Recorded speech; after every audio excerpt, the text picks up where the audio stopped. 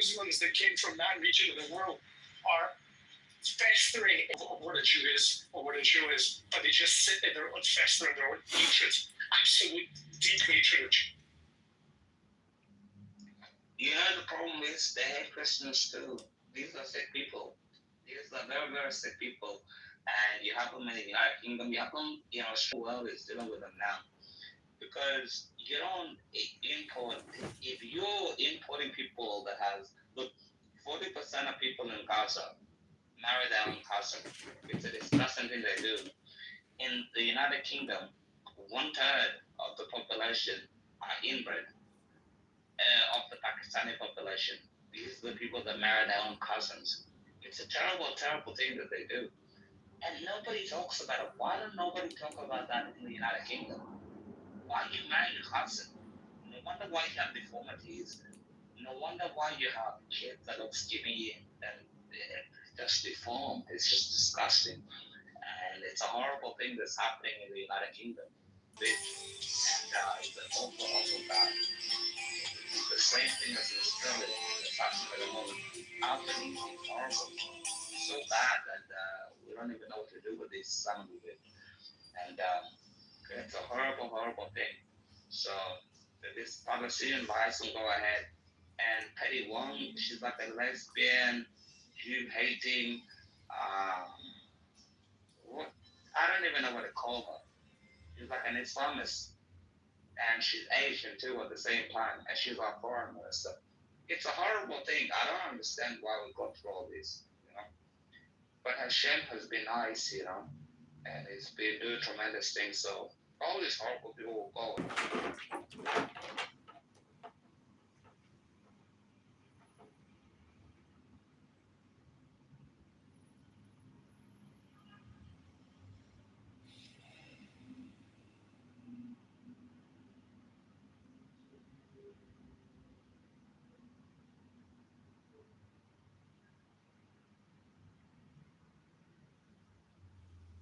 BP, I'm sure you have the same problems in Canada. Oh, is it? No, it's horrible here. Same problem.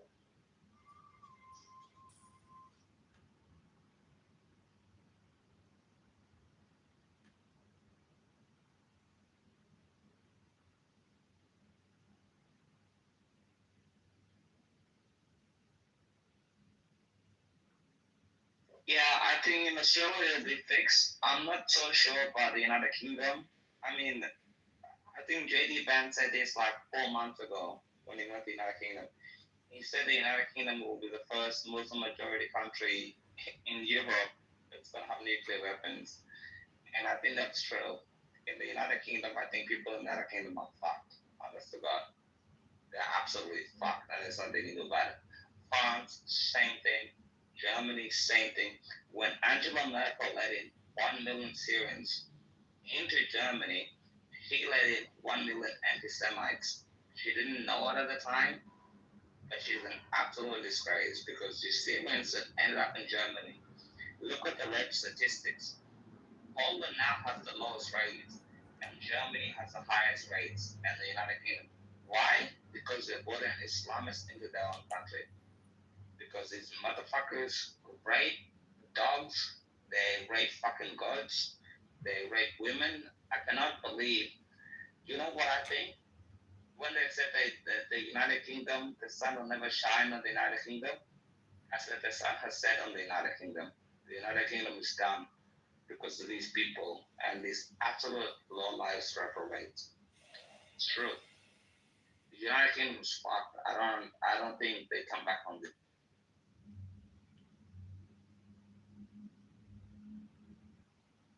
Yeah, me too.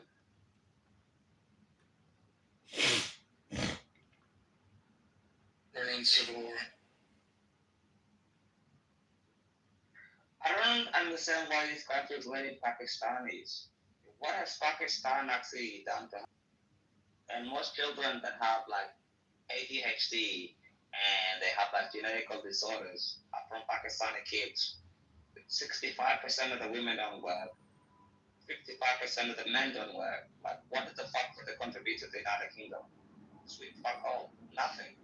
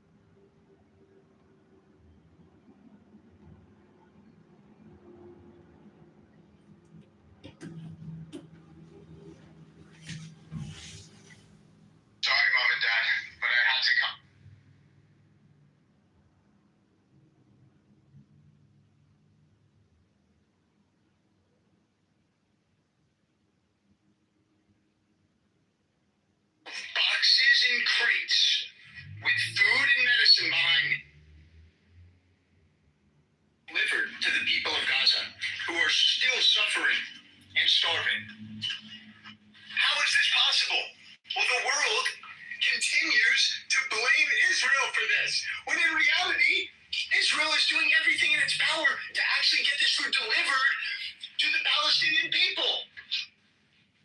But it's Hamas and the UN who are complicit in suffering and starvation of the people of Gaza. Some of these crates have been here for weeks, if not months. We have sugar, we have cheese, we have tuna, literally everything. It's probably going moldy at this point, honestly. And this is exactly Hamas's plan. To paint Israel as the perpetrator of all of this. When in reality, it's Hamas that continues to use its own people as pawns. We see it when they use their own children as human shields. And now we're seeing it as they use food as a weapon of war. Truly one of the most pathetic, disgusting acts that I have witnessed in my entire life, and that's why I had to come to Gaza. I got my bulletproof vest on. I don't care. I will do anything to share with you the truth. And the truth is that Hamas is solely responsible for all of this food not being delivered to its own people.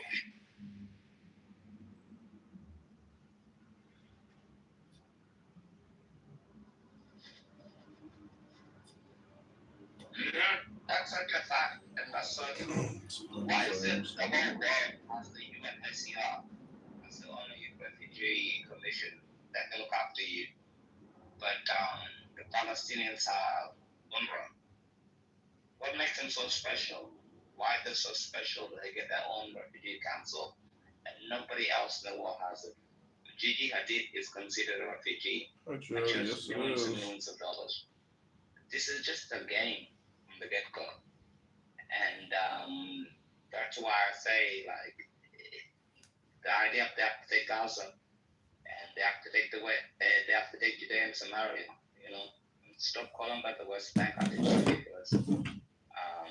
Limor Shamid, that's the same Hebrew. So I think what they're doing is a horrible, horrible thing. But look, the Western world has never been a friend. There's a reason why the state of Israel exists. Look at the horrible things that happen. And these are thick white colonialist people. And they did the same thing. And it's horrible. Just look. If this had been released years ago, plumbers might have been out of jobs by now. In our home, no matter which drain gets clogged. This is real science. Z-Biotics pre-op on my show Friday night, and nobody is more respected these days, certainly in the podcast world, for the health and wellness thing. Yeah. And he said to me, Hamas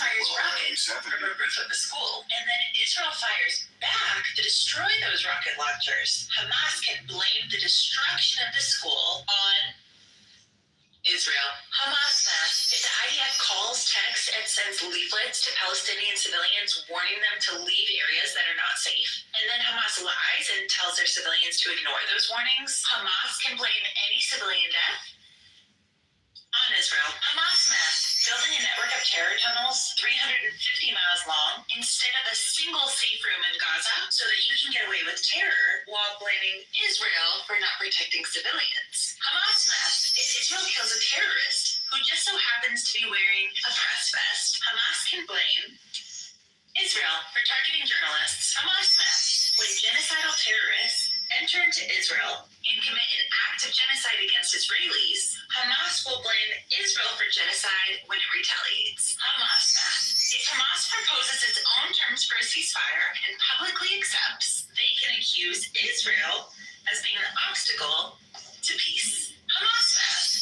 If Israel sends in 300,000 tons of aid to Gaza, but Hamas steals it for themselves and sells it back to Palestinians while price gouging them, they can accuse Israel of creating famine. Hamas mass.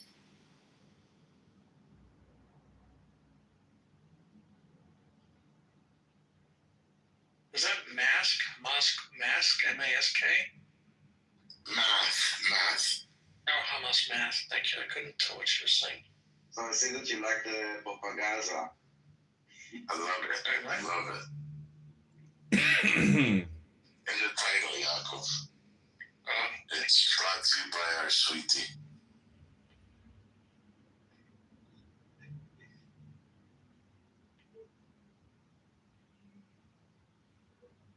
How's everyone doing tonight? Cairo, just look at this guy in the chat. Cairo, what he wrote. The rest of the world in the West want every single IOF terrorist soldier to drop dead. So you want my kids to die? Is that what you want, Cairo? Cry or whatever, Cairo. Who is that, you? Cairo, why don't you come up and speak? Come on. I wanted more deaths after you mentioned the bus to report. Maybe. Aleph had the news report of, I think, seven. Some asshole came in and said he wished more. Oh, that was Prince. The clubhouse terrorist. Yeah, the Western world wants every IOF terrorist to drop dead. You said, what? What's IOF mean? Preferably them first. What's IOF mean? What's IOF mean? The Israeli occupation force. And you said preferably you want Aleph's kids to die first? Is that what his name is? Is that what you said? Oh, my kids are in the IDF, so he wants my kids to die. Yeah, there's a Gaza thing called the IOF. No, but he said I preferably want that person's kids to die first. Is that what you're gonna stand on that? And is that what you want? I don't know what you're talking about. You just said that, but it's okay. It doesn't matter, bro. The rooms are all recorded anyways. All you little terrorist sex workers. I know. And where are you from, shitbag? I'm American. You can't call me a shitbag. You guys are my welfare people. You're a fucking chump. That's where I'm from. Are you upset? Are you upset about the money that was sent to Ukraine? Are you upset about the money that was sent to Ukraine? Are you upset about the money that was sent to Ukraine? You guys are my bums. I gave you guys money. Listen, if it wasn't for us assholes, you little shitheads wouldn't be around. Are you upset about Ukraine? Why do you support Israel every day? If it wasn't for Israel, why do you support Israel every day? I'm just curious. Because our politicians are cucked out. But why do you personally support Israel every day? If you hate Israel so much, the Americans want to get like the American people. Do you know how to answer a question, or you just talk? Do you know why do you support Israel every day? Obviously, I don't support the pedophile state. Oh, pedophile state. Okay. So you know you support Israel every day. Every day. Yeah, you help Israel grow and be stronger. You know I that. support rabbis that circumcise little boys with their mouth. Rabbis don't circumcise little boys with their mouth. That's misinformation. No, they don't. That's a lie. No, that's not a lie. It's a lie. So you're telling me they bite the foreskin off with their mouth? Yeah, maybe your rabbi does. You should ask. So maybe you haven't been to a circumcision. Maybe you should ask your rabbi. Maybe less than 500 families out of 16 million practice that. Like it's a rounding error, It is like He said nobody does it. They don't, because you're alive. And even though Yaakov is giving a false statement right now, because that's not true. I've been to it. No. My brother's religious. He's a rabbi, and I've been to a circumcision, and they use a straw to suck out the blood, and that's a health measure. They don't suck on little babies' penises like what you're trying to portray right now. And they don't bite the foreskin off like you just said, you fucking weirdo. How did they get sexually transmitted diseases? They don't. You're lying. And you said nobody, and your brother and your friend Yaakov just said 500. I said I didn't say that. I did not say as you did it. You don't want to say it anymore. You don't want to stand on it anymore. Oh, you're trying to twist his words right now, but it's cool. You heard This guy's an angry black. He's an angry black man. That's I know. He's an angry black kid that has an identity crisis. That he's not. Yeah, you are. Yeah, you are. We already know, bro. We already know who you are. You fucking moron. You're on Clubhouse app. We already hacked everything about you, you moron. Okay, all right. Okay, no problem. So why is your rabbi sucking baby dick? Why don't you tell us? They don't. Ignorant. You guys know they have a name for it. You can go Google this right now. Like, stop lying to people that the internet's here. Are you upset that there's pedophilia in your family and you're projecting and trying to blame the rest of the world that everybody's a pedophile because that's what's going on with you and your family? You live in America. Do you know who your father is? Okay. Do you have any Kyle problem Shithead, do you know who your father is? not giving us back our pedophiles so we can convict them? You know the difference between your father and a park bench? A park bench would support a family. Your father can't. As an American, don't you want Israel sent back to pedophiles so we can convict them? You know what the difference is between a pizza and your father? A pizza can feed your family. Your father can't. I think we got him. You didn't get nothing. You don't know how to have proper discussion. All you do is talk. You're like a fucking retarded idiot. I'll have a proper You just keep talking and talking. You don't know how to have proper discourse. That's the problem with you people. You're indoctrinated. You're fucking filled with misinformation. And you're angry because of the color of your skin. You should love yourself. You should love yourself. But you gotta answer my question truthfully. You can go first. I'll answer truthfully. Why do you hate Jews? I don't hate Jews. He's very angry with us. I hate Zionists. You don't even know what this What's a Zionist? Okay, what is a Zionist? Yeah, Okay, let's start with the second question. Can I ask one and then you can ask? No, what is a Zionist? A Zionist are people that want a homeland for the Jews, but Zionism in practice is terrorism, rape, occupation, torture, pillaging. Wow, this guy just defined what happened on October 7th from Hamas. Okay, so now can I ask you a Pretty question? good, you little goof. Go ahead. Okay, but you're gonna answer truthfully. It's not a disrespectful Go question. ahead. As an American, do you not have problem with Israeli government not sending us back our pedophiles so we can convict them? Oh my God, you are such a fucking retard. Which one? Answer the question. And then you Give me the Let's name. do Which it. one? You gotta say the name. You gotta say who you want back. Which one? Give me the name of the pedophile you want back. Do you have a problem? Yeah, I would answer. Give me a name. It's not like a widespread answer for each one. I will try. Give me the name of the person. First, you gotta How answer. can I? How can we get back if you're not telling us who? I wanna answer you. Let me give me the name. Who Give me the name. Hold on, Jacob. extradited? 1 second, Jacob. Extradited. 1 second, everybody. Wow, guys. Under a legal 1 second, everybody. Okay, 1 second. Hey, Cairo, you asked us to tell you why we are not giving away pedophiles. Can you give me the name of That's not one what I asked. pedophile so I can look it up? Who's requested to be extradited? Give me a name. Give me a name. Ask the question again, and then you can ask me Okay. the second. Oh my God, this guy's got a fucking trauma like to his head. He doesn't know how to answer a proper question. Which fucking name? Do you have a problem? Which name? Who? Israeli government Who? Which name? not sending Who? Which name? Who? Which name? To be extradited. It works on legal extradition laws. suspects. Who is in the Israeli government is Violent preventing this? pedophilia. Who is He doing can't this? name anybody. He can't name anybody. No, he has his facts, I'm sure. Give me the name of the person in the government, or you show me like the decision. On with this propaganda. But Yeah. Hey, give me the name.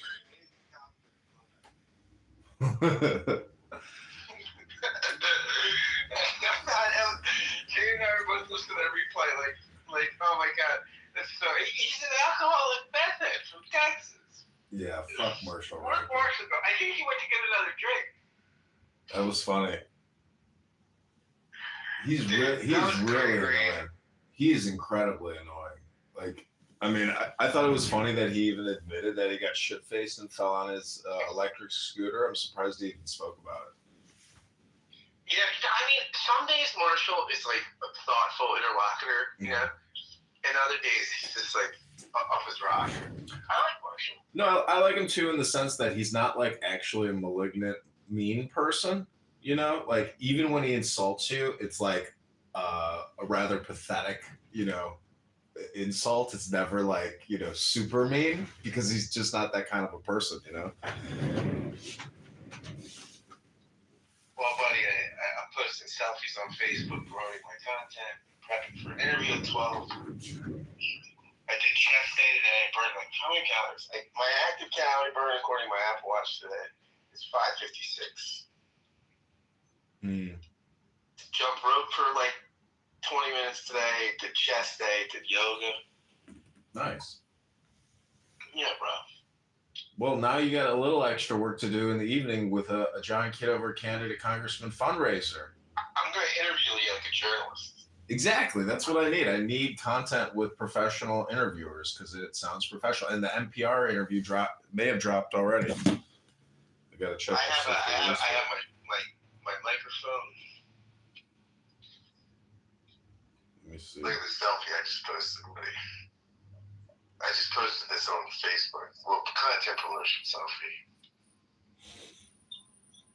I bet I wouldn't be surprised. Maybe they'll actually pull their interview with me because they want to protect Darren LaHood. I don't know, but they said it's going to come out today. He got their funding. Fuck them. Fuck him. I don't think he cut their funding. They're probably working on it because he asked for a follow-up because I claimed that he's a traitor to the Second Amendment. And he's like, he emails me, he says, why? I need a link or some kind of documentation supporting your claim. So I send him their own link from their own website where he says he wants to raise the minimum age of gun ownership. And I'm kind of laughing because I didn't even realize it was their own link. So hopefully it comes out. But there was more I wanted to say because he won't sign the discharge paperwork to Speaker Johnson with regards to the Epstein Transparency Act. I forgot to bring that up in the interview, but I have another interview with a major local newspaper tomorrow. But they want to see my resume first, so I have to get on my laptop and send them a copy of my resume prior to the interview. I love it. But yeah, stir the pot tonight when everybody else is stirring the pot. But stir it with me, and we'll raise money, and we'll create a great big room, and it'll be fun. And you'll be the center of attention because people will be hating on you, saying, why the F are you platforming John Kitover? And you can say, hey, he's running for Congress. You want to see his FEC link? You want to see his latest interviews? You want to see his campaign website? Let people get angry over this because this is what people are doing is they're just finding they're just bringing problems and focusing on, however it can make them angry. It's a bunch of children on this app. It's retards.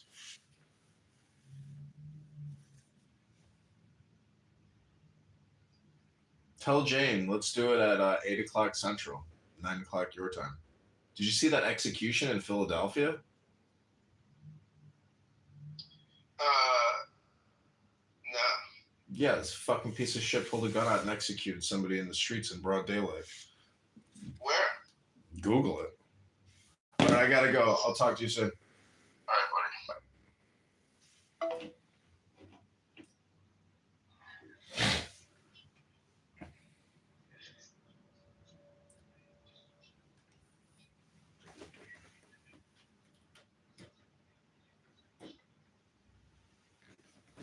By the way, did you guys see that clip, the dash cam clip from Jerusalem, the terrorist attack?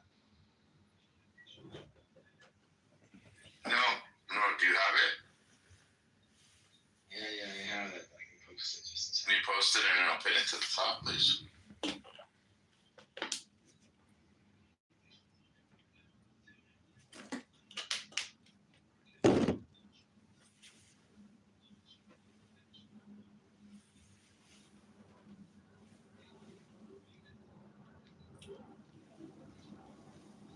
Othello, what'd you get kicked out of that room? You can't go in there, so you gotta listen to the third party stream?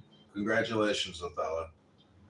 I heard you getting roasted The yesterday. last part is the interesting part. You can see how civilians are sneaking up to terrorists to annihilate them.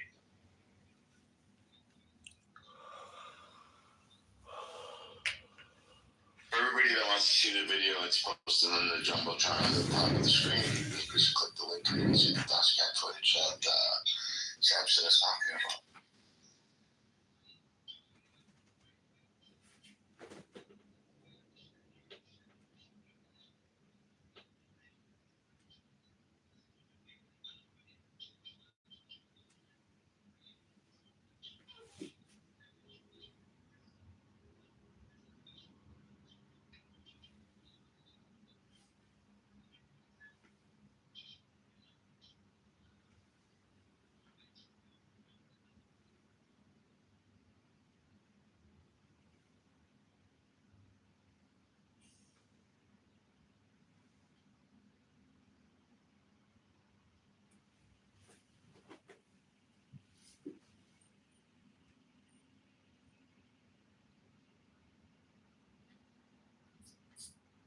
Oh, make me mod, Daniel. What? Make me mod.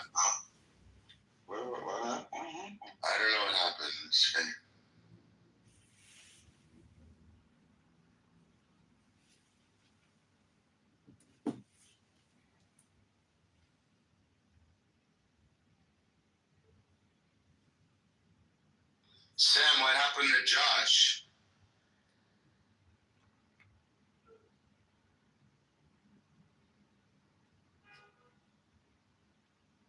I think Josh has been like sleeping on the rock the last couple of days. He was still referencing that organization, the one with the fake scholars, signing up for $30. Crazy. Yeah. He's probably upset that he paid his $30 and they closed it down.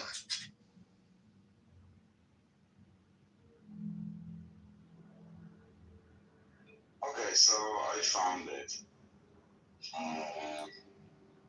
Goes and if there's someone that is like knows about Muslim preaching, you can explain this thing. So it says Allah related, the messenger of Allah sent for me to set out until I reached such and such a place. And he, hold on, let's flip it. And he traced the line for me and told me, stay between the two edges of this. Do not go outside of it. If you go outside of it, it's over for you. Abdullah said, and so I stayed there. Then the messenger of Allah went off a stone's throw away, or a little further. Then he, the narrator, mentioned a group of male members who looked like Zut people, as a hen said, Allah willing, with no clothes on, but I did not see their genitals, tall and scrawny. And they came and started to ride the messenger of Allah. And the Prophet Allah began to recite to them, and they started to move closer and lean around me and get in my way, and I became intensely terrified of them. So I sat down, and when the morning light broke, they began to go away. Then the messenger of Allah came back exhausted and in pain, or practically in pain from how they had ridden him. He said, indeed, I am exhausted. Then the messenger of Allah put his head in my lap, and the scrawny ones came with tall white garments on, but the messenger of Allah had fallen asleep, and I became more intensely terrified of them than I was the first time.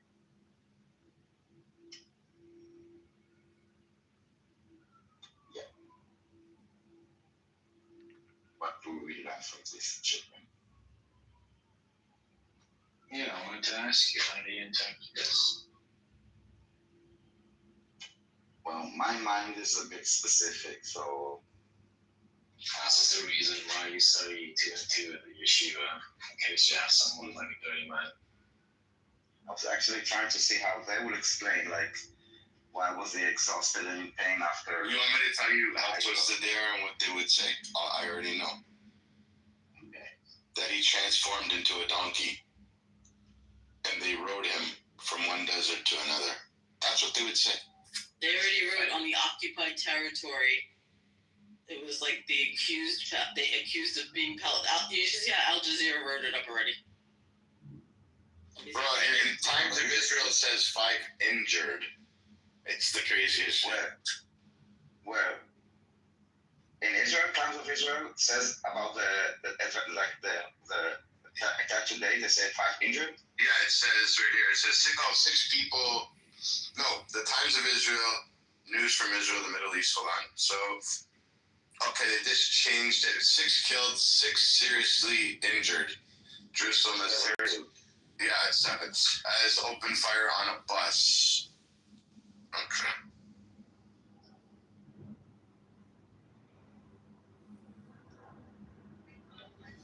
At the scene of Jerusalem terror attack, Netanyahu says Israel fighting mighty war against terror.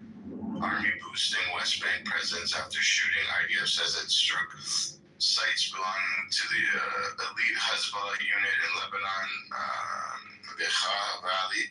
3 Houthi drones shot down in the south within an hour and a half. Yeah, Al Jazeera. 6 people have been killed in a shooting at attack in occupied East Jerusalem. Israeli authorities said it wasn't even East Jerusalem. It's in the northwest Jerusalem. And also Macron said something about East Jerusalem, and it's just not true. And this is like the news in Israel on a Monday morning that 3 rockets, so 3 drones coming in from Yemen, and terrorists just shooting at people with 7 dead. And this is mostly religious, very humble, not humble, they call it outreach, how do you say, not poor, but very which would render the leaves poor for choice in a way, but not Modest. thank you very much.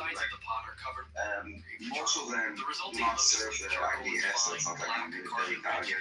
It's just an attack, and all the stories about, King job, the entire world goes mad. I don't think that this is even mentioned. And then people see, I see it in my own eyes. No, they don't see what is going on in their own eyes. This is not normal. And we do not accept this. Jeez, trying to talk about normal. Hello. Hi, Josh. Have you guys cashed in your house tickets? Join the house, top of the screen. Click the house name and it'll say join the house. You got more interesting houses. I got a big fat check. I want to cash it this one. Send it to me. I will take it. Josh, what do you say about the place in Jerusalem that killed 7 Israelis? Terrible. I just don't know why anyone would do that. What's going on? Is something going on over there in that region? Yeah, there's a lot of vaccination to hate, and there is encouragement of those You know what? My mistake. I didn't introduce Josh properly. Hi, this is Josh. He goes by his PTR as Josh Sirota. Josh supports Hamas. Jewish name. That's a Jewish name. No, Sirota is not actually. Yeah, I understand they support Hamas because Sirota is actually an Italian. I think what you're trying to say, like in an undertone, is basically that there is some kind of justification for this terror attack in his mind. So obviously he supports this resistance. No, the resistance. And they're not. He says they're also not terrorists. They've committed some acts of terror on October 7th, and they were wearing all uniforms, but they decided to take their uniforms off October 8th. I thought it was the problem with the Palestinians. That's right, baby. So this was. Hold on, Dan. I came in here. It's so deep that it's really hard for them. So this is 2 culprits who all they did was a terrorist attack. They didn't target any military outposts. They didn't restrict any hard drives. They didn't take any soldiers captives. So this could be generalized because it's only 2 people as a terrorist attack. And no, I was not justifying. I was not justifying. Because if you understand, like for example, their weapons, you understand it's not weapons. They had infrastructure. They had network. The fact that it's 2 people and not 1 person actually even confirms even stronger that it's a network that is operating this. You don't know anything about this. You're just trying to legitimize it and say, oh, just 2 people. That is happening all the time. We have we stop basically every day we stop a terror attack. Every time it's only 1 person. No, there is a problem. I'm sure there's a network behind it, but the weapons that they used are not very hard to make. They were made inside the West Bank Yes, exactly. Not by them. It requires. They didn't make it at home. It requires this network of manufacturing those guns. Yes. I wouldn't take. Palo, I think it's called. Yeah, I think it was inspired by Czechoslovakian weapon or something like that. But yeah, the weapons that they use are not hard to make, and I'm not even legitimizing it. So first you said justified, now legitimize. We're getting closer.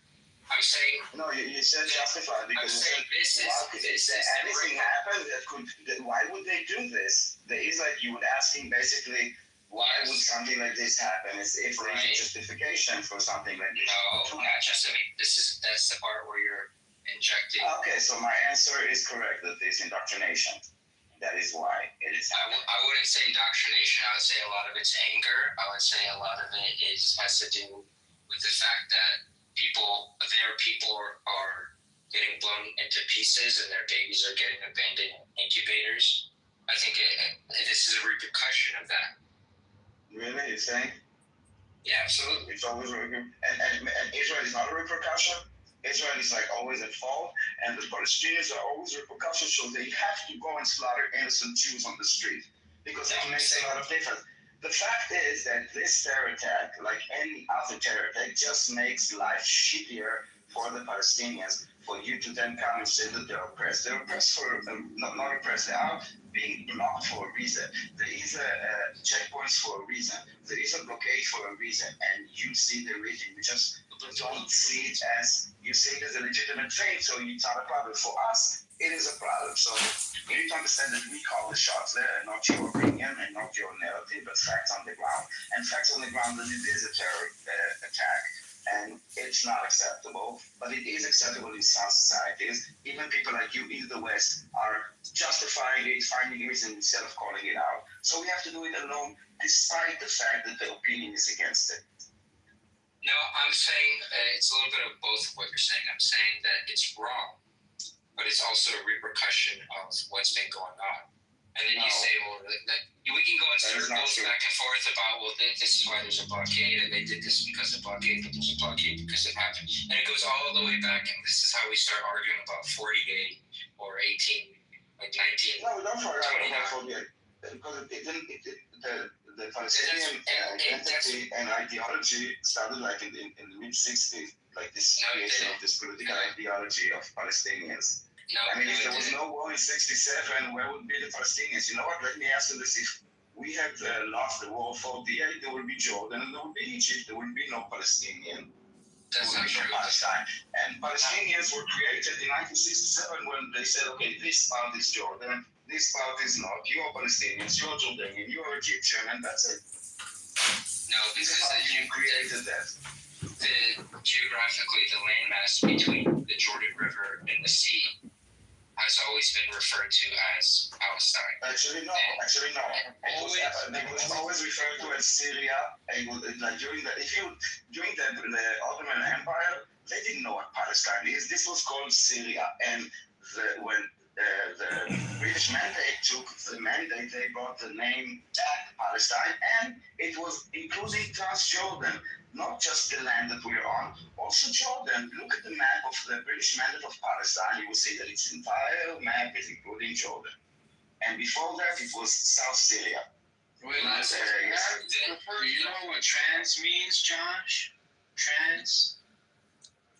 The overlap between the territories is for them to decide what the Arabs wanted to do, but I will say that the nationalist idea and identity of Palestine and Arabs in Palestine existed before the British mandate. They also wanted Arabs their in own state. Palestine, So much so, allow me to finish. As a Palestinian, not as they were placed during the British mandate. They had their own flag. It's the same one they have now, but it had a cross and a crescent. They helped the British fight the It's the Arab League's flag. It's not their flag. It's the same flag as Jordan. It's the flag that most of the Arab countries. Yes, dude. Look at the Jordanian flag. This flag with a star. Yeah, okay, you can't say the Kuwaiti flag is the same as the UAE flag just because they're similar and they use the same colors. The Palestinian flag. Yes, the Palestinian flag is exactly like the Jordanian flag. And I understand it wasn't the official flag, and neither was the Zionist one with the gold star. I'm saying that they had a sense of identity, so much so that they helped the British fight the Ottomans. Actually, they were insulted, if you would call the Palestinians, because they saw themselves as Arabs. And you will see by the last scenario, so exactly where they're coming from. What are you going to do about it? Kick me from the room like a little girl? Little baby boy. Oh, I don't care. Go ahead. I've been doing this 5 years. They ain't stopped me yet. But you can see by their last names. The last names say exactly where they come from. I've seen this debate before.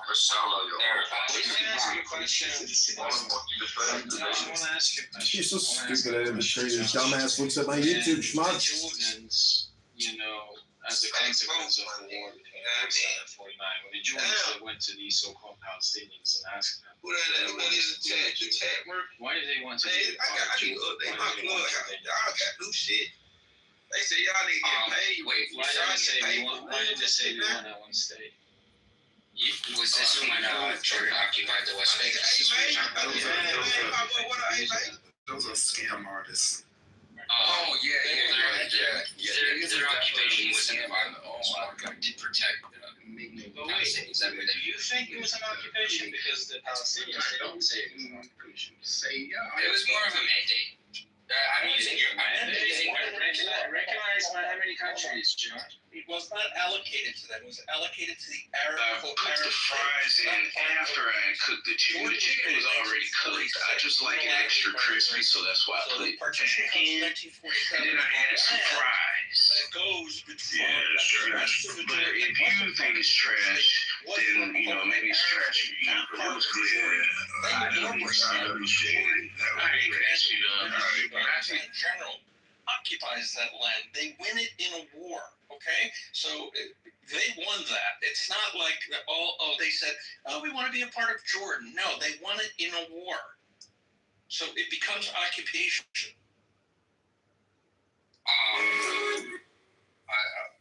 Okay, so That's the dimension. what was the original question? It wasn't It's just equated with the basic So the question was, the dimension. when they were literally asked by the Jordanians, what do you want us to do to you in this territory? Why didn't they say we want our own state, we want our own Palestinian state?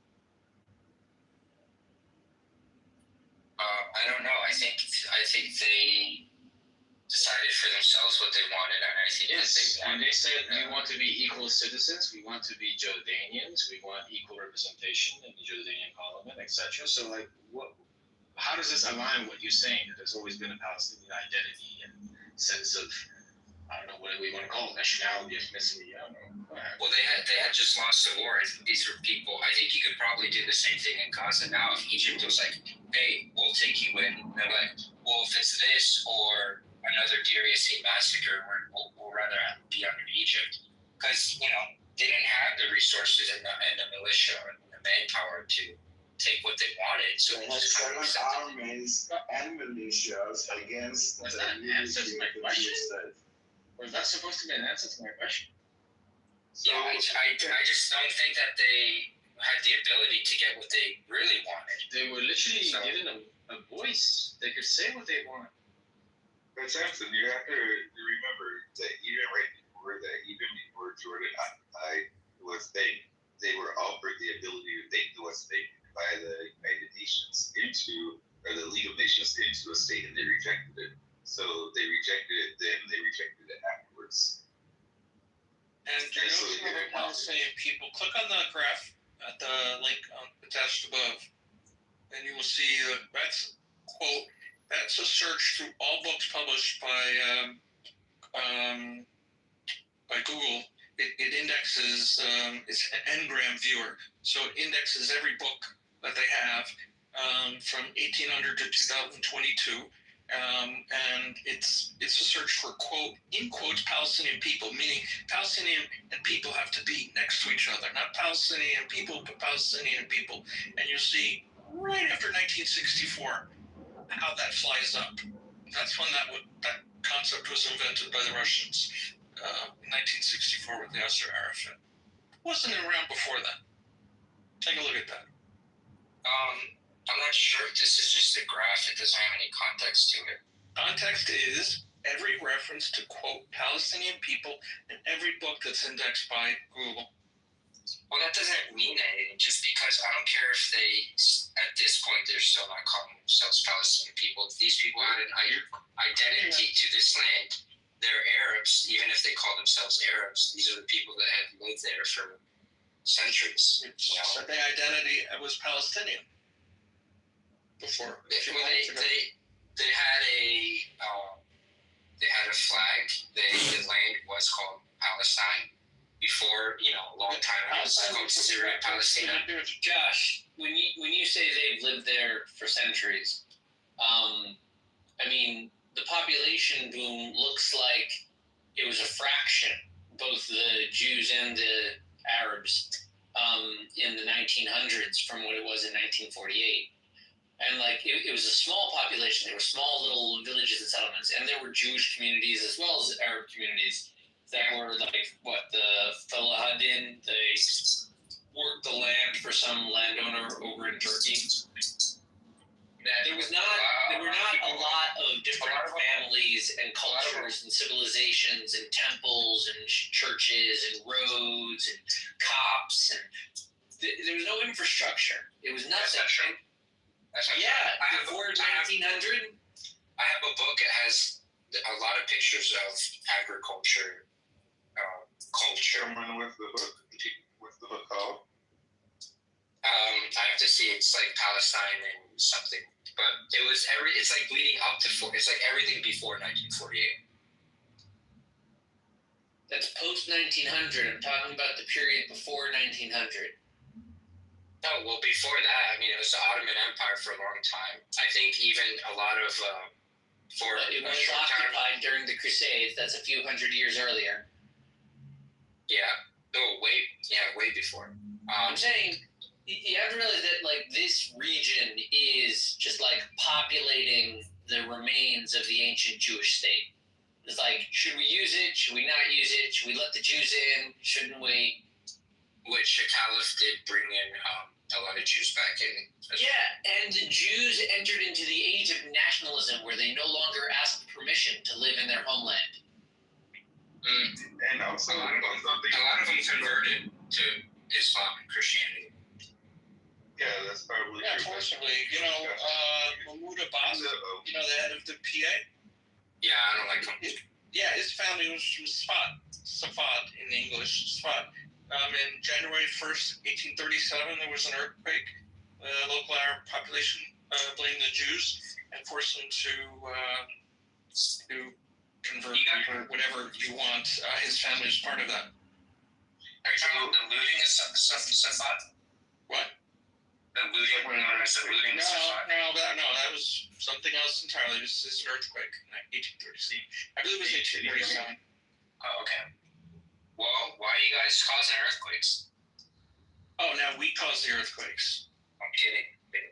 Look, don't make those jokes, man. I'm calling you on that cheering for a trip. What I'm trying to say is not a question of like population swelling, which happened on both sides to tip the scales. I'm saying infrastructure development and really more like self-sufficiency, sovereignty, modern statehood. The Jews of Israel, together with foreign Jews that were not in Israel, decided that they were going to make their own Jewish decisions in their Jewish homeland. A perfectly reasonable choice most every nation state makes. What does that mean, a Jewish homeland? Like, are we talking about which waters? The ancient kingdom of Israel? Or the Israel? Or just like practically what we can get. Yeah, like who's doing these things? Ideally, you want a full biblical messianic promise to the city. I think it's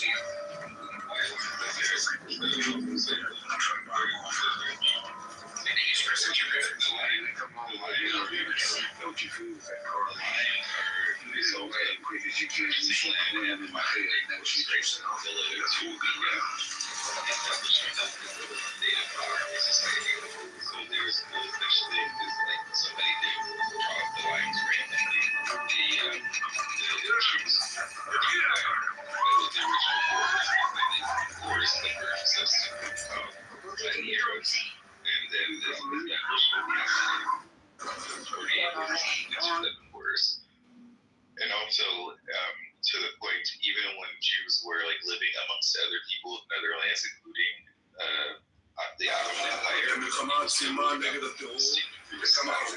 if they're in need, or very many ideas of the Palestinian things, including other Arabs living in Of course it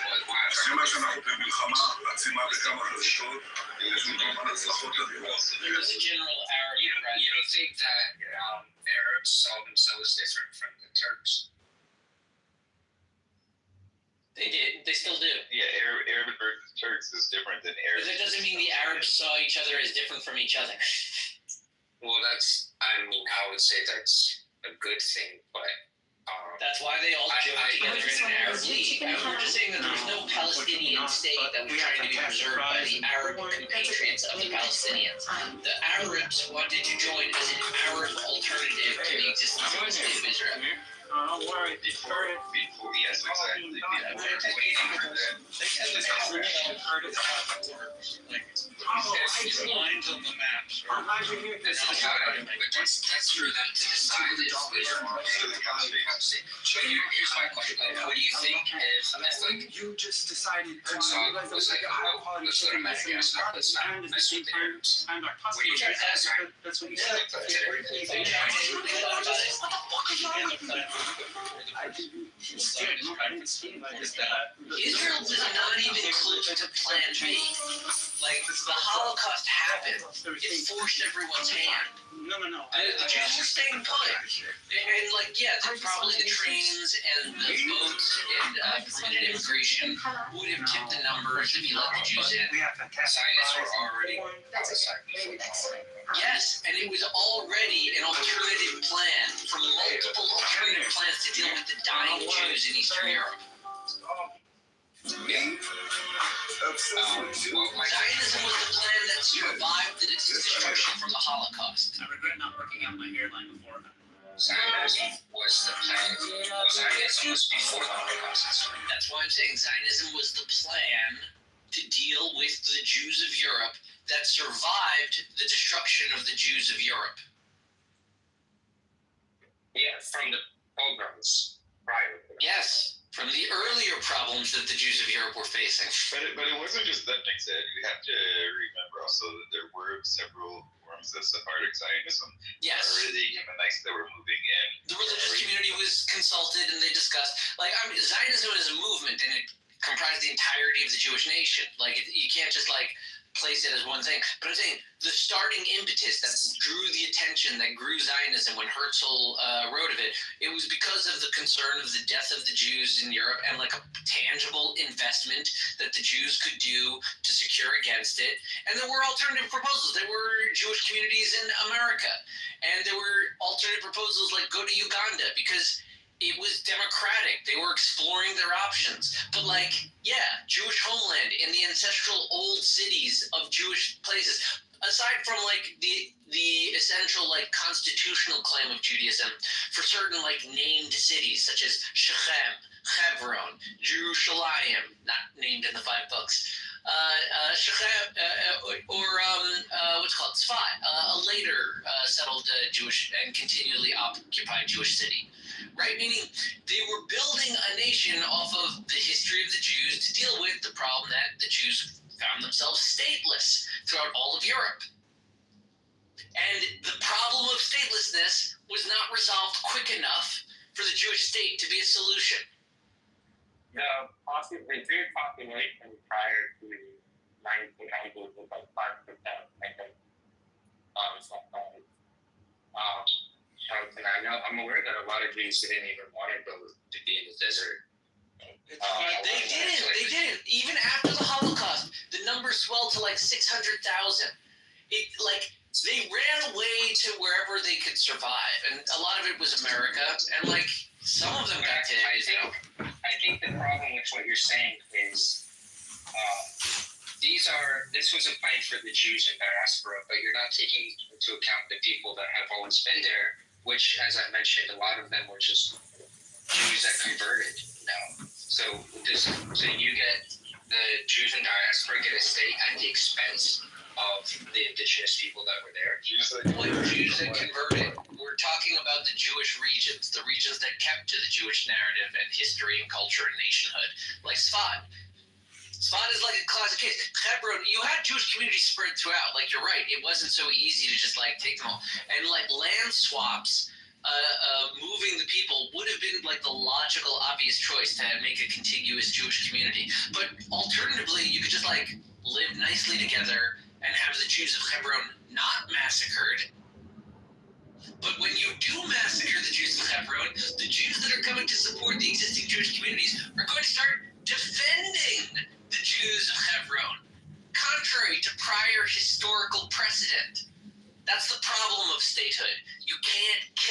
more? Well, Hebron was a terrible, tragic massacre, just like there are, skirmishes happening on both sides. Which one? And I'm not saying it's a justification, but it's not like they just decided to do it out of pure anti-Semitism. They were just people that were concerned with the mass migration of Jewish people to Palestine. We're probably going to see something like that in America pretty soon, or probably in some places in Europe. What are we going to see? People starting to kill immigrants.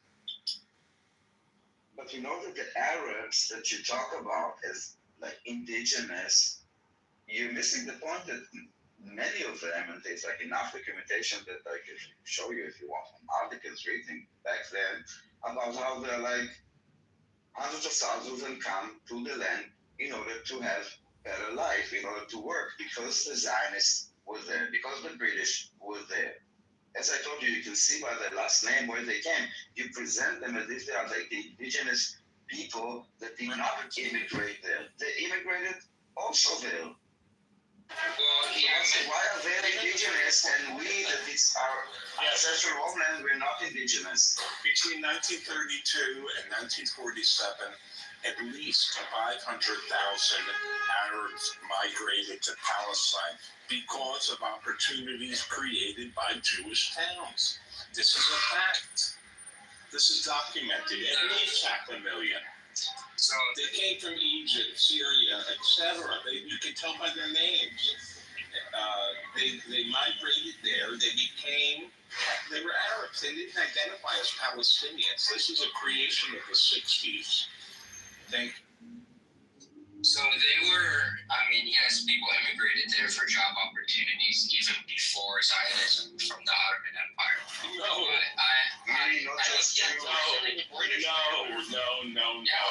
Of course. Oh, well, there were always migrants, but there was no major settlement. The Ottomans did not do any major settlement in their territory. Their main agenda, honestly, was so they blocked Jews from buying land, but there's no major accomplishments that they did. They didn't build a university. So to say that they were always migrating there for job opportunities to be so blasé, I'm talking about 500,000 in a 15-year period. And that didn't happen under the Ottomans.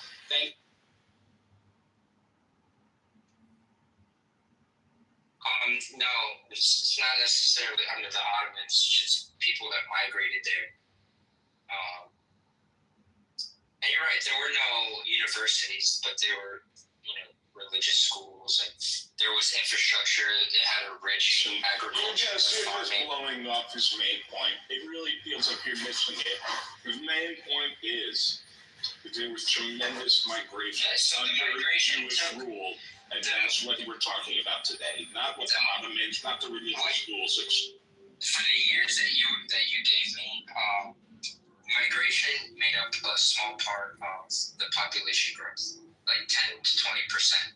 And I read about this. I don't know where you're getting 500,000 from. The population of Palestine itself in the year of like 1910 was like 650,000, I think. I'll repeat. I didn't say anything about 1910. 1910 is post-Zionism.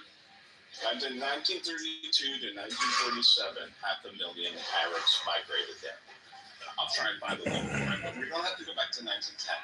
Yeah, focus on the exact year for that. No, I was just throwing out a year to give you what the population was. Right, I know, but that's not relevant to this point. I guess you're not connecting the dots here. I'm saying that the migration, even in the time frame that you were giving me, migration made up a small part. Like, that's certainly not a majority of the population from 1910, and it got 600,000.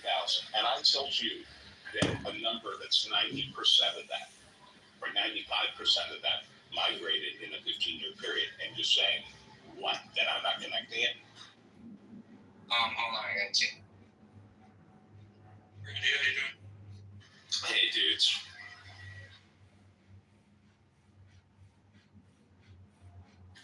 People are so confident with their nonsense,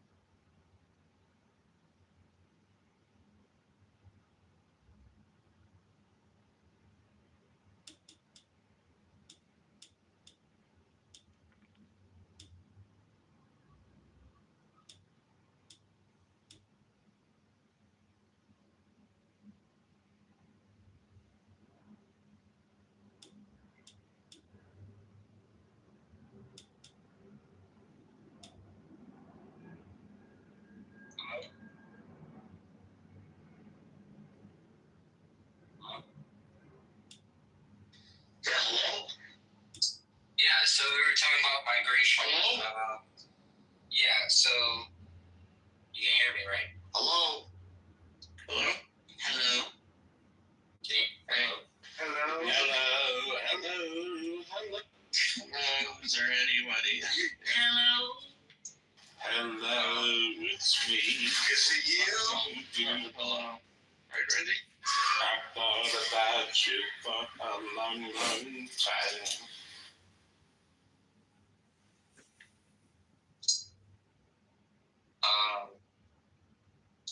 Let me look up this same, because I looked this up the other day, actually, in terms of the immigration into What are we trying to do, man? What exactly are you trying to do? What's profile thesis, Josh? What do you, like, where is this all going? You know what? I'm not going to let Josh take this room into the angle he wants to go to. I want to talk about what's going on today. No. Yeah, even he doesn't quite know the angle. The area we'll talk about this is also Harry's room. I want to talk about what's going on today. It's a dark day. You guys always want to go back 85 years. Let's talk about today. Today's a very dark day. A terrorist attack happened in Jerusalem. Let's talk about that. Sounds good. It's got to be immediately denounced by all leaders. There can be no tolerance. This is the tragedy of October 7th, is that the head of the UN, instead of immediately denouncing it, said, oh, it didn't happen, it didn't start yesterday. There has to be a clear consensus. The terror, I mean, imagine if the Pope stood up and said that terror is wrong. I don't know, I'm a dreamer, but I feel that if everybody denounced it, these people would be ostracized. Instead, they're tolerated. No, I think you're onto something. I think the more and more people that realize and speak up about that this is wrong and what's going on, instead of shitbirds like fucking Josh to come here and say, well, I wonder why it happened. Being condescending, a little passive-aggressive bitch. Why did a terrorist attack happen today, Josh? Enlighten us. It starts with the hate education in the UNRWA schools. The hate education is the assembly line for terror. And the whole world has looked away as UNRWA books teach kids in the West Bank, Judea, Samaria, in Gaza, that the Jews stole the land. This is in the UNRWA books. And until they deal with this, and unfortunately, I don't know. I mean, the only way So transhumanism is that changing your identity as like a person. I don't know what else the further solution is. But this is the two things are both part of the agenda. Macron published It's not an agenda. It's not I'm just curious. This is not a big room with It didn't happen in East Jerusalem. East Jerusalem. It's just one-on-one, essentially. It happened in Northwest Jerusalem. And I think that by him calling it East Jerusalem, by the way, it happened in Jerusalem. But I think that just mentioning East Jerusalem is kind of like, I don't know if it's actually again, ignorant or like political. Transhumanism, Michael, is Just wrong. the moving forward of human beings Like in a technological okay. future into which we incorporate the technology, into which we It actually would have happened in in a way East that's a new Jerusalem. way of living. And it's a techno-futurist agenda, a way of life, a meaning of life is going to change. I could see that going with transgenderism. Simple thesis here right now, Evie, right? You couldn't even, as a woman, you couldn't become a man until technology. How you guys said it was a terrorist attack? No, I don't know. everything that you said I guess I'm just was like, why would be anything that is happening that will make them want to do something like this? Yes, It it's kind of like so don't gaslight, dude. This might work on you, but we can all see through you. That's This is why we not a justification. My point. I don't think you know what the word is. Why? Just use them. No, I'm just saying you can't be so technology. It's humans you versus can't rock technology. the self-awareness. Like you're not like trying to be fancy or pretend like you're smarter than you are. That's what it means. But you're talking to reaction to hearing of such a barbaric terrorist attack is trying to find, first of all, to not participate in mourning, not to share, not to say that it's wrong, not to like get more details. No. First of all, is blame the victims by finding some, and this is something that I need to explain to you. Honestly, you're like, something is wrong with your morals. And I do know that we do not share the same point of view about values and morals. But this is something that you should look at yourself, that this is the first thing that you have to come. After this horrific attack that 6 people or 7 he's part of the World Economic Forum, and he's one of the main drivers behind and this. you need to say like, but why? Okay, Of course, because the women and the children are dying, so let's just like go and slaughter just random people with the machine, like with a gun in the middle of the road. Daniel, can I get a word in? To me, I'm not like proposing or anything, just more factual statement. To be clear, those people were not young, as far as I'm aware, not young as in like 20 or 30, they were in age, but like that doesn't matter. The thing is, for like Josh asking about like what was justified, what was not justified. The problem is that in I never asked that. Okay. First of all, I didn't just hear about this one coming. Why are you interrupting? Healthcare in the UK is No, Josh, I'm interrupting you all the time. That's your interaction with this young man. Let this young man speak. I think you're better than this young man, Josh. Actually, someone hijacked the conversation that I was having with him. Josh, go on. I just want to say, I didn't hear about this when I first came in. So when I first saw this on Twitter hours ago, because I was up all night, I thought it was terrible.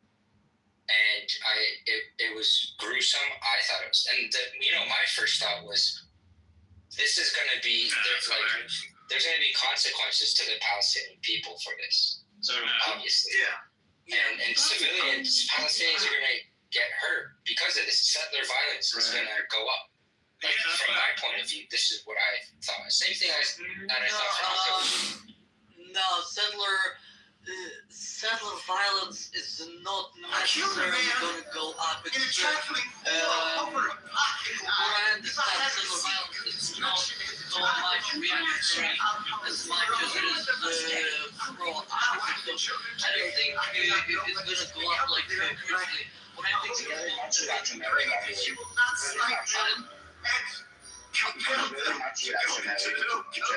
of course, settler violence skyrocketed after 100%. Of course, it's reaction. Then I'm wrong. Okay, yeah. But I don't think it's going to be a matter of necessarily settler violence. I think it's going to be something else. I think it's going to be more of a military approach to Ramallah and to Samaria, and political approach to the PA. I would say that. Maybe I'm wrong. Military repercussions to this. Are you not sure? That was your process, sir. Your first reaction was, wow, this is going to be bad for the Palestinians, not how terrible those You know what's going on? That was your first reaction. That's what I said. My first reaction was, this is gruesome. This is terrible. And then the afterthought I had was like, oh, this is only going to get worse for Palestinians. If it happens in this nation, Maybe they should stop engaging in terror if they don't have well, there's a lot of people that have nothing to do with the terror. This is my train of thought. It goes to the sea.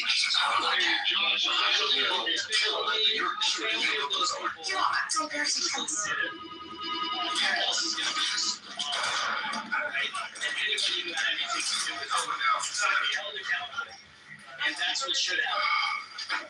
Why should the family need to prove some sort of because they house the terrorists. How do you know that the families know that they're terrorists? I tell you why. First of all, the families get compensated by the PA, okay, for the child being in jail. So in order to kind of block this financial aid, there is another financial loss, which is the house.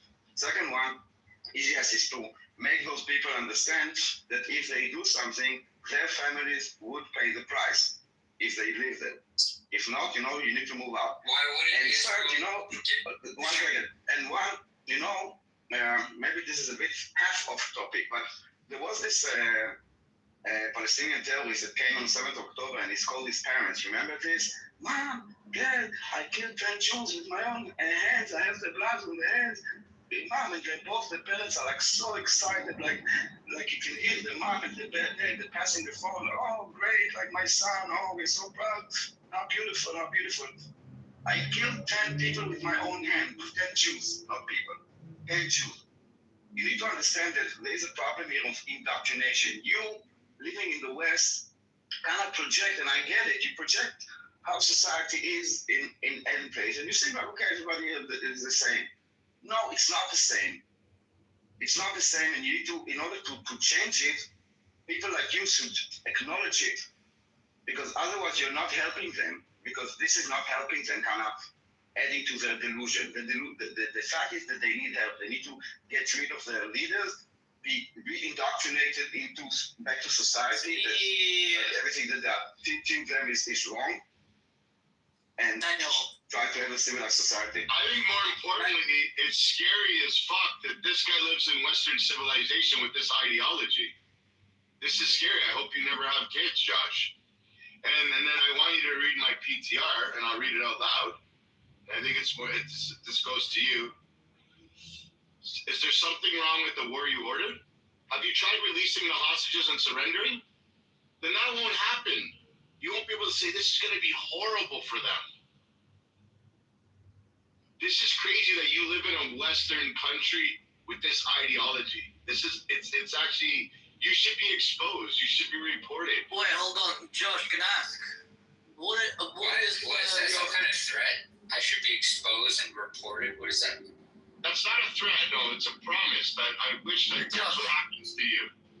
Josh, just so I understand, what is your ideology? What is your position? I'm pro-Palestinian. I'm pro-Palestinian resistance. I think that you're pro-Palestinian. No, he's pro-Hamas. He said. Wait, hold on. Just, you're pro-Palestinian. As Israel's army forced the residents of Gaza City to evacuate, Palestinians bid farewell to their homes. I believe that they should have individual rights. Do Jews deserve a state and individual rights? Hold on. You believe Palestinians deserve a state? Yes. They have Jordan. No, you want to get off the waterfront property? What about all the Palestinians that were there before? Doesn't was even a thing. Okay, what about the Jews, the Israeli Jews south of Arab countries? Do they deserve? Can they go back as well? That is a terrible thing that happened. They shouldn't be able to go back, and there should be oversight, like international oversight, peacekeepers for these types of things, or I don't know. Yeah, I'm sorry. Wait, hold on. If you can't protect them when they go back to Iraq, when they go back to Syria, who will protect them? Why would they go back? Listen, I'm not gonna play the devil's advocate. I'm just trying to understand Josh's position. I'm trying to have a discussion with Josh's position is he supports terrorism. Okay, hold on. Josh, you know how many Palestinian Arabs fell during last Your daughters are not incentivized Yes, I'm fine with that. They're essentially refugee crisis has increased millions. Your doctors are not incentivized to move people through, so you could have beds that are vacant. To West Bank, Gaza, and Israel. What's the we already agreed. I'll be back. Realistically or ideologically? You can answer whichever way you want. I'll probably. You can answer whichever way. It's important to note and to state that there is no other population in the world that has a refugee status that passes from generation to generation. Only the Palestinians. It is important, and it's very important to point that out. That there's no other status that has been given to any other population in the world where refugee status passes from generation to generation. Well, And just so I can answer legally speaking, like formally, yes, that is true. However, if you speak informally, technically, Jews could be considered a permanent refugee where That's not the point. Go look at the UN charters. He's laying out your double standard. There's no pointing out a double standard.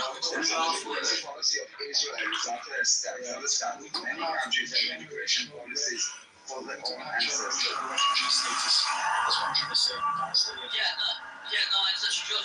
not pointing out the double standard. I'm just saying that if, what I'm saying is that if the international law was properly applied to the Jewish people, then they would be considered permanent refugees where we would be able to go back to Israel. However, it is not.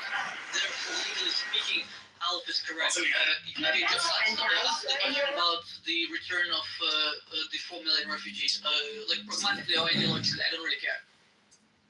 So ideologically,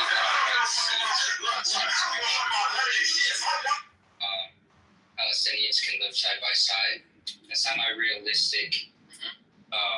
And I think it would be fair to say change that refugee status. If you're Palestinian, then we can't trace back to where they lived before they were, sent off to be refugees or forced exodus. Then you probably shouldn't go back. But also, I think you guys have to get your Aliyah because I don't see how this is the diaspora. Because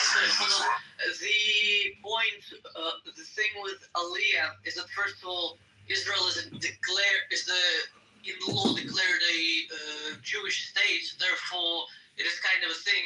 And second, there is such thing as return of refugees to an existing country, but not return of non-existent people, and I'll explain in a second, to a non-existent country. What I'm trying to say is that under Roman occupation, there was a province in the area which was kind of autonomous, and Jews were kicked out of that area. And then only when the state of Israel was reestablished did Aliyah begin formally again. Palestinian Arabs, they were kicked out of not an Arab country, at least not the Juro, and hence they will not be able to exactly return in the pragmatic sense of speaking. But in terms of the one-state solution, just out of curiosity, do you think Palestinian Arabs from Gaza, Judea, Samaria, and Israelis, especially those from right-wing and center, essentially those who do not see one-state solution as the future, do you think those two will get along or not? So realistically speaking, I think the best thing to do would probably be like a two-state solution type plan. And if they can keep peace for like 2 decades and get a good grade that you can use, they can eventually, with the new generations that come, and as these extremists on both sides get they got off. Yeah. I think that a one-state solution would be possible. And just for the record, you mentioned the existence of a Jewish state. I don't believe in the Jewish state. I don't think that a state could exist in what do you mean? Jews. There should be a state for Jews. Ethnic states like Hold on. I want to hear what Josh go on. Sorry, Daniel, I'm interrupting you. I'm so sorry. Josh, go on. Yeah, I just don't like. Two things I want to say because response to being as well. But the reason I don't believe that there should be a Jewish state because that applies the idea of Jews. The Jews has superiority. Yeah. Because it can't be a Jewish thing. Why can't it just be this state with Jews? Because it has to be. Okay. Do you know what de facto means? When the tax settlement, de facto means on the ground. The jure means in law or in words. So in law, And so de facto and de jure, Israel is a Jewish state because it has a majority population Jewish, and because it is listed so in the law. Arab states are de facto. What? Now, Josh, you have similar concerns with the existence of the Spanish state, the American state, the English state, the German state, the French state, and the Russian state, I take it? And this is why I wanted to respond to January. It's like, if you go back to Spain. Hold on. Were you calling it? Oh, okay. Yeah, so if I wanted to go back to Spain, the Canary Islands, where my grandfather's father was right, like before it was incorporated as Spain, back when it was Andalusia under the control of the Muslims. No, I'm not an Arab. I'm a Cuban. That's fine. I'm saying if we were to wind back the clock and undo the merger of Spain from the multiple kingdoms that pushed out the Muslim kingdom. So, we don't even have to go back that far, even if but the thing is, I can show. I'm asking, because you said you didn't want there to be a Jewish state, and I'm asking, why are you okay with the Spanish state?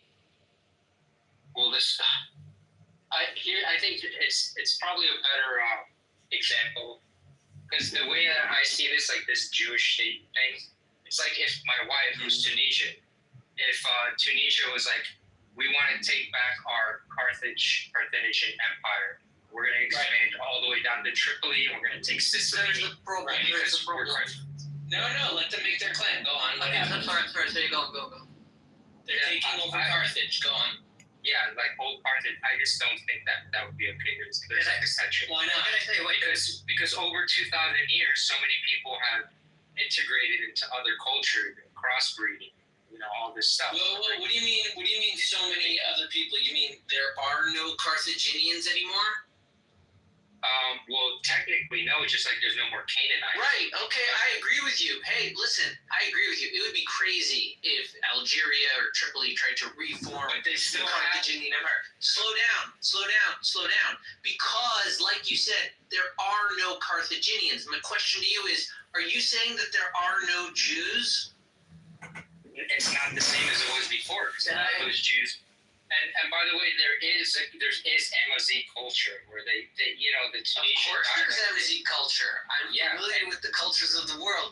Why do you believe that the Jewish nation should not have a state, in contrast to the French kingdom and formation of French states, the German federation of German kingdoms and principalities, the English merger of multiple kingdoms and invasions from eras, or the American study of constitutional liberty? Why should any states exist? But you're bringing up countries that are not comparable to Israel. No, because you said that this particular state shouldn't exist, and I'm curious why. Well, the only thing that you have that ties you back to Israel, which was an ancient kingdom, would be our constitution? And I don't think, no, I think your religion. Would that be under an unchanging, legally binding document? That sounds like a constitution from like a legal perspective. The religion? Hold on, if it's in a document, it's a constitution. I'm not familiar with it. Yeah. When we, for example, like in World War II, when we're talking about the Holocaust, the Jews that were there, do you think it was about religion or about, like, for example, I'm not a religious guy, okay, at all. I'm considered by all Jew haters as a Jew. That's right. He'd be the first one they'd go to kill. So, that's funny. So where are your grandparents from? I know you told me your grandmother is actually in Palestine before it became Israel, right? Hey, what does it matter where his grandparents are from? Yeah, but the thing is, won't he be Jewish anyway? Isn't that like kind of the inherent problem? I mean, if you say the reason that Israel exists as this refuge for Jews is not about religion. It's because Jew hatred. It's not about religion, okay? It's about You have a culture that's tied to your group. Yeah, but if you want to break down, so if you're talking about ethnicity, that's your culture, right? But if we look at your genetics, you probably have a lot of ancestors. Why do you want to look at his genetics, though? Wait, hold on. Can I say something? You know what? I suggest let's do this, okay? That all of the Palestinians and all the Jews will do genetic tests. I agree. And each one will go to where they originated from. How do you say about that? What do you say about that? Yeah, absolutely. Can I say something quickly? First of all, for genetics,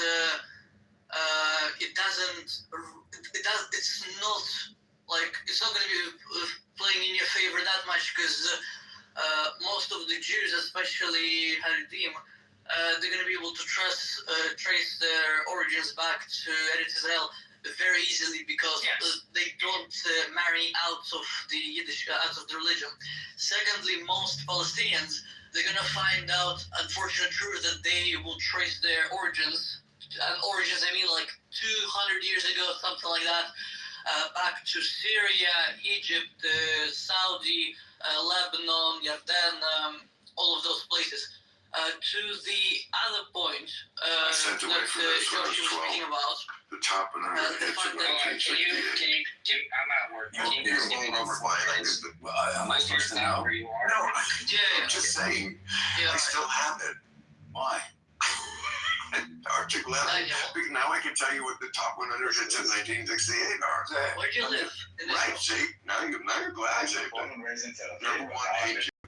For the last 3.5 Two young girls like every bucket. Very Daniel Berliner. Absolutely. And just the fact that she's in his mind and his welfare was way out of line. Number three, people gotta be free. The rest, I love the rest. That song also was a giant, right? You remember how big it did that was? I love it. It was my favorite band. No drummer. Let's try it in a rhythm on that. No, see, I say it's better That's always a preservation. Daniel Especially you did an area going over, right? I say it's better. Five, Love is Blue, Paul Moria. Didn't like it then, asking for it I love it that you're like a human jukebox. I could say any song, and you could just start playing it. I don't know why I want to, which is the fact that you can do this, you can so quickly translate from your ears to your fingers. No, it's amazing. MacArthur Park. He's a friend of mine. Isn't that a great song? It's a great song. The lyrics are fun a lot. Oh, someone left the cake out. And well, I've been listening to it forever. You're right. And never really.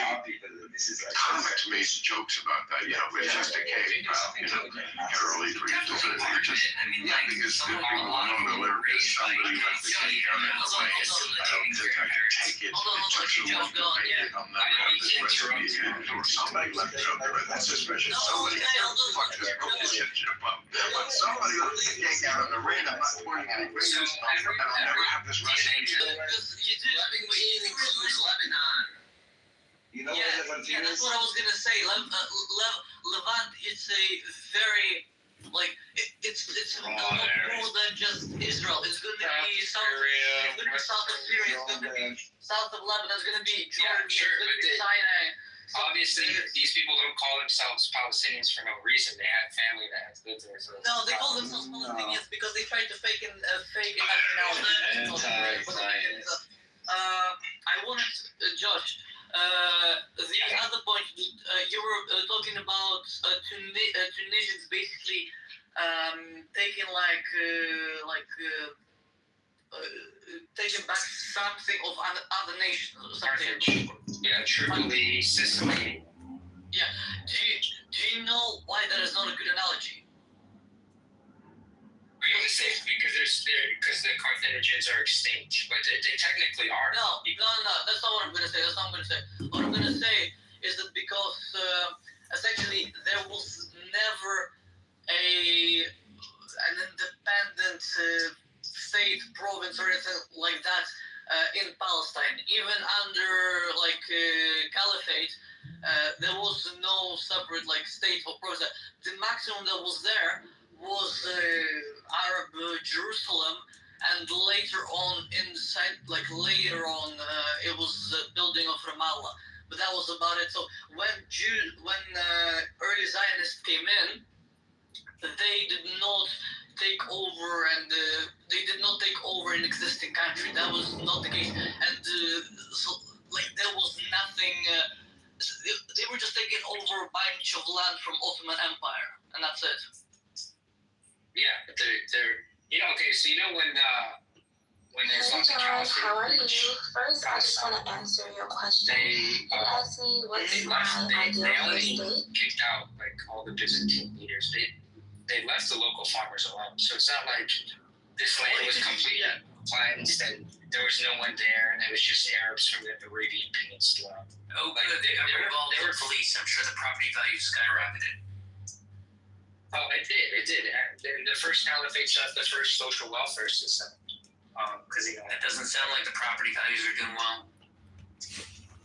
I don't know what this is pertaining to, but I mean, Holy sites don't need upkeep. No, Jerusalem was never holy to Arabs.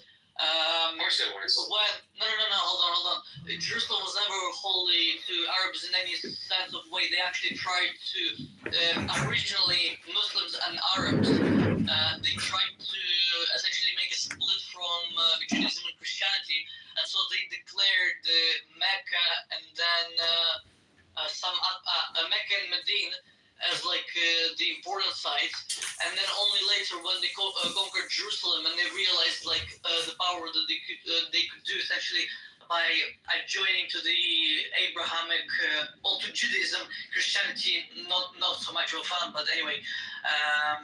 There's ancient cemeteries there from some of the first leaders of the caliphate. Islam has no connection to Jerusalem at all.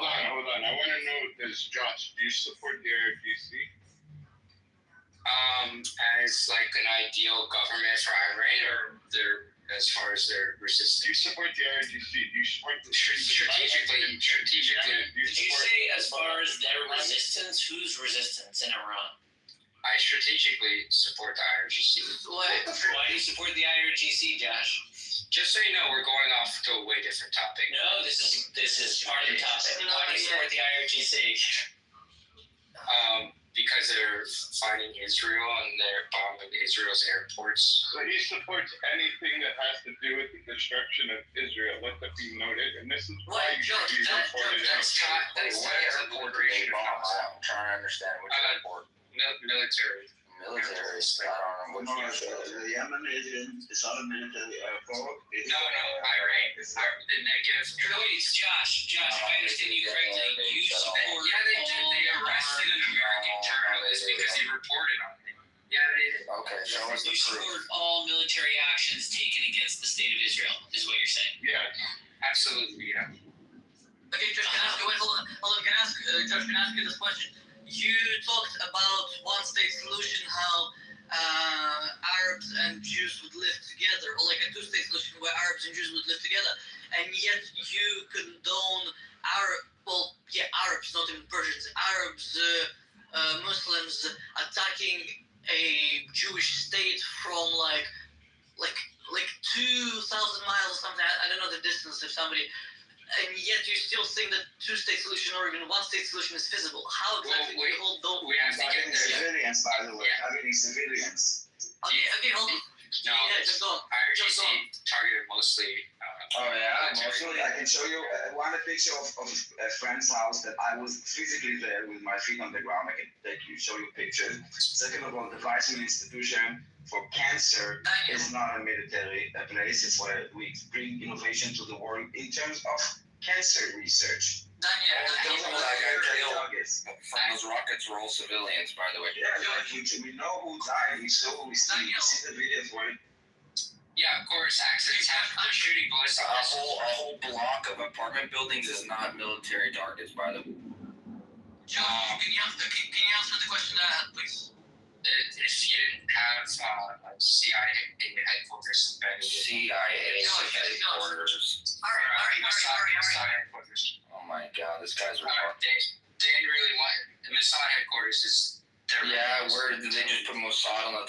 building and say this is where the Mossad building is? No, but you hit them. How would Iran know where the Mossad? You can say these same things. How would Iran know where the Mossad buildings are at? As if militants are just But the people who live in Israel don't even know where the Mossad buildings are. Well, the IRGC knew. How? By the way, there is a. How would the IRGC know? Wait, hold on, Jeff. There's a very recent. How would the IRGC know? Oh, I know. Hurry. They have intelligence. How? Hurry. No, I know how IRGC knows. No, hold on, Dan. Hold on. It's okay. Take a breath. It's okay. Hold on. How would they know? How would they know? What intelligence do they have? Surveillance. I don't know. Surveillance. What kind of surveillance do they have? Drones. Drones. Do you think they're flying drones over Israeli airspace? Well, Hezbollah was. Hezbollah was? Hezbollah posted videos. That was in the north. Yeah, but that's just so you. That's not where the IRGC rockets were hitting. Well, IRGC hit the Haifa gas port. Okay, and that's a military installation. Of course. Where do you think that? Oh yeah, of course. Yeah. Actually, you guys are retarded, bro. And it did a lot of damage. It's good. Hurry. Just so you know, the Israeli stock market yesterday crossed like all-time high. Yeah, it's all fake. And it's been going up for the last 2 years. Hold on. It's all manipulated. It's fake. Hurry. It's 2 years. It's not. You cannot fake it. It's actually trust of investment. To be very clear. Oil recycling. Dan. Sorry. Just let me add something here as well. First of all, Daniel is 100% correct. The Israeli economy is not crashed or tanked at all. In fact, the opposite. The Israeli economy is actually on a rebound that hasn't been seen for years. The amount of business that Israel is doing, in fact, it's really, really funny because a lot of the business that Israel is doing actually just now are with countries that are saying they want to ban Israel and they want to, sanction Israel, but meantime they're buying arms from Israel at a rate that has never been seen in the country. Billions and billions of dollars worth of business has been done since the start of this war, incredibly. And this is factual as well. The stock exchanges that Daniel has just said is at an all-time high. The shekel has reached it. In fact, the shekel reached an all-time high against all major currencies. The day 2 of the war against Iran, day 2, missiles are being fired at Israel and the shekel is skyrocketing. Why? Because Israel is actually a good place to invest money. NVIDIA has invested an absolute fortune in Israel. They're building a plant to build chips in Israel, creating, I don't know, thousands and thousands of jobs in the country. Other investments coming into the country as well. Israeli high-tech is firing in all cylinders as well. Recently, a company was sold for, I don't know how many billions. So to say that the economy has crashed and tanked is nonsense. And I never said the economy. I said hitting the gas plant.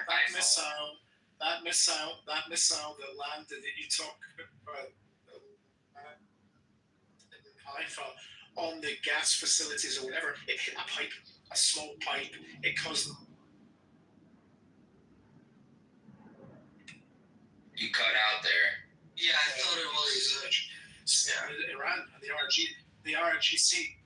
RGC that you support is this. Israel hit IRGC military targets all around Iran, including nuclear facilities that were being developed to create a nuclear bomb that threatened Israel's existence. Iran fired blind missiles into civilian areas in Tel Aviv and other areas. So you support. Can I quickly say something? You support. Hold on, Dan. Let him finish. Josh, you support terror.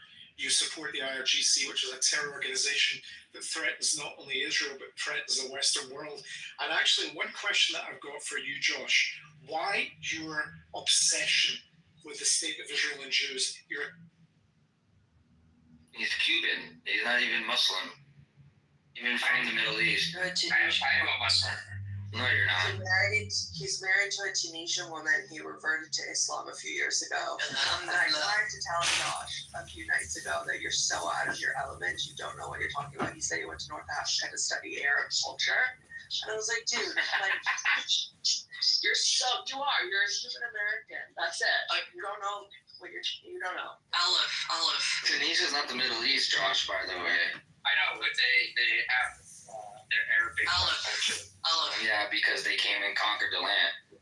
I wanted a little bit of both. I wanted a little bit of Arab culture. I wanted to go to ancient Carthage, and I wanted something on the Mediterranean. That's not Arab culture in Tunisia, by the way. That's North African. They have a lot of Arab culture. No, they don't. Yeah, they do. No, they don't. It's not Arab at all. What do they speak? We're not telling. They speak a language that they got conquered by called Arabic. Yeah. Yeah, and what are the things that? It's not the original language in Tunisia. What's on every street corner? It's not the original language or the religion in Tunisia. Harry's right. They're Arabites, moron. All of North Africa is. Josh, all of Israel is covered in Arabic writing as well, and half the country speaks Arabic. I mean, half the stage people on here speak Arabic. Are they all Arabs as well?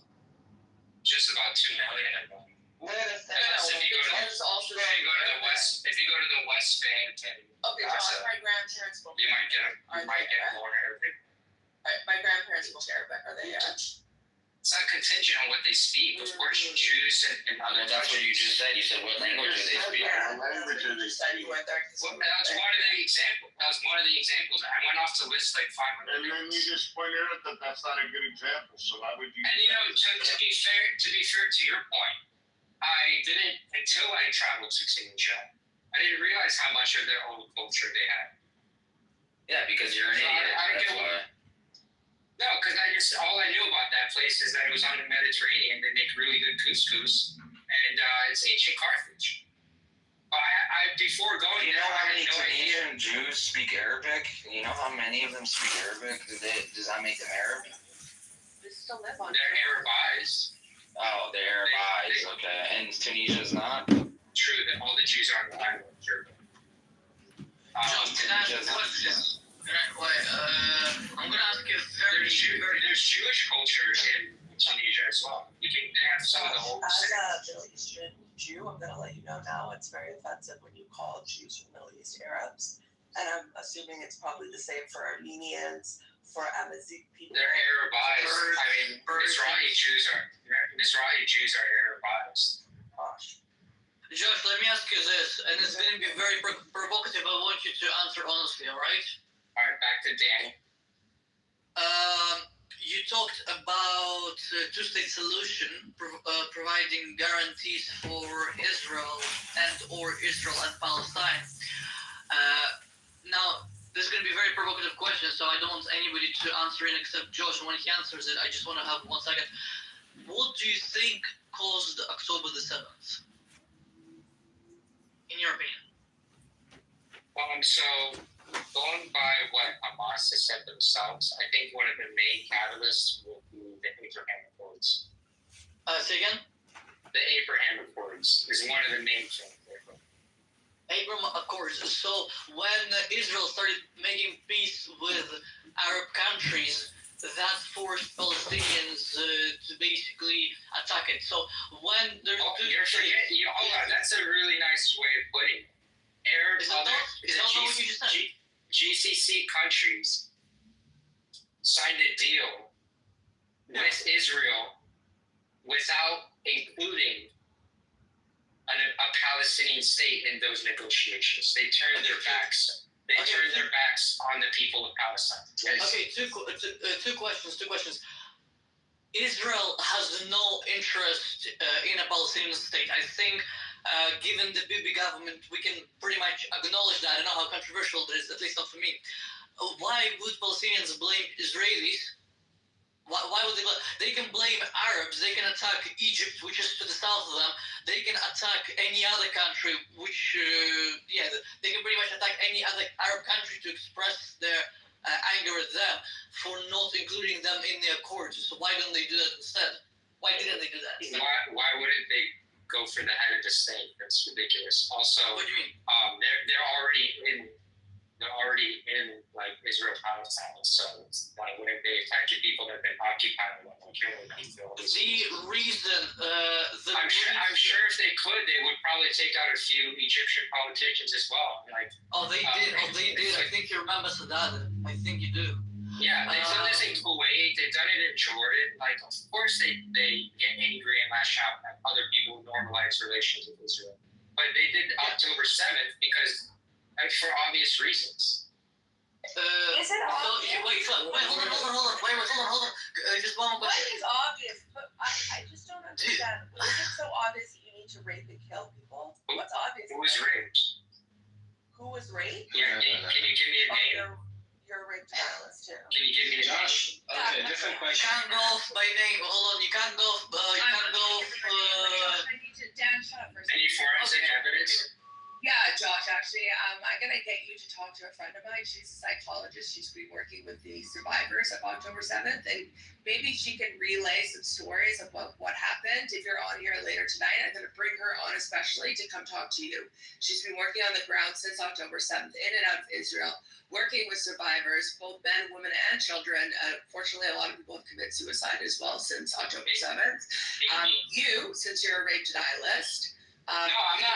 I believe women. I just need a woman to believe. What I'm going to do for you, Josh, is I have plenty of names for you, bro. she's a physician. She's a doctor. She's very technical. I'll give you her name, and I'm going to let her know that there's another young man who is denying the rape of people on October 7th. That's women, men, and children who were raped.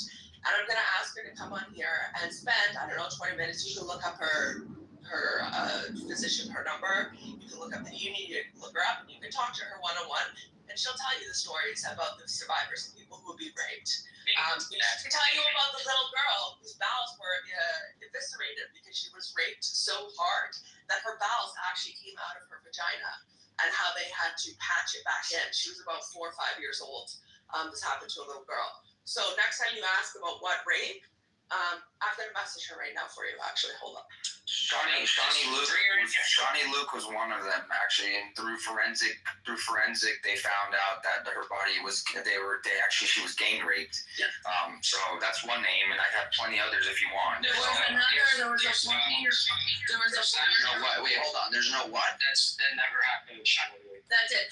Joshua, there's autopsy evidence to show it. What are you fucking talking about? A 14-year-old girl with 17 fucking semen samples on her body. That was also a lie. That was also a lie. You guys are just bringing up rape atrocity stories that never happened. You need it to be a I know exactly. Josh. Yes. Just let me say something, please. You're digging yourself a huge hole here that you're not going to be able to get out of. You sound like a spokesperson for Hamas. You sound like the dirty, filthy terrorists that committed these crimes and actually filmed themselves with their own GoPro cameras, filming those rapes and those disgusting. There's no rape that was filmed. Sam and I walked on it. Hang on, Josh.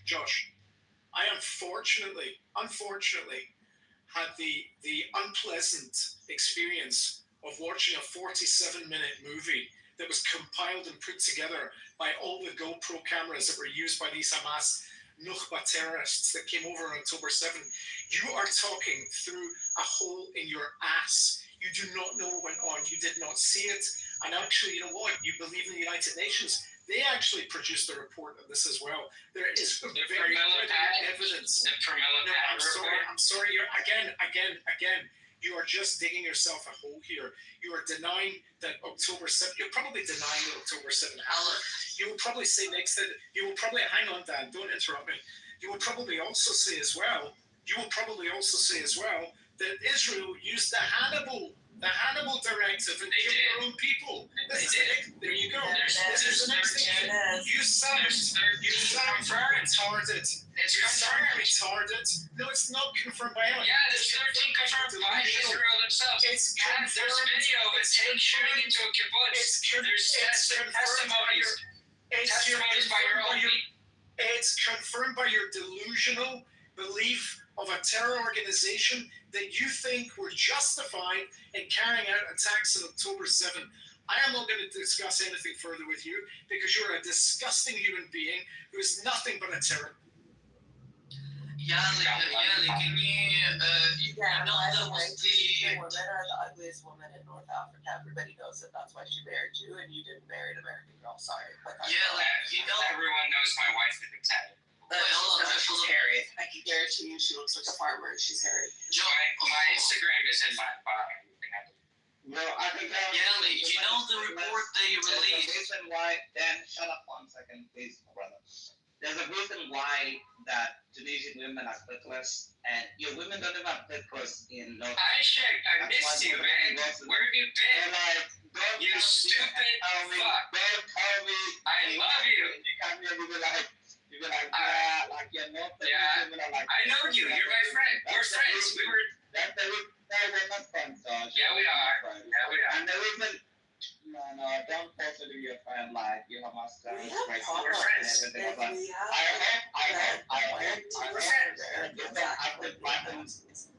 hope they flatten the fuck out of like what you say your wife is from what, Tunisia?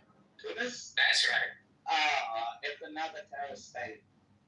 No wonder why. Like you're such a high school lava. The flotilla actually stopped in Tunisia yesterday. We picked up 20 more ships.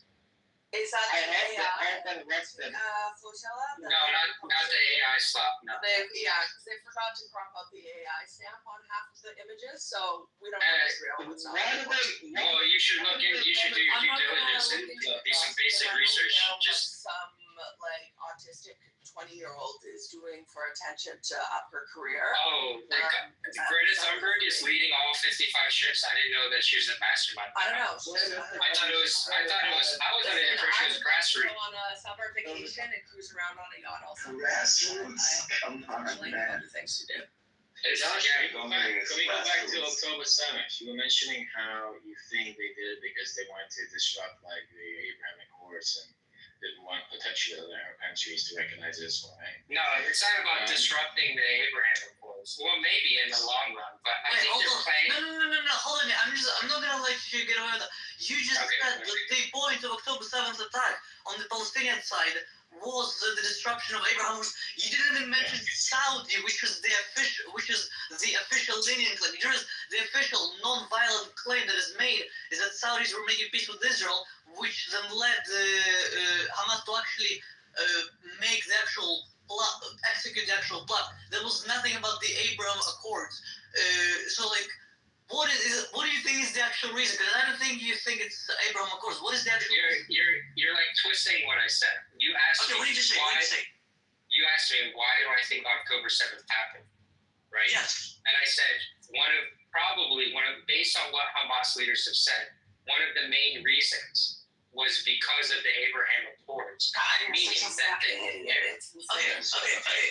No, allow me to ask why I'm asking it. Josh, with that logic, okay, this is what you just stated. Are you aware of what actually happened, some years ago when the UAE recognized Israel and they engaged in diplomatic talks and signed the accords? One prerequisite was that Israel shouldn't annex parts of the West Bank, right? So when you say that they should disrupt the Abraham Accords, you also indirectly fail to realize that the Abraham Accords are what's keeping the Palestinian dream alive, the Palestinian state. You understand that the West Bank in the condition that it is now is not sufficient for. Josh, let me finish. The two-state solution died a long time ago. You had the Oslo Accords within 5 years. They should have reached an agreement. They didn't reach it. They proposed a state. They rejected it. It's quite obvious they don't want a two-state solution, right? So instead of Israel trying to give the Palestinians something, realizing they don't have a... Have you read the Oslo Accords? Can I finish? Yes, I actually have. Here's the thing. Realizing they don't have a partner in peace, whatever they offered to the Palestinians, they were rejected. They shifted focus to the other Arab countries, saying, if we focus on the region, focus on all the good things, all the neighboring countries, then recognizing us potentially, will make the Palestinians realize that their cause is not going to lead to anything. It will lead to more suffering, more misery. So when you say that Hamas attacked Israel October 7th, whatever happened, okay? But you're saying your theory is they want to disrupt the Abraham Accords. So I'm going to ask you, do you think that's going to help them in the long term or not? I never said that they wanted to disrupt it, but they just did it as like what for fun? All these GCC countries turned their backs on us. It's up to ourselves now. This is the reason why the West Bank is How many of the Palestinian prisoners that have basically been taken hostage without justice? Josh, is your last name? Well, you're working from the wrong. You're setting the. My last name? Is it Barlow? No, it's Sirota. I put my full name and Instagram on my account. And Bibi, Sirota is a Jewish last name, by the way. No, it's not. Yeah, it is. Look it up. It's not. Yes, it is. Look it up. Google it right now. So you're putting your full name, you're supporting terrorism, and you live in America? Interesting. That's a federal offense, by the way. That's right. So you support terrorism and you live in America? I support resistance. You're getting a That's terrorism. No, you said you support Terrorism is subjective. No, you said No, it's not subjective. No, the U.S. sees Hamas as a terrorist organization. I know, Josh. I would just be careful. FBI might be knocking on your door very soon. Josh, 60% of us are easy question here. Support Palestine over Israel. Josh, do you support Hamas? Yes. So you Do you support support the IRGC? I don't. Do you support the IRGC? Strategically, yes. Do you support the Do you Nazis? support Hezbollah? strategically. Do you support guys? One sec. Do you support Hezbollah? Strategically, yes. What is strategically? Hold on, I'll give you everything that. No, this is fantastic. I'll tell you why. Because he is actually. First of all, the guy lives in New York. He is breaking the law. He's breaking state law. He's breaking federal law right now as well. Thank you for providing me this, Josh. I just recorded. I'll passing it on to an organization. I'm passing it on to I live in Ohio. SCN. I wish I lived in New York, but I Okay, great. It's going to be passed. It's going to. I think you broke the law. I mean, you still broken the law. It's technically they support Hamas. You support a terror organization, and you will reap the consequences. Okay. Josh, can I ask a question? Hold on. What does strategic support mean? Yeah, exactly. Yeah, that's a good question. Exactly. What was the question? Well, You said strategically support them. What the hell does that mean? Yeah. Like fundamentally, do I support what the IRGC is doing in their own country? No. Do I support them strategically as a means to liberate Palestine and their objectives pertaining to? Okay, can I ask this? What do you mean by liberating Palestine? And which part? Lifting the occupation, stopping them from killing children, which they were doing before October 7th. Do you know what article was released on October 6th, by the way, by many news outlets? Yeah, go on. 2023 was the deadliest year for Palestinian children in the West Bank. Maybe this will wake you up about the way that Palestinian society is using children. Instead of waking up and gaslighting them and kind of keeping them in this situation, maybe you need to understand and maybe you should read about it, because even your precious UN wrote reports about child soldiers in the Palestinian community. You should listen to the mothers of the Palestinian societies and what they're saying. And you know what? And with Hamas's charter of the woman's role in basically creating soldiers. Josh, let me ask you this. Let me ask you. It's one quick question. I just want to ask him something related to this. Okay. You've been asking a lot of questions, and let Samson talk. Yeah. So I was actually in Israel in 2023. Okay, I was also in what you call the West Bank.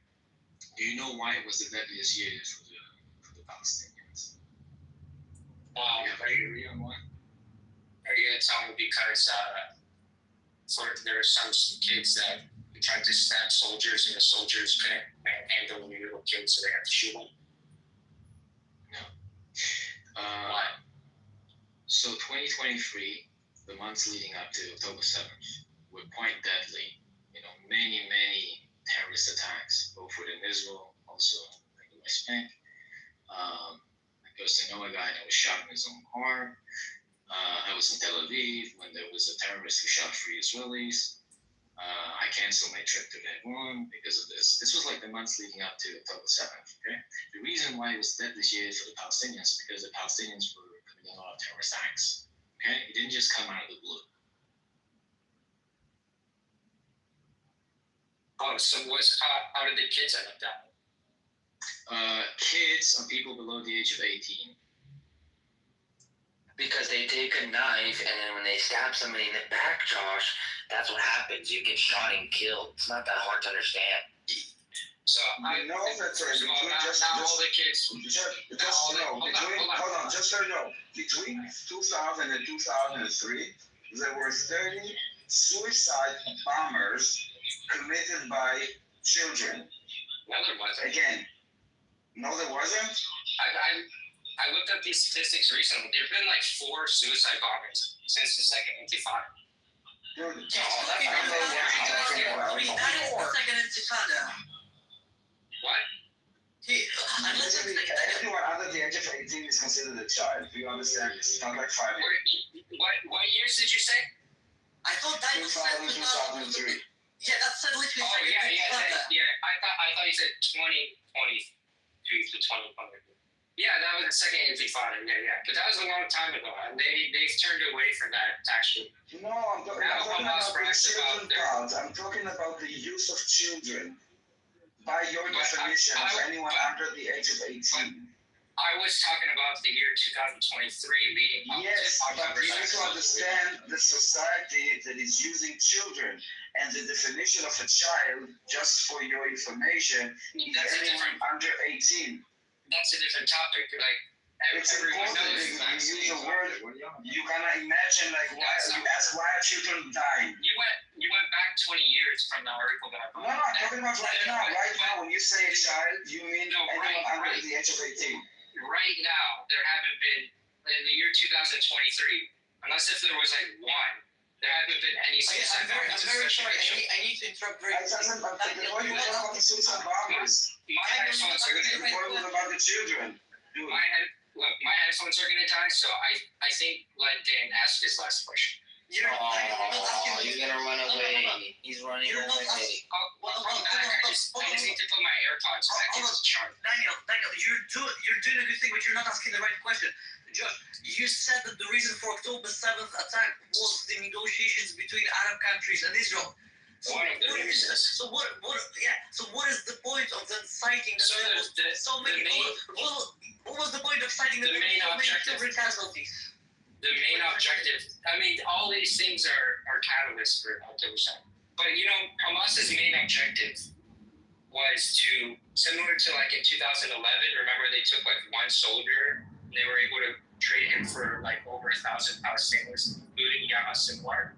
I think that was their objective this time, was to take hostages to a deal, which they offered on October 9th. They're like, you can have all the civilians, we'll keep all the military.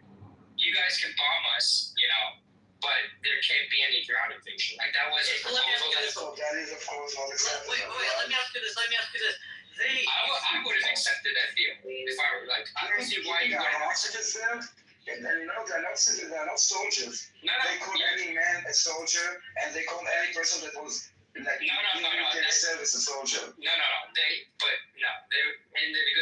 They have one soldier right now, okay? Matan Andres. Out of the 28, there's one soldier, okay? Matan Andres, that was taken from his tank. That's it. What are you talking about? And even if there was such an offer, of course we will not leave our hostages back there.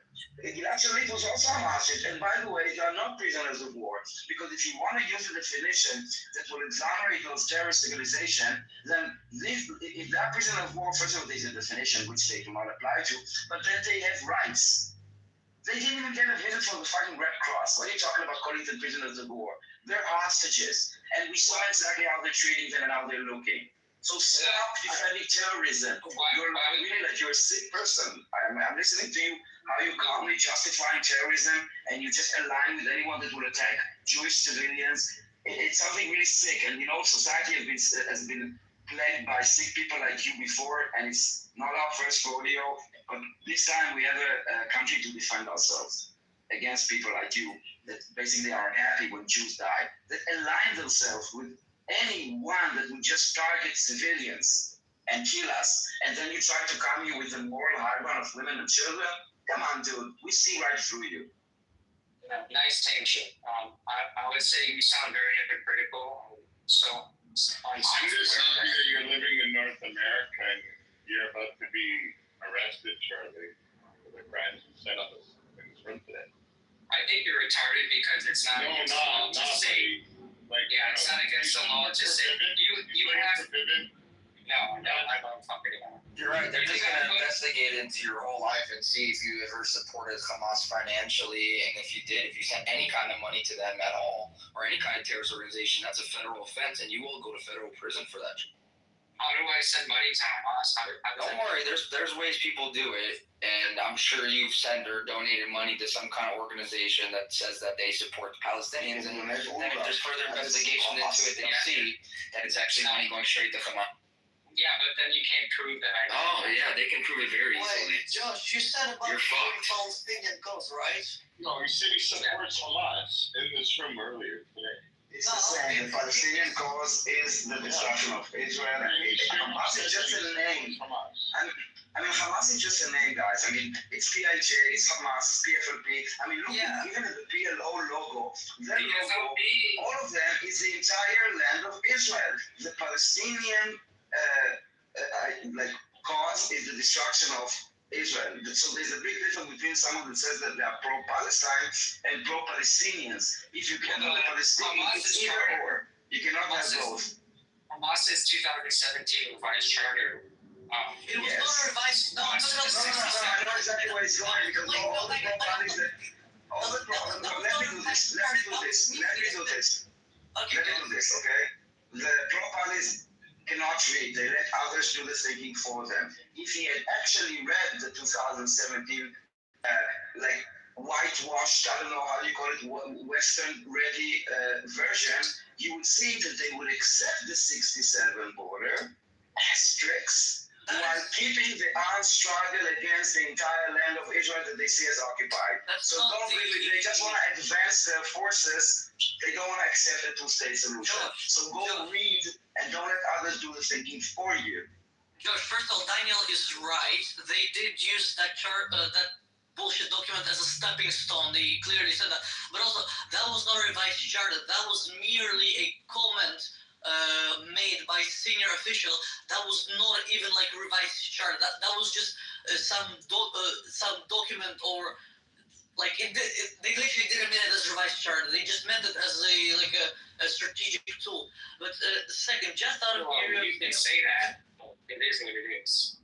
Well, yeah, it is what it is. It says that they will continue their struggle against the entire land of Israel. That they see the entire land as occupied, and this is the struggle. To get all the Zionists, which is just like they did, find and replace all the Jews that they had in the 88 chapter to the 2017, whatever it is, version, just replace Jews with Zionists. But basically, go read. It's not that long. Actually, it's a fascinating document. Don't let others tell you what's there.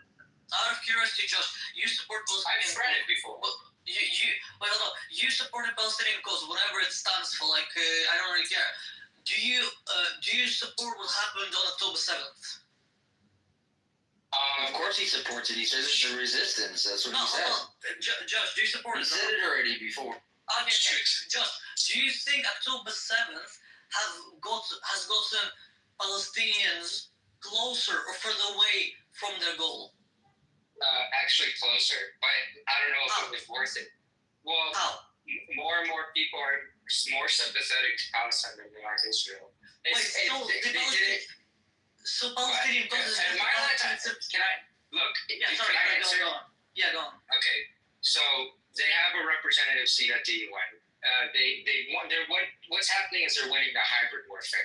I don't know if it's worth what they're losing in the kinetic warfare because a lot of people have died. However, oh shit, This guy's a retard. My gosh. Yeah, they're winning the warfare online. That's more important than getting Gaza level to the ground. Yeah, that's more important. More countries. People use the Palestinians as a pawn, a political pawn, and that's all. He doesn't give a shit about the Palestinians. Alright, just let No. First of all, don't tell me to let him finish. This is my room. I can say whatever the fuck I want.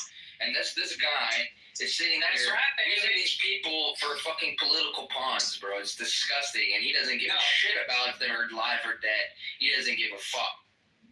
You know what? I just said the exact opposite. Yeah, we know. You're lying through your teeth. We know. No. It's just, well, you're not going to believe what, I don't even see the point of me being here if you're just going to disregard everything. We like you being here because we like to show everybody how stupid you are. So it's actually good. It's like, it's like a show. It's great. Josh, out of curiosity, you say that it's like important for Palestine to be winning, like in what you say is like information war versus against like hybrid war. So if every single Palestinian, I never said more important. I said the opposite. I said I don't think gaining the world's sympathy and getting people to finally wake up about Israel Palestine would work on the decks. So you don't think October 7th was worth it? No, I mean, I don't know. It's a tough question. I think that's a question that it's not for me to answer. That's up to Palestinians. You should ask Palestinians if they think. I would imagine if you ask. I know exactly what they think. I can read the polls and say that Palestinians will support October 7th again and again until all Jews are eradicated from Eretz Israel. I can read that. I know they support it 100%. They're all on board. That's why civilians don't disclose any Hamas information. That's why so many civilians participate in the protest. Hold on. So, Josh, did you hate Jews before October 7th? No. I mean, my friends. Yeah, you're mad at me. No. Why do people interrupt them? I have a point. Did you hate Jews before October 7th? I mean, October 7th wasn't when I got in college. No, like in 2017 on October 7th, exactly. October 2017, you were at the memorial to the murdered Jews, and you were standing up on and basically like mocking the memorial. I wasn't mocking. I wasn't aware of. No, you were. So I'm just wondering how long your hatred runs, like how far it runs. So I honestly did not mean to mock that. I don't think, and I'm still not going to take it down because my sister commented on that post saying how much we love it. He passed away. Well, leave it up. But and she married a Jew, and the Jew that's getting married liked that photo, and my Israeli friend liked that photo. And you see, this one when you post a picture like that in 2017, no one really cared. Like it wasn't a sensitive topic. Like it wasn't like people didn't look at that and say, "Oh, these Jews." Now the climate is different. Now everything is different because So was your sister married when she passed away? Yes. Yeah. Oh, that's horrible. Her last name was Ramirez, right? No, her last name was her married name was Dean Kluger. Dean Kluger. What was her first name? Stephanie. Oh, Ramirez is my sister-in-law, my brother's wife. Oh, you said my sister commented on this above this text, right? She said something like, "I want to frame this." But Josh, why did you change your picture from yesterday? What did I have yesterday? Your Instagram PFP. So her before married name was... No, my Instagram PFP is always the same. So you mean, yeah. I changed it. Kluger. Okay, that's fair enough. Sorota. So you changed your last name from Dean to Sorota? No, Dean Kluger is because her husband's parents, Dean, I think, was the mom and Kluger was the dad, I think. Josh, you're Muslim? Yes. Alhamdulillah. So, out of curiosity, you believe in Quran wholeheartedly, right? No, but hold on, guys. Hold on for a second. Yeah, I'm not getting into religion now. Do you hate Jews because did something happen with the passing of your sister? Is that what happened? No, not at all. So then where did the Jew hatred come from? It's not, all right, let's just say it is through hatred for the sake of argument. Sheikh Jarrah, 2021, is when I started learning about this stuff more intensely. But to be honest, I watched Schindler's List when I was 12 with my parents. And I asked my mom, in the end, when they're walking on the train tracks, I was like, so where are they going now? And she was like, oh, from there they went to Israel, a lot of them. And then she made a comment, something like, it's sad because they're doing the same thing to the Arabs that was done to them. Which I understand it's not exactly the same, but you get what she was saying. I don't get what you're saying. Yeah, no, I don't get what she's saying at all. Just and my mom. Just do verbal diarrhea. Just sure. So there's another story where my parents went to you speak with such conviction. You know that it's actually this is indicative of your generation today as well. There's know nothing about the region, know nothing about what's actually going on. Yet you seem to speak with such conviction and truth. And it's fascinating to me that you people, pseudo-intellectual people, actually have zero. Why did you convert, Josh? You look well, like a kid, like putting the star on the Christmas tree. Like, why would you? What happened? Why did I convert to Islam? What is that? Are you asking why? Jesus. Sorry. I don't know if you're asking why I converted to Islam. Like I said, I'm not going to open the can of worms of religion right now because I always know it's not a can of worms of religion. I'm just trying to get to the bottom of where your Jew hatred came from. You want to know why you converted? Is it like you converted and then started hating Jews? Or did you hate Jews and then that's why you converted? Like, I'm trying to put like the whole picture together. It's very obscure to me that somebody would have to, you do openly admit that they support Hamas, that they support Hezbollah, that they support the IRGC. Well, I imagine you would have supported the Irgun if you were alive in the 30s. Yeah, except we're not talking about the 30s. We're talking about 2025. Hold on, to be clear, Irgun attacked, Irgun, I'm pretty sure, did not have an explicit anti-Arab policy. I'm pretty sure they were very anti-British. So the only way you would qualify like them to IRGC or something is if IRGC explicitly attacked IDF, which they do not. Just so we're clear. They're going to get an actual why you hate Jews, like Josh. Well, I told you, from a young age, my parents told me they went to Israel and they had a Nissan driver as their driver. And he pointed over, I think. You say I'm an ex-Muslim. Come on. Okay. Yeah, well, my dad, Okay. pretty well. Yeah. Yeah. And, because my stepdad's Jewish. And he has a really good friend who served in the IDF. So I imagine he got that connection from him. And the driver was laughing and pointing over the wall and said, look, we keep the Arabs up there like dogs. And I was like, but I didn't really get into Israel-Palestine. I just always knew that story. And then I got in more and learned more about Israel-Palestine during Sheikh Jarrah. So your stepdad's Jewish. Do you even know the story about Sheikh Jarrah? Do you know? That's where the name Sarota comes from. Hold on, because my headphones died. Give me a second. Guarantee this guy doesn't even know the story about Sheikh. I know Ryan's viewpoint that Sheikh Jarrah was on lease or something. Retarded beyond belief. Yeah.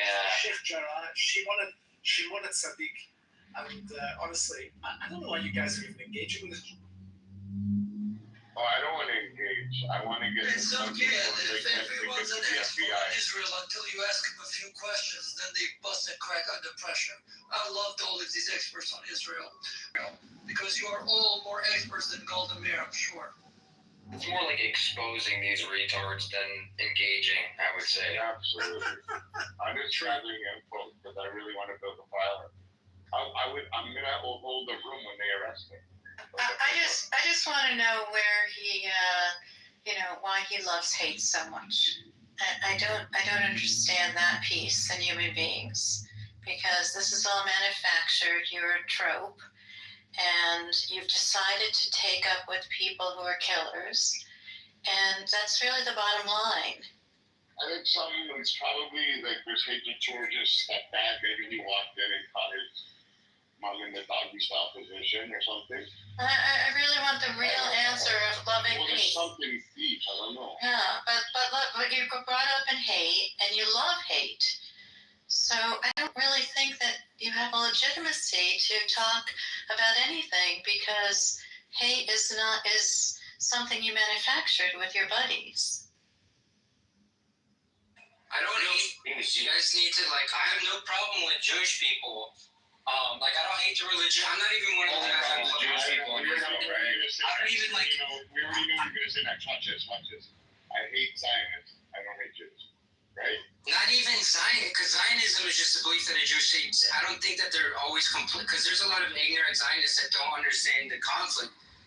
What I do hate is. But you do? Communists. But you I hate communists. Wait, yeah. but you understand it more than them? I would say that there's a lot of Zionists out there. I understand it. A guy who lives in America understands it more than the people who actually live in the country. No. Zionists don't necessarily live in Israel. A lot of them are evangelical Christians that are using you guys as a tool to fulfill their. Oh yeah, they're using. Oh really? You want Hussein? Huh? I thought so. Never mind.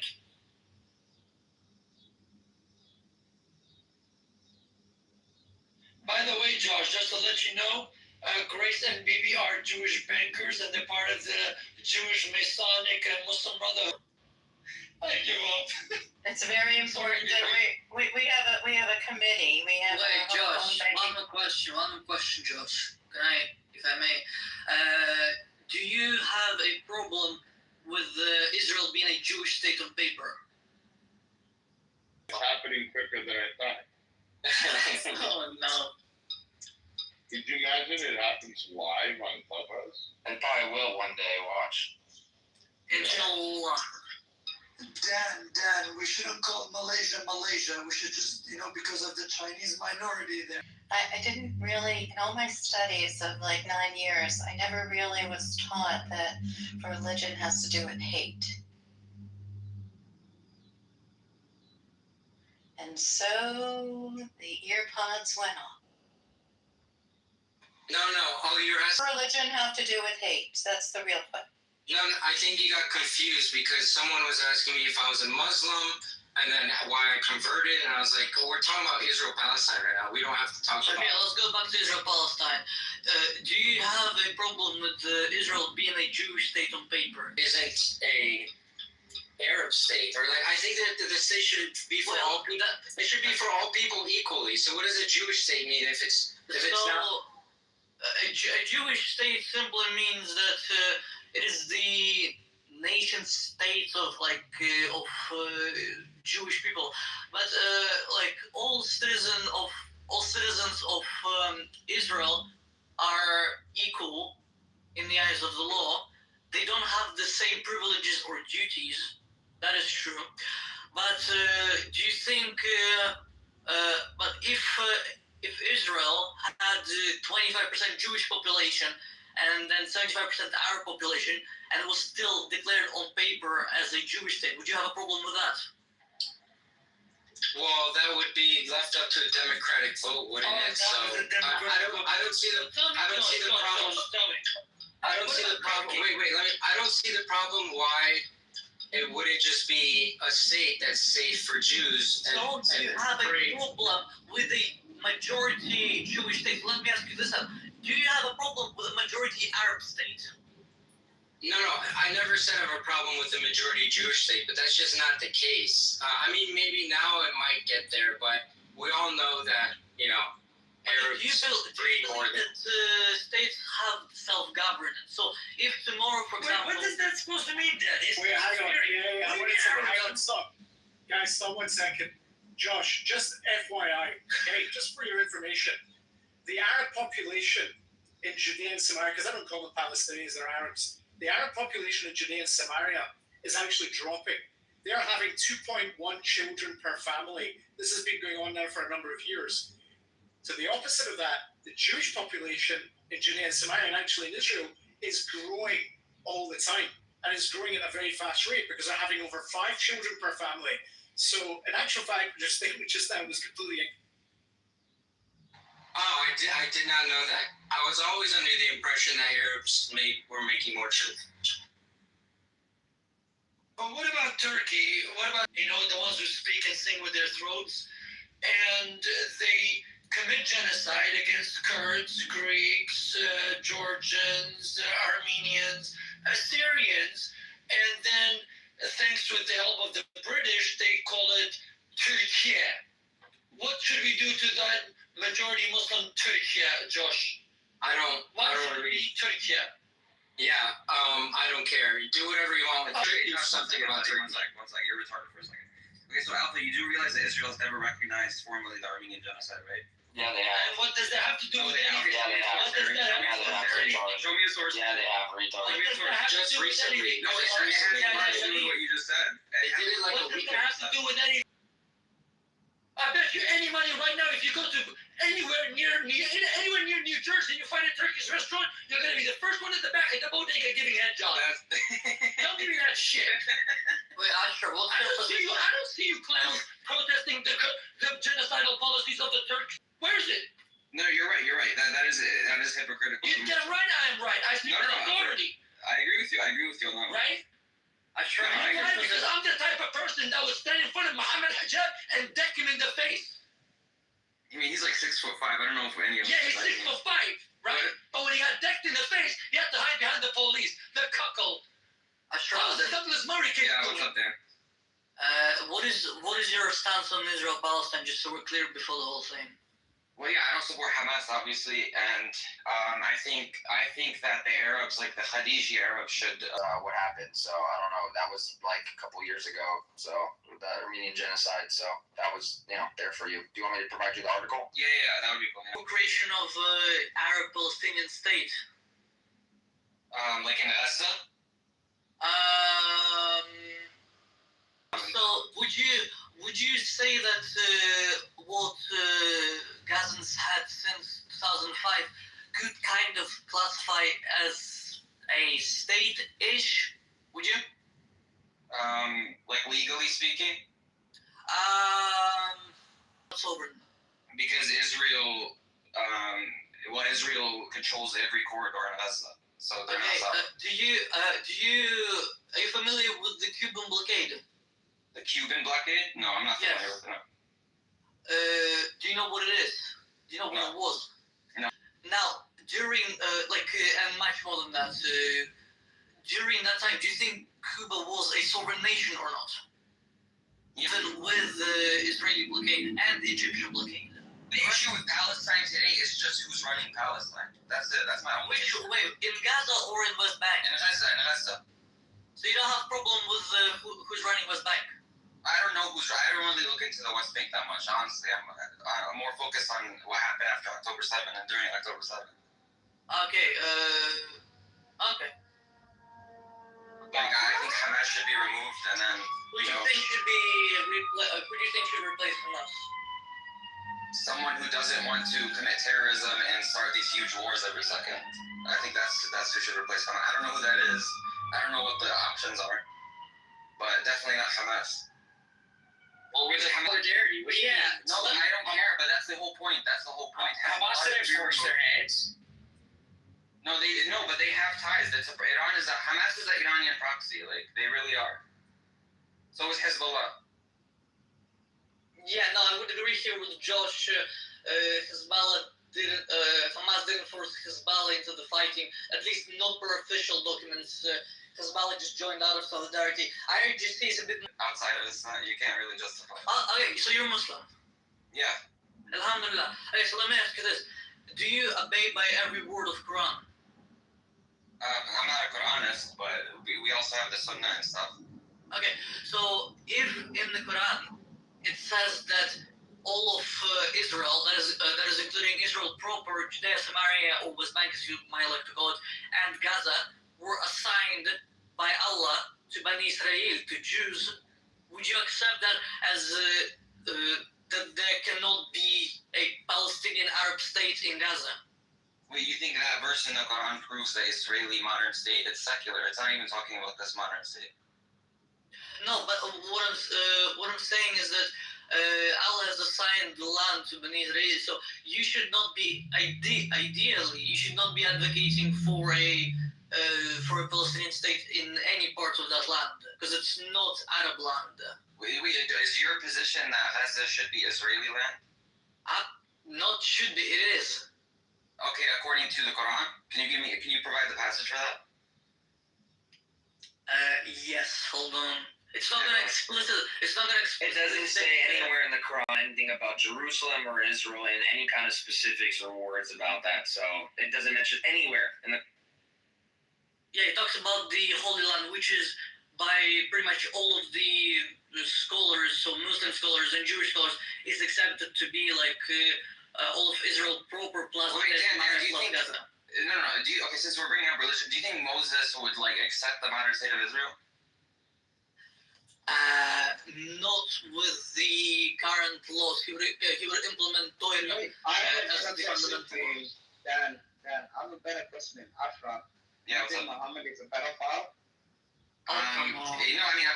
With dolls, and Muhammad married a bunch of. How old was Rebecca according to your Wait a second. I'm not done. No problem, brother. Go on. Wait a second. I'm not done.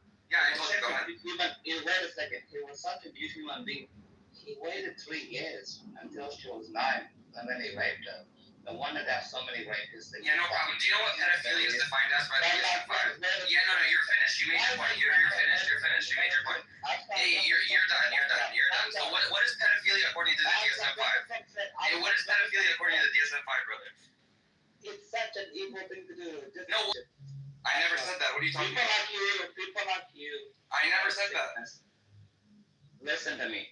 Your Muhammad was a pedophile and he was a child molester. And Isaac was a pedophile for marrying 3-year-old Rebecca, brother. Isaac was a pedophile. Wait, hold on. Isaac was a pedophile. Ashraf, hold on. Let me reply to him. Hold on. I'm getting it right. Isaac was promised Rebecca. Yes, thank you. Robert accepted marriage and consummating. Wait, promised by God? You're God. Expectancy rates were much lower then, and therefore that's why a 16-year-old. Wait, okay, that's no problem. Wait, what's your guys' moral ethical framework? You guys are divine command theorists. You're divine command theorists, correct? My only authority is Christian. One second. Wait, Dan, my position. Dan, didn't I condemn October 7th? No, you did. Yeah. He's saying I was pro October 7th. No, I get he has a very. You don't understand who you're talking to, Dan. There's a reason. I don't even know you. Talking to. Bro, shut up. There's girls getting raped from 6 to 9 years of age because you know why? Because they believe that that's the right age of the Prophet Muhammad. Muslim men believe that. This is why rape statistics have gone up. In the year of 2000, there was 232 girls raped.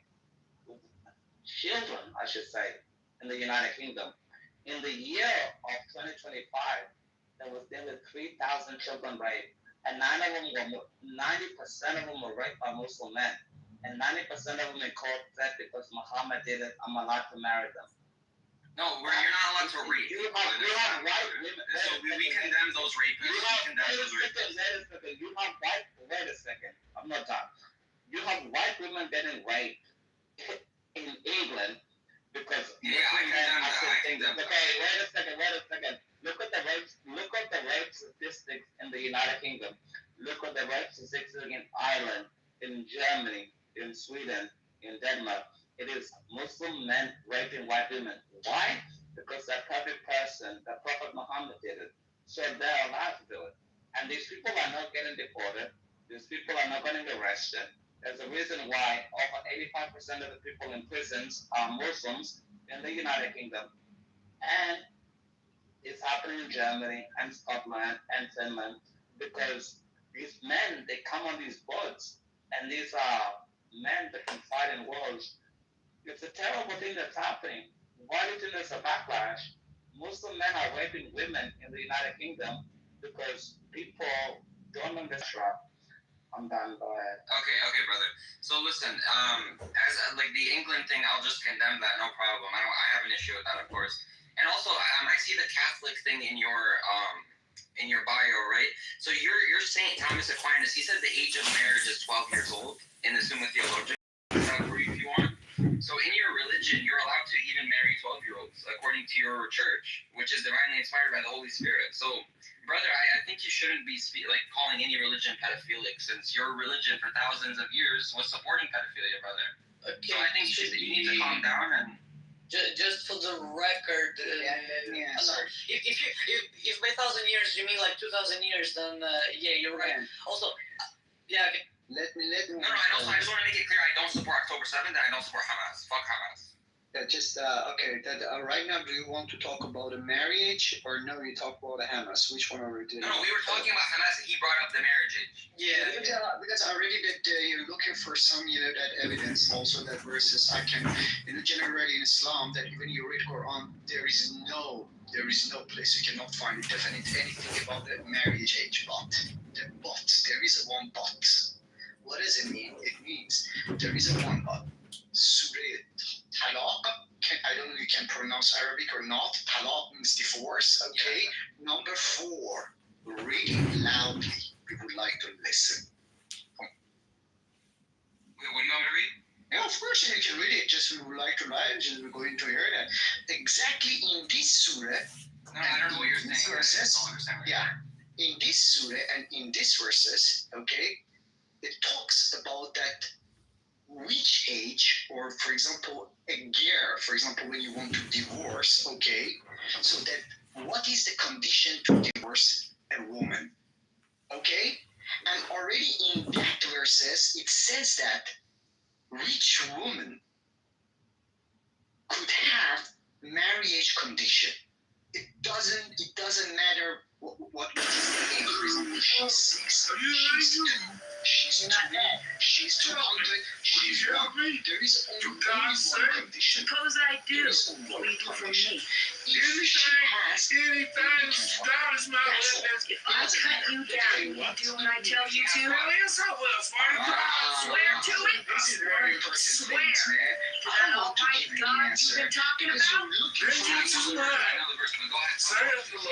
What is it? Bring in your seeds. Who knows? If you cut me down from this goddamn tree, everything you tell me to, I swear I'm not so. You know what does it mean? It's the period. All right. If I'll save you. Yes. Period. You can fuck her. That's all. You can manage out of work for you. I agree. The period is period. That's it. You try it. I agree. I agree. Do you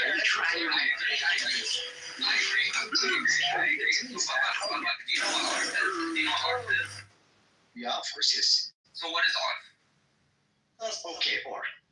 Come on, man. These are the. No. What is the art of marriage? What is the art of a Orf in Arabic means that generally means that the things people that they are living there accept that. Okay. Exactly. Exactly. I know. What's the age of consent? What's the age of consent? My word. What's the age of consent? Let me finish my word. Okay. Don't fight. You're talking. Okay. Tell me which one has a high priority. God's commands or Orf? God allowed us to do Orf, so yes. No. Answer me. My question was very simple. Which one has a priority? God's commands. God's commands. Come on. God's commands. I'm not a divine command theorist. Then there's another evidence that I can show you, because already Dan was talking about, but you tried to ignore that. There is another surah that in Quran, when you read about it, Muhammad is a Usfa. What's the meaning of Usfa in Arabic? Usfa, what does it mean? You know that? No, I don't know. I don't think you're pronouncing it correctly. Usfa. Yeah, we're not a Hebrew. But I have to read this. Someone in the comment section, listen, Bahara, according to Surah Al-Baqarah, okay, Ayah 284, your testimony, your cognition, right? All of that is simply subject to doubt. Okay? So before you make that statement, go get another female of the right aqidah, of the right aqaid, not just aqidah, aqaid, right? And make sure they're from Ahl Sunnah wal Jama'ah, and then we might take it into testimony. Can you invite? And then we might take it as fact. But don't come in here, right? Look what she's written.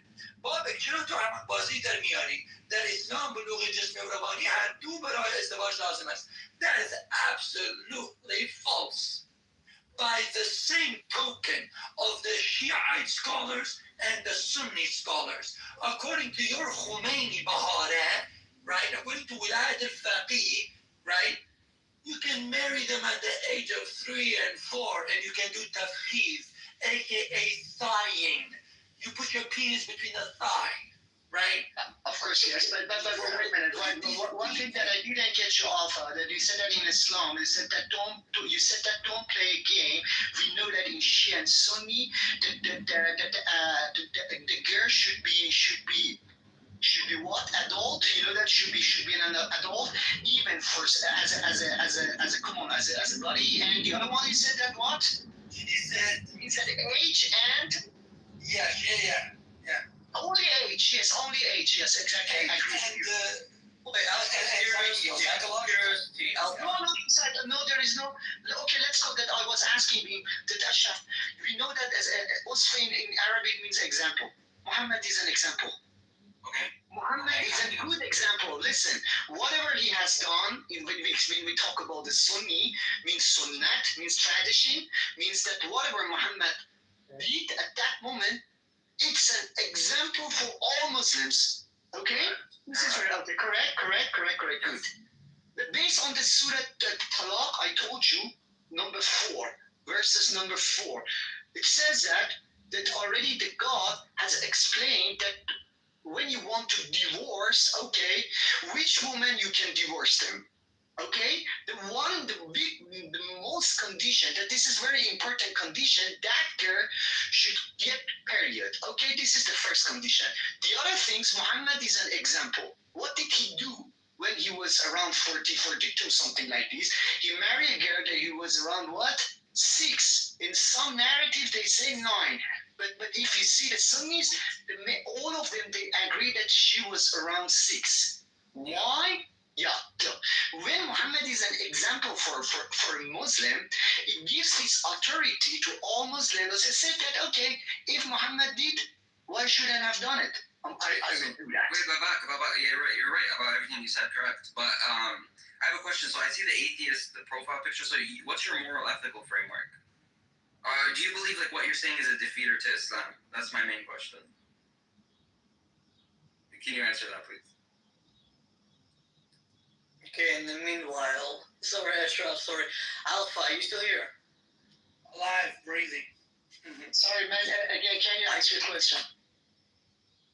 No, wait, can you answer my question? Again, please answer your question again. Please, sorry. No, you're good. What's your moral, ethical framework as an atheist? Moral. We're talking about the morality and atheism? Yes, can you answer?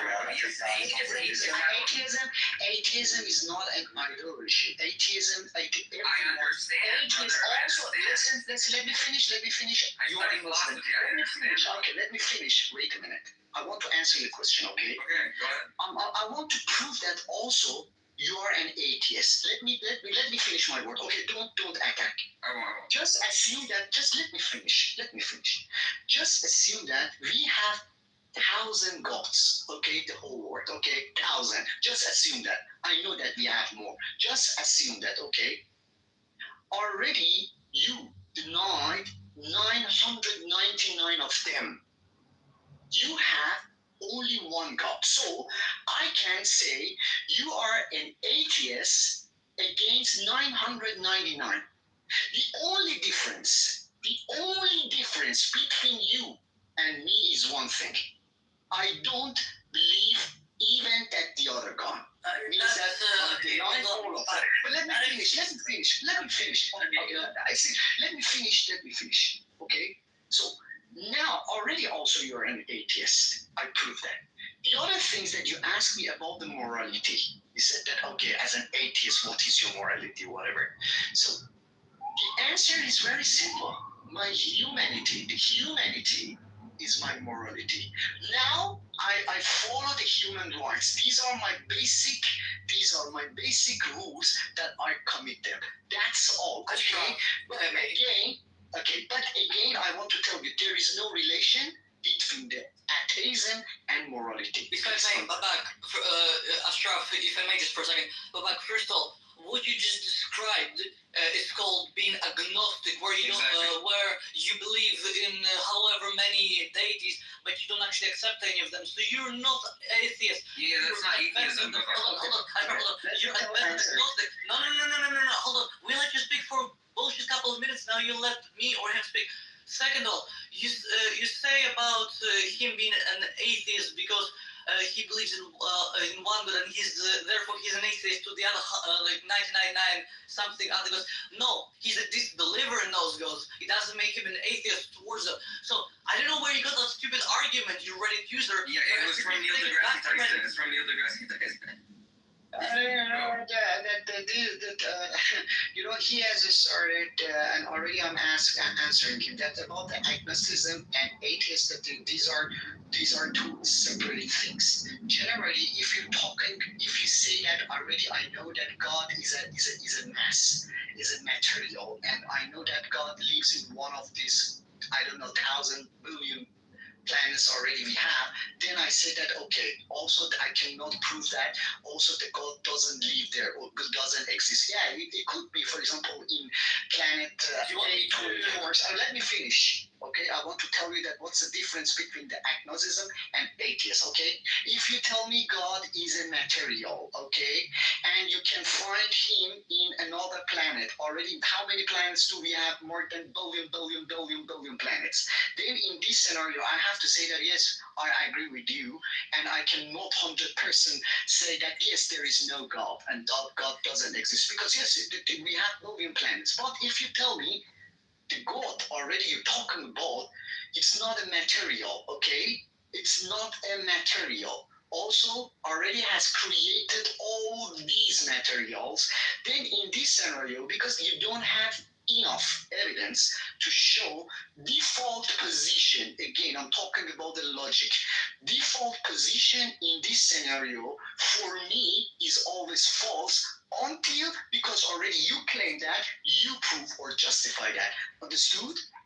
Okay, just one more question, Babak, and then I'll give it to Ashraf.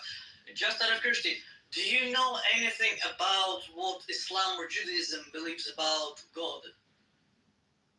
The only thing that I know about the Judaism, both that they believe that there is only one God, and nobody can talk to God or see him. Lam yalid yulad wa lam yakun lahu kufuwan ahad. Wait, talk as in like a person to person. Of course you can. You had Moshe, you had Moses that had Sinai, the Mount Sinai. Otherwise, it's just going to be a one-way conversation. But they didn't get it very well. Your sounds caught. What did you say? I'll repeat it.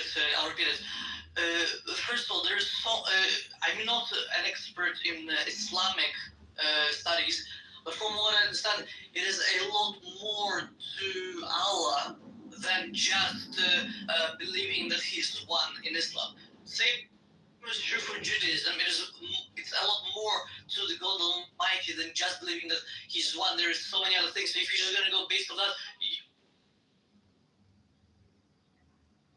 yeah, the only thing that I understood is that the common things between Islam and Judaism, that they believe there is only one God. Yes, yes, there is only one God. Unlike the Christianity, because that they believe that also Jesus Christ also is a God, but Jesus Christ is not a God. It means that Judaism and Muslims, they don't believe in it. In Islam, just so I understand, are you atheist? Yes, I'm an atheist. Yes, again, yeah. Okay, but you just said I'm an atheist, and like anyone who believes in one God is an atheist because they reject the other gods. Again, what did I say? That you said there's thousands of gods. I only believe in one and reject the 999. and you should therefore exactly you're an atheist against that 9900. No, but atheism means the rejection of all atheists. Yes, you are right. When you see the definition of atheism, means that atheism, they disbelieve, but very strongly they deny. I agree. But when we talk about an atheism, it's a kind. First of all, let me tell you another things, because you can find a lot of definition. But my friend, if you're looking for an atheism is kind of reaction to theism. What does it mean? It means that people, they were living next to each other very friendly, and we didn't have any problem with their belief. Suddenly, a man or a group came and they claimed that already there is a God, and God gave them a lot of powers. The other group means that at that moment they were looking for some evidence, and they tried to see that exactly what do they say. After a while, when they saw they didn't receive any symptoms, any signs, this kind of group, this is a reaction in society. In Greek, when you put the A, it means that against the other one. They say that we don't believe it. We cannot believe it.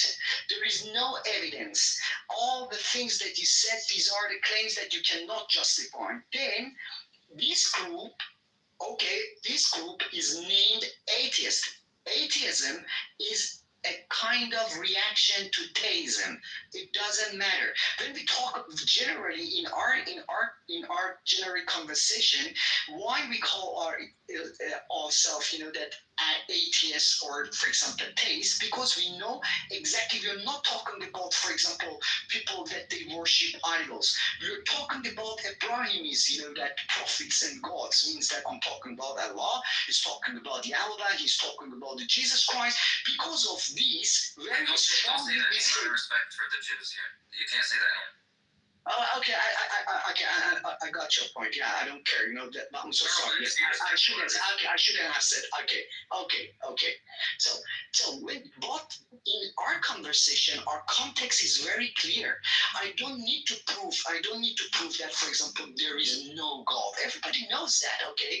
Again, I told you that story that if we have 1,000 gods and you are against, or you don't believe, or you disbelieve, or you deny 999, that was a big example that I gave you. But generally in our conversation, we know that exactly we are talking about which God. Of course we know that. But I don't think you're intelligent enough to understand what atheist is. So I just sent you a definition in chat. I can send it to you again in a second.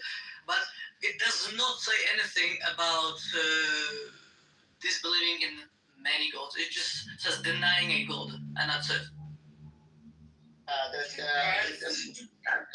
Then last, sorry, I thought that the last thing that I want to say.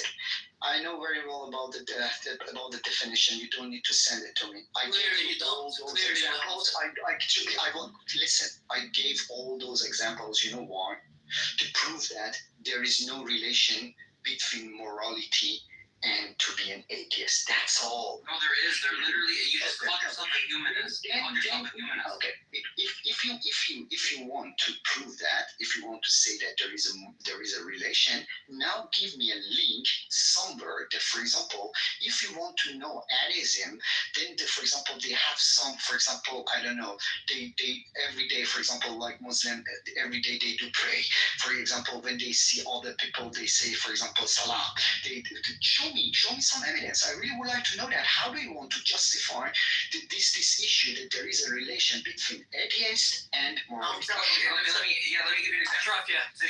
Let me give you an example. So, wait, Babak, you said you made a critique. You said the prophet is a pedophile, for example, right? He slept with, which is a historical fact that he slept with a child, right? I didn't say that he was a pedophile. No, I know. You didn't say that. You said. No, I agree with you. You said that this is immoral, correct? You believe it's immoral, right? What do you think? Well, obviously your attitude towards it will be yes, it is immoral, correct? Okay, go ahead. Yes, now under your worldview, can you justify it being immoral as an atheist? Very easy, because experience, that experience during these years shows. Okay, let me finish, because how do I know that it is not good? because experience during these years shows me that this kind of marriage, okay, hurt people. So it causes, that people. Is in this instance, is the hurt good or bad? Because again, you asked for proof, and after this we'll go back onto Israel Palestine because we derailed way too far. You asked for the proof between morality and atheism. Very simple. Look at the past 100 to 200 years. The people have become more atheist, more a lot less acknowledging of God or following of God, and the morality has derailed so far, and you cannot disagree with that because that's just a fact. That for you to say that atheism and atheism and morality are not linked is for you to basically go against history. I'm sorry, but that's just the fact. Okay, I don't know what do you want to prove that. But honestly, I'm against Islam, but I hate you atheists. Because you can't pick a side. It doesn't matter, man. Hatred is a part of, hatred is a part of our attitude. Stop talking. You were talking for the last 20 minutes. You atheists really have no side, and you're making it sick to my stomach. At least with a Muslim, I can have a conversation with, but you atheists are disgusting. Right? You make me sick to my stomach. And you have no backbone. You have no nothing. He asked you a question. What makes pedophilia illegal in atheism? And you're like, yeah, but I was talking for the last 20 minutes. What makes pedophilia bad in atheism? Tell me. Simple biology. First of all, I want to answer him very, very shortly, okay? You know that the things that you did, that was kind of attack on the person. That you dissed me. So no, you dissed me. No, listen, you dissed me, and now already that you expect me to answer you. But I prefer Alpha, please you answer him, okay? That I don't want to talk to him because as he said that he doesn't like me, and I don't know why he wants to. I don't like you because you people have no morals. You people don't build society. Honestly, we're not doing that, bro. We're not doing that. What do you want to do?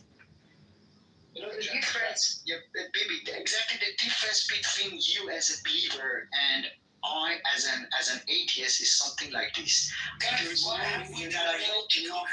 There is no reason that I hate you. Sorry, what? No, look, I just want to answer this. Absolutely. That's right. Why are we derailing the conversation? Yeah, I was just going in the comment section. Right. Let's talk about what happened in Israel last night. We have a Basij in the comment section. She has written this. She has written to Moshe, my friend. She has written, Moshe, قوم يهود فقط خودش رو انسان میدانند. بقیه رو حیوان میدانند. این عقیده کثیف را باید مخفی کنی. از این ادعا را از کجا آوردید؟ بهاره. کدوم کتاب یادی را چنین ادعای دارد؟ یا معرفی کنید. ببینید. Where did you bring this claim that Jews don't see anyone else as humans? What did Moses say to Aaron? She's Iranian, bro. She's a part of the IRGC. She's part of the Basij, you can tell. Then she's written. Bring her she's up. Saying, bring her up to the channel. She's saying this. She's saying, Moshe, the Jewish people, right, only consider themselves as humans and the rest as animals. You must get rid of this belief, this ugly belief. Then she goes on to say this. You can tell she's a Basij. She's one of those Basij who rounds up women, right? She's part of the Geshte Irshad, who rounds up other women and beats them and rapes them in the van. Aren't you? I bet you are one of those, Bahare, right? The same thing you did with Gina, right? And the 20 other women that Geshte Irshad raped and molested in the van. Then she goes and says, Moshe, تو نوع بشر را حیوان میدانی که برای خدمت به یهود آفریده شدند. خود را گول نزن. Now she's making an accusation against Moshe, saying, you consider humans as animals that are only created for the service of the Jews. She's the one that arrests Kurdish women in Iran, and she puts them in prison. So we all know who she is. She's a terrible human being. And then she goes on to write this. Moshe, Zionists as haywan bizarastan. Zionists are worse than animals. They are committing the biggest act of genocide in Gaza. So she's basically saying that you guys are basically slaughtering children in Gaza. Then she goes on to say this. This is the crux. She says, Moshe, nabodetan kheli nazdik ast. Khodet in ra khud midani. Moshe, your annihilation is near, and you know this very well. Do you see that this is all right, guys, we're going back. We're not gonna go off. No, I know. Listen. We're not gonna go. We're gonna be off the topic. We're going back to the Palestinian-Israeli conflict. We're gonna go back to what happened last night in Israel and debunking Pali lies, propaganda. Instead of propaganda, but it's propaganda. All the lies that are being spelled out throughout Clubhouse, throughout the world, in the West, in Europe, everywhere. I don't want this to be about Iranian atheist room. This wasn't the title doesn't say anything about that. It's a safe place for Jews. And debunking Pali lies and propaganda. And you have somebody like Summer in the bottom. I'm not sure if she's a PHI or she just strictly hates Jews, but kicked me out of her room yesterday. Because she got tricked really quick. I told her, why are you supporting Israel every day? She goes, ow. I said, just do me a simple thing. I want you to Google how you support Israel every day. So she was okay, I got the response. I'm like, you just supported Israel. You went on to Google. She didn't understand it. She goes, well, let me read what it says. I'm like, you just supported Israel. Google was designed in Israel. But the low IQ doesn't understand that 99% of the people in this room are supporting Israel every fucking day. And if you don't want to support Israel, go back to the Stone Ages. Don't own shit. Go back. Live on rocks. Use a rock as a tent. And that's it. But you want to in charge of this room. Ari, I am. are you Harry. Bibi? Yeah. Can you bring her up to speak with us, like to? I've already invited her. So. Okay, buddy. Like, if you're not gonna accept it, you're just a coward at this point. But I want to talk about. I don't want to derail the conversation anymore. I want to talk about what happened yesterday in Jerusalem. How 7 people were murdered. Like there's 6 or 7 that are seriously injured. And where all this Jewish is coming from.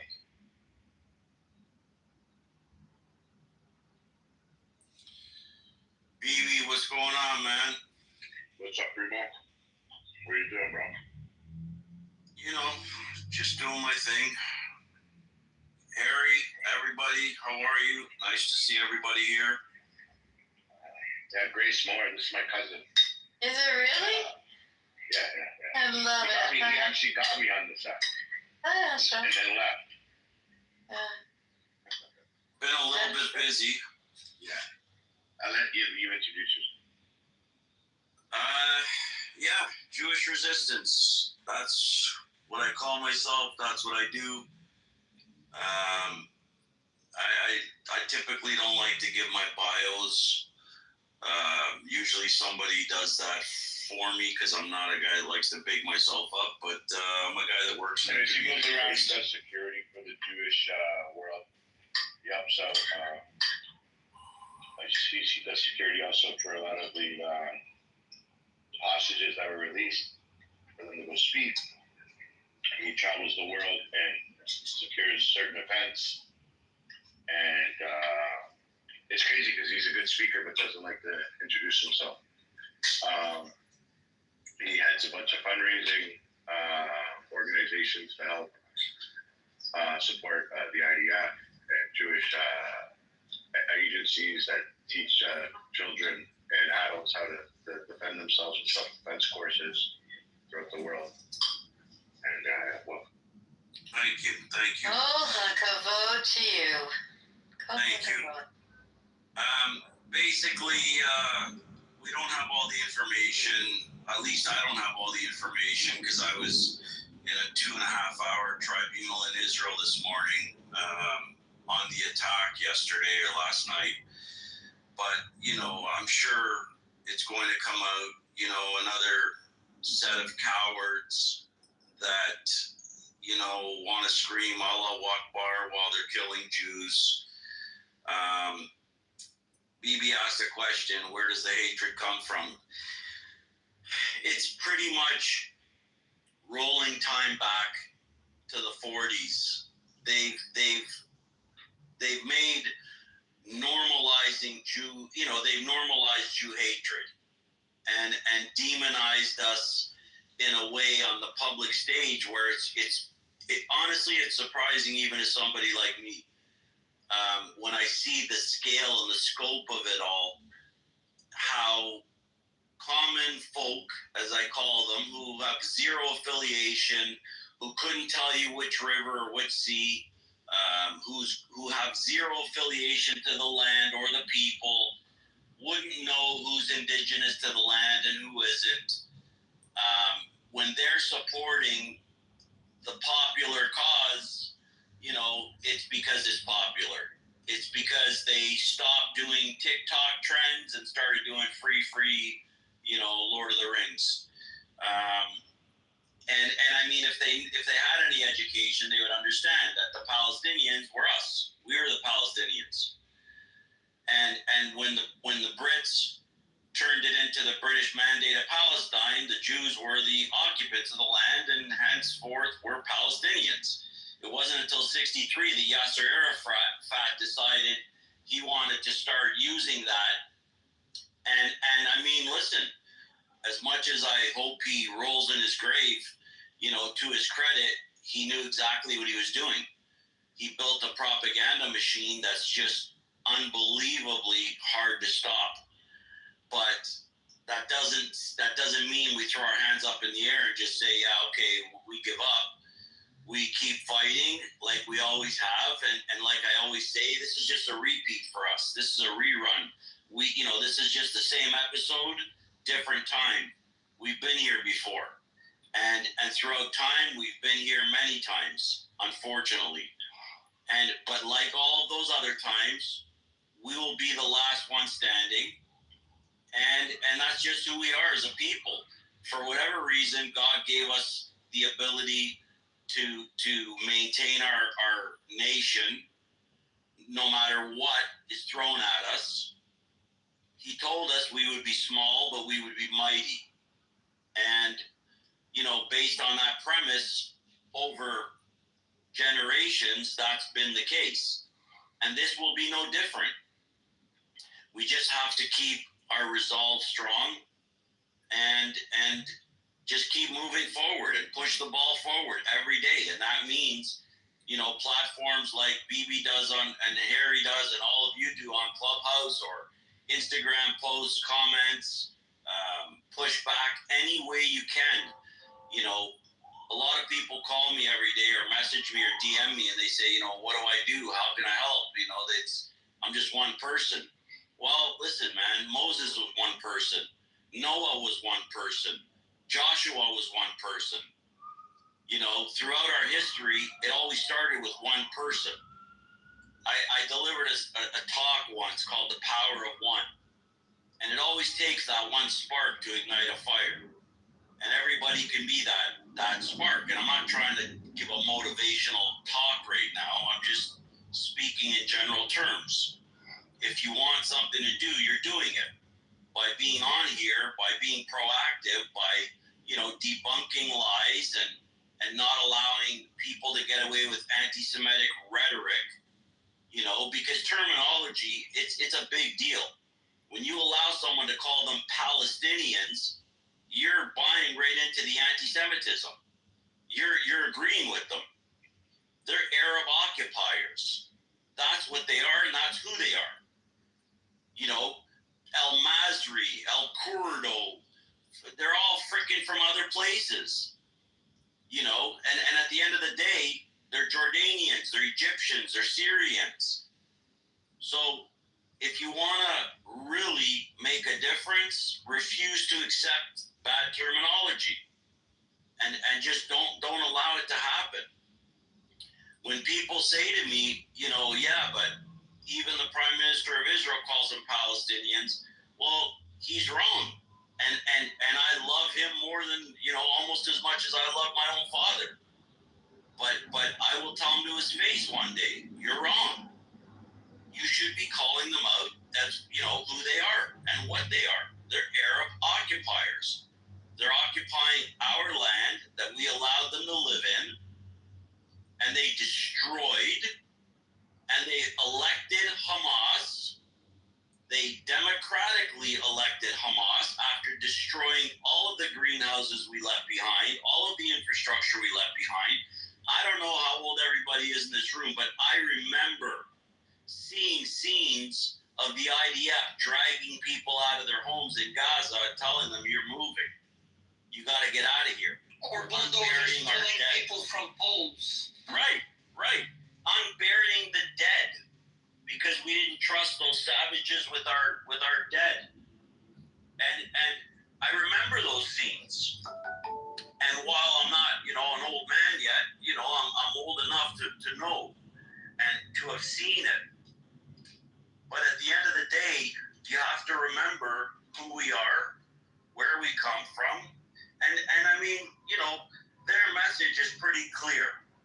Free, Lord of the Rings, and, intifada, and, from the river to your mother. That's it. That's their whole message. We're always trying to go on the defensive. But it's our land. But we're this, and but that. You got to get straight to the point. Just get right to the heart of the matter. The bottom line is, we gave them the land. They destroyed it. They elected terrorists to govern them. And then they started complaining when the terrorists were, going at them too hard.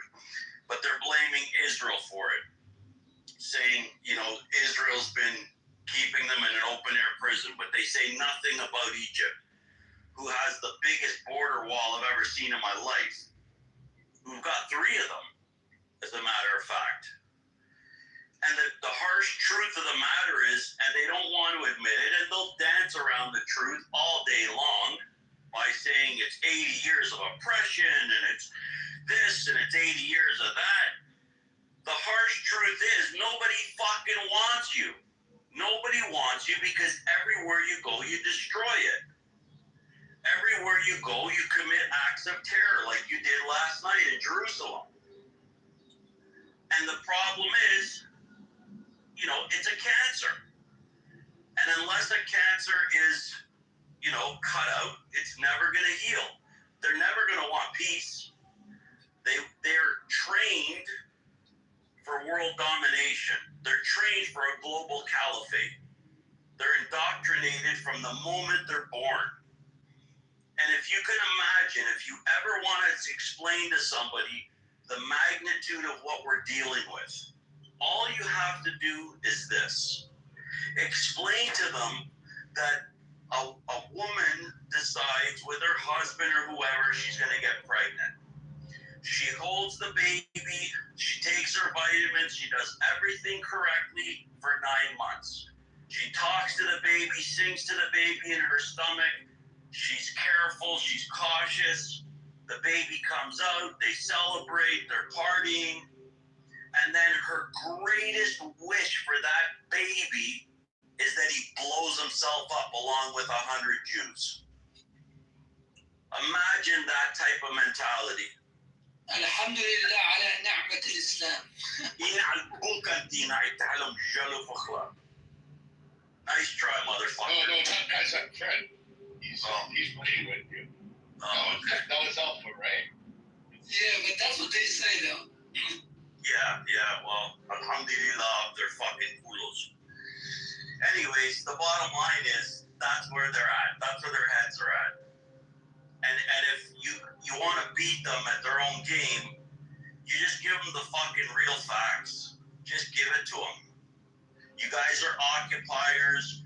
You're out to destroy the world. Everywhere you go, you spread hate. You look at any march, and all you see is anger, hatred, screaming, yelling. And then the polar opposite on the opposite side of the street. They're dancing, they're singing, they're praying. You know, they're hoping that our hostages can, God willing, come home. And then you look back across the street and they're screaming with rage and with hatred. Arabic. If you have 3 Jews and you killed 1, how many Jews do you have left?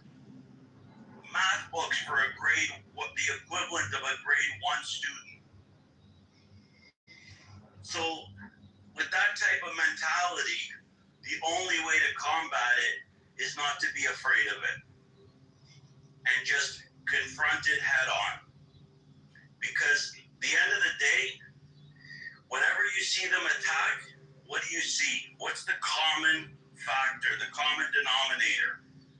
20 of them attack 1 Jew like they did in Santa Monica last week. 20 of them. But when we come on and we say to them, how about we meet you, our 20 and your 20? They don't even respond. They won't even entertain the idea. Or when a good friend of mine who's a professional UFC fighter, when he went to New York looking for one of them, he flew to New York from Vegas, stopped training, went to look for them, and said, hey, buddy, I'm here. You were out here in this park bullying Jews. I'm here. Come meet me. Let's do this. The fucking coward who's supposed to be a pro boxer didn't even respond. And we were tagging him nonstop. So he saw it. We know he saw it. Are you talking about Natan Levy? Yes. Yeah, I saw that. The guy didn't show up. What a coward. Twice. Yeah, he's a coward. And he was going around with our videos, putting like boxing gloves on, like he was harassing Jews. Right, he was in Central Park, running up to Jewish people and saying, hey, let's go, let's fight. And so when the tables were turned on him and his 30 friends he had behind him, he turned into a fucking pussy. Yeah, and Natan Levy posted on his Instagram, I'm here in New York, like, where are you at? Yeah, I know, I was on the phone with him. By himself. Yeah. Well, he had a cameraman go with him, but the cameraman is like, he's nothing. He's a skinny little guy that doesn't fight. So really, he had no cops with him. He had no backup with him. He just wanted to go and smash the guy. And because, you know, a bully needs to be confronted. That's the moral of the story, right? I'm trying to be less preachy and more factual, but, you know, you've got to be confrontational to a point where it makes sense. You know, and it can be confrontational where you're just commenting on posts. Or you're posting or sharing or resharing. You know, that's a form of confrontation. It doesn't have to be physical. It doesn't have to be violence. You can use your words. You can send in letters. You can write letters. You can look up all these fake Muslim charities and start reporting them to the IRS or the CRA in Canada and say, I want an investigation on these people. They're sending money overseas. What's the money being used for? And at the very least, they'll pull it up on the computer and look into it. They may not do an in-depth investigation unless you have evidence, but they will look into it. So there's things you can do. And I would encourage everybody to just do something. And being here, you are doing something. This is something. And it's something good because it's educational and it'll expand your knowledge on the situation. And as things arise like Jerusalem last night, you know, everybody's perspective is important. Everybody's how you feel about it is important. Because again, it takes one person to come up with that solution. That's all it is, really. There's no science behind it. And it's funny too, like I see Tone's PTR and I was going through it and it says Approximately 85% of the world's refugees are Muslims, but they don't seek asylum in the 56 Muslim countries. They only seek asylum in non-Muslim countries. Why? The global caliphate, and they are all, if you look at them, like really look at them, they're all fighting age males. Very seldom do they have women and children with them. All these migrants that are crossing borders are fighting age males. And guess what? Years ago, Abu Bakr what's his name? Bagari? Alpha, what's his name? Abu Bakr. Abu Bakr, sorry, right. He said it. I'm going to embed fighters in all of the countries. He said, I'm going to put them out as migrants, and there's nothing you can do to stop me. And he did it. So now, whoever took over, and then took over, and then took over, they carried it forward. And they're still doing it. And our countries are so dumb. But I mean, look, if you're in London or you're in the UK, I feel for you. We're in Canada, it's just as bad. It's not, maybe not as bad yet, but it's getting there. But you know, your London immigration minister, did anyone get a load of her yesterday? She's like, you know, radical Islam written all over her face. And so I can't even imagine what that country is going to look like in a few months. And we've got immigration ministers who are pretty much the same. And they think that allowing 1 million migrants in this year was a good idea. Unvetted, unchecked, undocumented, illegally walking in. And now some of the mayors in Canada are actually flying them in. I want you to know too, it's not just that. I guarantee you that a lot of the migrants were former ISIS,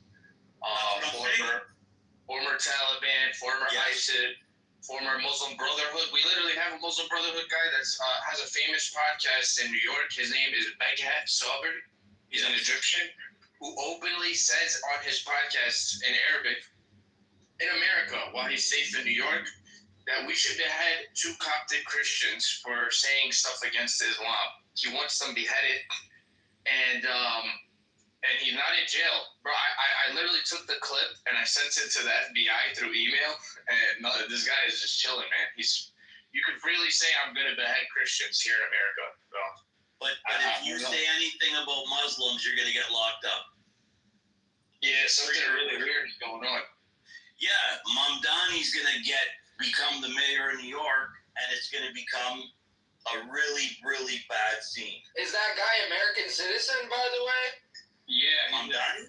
No, not Mamdani. That guy who said he wants to behead Christians. I'm not even sure, bro. Look him up. His name is I'm not gonna waste my time looking this retard up. But I was just gonna say, why don't you just send it to ICE? Because ICE, if he's illegal, then ICE will tie. They're really busy right now. So somebody like that, they would be happy to deport this guy. True. So that's a good idea. And then with FBI, I would just go on X and tag Kash Patel on that post, make it as a post and then just tag FBI, Kash Patel. Tag everybody on it, like the media, the New York Times, Department of Justice, everybody. Exactly. Very good idea. Thank you. Yeah. You're sending an email. You don't blind CC. You CC everybody. As many emails as you can get. And then they can't turn a blind eye. They're like, fuck, everybody knows about this. See, Harry, that's something, that's an incredible idea. And it takes 3 seconds to implement. And that's what I'm talking about. It's once here, we were going to our gym every morning, and we noticed a group of, men, they were all Muslim, And, no big deal. They're training. We're training. Okay, cool, right? But every morning we'd walk in and they're all surrounding the elliptical machines. Except nobody's ever fucking using them. So after a few days of that, we got on the phone with the FBI and said, hey, you may want to come to, wherever and take a look at this. Because this is what's going on. We sent them pictures. We sent them video. And they said, okay, we're on it. It's a 100% sketch. You don't come to a gym every day and stand around a machine and nobody does any type of workout. But yet they're all members of the gym. So it's just like, small little things you can do. And that will make a big difference. That's all it is, man. Just. Did you guys know Jewish resistance recently when Pauline Hanson, who is a parliamentarian, who's a member of parliament in Australia, and she made a few comments in response to the vitriol spewed by Mahrin Faruqi, who is an MP of Pakistani origin, basically an Arabized, Islamized Hindu. And when they won the case against Pauline Hanson, they filed a lawsuit against her. And when they won, Mahrin Faruqi explicitly said that this was a precedent, that this will happen to anybody that tells us to go back to where we came from, or that we perceive they are being, quote unquote, discriminatory against us. And just recently, an unelected judge gave the pro-Hamas sympathizers and pro-Hamas camp the Harbor Bridge.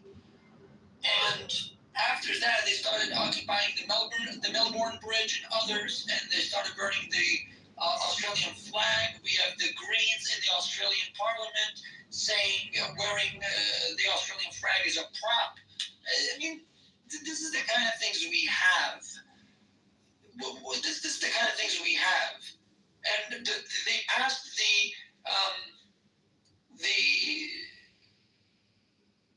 religious discrimination bill, which simply gave them the impunity with which they act.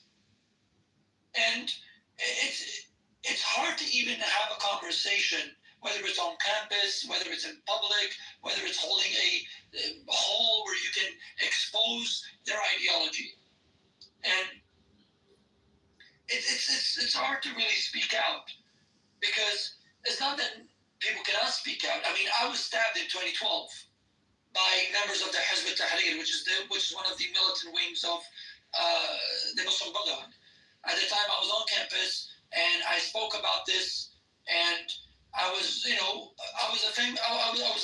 known propagator of Islam at the time, and I declared my apostasy. I declared my recantation publicly, and it didn't take a month before I was attacked. So this is what's happening. I've been in America.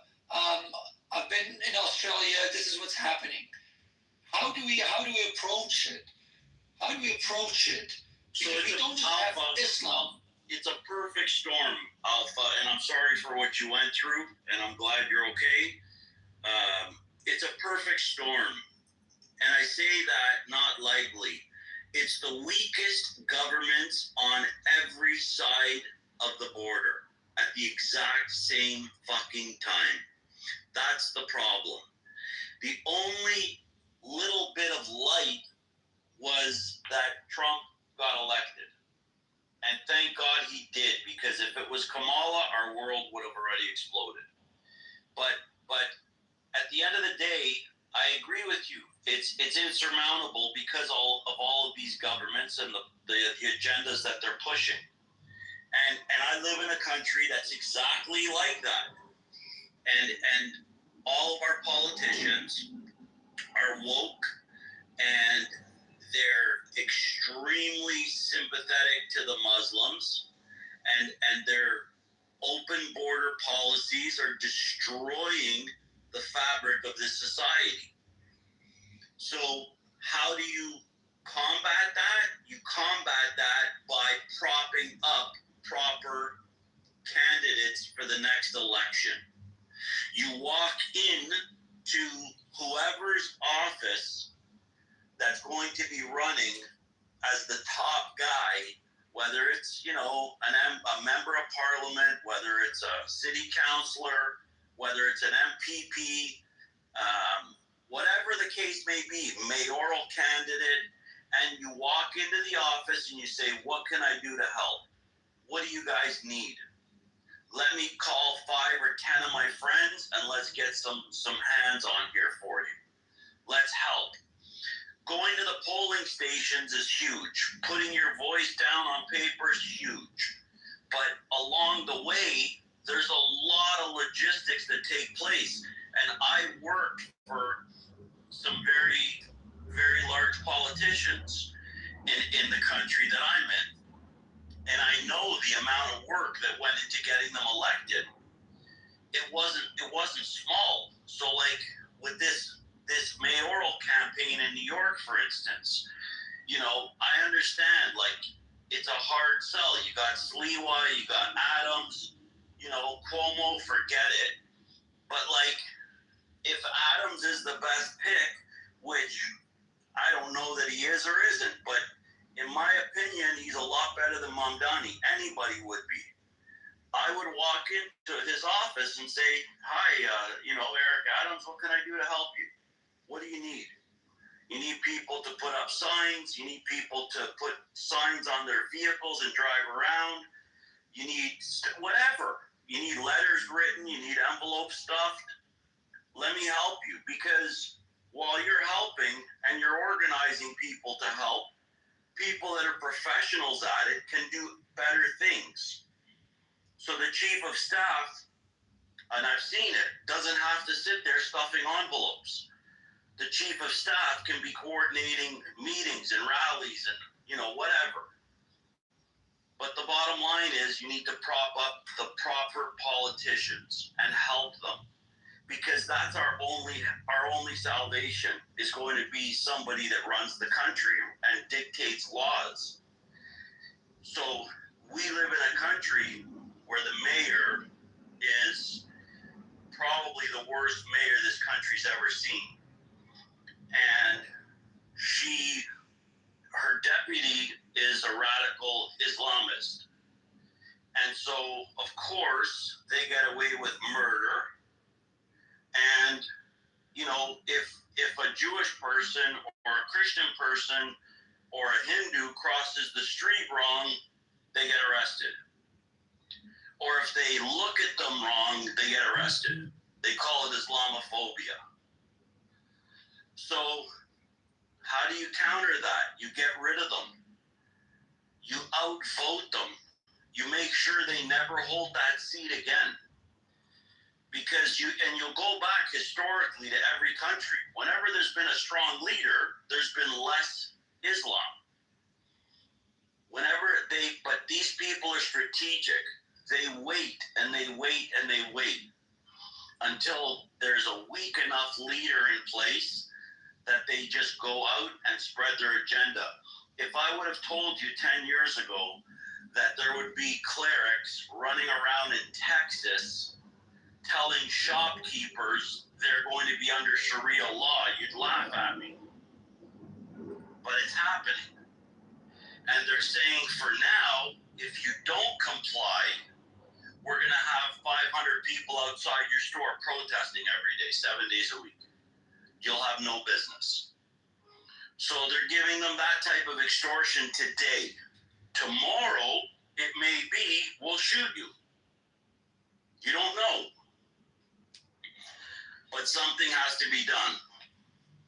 And the only way to circumvent anything like that is by getting the proper people in leadership roles. Because, look, we can talk about it all we want, but we're not the ones that dictate policy. But those people that do dictate policy, you make sure that they have everything they need in order to get that voice out. And that's just true to it, Resistance. I agree with you on every point you just explained. However, I want to ask, doesn't the public discourse have to be in favor of that candidate? And in order for that to take place, don't you need to have a voice that preaches the message? Now, when that voice is being suppressed, how do you get the message out? See, for instance, I've approached politicians and I've told them, and they've told me to go spread the message. But the law has been, I would say, the law has been framed in a way where it's really difficult to get the message out there, to deliver the message that, for example, the candidate that you're voting for. I'll give you an example. I worked on a campaign, right, with some people on the local level, and there were two politicians. One of them had gone to an Australian elementary school, junior high school, senior high school, basically all of his educational background, all of his community service, all of his social service and public service that he was committed to before he became a politician and decided to run for parliament. And then you had another one, again, who did not go to an Australian elementary school or junior high school and whatnot, and did not have that education background. See, I'm talking about two politicians. One of them is Farhad Dastayari, and one of them is Fatima Payman. Now, Farhad Dastayari is known. His family came from Iran. He came in the 60s, 70s, and they integrated into Australian society, and he was very pro-Australia. Now, Fatima Payman, and throughout all of his policies that he committed to, were very pro-Australia, were very much in the benefit of Australia, right? And he was very critical of the Iranian regime. He was very critical of anything that's even had the scent of anti-Western or anti-Australia. Now, Fatima Payman, on the other hand, that came on the scene a few years ago, she was the daughter of a taxi driver who had migrated from Afghanistan, escaped the Taliban, and she was enrolled in a private Islamic school from basically elementary school all the way to senior high school. Then she graduated, went to university, got on the labor ticket, and decided to go into parliament. And her first move in parliament was the whole hurrah that she started about so-called Palestine. Now, this makes me think, if I want to get the message out there to people that you should vote for people like Farhad Dastayari and not Fatima Payman, because Fatima Payman's agenda is very clear, right? If I do that, then I actually face some legal challenges, which I believe I got out without so much of a scathe. Then I realized that, see, I tried to get the message out there between a person who is a descendant of a migrant, but they're very pro-Australia in comparison to a descendant of a migrant who is very anti-Australia, but pretended to be pro-Australia. So there are laws and mechanisms in place that Islamists have exploited to the largest extent. And I've failed to find the audience to actually see this. Like, I've even gone to, LGBT conferences, and I've told them, even in the most politically correct way, if possible, that look, would you vote for somebody that pretends to be pro-LGBT but harbors homophobia, harbors transphobia, harbors basically LGBT phobia of any kind? Would you do that? I mean, look at the Lebanese Muslim Association, right? They passed a fatwa that literally says that homosexuals are punished by death. And yet, at the same time, you have leftists who have exploited laws to suppress people like me and to galvanize the LGBT community and others to go out on the streets and protest in favor of terrorist organizations like Hamas. These are the legal challenges that I have faced and first-hand experience. So I have the same experiences, with the exception that you can go to their offices and work behind the scenes. You don't have to be public about it, because I understand in the UK you can be jailed for a Facebook post. So, and I'm sure that's coming to Canada very shortly. But there are ways to do it, and there are things that you can do. I help politicians behind the scenes all the time, and only one politician at our last federal election didn't get in because of me, because the Muslim world found out I was backing her and, you know, told everybody that I'm a radical Zionist and blah, blah, blah, and I'm a whatever. So I get it, but there's things behind the scenes you can do. You don't have to be so public about it. You don't have to be so, you know, loud about it. You can walk in and talk to your politicians that you want to support. And if you know that somebody's supporting something falsely, get the proof, get the evidence, and then go to that influencer that's, you know, on the same side and say, hey, this is the proof, this is the evidence. Can we make a series of posts about it? I do that all the time in Canada with some other guys that help me. And when we need to get the word out, believe me, it goes far. But it doesn't come from my page, it comes from their pages. And it goes to 2 million people. So at the end of the day, there are ways to do it. You just have to be a little bit more strategic, with all due respect. I'm not saying you're not. I'm just saying, you know, there are ways to do it legally and still help in a very, very big way. Because if we don't, then we're just sort of leaving our countries to their own devices, which we can all see by now is going, you know, the Islamic way.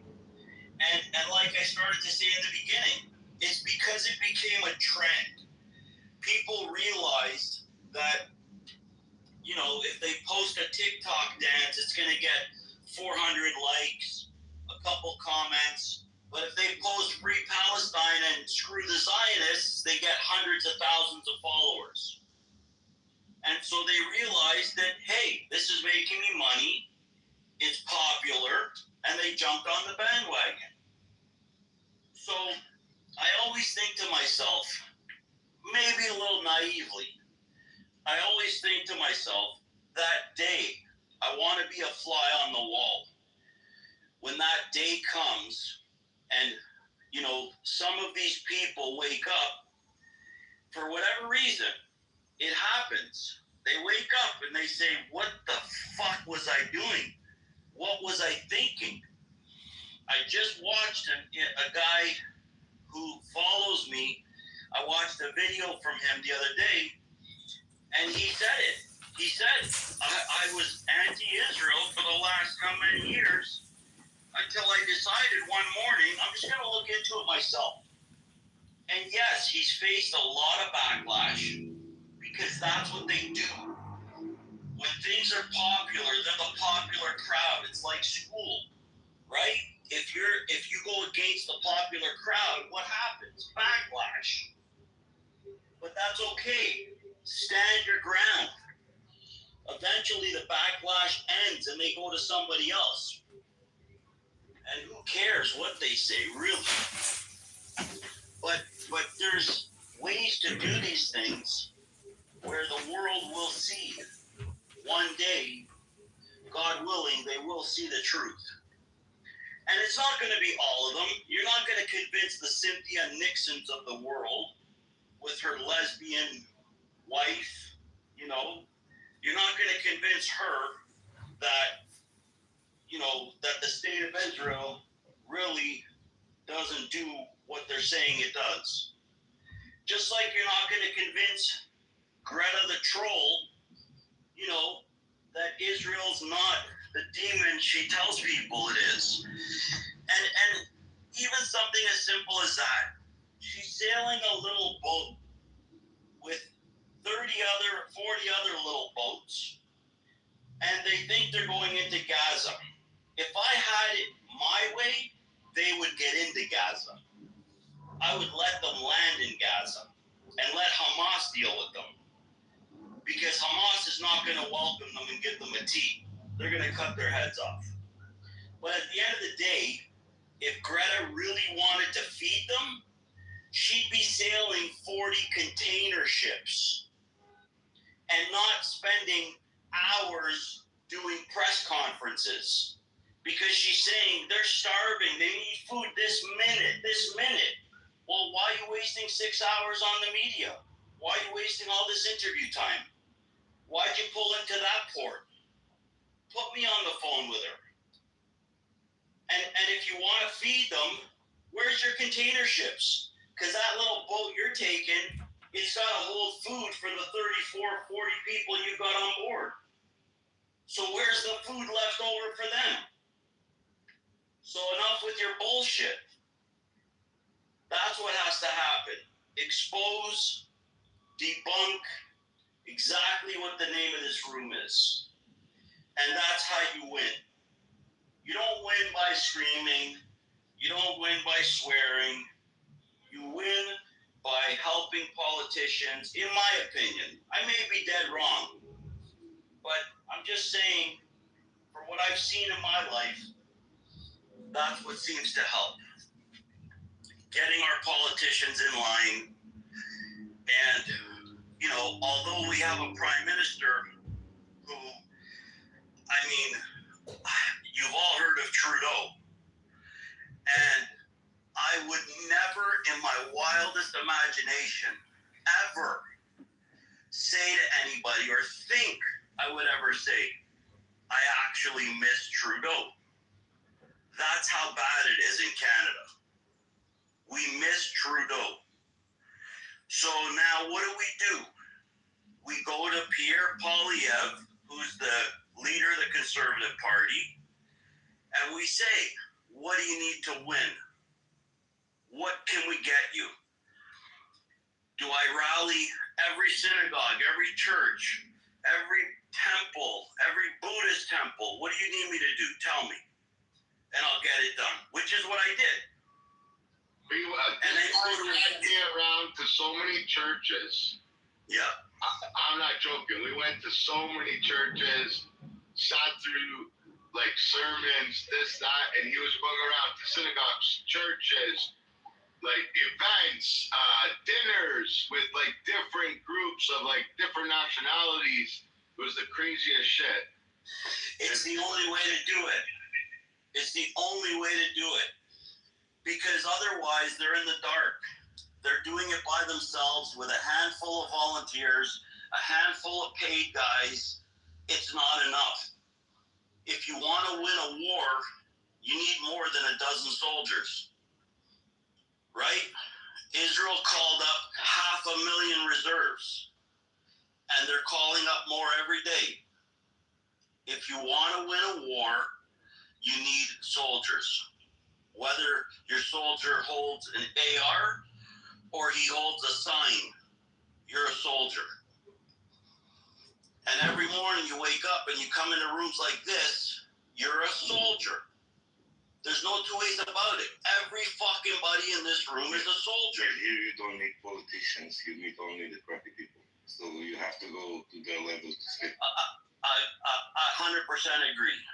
But I spent time on Twitter Spaces with a lot of politicians and some very key journalists around the world, and we have some very, very important discussions.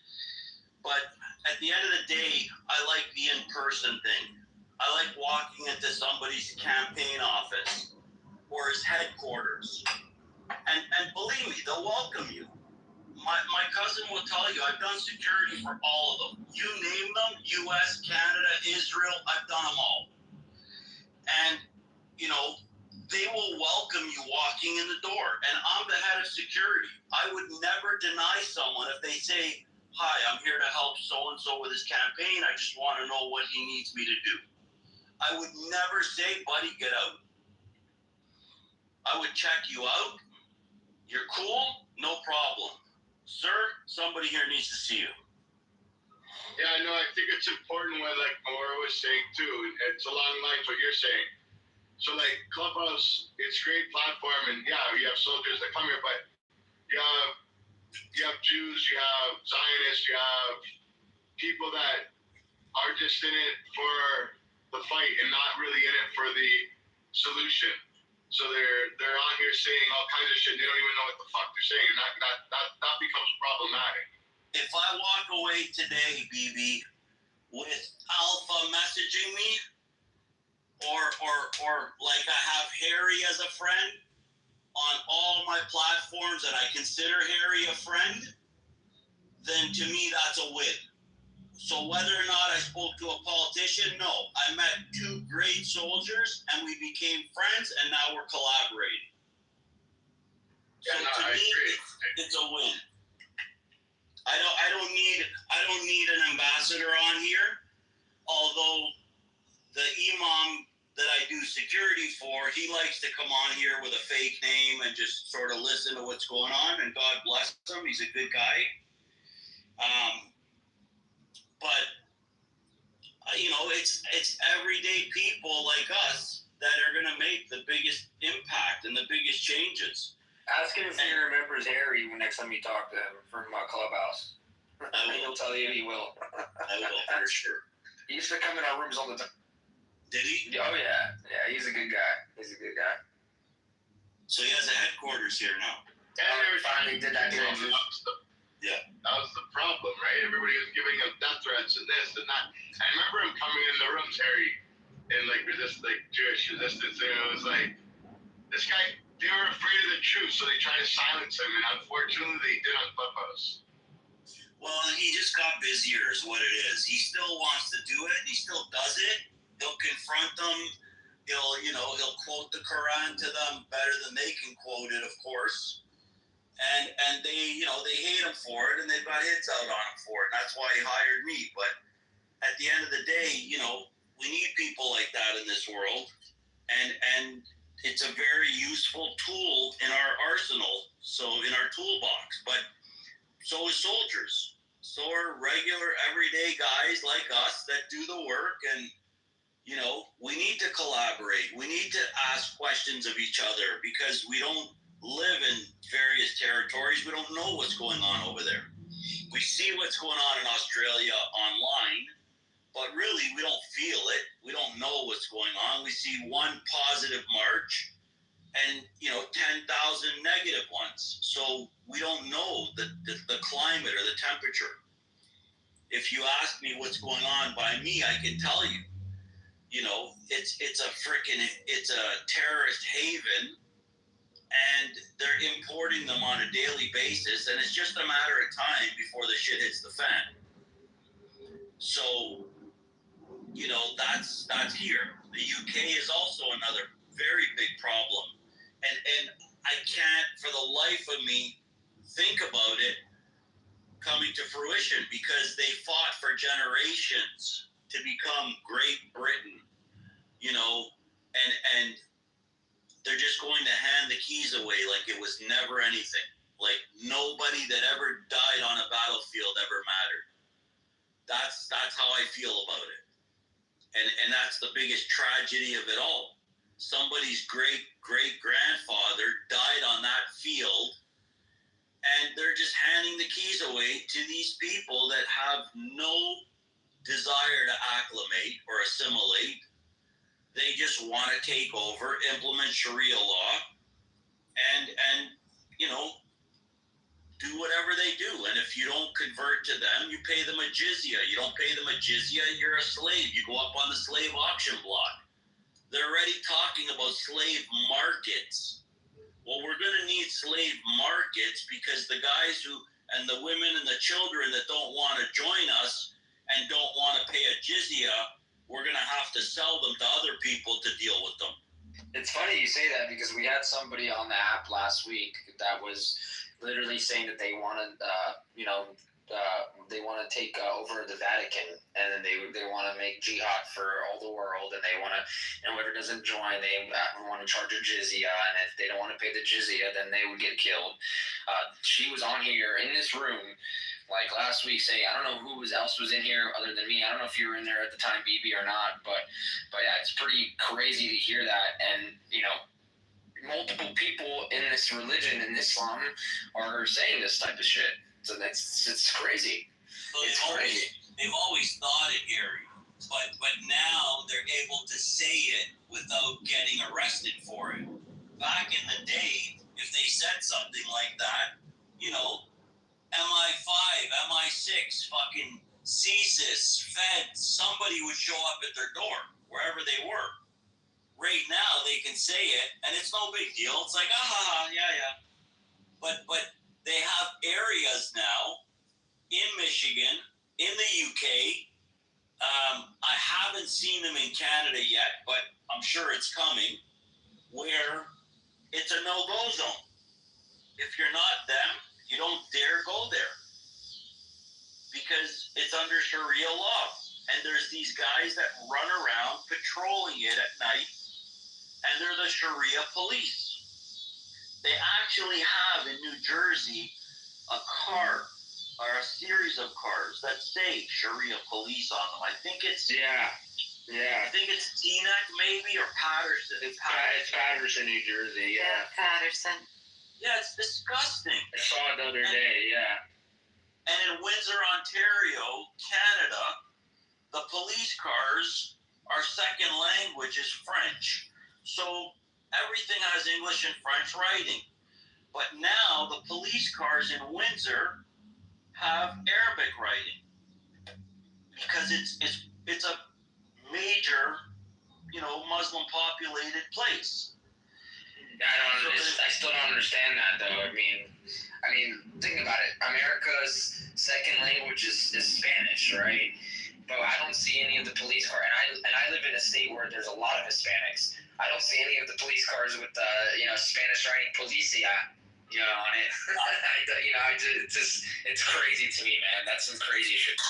Exactly. You never saw policia on cop cars, and even in Canada, you didn't see police in French. But at the end of the day, they're pandering to them. They're pandering to them for two reasons. A, they're afraid of them. B, because there's so many of them, they're going to be their bosses. They know they're going to be their bosses and judges and chief of polices and, Hey, can you tell them, I don't think you're doxing yourself, but you remember how you held an event after October 7th and like 600-700 people showed up and the police sent security and you told them what it was? Yeah. And remember who they sent? Yeah. Did you tell them? Yeah, so I did an event right after October 7th. I did a security briefing to just teach people how to secure themselves because the community was freaking out. Everybody was scared. Mezuzahs were being ripped down. Uber drivers were coming and DoorDash drivers were coming and people were calling 911. Like it was ridiculous. Painting in front of houses, like swastikas on the ground. So people were asking them to do an event. A huge amount of people showed up. There was people outside waiting to get in. And somehow he ended up securing this crazy location where people could get in. It took a little time, and then all these huge amount of people, and then guess who the police sent? So I asked the police to send me, the inspectors, right? The guys that wear the white shirts. Who like in the U.S. it would be your sheriff, not the deputy sheriff. So I said, can you send me a couple white shirts so that we can help you keep 911 clear because they were complaining how 911 was inundated with calls. So I said, help me lower the temperature in the community. And why would they call it 911 though? Because there was a DoorDash guy on her driveway or driving by her house or on her street. Like the stupidest calls. And we would investigate them. And, my guys would go there and we'd say, it's DoorDash. I was driving, you sent me sometimes, we were driving an hour. I remember you sent me, I went down to downtown Toronto. This one call I remember he sent me to. He's like, yo, can you go help him out? Like, we set up. So I'll tell you before, and then he'll tell you at the end what happened with that police thing. So just to frame it. So right away we mobilized a WhatsApp group. The the WhatsApp group grew so fucking huge. We had to make divisions of groups. Then we put maps and we made sections, and we had like, I don't know, 2,000 people in this group. But then there was a problem. You could only have 250 people per group. So then we made community groups. So then you made a community on WhatsApp, and then you made different groups. And then people would like, they were reporting, like, some of them were legit reports, and then some were like crazy reports, right? And then like some dumbass shit. So we had people going here, going there, this and that, and we had a bunch of volunteers. And then he ended up like paying money out of his own pocket to certain people that were like protecting like daycares and like certain places that were getting like vile threats. So like out of his own pocket, he was paying people to like secure, because we couldn't be everywhere. We were driving around, me and him, and we had like all these places to secure. And I went one night, and I drove all the way down on Toronto. It was like an hour drive for me. I get there, and they're like, yeah, there was a guy that drove by, and he stopped in front of our house, and he was looking very anti-Semitic. I'm like, okay, what did he do? It's just the way he was looking. So I'm like, okay. Yeah, that's ridiculous, honestly. It was fucked, right? So, but at the same time, I'm not going to delegitimize her fear, because that day something happened. I remember in East End Resistance, there was something crazy that happened that exact day, and it was like 10 minutes from this lady's house, where there was a guy that ran in the middle of the street, and there was two little Jewish boys with like pants and kippas on, and this guy ran up and he started punching them, and they were little kids. And so she thought it was this guy. So I'm there wasting my time for 20 minutes, and he's messaging me, "Are you okay?" And I'm like, "Yeah, I'm fucking more than okay." It's like so weird.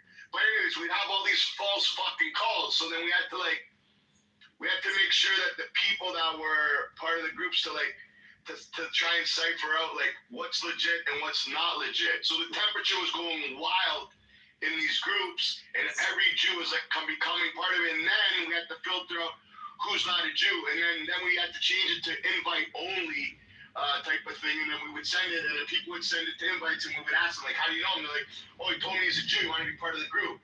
I'm like, "No, he's not in." So then we're like, "Send your ID." So then they would send their ID, and then we would say, "Okay, send your ID," and we want you to do like a video of you holding your ID and saying this is who you are. So that way, if anything does turn to shit, we got you. You know what I mean? So then we kind of locked it down like that, and the groups are still running till today, right? Yeah. But anyways, so he does this huge event because people are freaking out, and they're like, the guy's walking by the house, and he's staring out of the corner of his eye. I know he's gonna attack us, and he's like, "Fuck!" And we can't tell him like, "Fuck off, lady, you're nuts." But we're like, "Calm down." And they're like, "Don't tell me to calm down. I know an anti-Semite when I see an anti-Semite. They want to fucking kill me. What the fuck is wrong with you?" And they would attack you. So you're like, whoa, calm down, right? And they're like, "Why aren't you taking it serious?" And they were losing their shit. So he's like, "Hold on.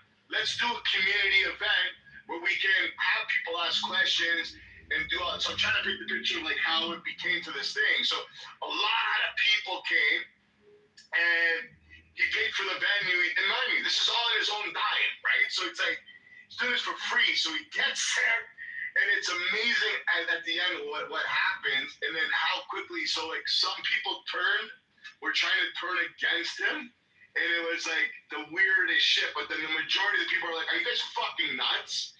And one guy jumped up and he started yelling. He's like, "Shut the fuck up!"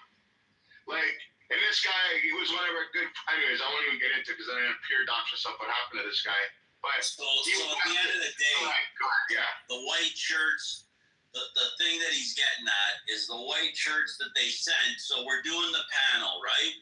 And I gave a speech. I delivered a speech for about 25 minutes, and I'm just trying to tell people, how to relax and what to identify as a real problem and what isn't, right? Or when to call the police, when to call us. Because we would sort of be before the police. They would call us, and then if we thought it was serious, we'd call in law enforcement. But at the end of it, they started questioning the police. And I noticed one of the cops was acting weird, the whole time. he was like not rolling his eyes or anything stupid like that, but he was just sort of tuning out and like in his own little world. So I knew something was up. So when we went downstairs after the event, I had a Q&A. We finished the Q&A and I took a break and I went downstairs with one of the inspectors and I'm like, so, you know, what do you think? He's like, well, you know, I'm Palestinian, so like, and I said, what? He said, yeah, I'm Palestinian. I said, why the fuck are you here? Like, what the fuck? Did you imagine, Harry? That's what they said. I said, what the fuck would possess you to come here? He's like, well, I'm an inspector. You know, I'm not holding any personal feeling. I said, buddy, half that fucking room hates your guts. The other half doesn't even want to look at you right now after October 7th.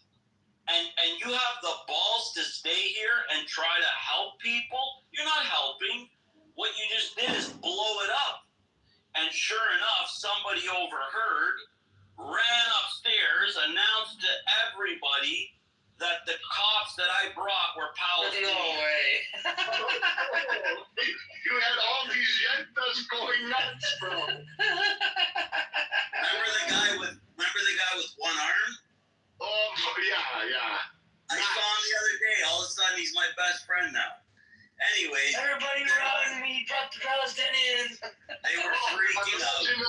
There's 700 people, and like, they're freaking.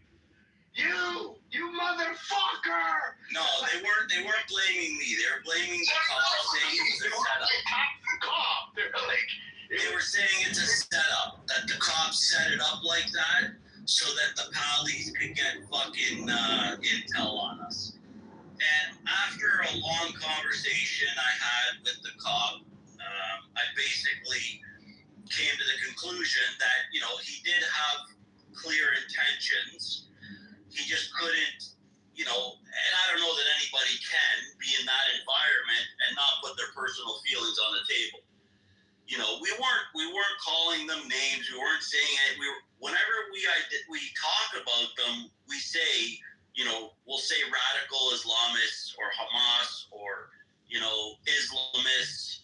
You know, we're not going to say the Muslim population because that's just not what you do. But, you know, if it walks like a duck and quacks like a duck, then it's a duck, right? So it was a harsh lesson. And I mean, who knew we had to vet the police? Because, you know, I said, send me the inspectors, send me your top guys. And they did. They sent me their two top guys. And their two top guys identify as that. So it just goes to show you, you know, the positions that they're placing themselves in like high offices of power. And so Alpha, it comes back to the same conversation again. If we want to accept it and have a guy in Paterson, New Jersey, wearing that terrorist flag on his bulletproof vest, then, you know, we leave it at status quo. But if we don't want that, then somebody has to go to, you know, identify a cop in a high rank in that division that is totally against what's going on, and then have a talk with them. Invite them out for a drink and say, okay, how do we get you into that position? They don't drink, bro. You forgot. No. I'm not saying them. Ah, okay. Somebody that's going to go against them in the next round of, you know, promotions or elections or whatever it is in your local area, right? But you go and you prop the guy up. I've done it many, many times. And you say, like, look, there was an inspector here who was an acting inspector, and he wanted to go for full inspector. So at first the community was like, he's anti-Semitic, he's this, he's that. I'm like, let me go talk to him. So I went up and I said, do you mind if we sit down and have a conversation? He's like, no, go ahead. So I started quizzing him and asking him questions. And I said, like, I'm not asking you to pick sides. I just you don't mind, giving me the appropriate answers that, that are the truth. If it's whatever it is, but just give me the truth. So I ended up finding out that he basically is a guy that loves golf, loves freedom, hates oppressors. So basically he doesn't like them. So I didn't come out and say it, but everything was pointing in that direction. And so I said to him, what's your next level? And he said, I'm an acting inspector right now, and I'm trying to become an inspector. I said, but? He said, but I need a lot of community support. I need a lot of letters. I need a lot of this. I need a lot of that. I said, okay, done. Give me a list. So he gave me a list, and I got it done. Every letter, every referral, every recommendation, every politician that I needed to write him a letter, wrote him a letter, and he just became an inspector. So that's how I go about doing things. Maybe, this situation could be unique because I have sort of an in with it, but there could be other ways to do it. And I try to get people to open, their mind to it because it's pretty effective. And now you've got one less radical Islamist who's going to get that position for the next however many years. Right? So to me, that's a win. It may be a small win, but it's a win. And if you add those up over time, they get bigger and bigger. So, like, we're going after the mayor's race now. We just did a federal election. We lost. So we're propping up the next federal campaign. And we're going after the mayoral race.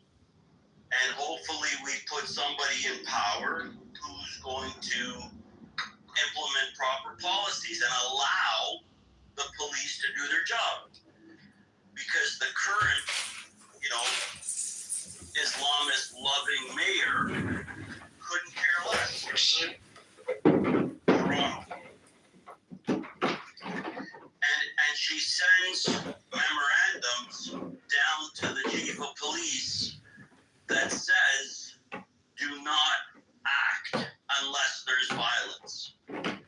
Meaning, somebody could say, death to the IDF, death to Israel, death to this, death to that. All Zionists should be dead, and they don't get arrested. But in a normal world, that qualifies as hate speech and threats. But inciting violence. Correct, but nothing's happening because she sends down memorandums saying, hands off, guys. Don't touch anyone unless there's actual violence.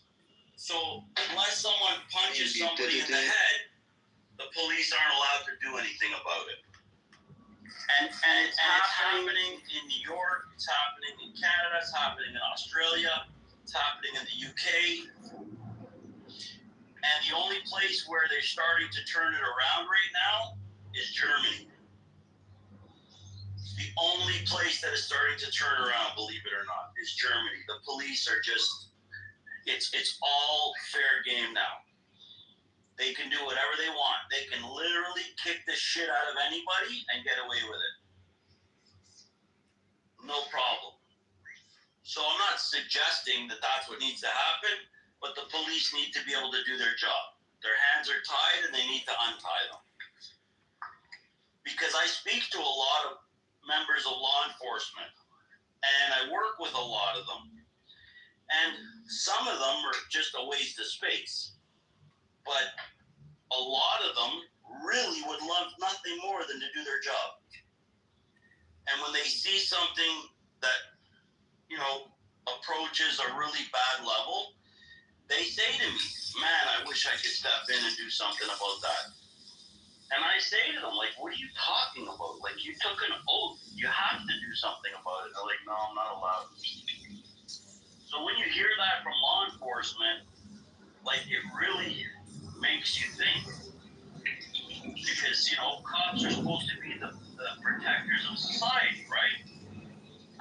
I never thought in our lifetime that like our community would have to protect itself. I always did. I always, worked at protecting communities, but I never thought it would be on this scale. I've been doing this for 30 years. That's what happens when you let the lefties take over, the liberals take over. Agreed. Is exactly what happens. They take away the power from the people at the end of the day. Really, take away the protection from the people, and they do what they want. And that's not to protect the people. That's not what one of their objectives is. So. Well, they want everyone's guns. They want control.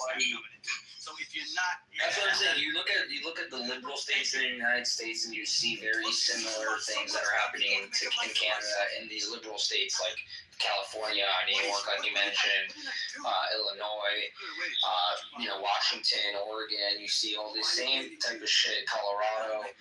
But when you look at like Texas or Florida, stuff like that, if anything happened like that, it gets shut down immediately, and it doesn't happen after that again. So they try to do the same thing at this one university here next to where I live, when they were all protesting at the universities, like the pro-Palestine protest. They shut it down immediately, arrested multiple people, and after that day, it never happened again.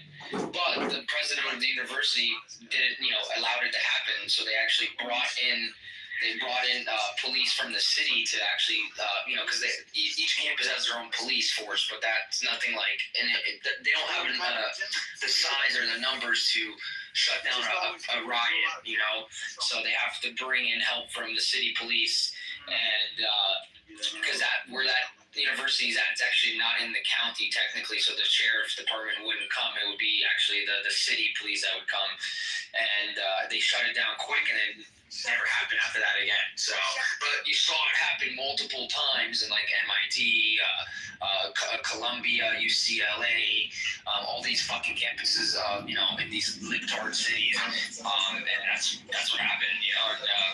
It was a big problem. Not allowing people to go to their classes and stuff is ridiculous because of their religion or ethnicity. It's that shouldn't be happening in America. So, and these lefties are getting away with it, man. It's crazy. And now look at what's happening in New York, which is fucking scary to see that this guy might become the mayor of New York. I think he's probably going to end up winning, just knowing how New York is. I wouldn't be shocked if he wins. So yeah, it's fucking scary. And Canada, Canada is following along very well with a lot of these liberal cities here in America. Yeah. It's sad. You're right. And I was on campus a lot of those universities, and I walked through the encampments in my local university. I walked straight through the encampments, and I had security set up for all the Jewish students that wanted to protest it all. And we provided 24/7 security for Jewish kids going to classes. Wow. And it's on Al Jazeera did it.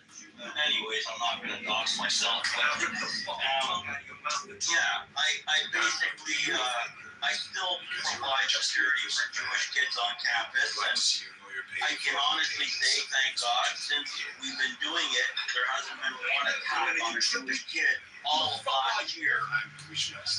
Not once since we launched September the 8th.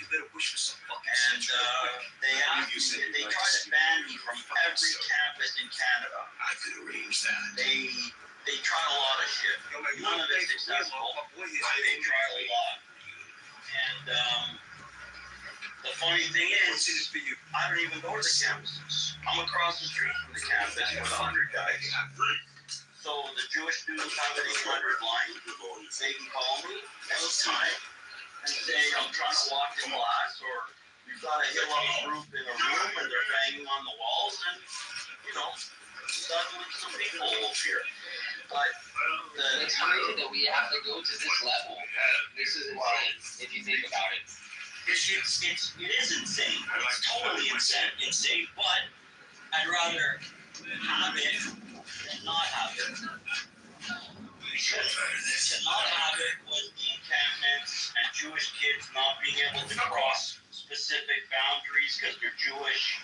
Now, try to stop a Jewish kid from going to class. What you trying to do? Oh, I fucking did. What you bro? So, to me, that's the bottom line. We have to have. Is that something I can bet you with, brother? You know, I think we shouldn't. That's fucking ridiculous. I mean, Canada's not as a free country as America, but in America, like, that should never fucking happen. And you know, I would like to say the same for Canada, but Canada's a fuck country. No offense to your country, but yeah, no, buddy. The anthem says we stand on guard for thee. No, we don't stand on guard for you. You know, I told them yesterday, I told somebody high up in the federal government, we need to change our anthem. So we stand for nothing. I think I may have some Because Canada really stands for nothing. Didn't sit right. You know, I have an arsenal of weapons in a bunch of safes. So does my cousin. Procedural And half the shit, if not more than half the shit that we own, is illegal now. They've been drawn on a banned list. And, you know, basically, the only thing you're allowed to use here what are you saying? which is fine for me, is a 12-gauge pump, my connection to the police department and the DA's office. a bolt-action rifle. I mean, listen, a bolt-action with a clip forward, you know, 6.5 feet more, that's a pretty big round, so I'm okay with that too. But at the end of the day, they're just trying to take away more and more freedoms. And I don't know if anyone knows this, but Harry, if you send me a link right now to something in your region on the news, online, and say, here's the article, I can't post it. I'm not allowed to share news. So that's why you've seen on my social media that when I'm in an interview or whatever, I'll screenshot the article and I, you know, say, hey, you know, this so-and-so writer did a pretty good write-up. If you want to read it, Google it. Because I'm not allowed to. So I have to show up. You don't offer me shit. So they've already taken that. That was Bill C7, I believe, or C3. You can take it. And it's just getting worse and worse and worse. So what are our options? Our options are make sure our community's safe first and foremost. Yes, he does. Right? As far as I'm concerned, if our community's not safe, we don't have a community. So let's worry about our freedoms and rights once everybody's safe. So far, and then once everybody's safe, well, now it's time to worry about our freedoms and rights. And we also that should be for our government to worry about. Like, that shouldn't be for us to worry about. If we're living in a society that claims to be free and that claims to be, you know, give us the protections under the Constitution, at least here in America, right, that we deserve as Americans. So for that to happen, it shouldn't even have to happen, right? We should. Yes. And I'll tell you, we have our federal politicians going in the news and saying they want a capital law implemented in this country because you're not allowed to defend yourself if someone breaks into your home. And the top cop in one of the regions went on, there was a 4-year-old who was killed in her home, and then there was a family of 4 that were set on fire, killed. They reported it in the media as a home fire. They didn't say it was a home invasion causing 4 murders.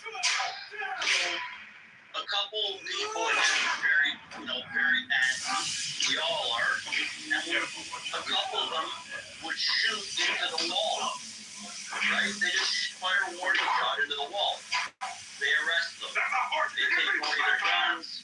They arrest them. They charge them. They put them through courts. And so now all the politicians even are saying, hey, this isn't right. You should be able to defend yourself in a home. Every time I have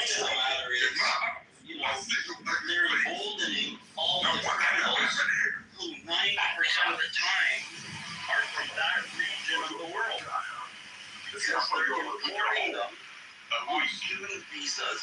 Is that the best you got? Or visitor visas. They'll stay here for a month, break into as many homes as they can, steal as many cars as they can, and then fly back with 20 grand in their pocket, which is a lifetime of money for them in their pocket. So it's getting really bad. And I'm not asking you. you know, the pushback is what we're doing every day, trying to get the gun laws, you know, different. But we're not going to do that unless we bring our politicians back. Oh yeah, you guys have a long way to go with that. We do. But I'm willing to fight. I'm willing to go all the way with God has everything to do with you know, look, I took, and forget me. My whole team, all of our crews everywhere, they all did the work. But we took a problem that was in existence. As you ask anybody, anyone that you know in this country, if they had a problem with Muslims in universities, and they'll tell you, you know, in 74, we were doing a Hillel thing, and it's gone way back in time. But from last year, from September 8th to today, they can't say anything. So it just goes to show you that things can be done if you really, really crack them down. You know, and decide enough's enough. And I went and I risked my life many times.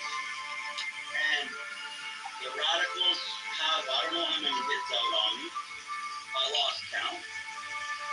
And, you know, they try to get me banned from every social media platform. They try to get the government to come down on me. They try to get the police on me. Anything you could try to stop a person with, they've tried. And so, you know, You're not doing anything wrong. That's the thing. No. And that's what the fuck they're trying to stop. Like, you know? I'll send you a letter that was signed by 6 of their organizations, campus organizations, against me. And they all said that I'm, you know, basically a killer, a vigilante, a this, a that. So I got called from one of their papers, the editor, and I said, like I always say in interviews, send me your list of questions and I'll respond in writing. So I go down the list, I'm looking at all the questions, and all of them were trying to take. I went to the last question, and I said, okay, I'm basically going to ask one question back. Please provide one example of me being a vigilante. If you can do that, I will come to your paper's office and I will give you everything you want, live, tape it, film it, spread it across Al Jazeera for all I give a shit, which they did. So they couldn't because it's false. So they lie, they'll do whatever they can, they'll cheat, they'll steal. It's, what's it called? Takia? Alpha would have known better than me. I forgot by now. But basically, they're allowed to lie. Yeah, I know, it's Tequila. Yeah, tequila. Yeah. So they're allowed to lie, you know, when they're performing their little freaking jihad. Oh, your buddy's here. Just Alan beside you. Whose buddy? Your buddy.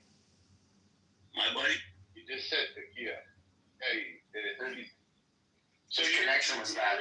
Your buddy. Tyler. It is tequila and it's also called Hits Month. Right, thank you. Yes. So at the end of the day, they can lie, they can cheat, they can steal, they can do everything. Alan's trying to say hi to you. Who? Alan. And you was you. I was just listening to your voice. We haven't spoken in a while, man. Hey, how are you, brother? Good, how are you? What, long time, man. Too long. Good grief, how you been? Yeah, good, you know, just everyone's just going through the motions, you know. Yeah, I know. I've been following. I've been watching. I've been seeing. It's great. That's great. Good to hear you. Good to hear you. Good, brother. I always ask about you. I'm not going to take everybody's time up saying hi to my old buddy, but I definitely think we should catch up. 100%. I love it. Amazing to hear your The truth voice. is, man, you know, when the, So, do you remember the Coptic Christians that got beheaded in Libya? That's the bottom line. You know, The Coptic Christian, was he like a journalist or something? Do whatever they can. No, 21 Egyptians got beheaded in Libya. Everything. Right? Well, sorry, I had to leave that. There's another perfect example of an amazing guy who I met here. Love him to death. We did a couple things together online. You know, passionate. You know, he does his work. He does it well. You know, he cuts through the bullshit. You know? And super smart, super educated, great at fighting this, you know, major uphill battle. But I met him here. And thank God for that. So, like, that's what I'm saying. You guys coming here is a form of fighting. Because you're going to meet people, you're going to collaborate, you're going to, you know, do other things through it. And through my cousin, you know, I'm happy to say, you know, he put me in touch with some great people. And my cousin's good at that. He's good at, you know, spotting talent and really genuine people. Well, I remember at the beginning, before I got on, he's like, I'm going to bring you to the shop. I want you to stick around. Harry, and then Alec, before it was a different name. He's like, these are the guys you want to be around.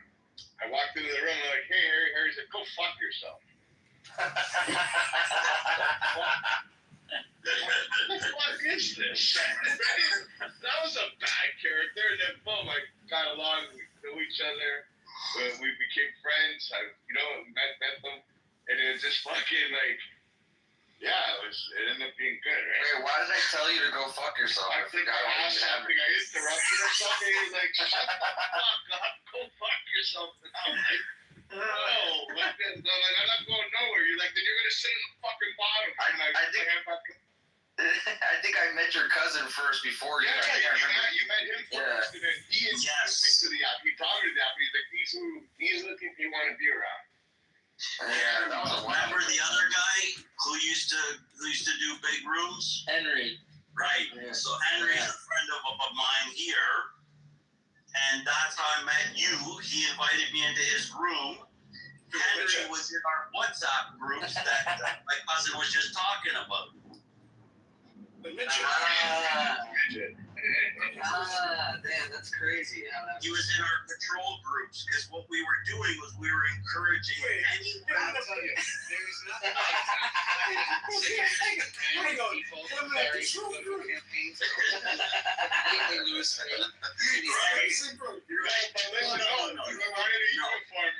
Jewish, you just got a passport juice. So don't worry. Did you find a uniform that fit? Did you? No. No. Maybe the kids store. We have to go. No, it wasn't even that. Are you kidding? That guy's not going to drive around in what he drives around in patrol. He was just helping bring people to the table. Yeah, no, he's good at that. He's really good at. Solid. Yeah, he's not gonna drive around in his nice ass car. We know he's a nice ass car.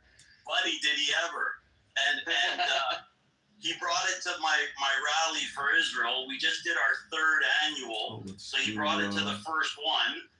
And I was like, seriously, dude? I said, if you're bringing that, we're putting Israeli flags all over it. He's like, okay, go ahead. He's cool, man. He's a good guy, man. He's a really good guy. Really good guy. But that's the beauty of this app, honestly. Because you wouldn't be able to do this on social media platforms like, Instagram or whatever, because you're typing. You have no way to meet the person, no way to know how they sound or what their vibe is like, right? Like, or if they're passionate or they're just bullshitters. I agree. And this place, I'm very grateful to this app because, he just came up now, and that's one of the guys. I love him, and he, Harry and BB and all the people that I've met through this app. Well, obviously not Bibi. I met him when he was born, but I feel sorry for him. So you've Let me remember you, baby. but this is a good way to fight, guys. That's what I'm saying, man. Because this is the best way to collab and really like find your people that align with you and can maybe, you know, perhaps get some stuff done. And look, the hot ticket right now is Mangdan and trying to make sure that he doesn't win. And so I've spoken to a lot of New Yorkers about it, and unfortunately, you know, the only real candidate in their eyes is Adams. And I mean, I guess it comes down to the lesser of two evils. But he's much better than Mandan. I mean, like 100 times better. Yeah, I agree. Listen, he doesn't call the globalized intifada. That's all I need to know. You know, like that's all I need to give him my vote. Of course. You know? Yeah, It was weird from my position when they asked during the debate where would these candidates go if they had the option to go anywhere, and all of them were saying Israel. Wow. I'm just worried for New York because there's a lot of fucking Jew haters in New York because they're, they live next to, a lot of them are familiar with Jews. They live next to them, and I've met a lot of them on this app. And the people, the Jew haters that I met on this app, the ones from New York, are the most vile ones I've ever met, I think. Why There's a is couple of them on it. Vile, bro. Vile people. Disgusting, the shit that you hear from their mouths. Why is that? Because New Yorkers have balls, or just because like they just happen to be extra haters? Like, I both maybe that. I mean, it could have been something where they, I saw a Jewish person in New York, and something happened where they felt offended by them, and from that day on, they just had hatred and vile, vitriol towards Jewish people. That's. I mean, that's that, or they had a friend that got him to feel that way. I don't know, but I feel like you see that more in cities where they live very close to them, and I could be wrong, but that's just what I feel. And there's a couple that are on this app. I'm telling you, the shit that I hear from their mouth, they have no skin in the game for this whole conflict that's happening, and they're the loudest people on this app about it. Most of them, with the dirty, disgusting, vile shit that comes from their mouth. They're literal Jew hatred that comes out of their mouth. They call them to kill Jews. That's scary shit, man. So that's why I'm worried for New York, because there's a lot of them that are in New York that are like that. There's just no education. The education there's shit, So where do they get the? So yeah, that's how I see it. Huh? Where do they get the chutzpah to say some of these crazy things? They're fucking New Yorkers. What do you expect? The worst fans of any New York team. They're the worst fans. They're the worst people. Like, they're shit. Harry, it's odd to me because obviously I'm not naive, but I sort of can't wrap my head around it, because the perpetrators of 9/11 are the ones who are being propped up, and they're proudly wearing their flags and their terrorist garb, and I can't wrap my head around it. I don't know. 24 years ago when that happened, and a lot of people on this stage are already familiar, and it's been mentioned many times in our rooms. You can go find the videos of the Palestinians in the street dancing and handing candies out and handing baklava and kanafe out to all their people, all the civilians in the street when 9/11 happened. They were celebrating, and then now it's like the reverse. Like, everybody in New York are celebrating October 7th. It's fucking crazy to me. I don't know what the fuck happened to that city, but yeah, something happened to that city. It became radicalized since 9/11. They went the complete opposite turn. Crazy shit, man. Yeah, it's pretty crazy when you're propping up your enemies. I mean, it's like the saying goes, not all Muslims are terrorists, but all terrorists are Muslim. Yeah. I like that saying. It's true. it's like, okay, not all Muslims are terrorists. I agree, but all Muslims are all terrorists are Muslim though. And at the end of the day, like throughout New York's history, World Trade Center, the first bombing, like so so many things that they've done in New York. I don't know, like where's the memory? There's no memory there, and these people, I don't get it. So what happened in New York is this: over the last 25 years, there has been a push in universities, professors educating young people with a far left-wing socialist agenda, funded by Qatar and other bad actors, and it has only amplified in the last 5 years. You've got these social justice movements that the far left Marxists hang on to, or grab onto, should I say, and they see this Palestinian cause as just being another similar cause to all of their other causes, which were, for example, Black Lives Matter.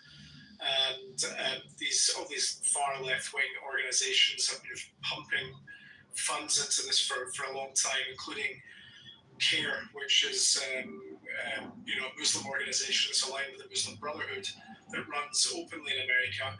And then you've got people like Mahmoud Khalil, who's actually meant to be deported, who's still running around the streets of New York, organizing all these events. You've got another organization in New York that actually organizes these pro-Palestinian events, which is funded by an organization which is close to George Soros as well. The guy that is being paid $85,000 a year just to be in the streets and protest, who is Asian. He's not a Muslim, he's just an Asian ex-student. And the story goes on and on and on and on. So the younger generation, unfortunately, have fallen into the trap of thinking and believing that the colonial struggle against Israel is their struggle against, the U.S. colonialism as well. They hate America. They hate Jews. They hate America. They burn the American flag openly in the streets of New York now. They will take American flags off street signs and street poles and flag poles, and they'll put a Palestinian flag up instead. The police do nothing, and it's a shit show. Yeah, I mean, technically you're allowed to burn the American flag. We wouldn't know that, but it's still, I know what you're saying. It's disgusting and it's horrible. And you're right, this leftist shit's taking over, man. It's a virus. That's a very good point that he just made, and yeah, it all makes sense when you connect the dots that way. Of course, I know they're being indoctrinated on a university level, on a campus level. I do security a lot for one of the famous professors there, and so I know the kind of stuff that is going on, but when you connect all the dots, and it makes sense, and you have to hand it to these radical pricks. Like, they knew exactly where to get it from and where to start and how to do it, and where it would just spread from there. These are the future leaders of the world, and it was October 7th happened. It was morning here on the Eastern Seaboard. It was early morning. When I started getting news, like 4 o'clock in the morning, something like that.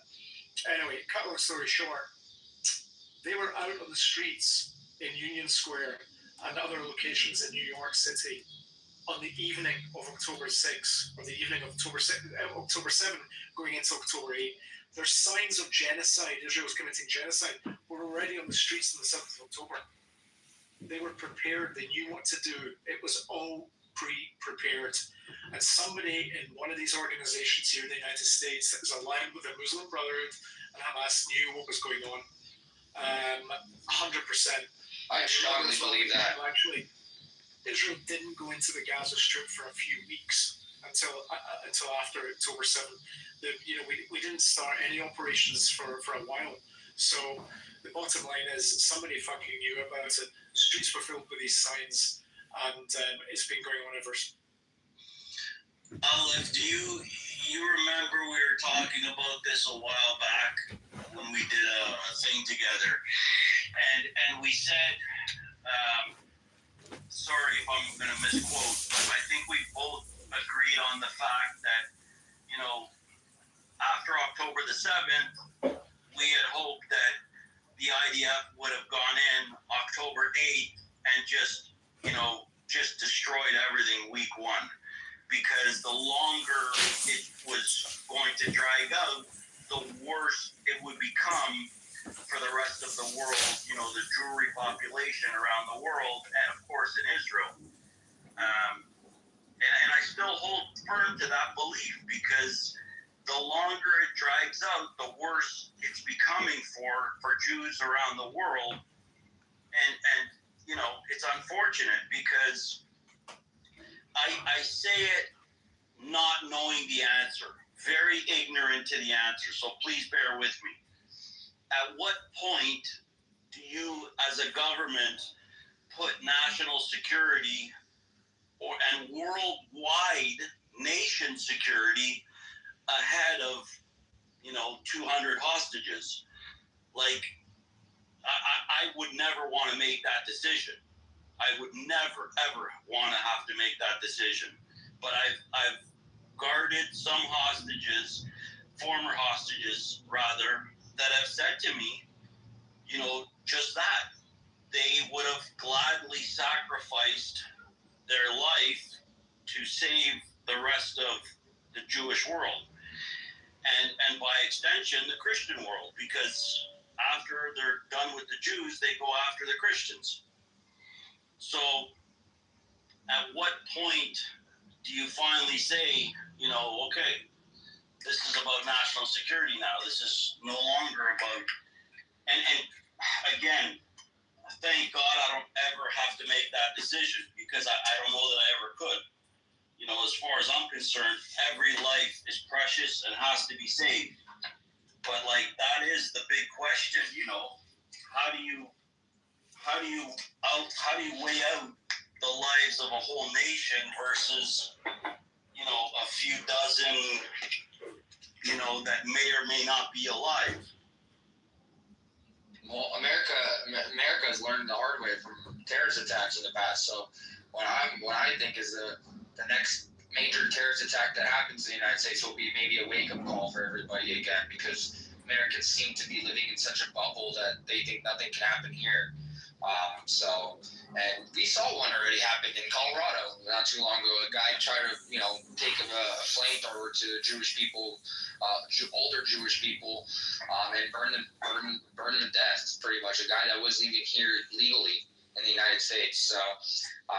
So yeah, and that alone still wasn't a wake up call to most people. And look, we still have the same rhetoric that we're hearing here in the United States and in the Western world, and there's still people. There was an American in here today saying that he supports Hamas, in our country, openly supporting a terrorist organization.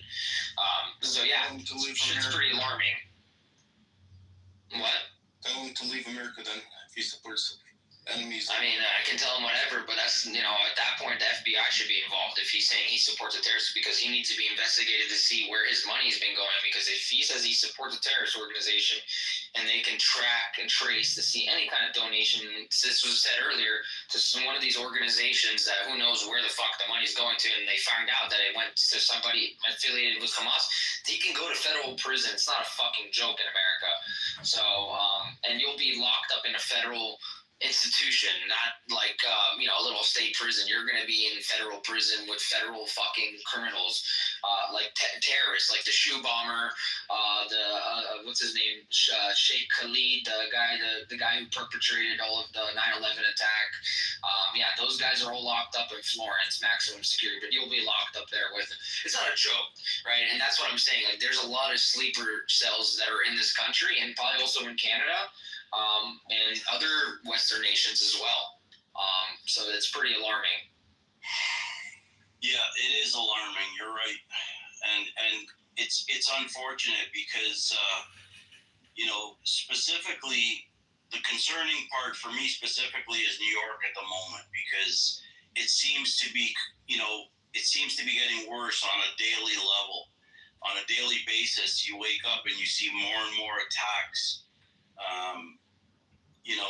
I saw another video this morning of a couple that were driving their vehicle, and a bunch of Islamists were surrounding their car, spitting on the car, and banging on the window, and when the cop came along, he just sort of shooed them away, which sends a message, basically, that it's okay to do that. As long as you don't get caught, do what you need to do. And when you do get caught, they're just going to send you on your way. So it always comes down to a law enforcement level, in my opinion. Yeah, of course. If the law's not being utilized, then, society goes crazy, right? Historically, that's the way it's always been. And when the laws are exercised, then people start thinking twice. And the beauty that you got in the U.S. is you got the right to bear arms. And, somebody breaks into your home, God forbid, you can blow their head off with a clear conscience and not worry about defending your family. Where we're from, there are 9 different levels of use of force before you're allowed to get to that point. Holy shit. So you have to, in your mind, while the guy's holding a gun to your wife's head, you have to go through those 9 levels and then decide, okay, was I able to get to my safe to pull out my weapon? Was I able to go to my box to pull out my ammo? Was I able to load it correctly and then fire before he shot my wife? Those are all questions that need to be answered, which of course have very logical ways around them. And the criminals are going to exploit that. Well, in my home, I'm cleaning my guns in every room of the house 24/7. So whenever they walked into my house, I was absolutely cleaning my guns. I'm just saying, I clean my guns. Who cares? Listen, at the end of the day, it's funny you brought this up. I saw, actually, it was like yesterday, the day before, I saw a meme. It was an interview of some cop somewhere in Canada. That's what I was just about to tell you. And then you saw the sheriff in Polk County, Florida, Grady Lee or whatever his name is, the fucking badass sheriff. Did you see? That's the one you're talking about? Yeah, so the cop, he didn't mean it the way he said it. He didn't actually mean that. He sort of just meant, comply, don't put up a fight. If they just want your keys or whatever and you want to save your family, maybe, just comply. He's not saying make them a coffee and order them a pizza. But at the same time, the sheriff in the States is right. If they walk into your home, they've already breached. And once that breach is past the threshold of your front door, you're allowed to defend yourself. And as far as I'm concerned, I'm going to defend myself. Oh, the front door in Florida, it's if you step on their lawn, anywhere on their property, like if you step anywhere on their grass and you feel like they're a threat, like they might have a gun and they point a gun at you or something like that, then yeah, you have every right to go ahead and pull your gun out and shoot the guy. But I mean, if he's just stepping on your grass and like you tell him to get off and doesn't want to get off, obviously you can't do that. But there's certain ways around that. If the guy does come at you or whatever, yeah, you definitely can. You can pull your gun out and shoot the guy by the stand your ground law in Florida. But what that Sheriff Grady was saying was, he's like, those people in Polk County, we got a lot of guns here in Polk County. He's like, and those people like to use them guns. Like, so he's like, if you want to go and break in their house, go ahead and try and see what happens. He also said on Saturdays we teach shooting. We'll make you better at it so you don't miss. I love that guy. I'm moving in right next to him. Bro, I love that guy too, bro. He's a legend, man. Definitely. Especially in Florida. People, when I drive through that county, I'm like, shit, bro. I don't want to get pulled over. Nothing, because the police there are, they're on point there, man. They, you never know what can happen. So, Florida is definitely a police state, that's for sure. So, you gotta know that. And if you are a pro-police person, then Florida will be a great state. Texas would be a great state for you to live in. But that's one thing is I do feel very protected in Florida, and I feel with the laws here and how the Constitution really is at the end of the day, I know that I can own a gun, and I know that I have every right to defend my house or my property if somebody does break in the middle of the night. So, and I'm not worried about that. My neighbor has a gun. Both my neighbors have guns, and then people down the street have a gun, and then I have two houses down from me. I have a cop that lives there actually. So there's plenty of guns on our street too. Like that's the thing is pretty much everybody has a gun here. So. Harry, my 68-year-old sister. I was down there. She pulled out a 380 from her purse. She's like, "What do you think of this one I just got?" She said, "Can you zero it in for me?" I'm like, "What? You're 68 years old." She's like, "Well, I'm allowed to defend myself here." She's right. She's right. Yeah, no, definitely. I'm with it, man. I'm coming. I told you. That's a big gun for a 68-year-old, man. She's that recoil on that thing is gonna blow her arms back. Nah, it's a little 380. It's a little pea shooter. It's good, but it's small. But it's a smaller revolver. It's not the big revolver. Not the revolver. It's a 380 semi. It uses 380 shells, but it's a little semi, small little. Semi. I see. Okay. I see. Something you'd see in a James Bond movie. Okay.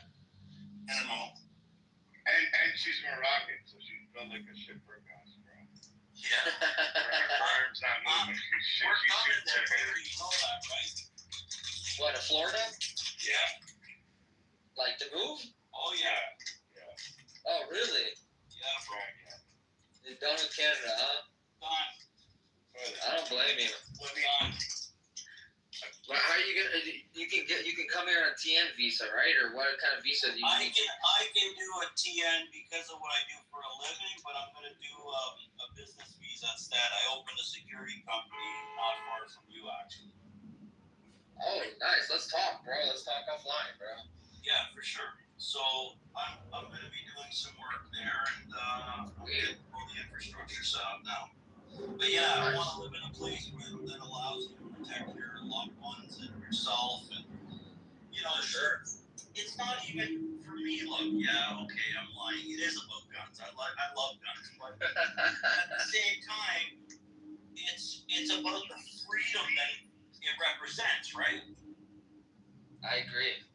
Listen, like it's in the Second Amendment, man. Like there's states here that are trying to take that away. Like it's the worst thing in the world. It's like all those states that have gun laws like that, it's all unconstitutional. I don't know how the fuck these states passed these laws, but it's these fucking lefty politicians that did it, man. That's why you see these liquor stores, and by the way, it's happening in Canada as well, where guys will walk in, certain ethnicities, they'll have big gym bags, they'll fill them up with booze, and the security guard's watching them do it, and he's tasked, his protocol is let them do it, just make sure nobody gets hurt. Sounds like California. It is California. But like, what's the point of having a business? Like, and look at Florida, you could go into I forget the names, but like the drugstores, CVS or whatever. Yeah, CVS, Walgreens, yeah. And you want shampoo and it's locked in a fucking container, you gotta get a key for it. But it's so true. He's so right, bro. I'm not mad at them because at least they're stopping the thieves from coming in and doing what they're doing here and in California. Yeah, in California, they say as long as you don't steal over $999 worth of, you're good to go. So it's like, here's a free pass to steal. Like, I literally saw a dude with a calculator in a store. I'm not kidding. I saw a guy taking something. Before he put it in his bag, he added it on a calculator. That shit's insane, man. That's crazy. How can you live in a society that's so lawless? Yeah, that's some lawless stuff, man. Like, how can you, if you want to open a business, like, feel safe to have a, imagine it being like a mom and pop store. Even though, and that's a lot of their logic is like, oh, it's a CVS, so we can just rob it. It doesn't matter if you're taking money away from the company and for people who work in the company. It's not right. You don't just rob people. It's not within the law. It's against the law. You're breaking the law. Not how society's supposed to work. Exactly, and if the police don't do anything about it, then they'll just keep breaking the law. That's why you see that there in these cities. Yeah, these governors are just jokes. fact that they allow it to take place. And you know, you can go on and on about it, but at the end of the day, I can't live in a society that's lawless. And really, you know, it's not good. It's not anyone in this room that's going to be affected by any of this, right? None of us will be affected by it. It's our kids and their kids that are going to have the real trouble. We can live our lives. We can, you know, talk about it, fetch about it, whatever, deal with it. But it's them where this shit becomes the norm, and it becomes a very dangerous Wild West type of world to live in for them. And if the Islamists are running the governments, then you can imagine, right? I have, you know, a daughter. I don't want her running around in a burqa and she has to sit in the back seat, or she's not allowed out of the house unless her husband's with her. Who the hell wants that? I don't choose that. She doesn't choose that. If that's what you chose, okay, you know, more power to you. But, you know, don't impose it on everybody else that doesn't want it. You know, you're leaving a country to get a better life, and then you're coming to that country that'll give you a better life, and you're trying to turn it into the country you just left from. Like, make it make sense. You know, you're flying a flag of a country you left in a country you wanted to go to make it a country you don't want to be in. Like, it just makes zero sense to me. Yeah, because they want to come and they want to reap the benefits of this great country, and then spit all over it after they do that, right? It's like, the fuck, no, man. Like, I'm here. I was born and raised here. Like, you know, I have I pay my taxes. I vote. Like, it's, why should somebody who comes to this country and then, you know, get citizenship here, goes through the whole fucking process, and spit all over this great country? I think it's fucked. You know, I really think it's not spitting on it, Harry. They're not spitting on the country. What they're doing is they're trying to take it over and turn it into the shithole that they came from. Because if they didn't want that, then they would go to one of the other shitholes. But they chose the West because the West is not like the shitholes they're used to. And so they want to come to the West and turn it into the shithole they're used to. Because that's what they say they're commanded to do, to spread Islam around the world, right? The difference is when the Rebbe, Zichron Lebracha, when he said spread, you know, the Torah around the four corners of the world, he didn't say and go impose it on everybody. He's saying go to the, you know, four corners of the world, and if any Jew wants to pray or wants to learn, they'll find a center there. But these people, they're commanded to bring Islam to everybody. It's called jihad, and they'll also impose a jizya, a tax. The tax stamps we use real ribeye meat. We don't chop it up. You and your family. We don't do all that stuff that people do to make it look like there's more meat in a sandwich. It's real. The animal gave its life for us. You don't have to beat it up to death. This is the way the sandwiches were made originally. This is the way we still make our sandwiches. Because especially the people that come here still have teeth. They can eat with their teeth. You don't need to chop it up like baby food. Like all the other places that chop the sandwich up. Like baby food. Real ribeye. See the way it looks? So all you people that have cheesesteak places that think they're doing something different, why don't you do it like the original? Like it was originally. See what I mean? There's no chopping, there's no noise, it's not like a railroad crossing in here. And I spoke to her not long ago. She said, she said, I knew this was coming and how the steps that they would take to get it done. And it's exactly playbook. It's exactly what she said would happen is happening. And if she's right, which she was already, then the rest of it's not far behind. Unless the West starts to really fight back, you know, I like Conor McGregor. Good morning, coronavirus. And, you know what, though, Mojo? I love you, Kelly. But I know that a guy like that would definitely turn things around because he's talking about mass deportation. Anybody that holds up that terrorist flag is immediately deported. So he's got all the right ideas, and unfortunately or fortunately, that's what it's going to take to turn this around. They've been doing that for years there, by the way, in Ireland. Like, it's crazy that it finally took somebody like him this long for somebody to say something and try to stand up against that shit. But you're right. That's the only way that that's going to happen. And the problem with America is that it's not that easy in America for that to happen. That's the problem. AOCs and then he'll have Mars and you got all that shit. So and the Bernie Sanders and Soros and they're constantly bucking the system. They're constantly fighting it.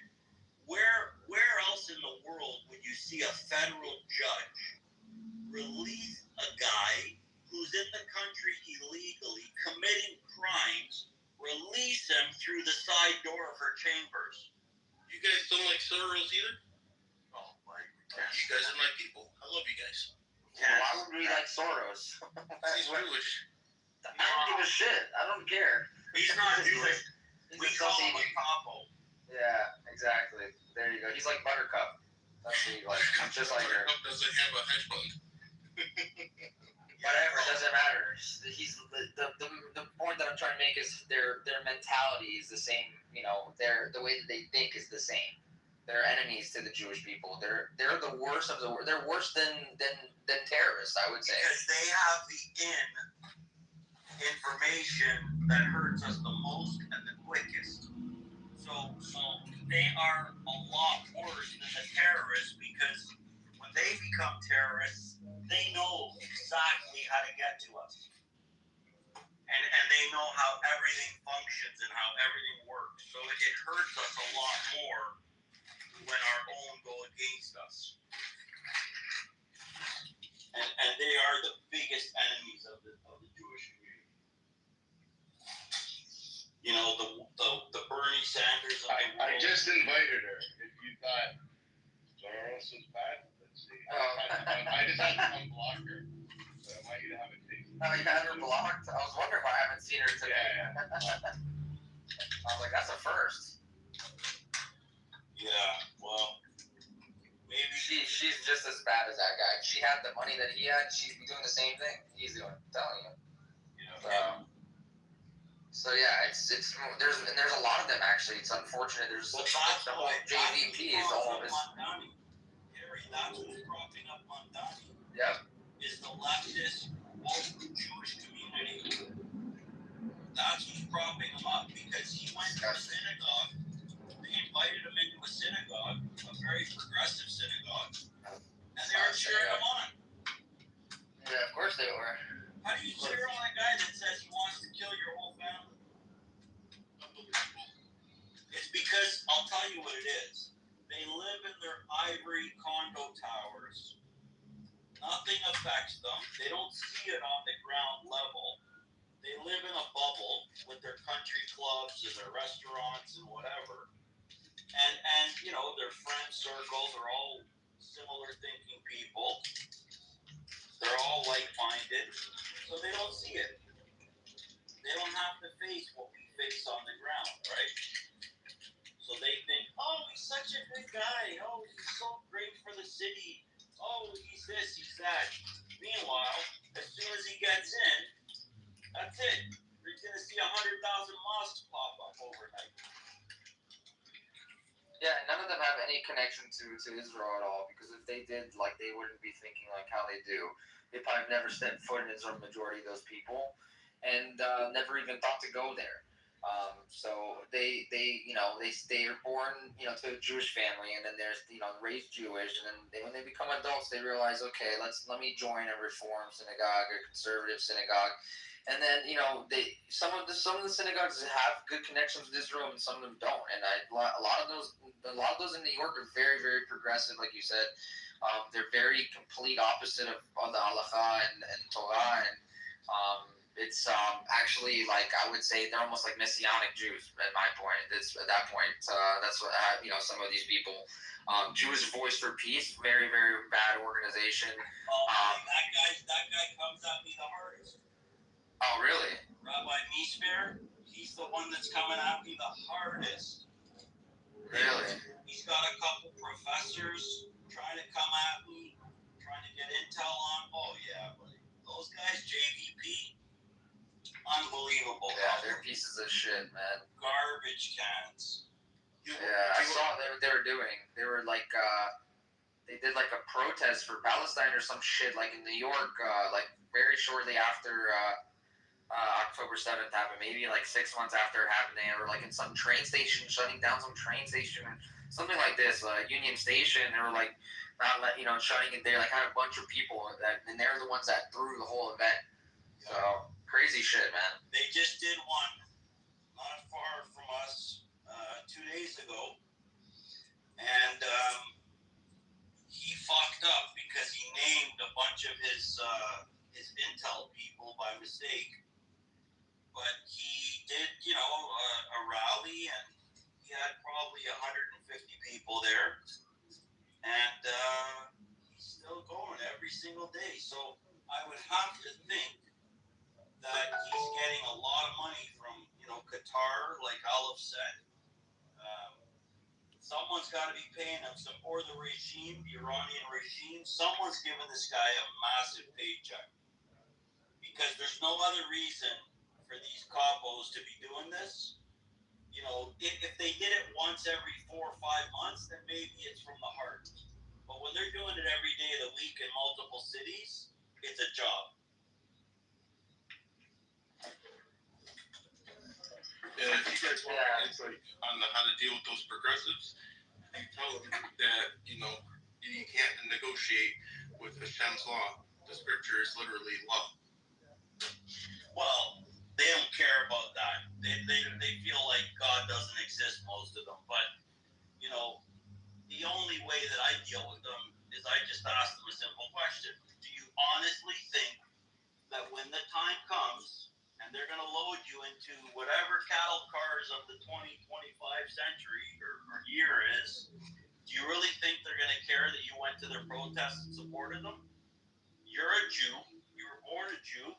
You're going to go out like the rest of them they're going to try to take out. That's it. They didn't ask in Nazi Germany, did you help us? You wore the same yellow star, and, you got executed the exact same ways. Maybe it took a little longer because they wanted you as a useful idiot, but eventually your number came up. So, but they don't see it. Or they see it and they just ignore it. I haven't decided yet.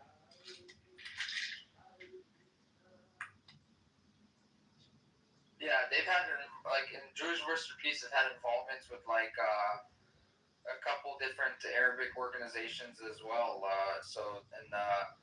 They've had a conference this year in April. Rashida Tlaib was there.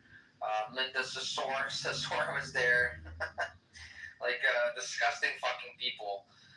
It's just pretty bad organization. They had criticized for partnering with groups like Electronic Intifada, Alawad, and Movement for Black Lives, all of which have characterized Israel's treatment of Palestinians as apartheid and accused the state of genocide.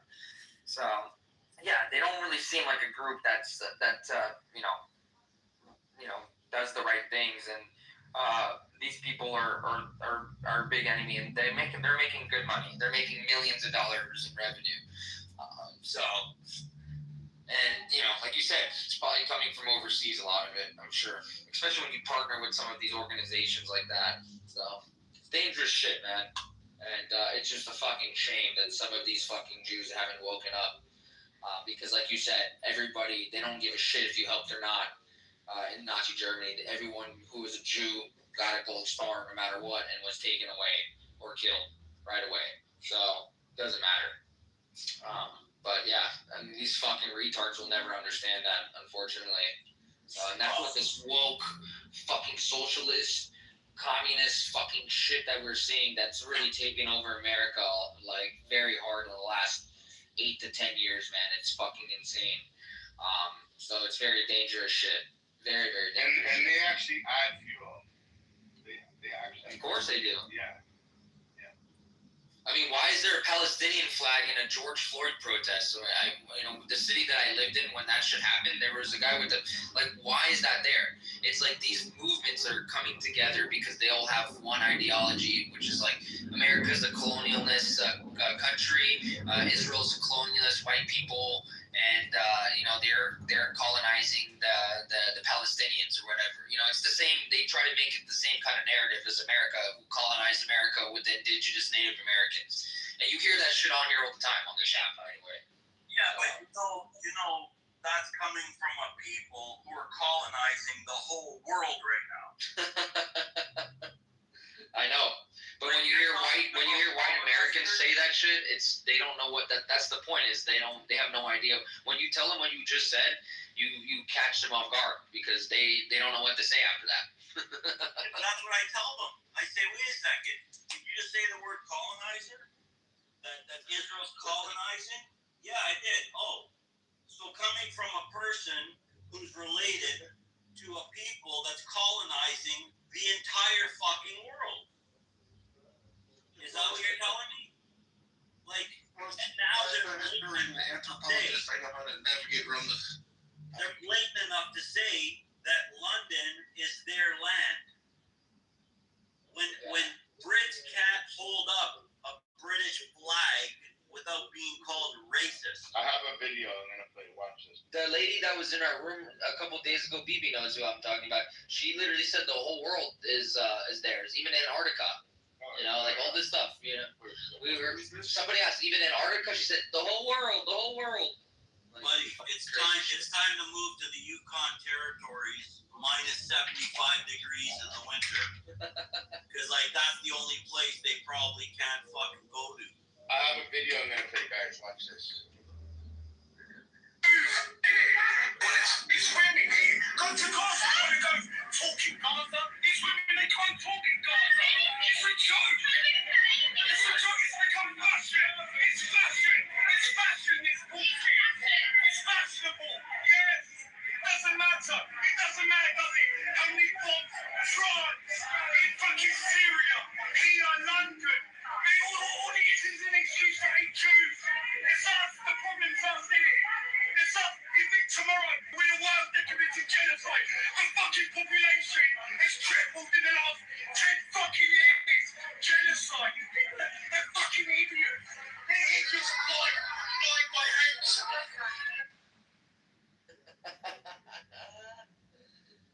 Oh man. But we say exactly what he says on here all the time. What he said in there, we say word for word what he said. He's a black guy in the UK. He went up to a protest and he's screaming. It's exactly what we're saying. That makes more sense now. And he's screaming. What we need some marketing geniuses to come up with some type of a marketing scheme that just and I say this looking at one of the names on here, and it's really cool, catchy, jihadist. It's stuff like that we need to come up with that needs to spread like wildfire. The truth is being spewed all over the internet, but it's not enough. It's not even close to enough. We need marketing geniuses to come. We did a thing, I don't know, BB, if you remember, a couple years ago. We raised some money, and we rented out 85, bus shelters where you stand waiting for a bus, those glass shelters. So we rented out 85 of them, and we put up billboards that say no hatred against Jews or something like that. And we specifically chose ones in, predominantly bad neighborhoods, right? Muslim neighborhoods, whatever. And we did a hashtag and we were visiting them every couple days. We'd go see if any of them were broken, the glass was busted. And not one of them got spray painted, not one of them got defaced, which was pretty surprising. But the campaign was great. And then New York came out just after us, and they did a billboard at Times Square, the big pink billboard. I forget what it said, but that's when they had that one, right after we did ours. And it's like campaigns like that are, expensive, and, they can be logistical nightmares, but they're effective. They really work. And you'd think in this day and age, maybe it's different now. Fast forward 2 or 3 years, right, from then, but not one of them got defaced. And people were posing next to them, taking pictures with them. So that was just like one little simple grassroots idea we came up with and then implemented it. And it wasn't super crazy expensive because we took whatever billboards were like not being sold that month, and we ended up with 85 of them for like 60 days. So I don't know, just trying to say you can think outside the box a little bit, And the thing in the southern states of the U.S. is everyone has this illusion that they're safe there because they all own guns. And yeah, you could be safe from somebody breaking into your home, but you're not safe from a Muslim invasion. It can happen anywhere, and it is happening everywhere. I got another video, guys. Watch this one. Watch it or listen to it? Hold on. Watch this. How do you watch it? Easy. You gotta change the audio mode. Watch this. Hold on. Way long. Was there before. There's still Palestinian passports that exist. When was the state of Palestine founded? And who was its leader?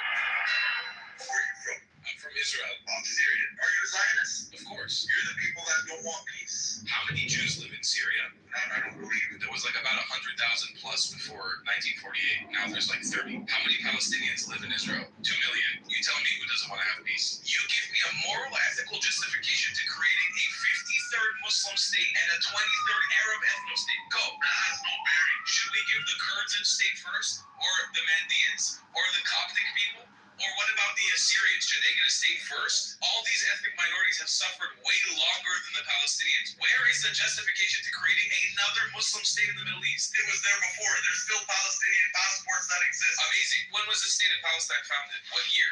And who was its leader?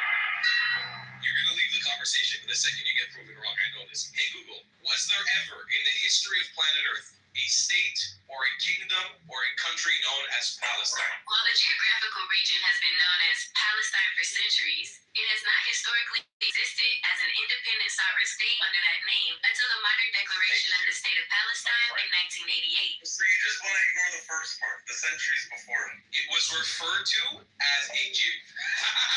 I knew it! You fucking laughed.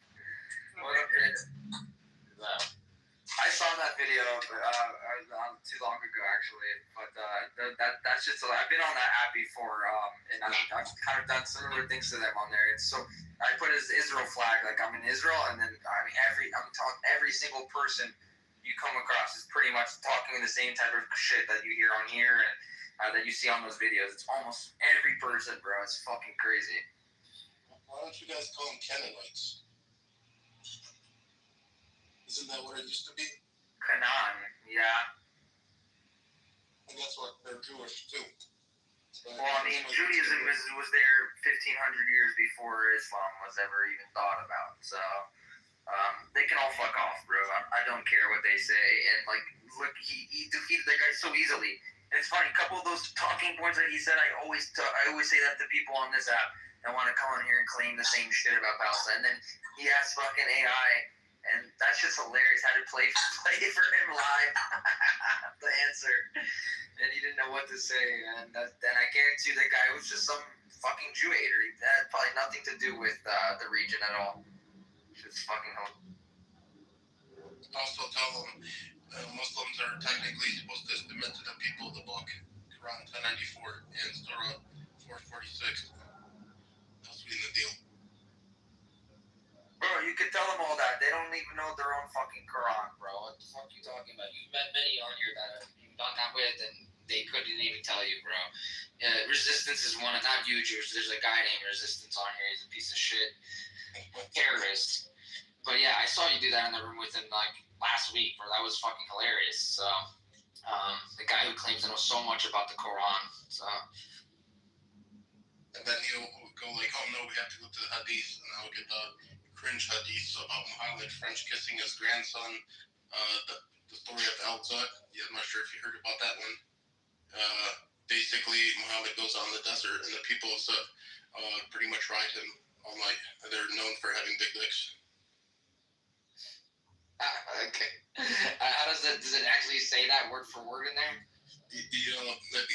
Well, basically how it says is Muhammad goes out into the desert with his companion, and the sun starts setting. He turns to his companion or his friend, draws a circle.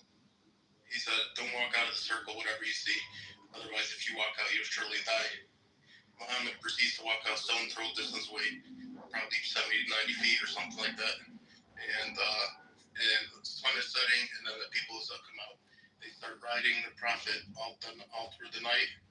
And then when the morning comes, Muhammad crawls back and lays his head on his friend's lap, and his side is sore. Okay, well, I mean, I guess you can interpret it in whatever way you want. I know all that shit's weird to me, bro, so I don't really... about Ayesha washing off the semen off his clothes. Word for word.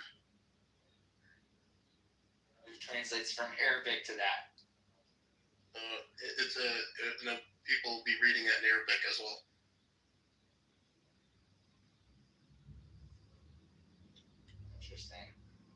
Interesting.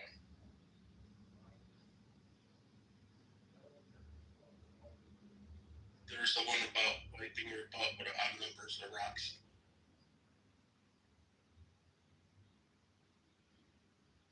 Interesting also. Very interesting. There's also the part after where you shouldn't wash your hands after you eat. If you can't lick them off, have the person sit next to you lick your fingers, because they don't know what part of the hand has the blessing.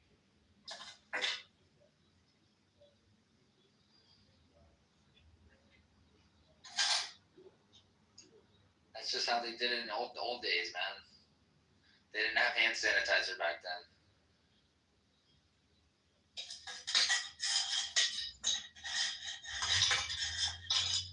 I got another video. This was pretty good. Hold on. People may not. Hold on. There you go. Has there ever been a Palestinian state? For those chanting Free Palestine, let's talk facts and history, not slogans. Before Israel, there was a British mandate, not a Palestinian state. Before the British mandate, there was the Ottoman Empire, not a Palestinian state. Before the Ottomans, the Mamluks of Egypt ruled over the land, not a Palestinian state. Before the Mamluks, it was under the Ayyubid Arab Kurdish Empire, not a Palestinian state. Before the Ayyubids, it was the Kingdom of Jerusalem, not a Palestinian state. Before the Kingdom of Jerusalem, the land belonged to the Umayyad Empire, not a Palestinian state. Before that, the Fatimid Empire ruled, not a Palestinian state. Before them was the Byzantine Empire, also not a Palestinian state. Before the Byzantines, it was controlled by the Sassanid Empire, not a Palestinian state. Before the Sassanids, it was the Roman Empire, also not a Palestinian state. Before Rome, the land was the Hasmonean Kingdom of Israel, a Jewish state, not a Palestinian one. Before the Hasmonean, it was under the Seleucid Empire, not a Palestinian state. Before the Seleucids, it was under the empire of Alexander the Great, not a Palestinian state. Before Alexander the Great, it was the Persian Empire, also not a Palestinian state. Before Persia, it was the Babylonian Empire, not a Palestinian state. Before Babylon, it belonged to the Kingdom of Israel. Never has there been.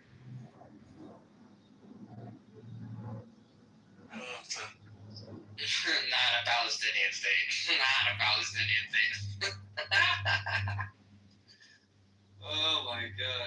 to give history lessons to people because they're just so stupid. You have to make videos about it. That's the only way you can get through to people nowadays. They can't go open a book and read it for themselves. Yeah, but how many people that became historians? Yeah, right now because no one was taught history the right way. We have Egyptians that come in here that think they won the 1973 war. You know, they're in their schools, literally to this day. Yeah, we need more people like Yaakov. We need educators like Yaakov out there. Come on, Yaakov. You need to start training some people. What's going on? How's everybody? How you doing, Yaakov? But yeah, I mean, education is fucked. That's kind of what Olive was saying earlier, man. It's like, that's what these colleges are being funded to teach, man. 2016, when I was teaching math, 5th graders, there was a 5th grade word problem. And word problems, you learn how to read and translate it into math. And we got the school textbook from UNRWA in 2016. I remember it to this day. It said, if there are 6 Zionists in a room and you want to have 2 Zionists in a room, how many Zionists do you want to kill? And on our textbooks, would of course say, if you have 6 eggs and you break 4 eggs, how many eggs do you have left? 6 minus 4 equals 2. They decided to replace it with Zionists. They also teach physics to high schoolers using slingshots and changing the diameter of the slingshot and trying to figure out how much faster it would hit the Israeli soldiers in the picture. We'll post it shortly. I have another video of this. I have here. I have the. Hold on. The curriculum posted in the chat. I'll post it. Give me one second. Yeah, I have. Yeah, it's a third party. Hold on. Yeah. Hold on. I got a good video here. Hamas went into Israel that day knowing they can't beat the IDF. They went in that day knowing that the IDF would come after the hostages. They went in that day knowing that they were going to use their own civilians on top of legitimate military targets in an effort to increase civilian casualties, their civilian casualties. And yet, they knew that Western media and academia would back their plan and make a false moral equivalency argument. The question that you got to start asking yourself, how did they know they can trust left-wing academia and media to back their play? How did they know? Because that's exactly what took place. Hamas.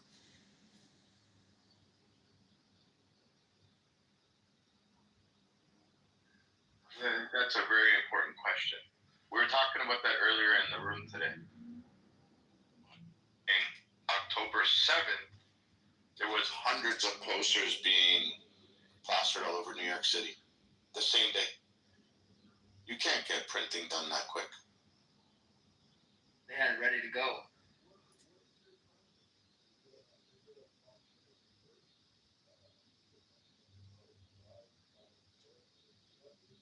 Chucky, come up. So I put it in the chat. Impact-sc.org. This is a 188-page review of the curriculum. Awesome. Take a I'll confirm it. I'll post it. I have a question for Chucky. Yep. What's up, Chucky? Are you? So the other day you said you were Jewish. Yes, I am. No, he's not. He's a troll. You just said salam instead of shalom. He sits in the mirrors all day long. He's best friends with them. No, I'm just curious. He said he converted to Judaism. Okay, let's suppose if you did, why, Chucky, how come you ain't in Jewish spaces? What happened? I never noticed your guys' rooms until recently. Really? We've been holding it for 5 years. Yeah, I'm fairly new to Clubhouse, you know. I stumbled across the Mirrors room that I But felt that's like going into the wrong classroom, bro. You know what I mean? Okay, so if you are Jewish, right? I am. Chucky, what holiday do we fast on? Yom Kippur. That's my man. He's Jewish. That don't mean shit. That's the easiest question ever. Every time I ask somebody who's not Jewish, they're like, oh. Yeah, but the Jew haters know everything like this, bro. That's the thing. So, what's the prayer on the bread on Friday nights? Hamotzi. No, he can recite prayers. That's easy also. I've heard him recite prayers. I'm just curious, Chucky. Okay, wait, what's the second prayer? After the one C. The second link I put in the chat, right? Okay, but that's a good question too. But what's the second prayer after the one C? How many prayers do you do on Shabbat, by the way? I didn't come in here to get grilled on my Judas. You're not getting grilled, bro. I just have questions. No, I like you personally. I may not agree with your opinions or whatever, but Girl, it's easy questions. Just easy stuff. So you're not getting grilled. Like asking what's 2 plus 2. I mean, is that grilling somebody on their math skills if I'm asking you what 2 plus 2 is? That's easy. Yeah, but just notice that, I come on stage and then now I'm getting asked questions. No problem. We're not even talking about it. What's your opinion though, Chuck?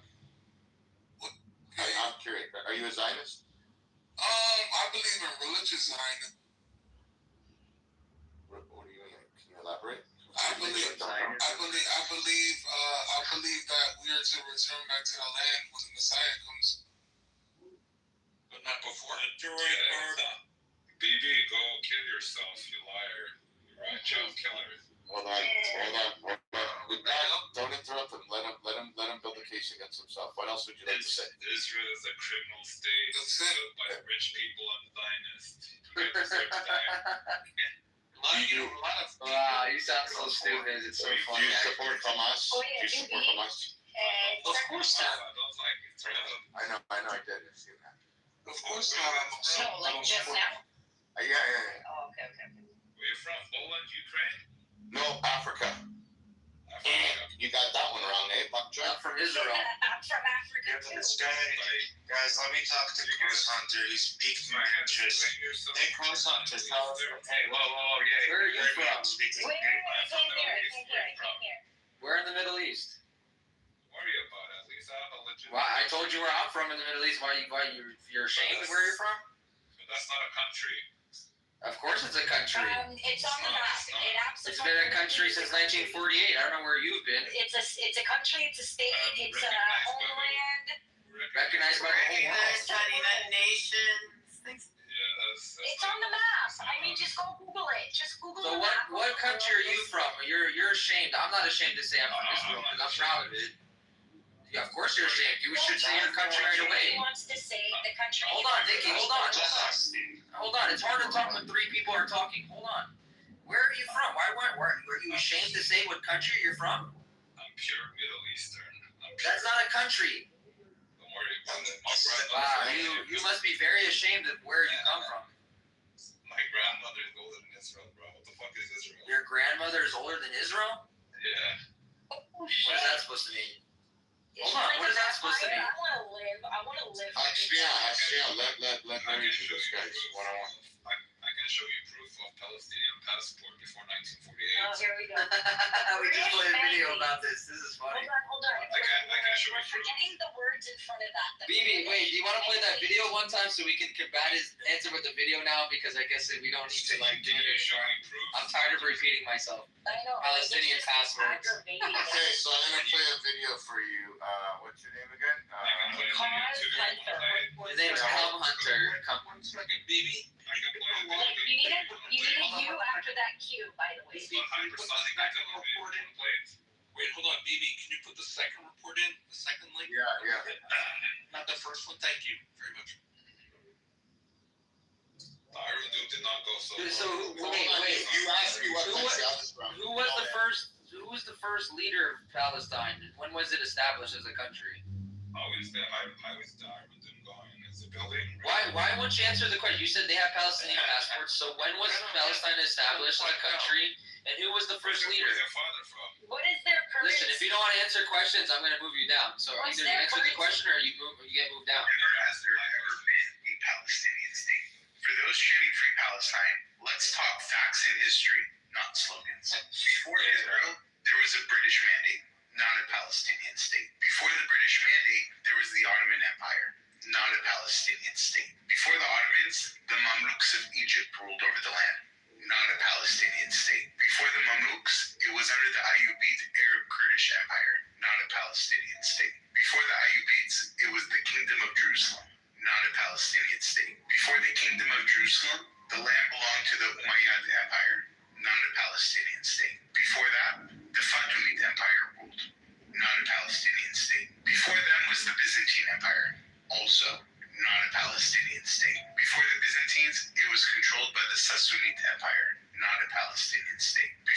lesser needs, it was the Roman Empire.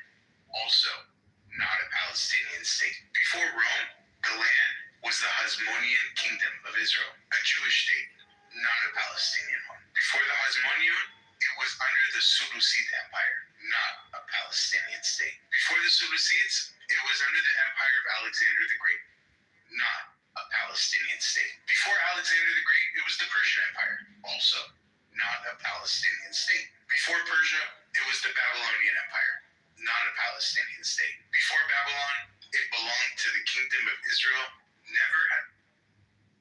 Never has it ever been called a Palestinian state. Wait, can I clarify something? Can I Interesting clarify for a history minute? lesson right there. Hold on, guys. Like, I'm not sure if I heard correctly. Not a Palestinian state, like ever.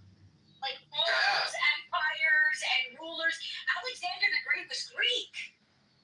Not Palestinian? Like seriously. That's a great history lesson. We should play the video every time somebody Like can they come said not before a Palestinian state. Like not a Palestinian state. All of these rulers, all of these empires, like are we understanding this?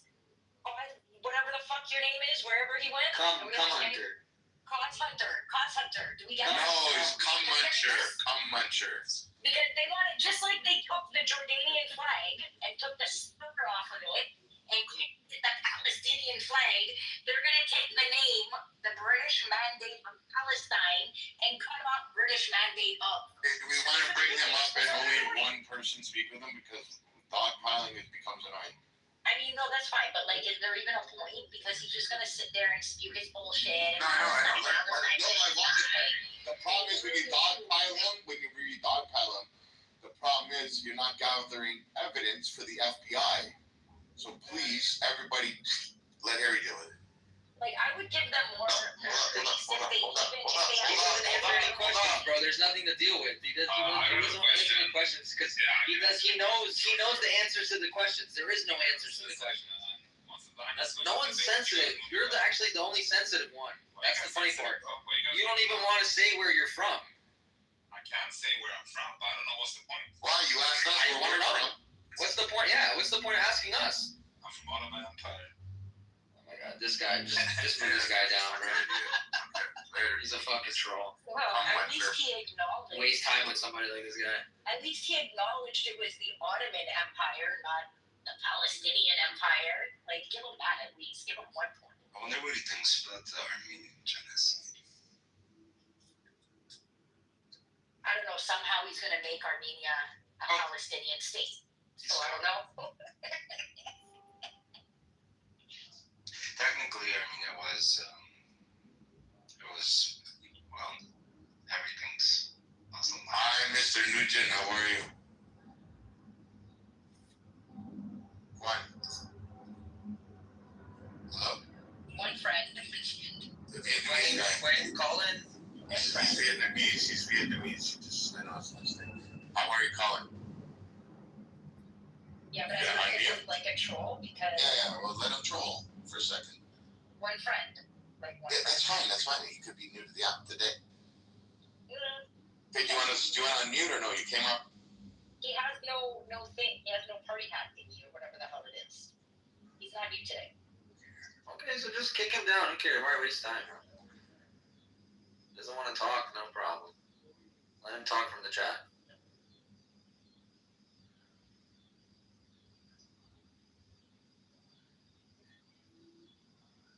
Are those really your legs and your PTR, Nikki?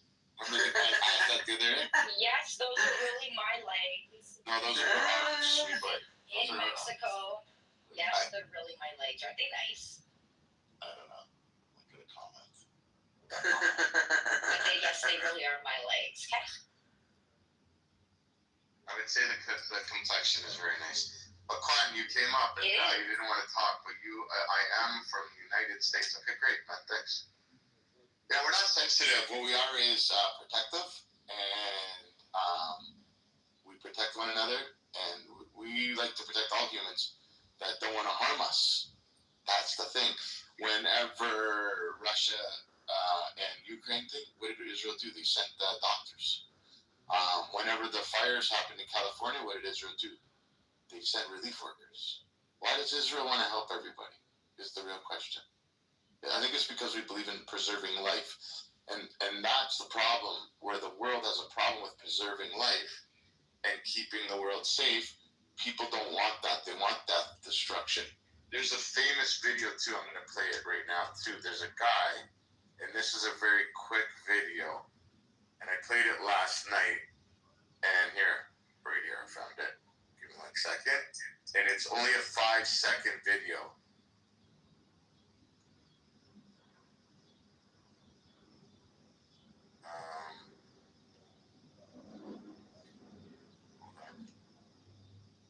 Where is this guy? You know that? Fuck, I went through this last night, man. It took me forever to find it. You guys remember that guy? He's an African guy. Oh, man. Hold on. I'll tell you guys in 1 second. It's a really good one, actually. Yesterday was Sunday, right? Yeah. Okay. Oh, right here. Okay. Okay. This is what I believe the problem is, and this is why this video blew up. This is why this video went viral. Because of the world the way it is. Okay, right here. I gotta take my audio video right here. And I wish this... Not unfortunately. This guy. But I don't want peace. I want problems, always.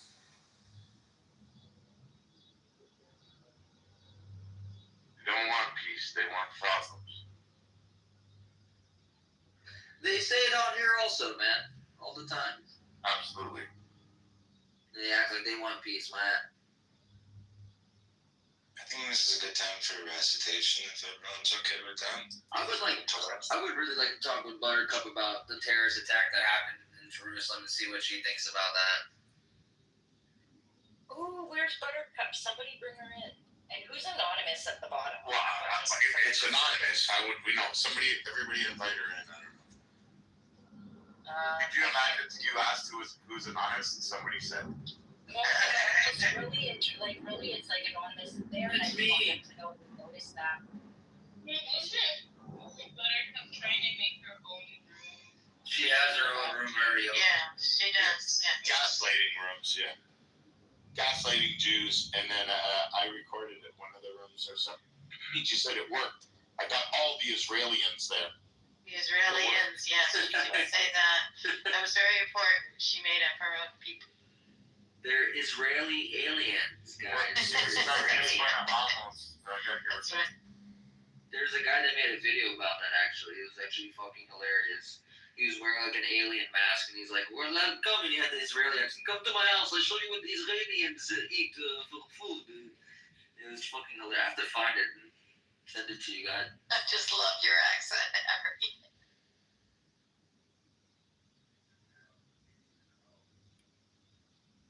But another interesting day in Clubhouse. We've been going since 8 a.m. strong here. And, you have, and it was great to have your dad. This was wonderful. Thank you. Yeah. You come to Amos' room and you come off the microphone. Don't come off the microphone when Amos is speaking. Only me speak. Now, what's your name? Shil? He always speaks in the third person. Only Amos speak. Gold. He says, Amos always speaks by himself. I think he's the only one that likes the sound of his voice, because I don't. I don't think anybody else really does, to be honest. Listen, at the end of the day, he's on another mission, and it's actually sad what happened to his family, but it's weird at the same time to point out that his family are extreme leftists, and the sad part is his nephew got killed that day. Yeah. And may God rest his soul. Yes. Amen. And so we don't really know what his true thing is, but I kind of understand what he's trying to do. And not a lot of people agree with me. I agree. I think he says, listen to your enemy so you can understand them. And I think that's what we do here too, in a different light. Like, we have a different way, right? But it's to actually listen to what they're saying. When you listen to what they're saying, you understand they never want to be friends with you. They want to exterminate us. But the problem is a lot of people on the app don't really listen. They listen to speak. So they're not listening to what you're saying. They're listening for you to stop talking, and then they want to speak right away. It's like a fucking gun. They have a gun ready. You're like, are you done? Okay, boom. Well, I wanted to ask. They didn't hear a word you said. They're just waiting for you to land your plane. Hopefully, you know what I mean? And the best one I heard the other day was the guy goes, hurry up and land your plane, just not into the side of a building. Oh, that's Alpha said it, yeah, and I always say it now because I think it's so true. But the problem is, I think it's true. You need to listen to what they're saying and actually digest it, and then you can pick apart what they're saying. Like Chucky left. Like, you went into the wrong class, bro. To say that, you're a Jew and you didn't know that there's Jewish rooms on this side. Everybody knows we have haters coming in all fucking shapes and sizes from all walks of life, all over the world that come into this room and all the rooms we've been holding over the years because they know where the Jews are. It's usually the educational room. It's where people are trying to, spread love and positivity and make the world a better place. That's what I like to call our room. But and yeah, we get we actually get bombarded with hate, and guys like Cum Muncher or whatever his name was that came off mic earlier, I forget where he's at. Anyways, he left. But guys like that will come in and say the most horrendous things. And today I don't think there's too many. Maybe there's 15 or 20 of them that came in. But usually, we hit about 100 a day of self-hating people. Because you really got to hate yourself to be able to speak like that. There's no fucking way that you're a person that looks at yourself in the mirror and says, I love me, man. I want this world to be a great place. You're unhappy. You're full of hate. And you're coming from a bad place. The scary part is it's a profession for some. Or at least it's an obsession. Uncle El Normo, welcome. How are you, brother? Hey, bro. Thank you very much. Okay. It's everybody in the audience too. Welcome, man. I hope you guys are enjoying this space and enjoying the house. But I hope you guys are seeing what Jews have to go through, and not just on this app. Never mind in real life. Never mind on other platforms. That's just here. You know what I mean? And know that we still smile and we still try to have proper discourse. We try to listen and come back. And then when the dog when like 5 Jews are like commenting, it's not because we want to interrupt each other. It's because we're so passionate. We want to protect each other. It's like that's a default of ours. You know what I mean? We want to protect one another. In synagogue, if somebody says the prayer wrong in real time, they correct you instantly in that moment. 100%. And that's out of love, not out of disrespect at all. The best thing I ever seen in that, funny that you said that, so there's a big rabbi I know, I'm very good friends with, he's a Mexican guy, he's about 6'8", and been a rabbi for a long time, and I used to go to his house all the time, and we would daven before dinner and after, and he's davening, and he's speaking aloud, and he would make mistakes on purpose, and his wife would correct him, and he's like, oh my, thank you, my love, and he would read it again. And he would make another mistake, and she would correct him, and he's like, thank you again, my love. And afterwards, I told him, you make that many mistakes? He goes, no. He goes, she needs to feel important. She's my wife. I need to hold her high and put a beautiful light on her. And if she can teach me, and what she thinks she's teaching me is how to correctly say that, no, she's teaching me patience. And I take that from her. And I admire her that she's taking the time to teach me that.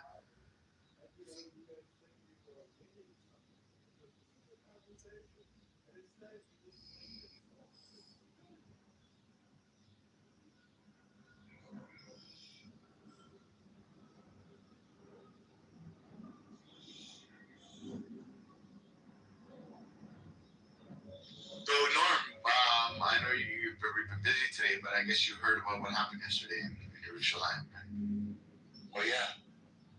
What's your thoughts? I don't know. I'm still grieving. It's pretty horrible. Yeah. So for those of you that don't know that are maybe in the audience, yesterday there was a terrorist attack in Jerusalem, and 7 people were murdered and 6 seriously injured. So we don't know if more are going to be passed away from this heinous terrorist attack again that happened in Jerusalem.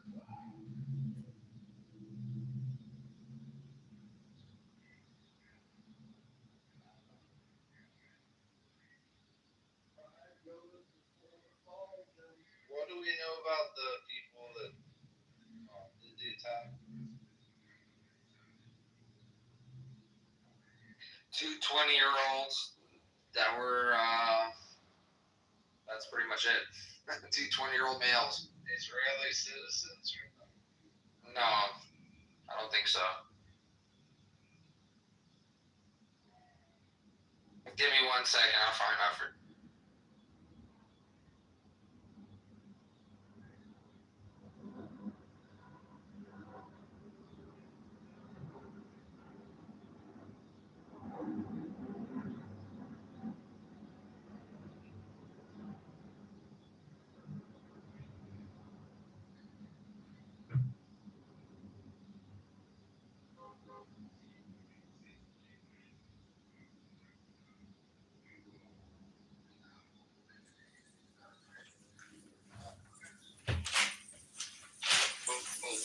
But what if Jesus really was a radical Muslim? I'll go so far as to say Muhammad might have been a Christian. When I read that book, it said, watch this, bro. Tell me if it ain't there. It says that. Look at what you want, nigga. Can I get some hot sauce? Can I ask a real question? Like, even here in Scottsdale, like northern Scottsdale, yeah, there's a Popeyes right near me, and it's only black people that work there. But there's not that many. There's like not many black people around here. I don't think. That is funny. That's why I go to Chick-fil-A, bro. I stopped going to Popeyes, man. Last time I went to Popeyes was 2020 during the pandemic. That's when the chicken sandwiches were on fire. Or it might have been 2021, but I'm like, man, let me try one of these fucking sandwiches. Yeah, you remember when people like niggas was out there killing each other over fucking the chicken sandwich? Like, I did not understand. That was a literally Boondocks come to life. I've never seen anything so goddamn ridiculous in my life. That shit was crazy, man. But I walk in there and I wasn't wearing a mask at the time. Like, I refused to wear masks during COVID. So I walk in there and half the staff behind this black lady had no mask on. So she sees me and says, "You need to have a mask on before you try to even take your order." I said, "Look behind you." Said, "Half your staff doesn't have a fucking mask on, lady. What are you talking about?" So I put she looked back and realized, so she started yelling at them to go put their mask on and shit. But it was just like the way the lady fucking talked to me, man. Like, she was, you know how it is with these black women, man. They think they can boss everybody around and shit. They don't have any respect for black men. But listen, and I don't get that type of response, say, when I go to these Mexican food trucks. These motherfuckers take care of me. Oh yeah. Okay. Yeah. They take care of me. I say, I want all your sauces. Oh, no problem. I go to fucking Popeyes. Can I get a honey mustard? Nigga, how much do you want? I'm like, hey, bro, chill, bro. Like, I don't need this, bro. You gotta hold it no better. Hey, no matter what you do, it always seems like it bothers them no matter what. So you walk in.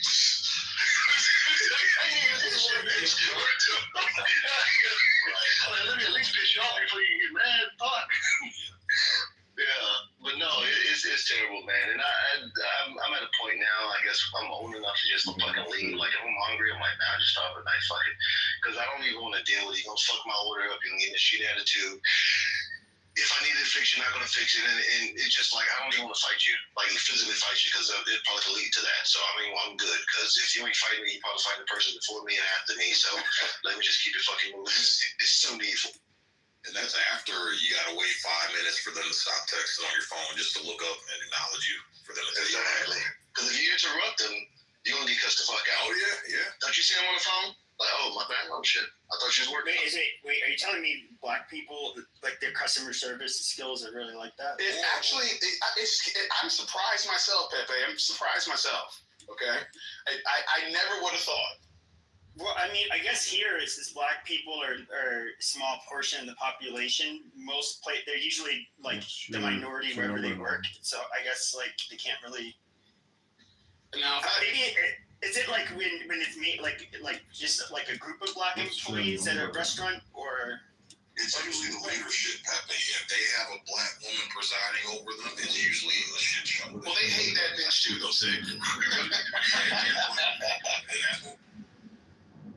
So what I just noticed, like, there's a lack of cleanliness, a lack of maintaining standards and order.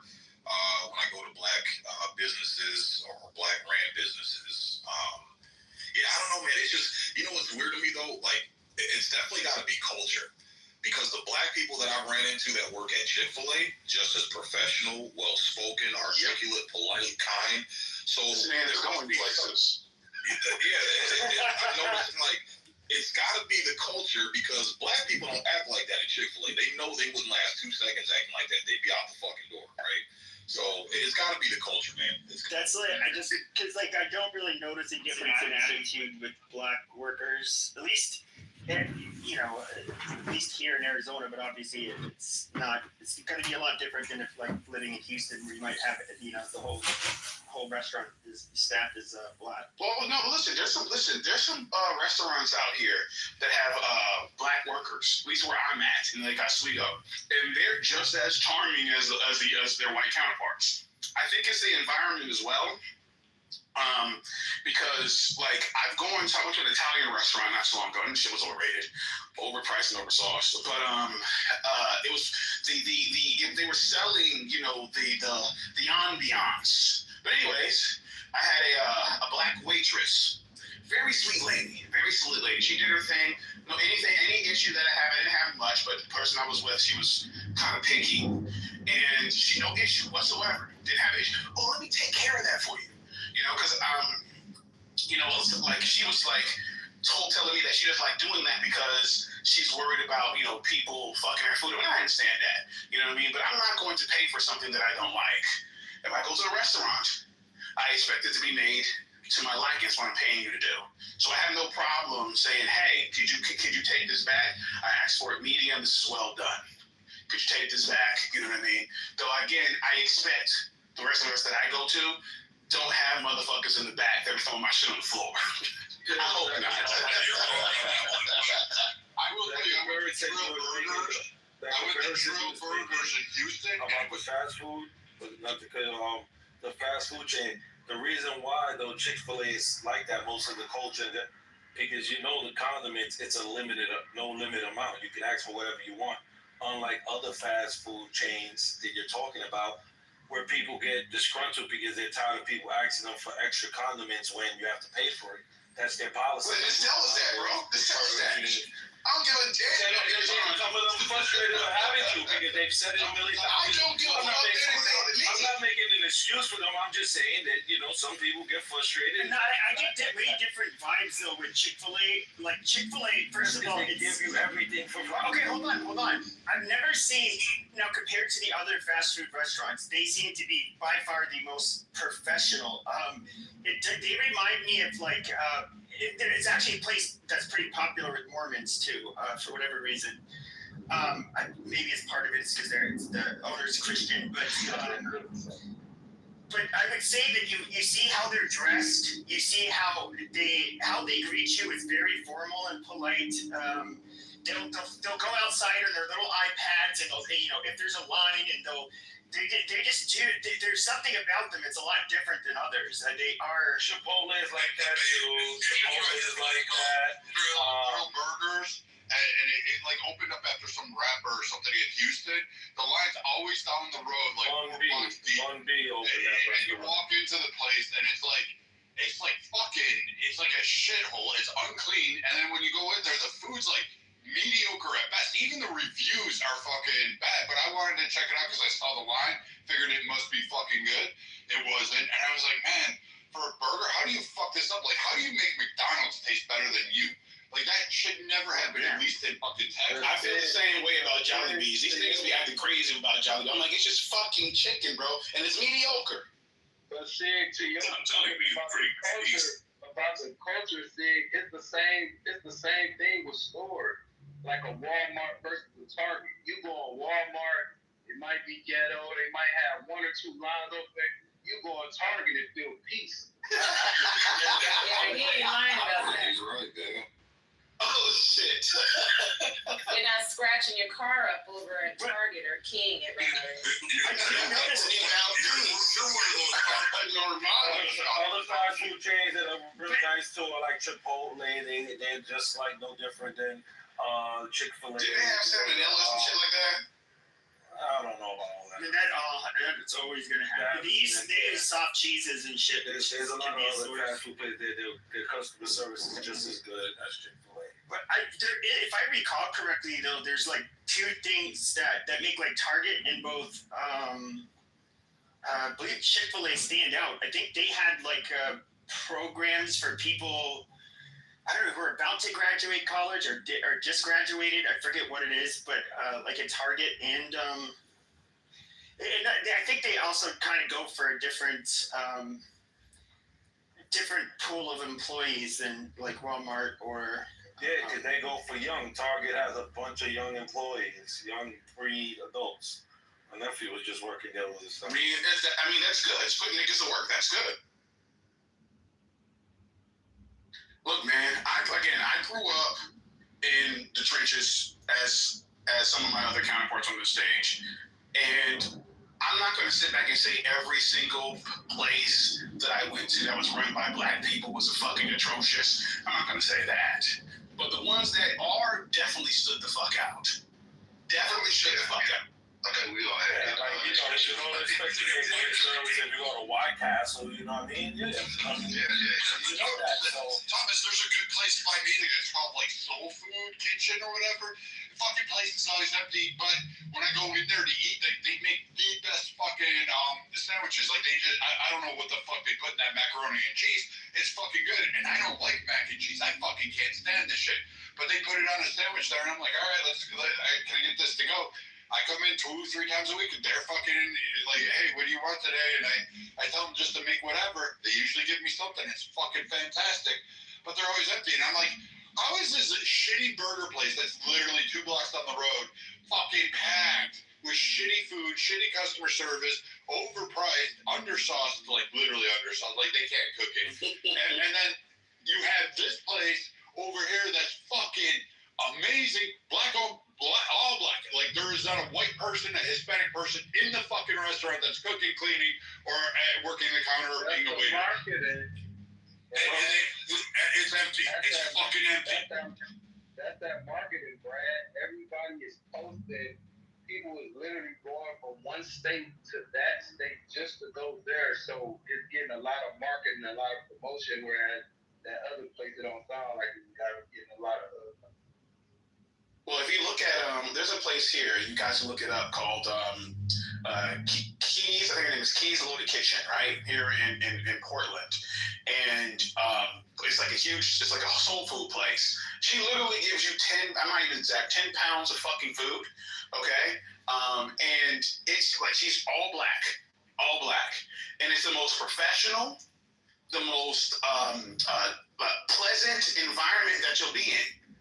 It's very nice. You don't get the fuckery that comes there. Okay. Now again, I went there not too long ago. Actually, I took my mom there, and she had ran out of food, and a lady came up, and I was sitting there waiting on my order, and a lady came up. And she said, "Hey, it's my birthday." Blah blah. She said, "I'm sorry, we ran out of food." You ran out of food?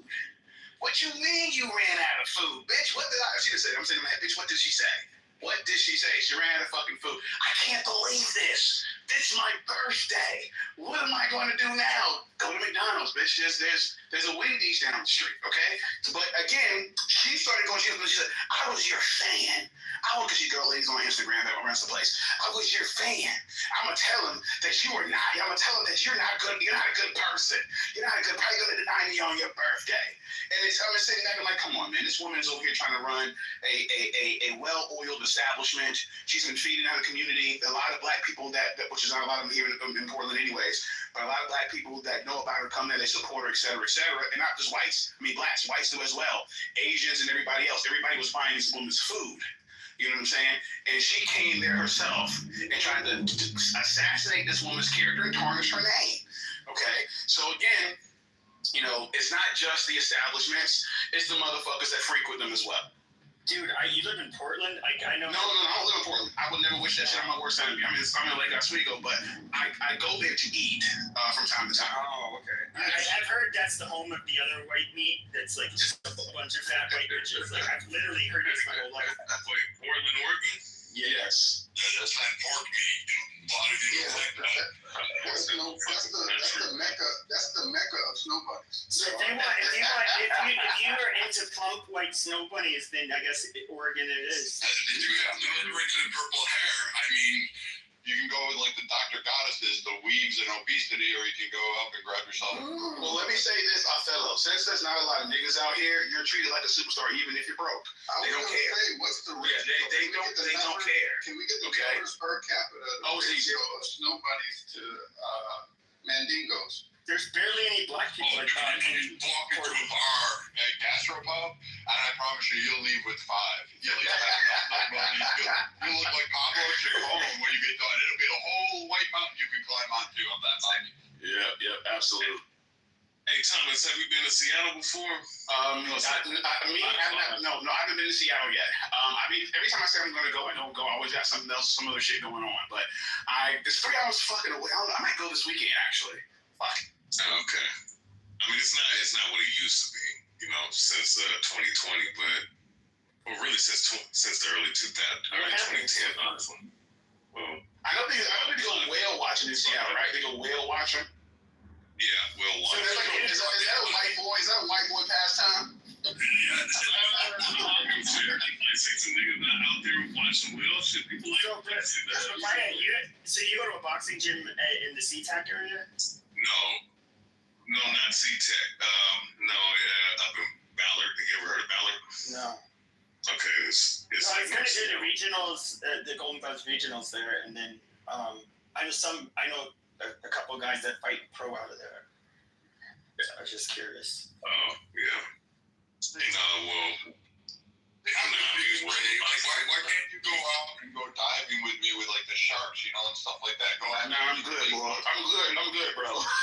Like getting in the water with the sharks. I like Brad. I like nature, but I don't. Look, I like nature. More to nature than Discovery. Look, Ray, Brad.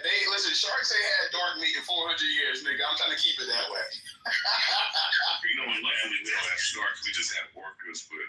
I don't know, orcas are pretty mean. Oh yeah, orcas will fuck you up. There's never been a history of an attack on a human being with orcas. Oh really? Recently.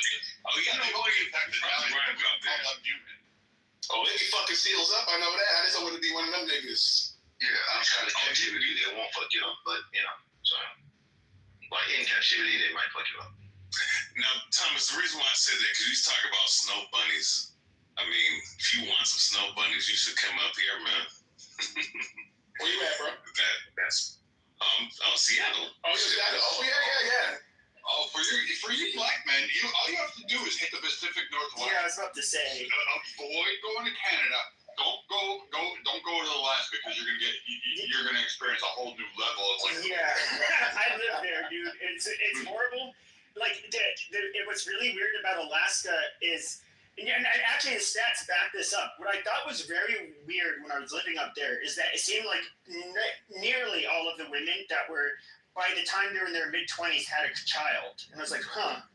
And I did see, what I would see a lot were very uneven matches. And that is, like, in other words, a frumpy, overweight woman with a guy. You're talking about even some of the boxers and stuff up there. And it's like, you could tell the guy, if he was living in Arizona, he's unlikely to see that pairing. But there is like, I don't even know that there's a shortage of women like there used to be, but there's like... There is like I remember being back in Arizona and it's just like you see attractive women everywhere. And it's just like, oh my God, this is like...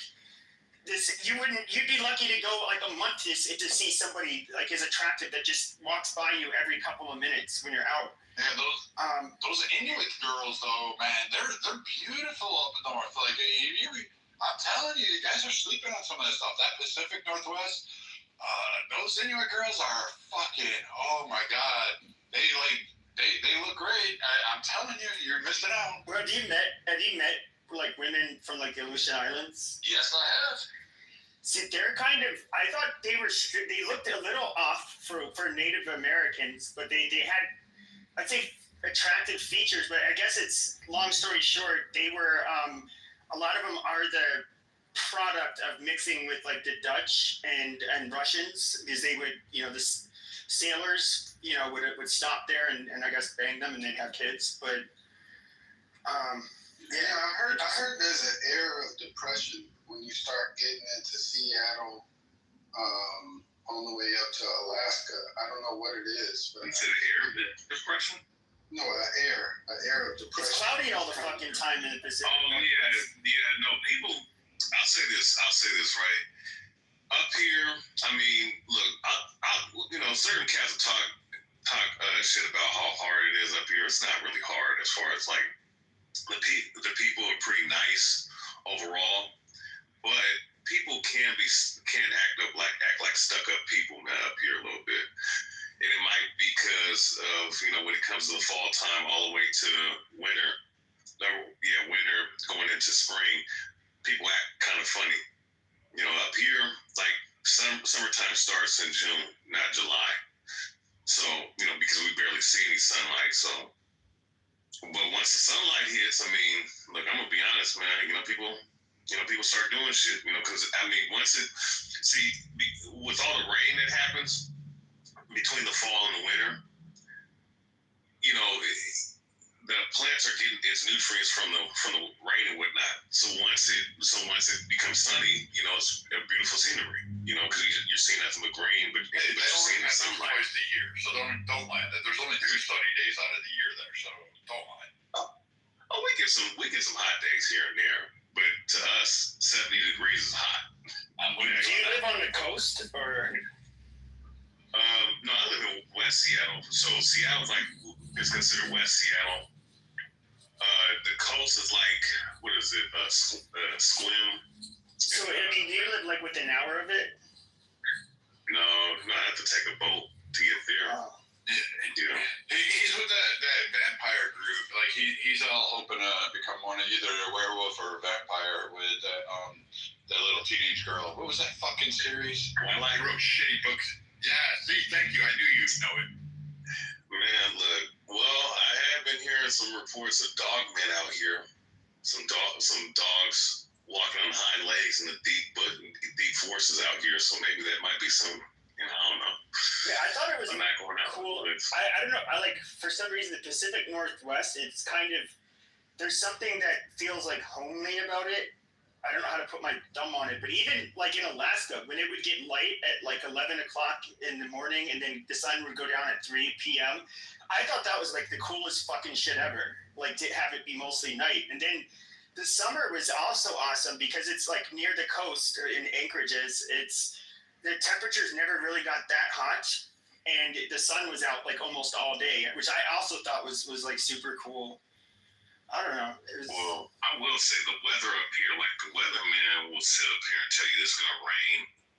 Sometimes there'll be some days where they'll get it completely wrong. They'll tell you it's gonna be raining heavy, showers pouring all the way to 11 p.m. and then it'll be sunny. You know what I'm saying? So sometimes it varies. Like, the weather up out here is kind of weird. But other times, like once again, it's going to be overshot. It's going to be, it's going to be cloudy and whatnot. But I don't know. I think honestly, Seattle, Washington was much better in the 90s, in the 2000s, even in the early 2010s before, a lot of the political shit started to really ramp up out here. Well, you said before summer. Shit, I'm gonna be honest, before 2016, I think before 2016 it was was one of the places to be, man. People were coming up here in It droves. was nice. I went out there fishing and exploring and hiking. It was beautiful then, and now it turned into Seattle. You can't even go down to Pike's Market and catch a fish these days. You know what I mean? You can't. You can't even go enjoy some of the more touristic reasons, why people went there, and the whole you don't have it anymore. It's gone. It disappeared. People wrecked it because what happened? It doesn't exist? No, it just turned into a shit show. You have the fucking riots. Well, let me say this. I'll say this, before all that, it was declining. I'm not even gonna lie. Like the Macy's store that was there, for 90 years, that closed down. It's actually the same area where I was teaching it, but that's another story. But point is, that I just, what it was like in the 90s when, I don't know, maybe I think part of it when the Sonics left, that a lot of business left along with it, Seattle Sonics. That basketball team, that definitely hurt the city morally, all right?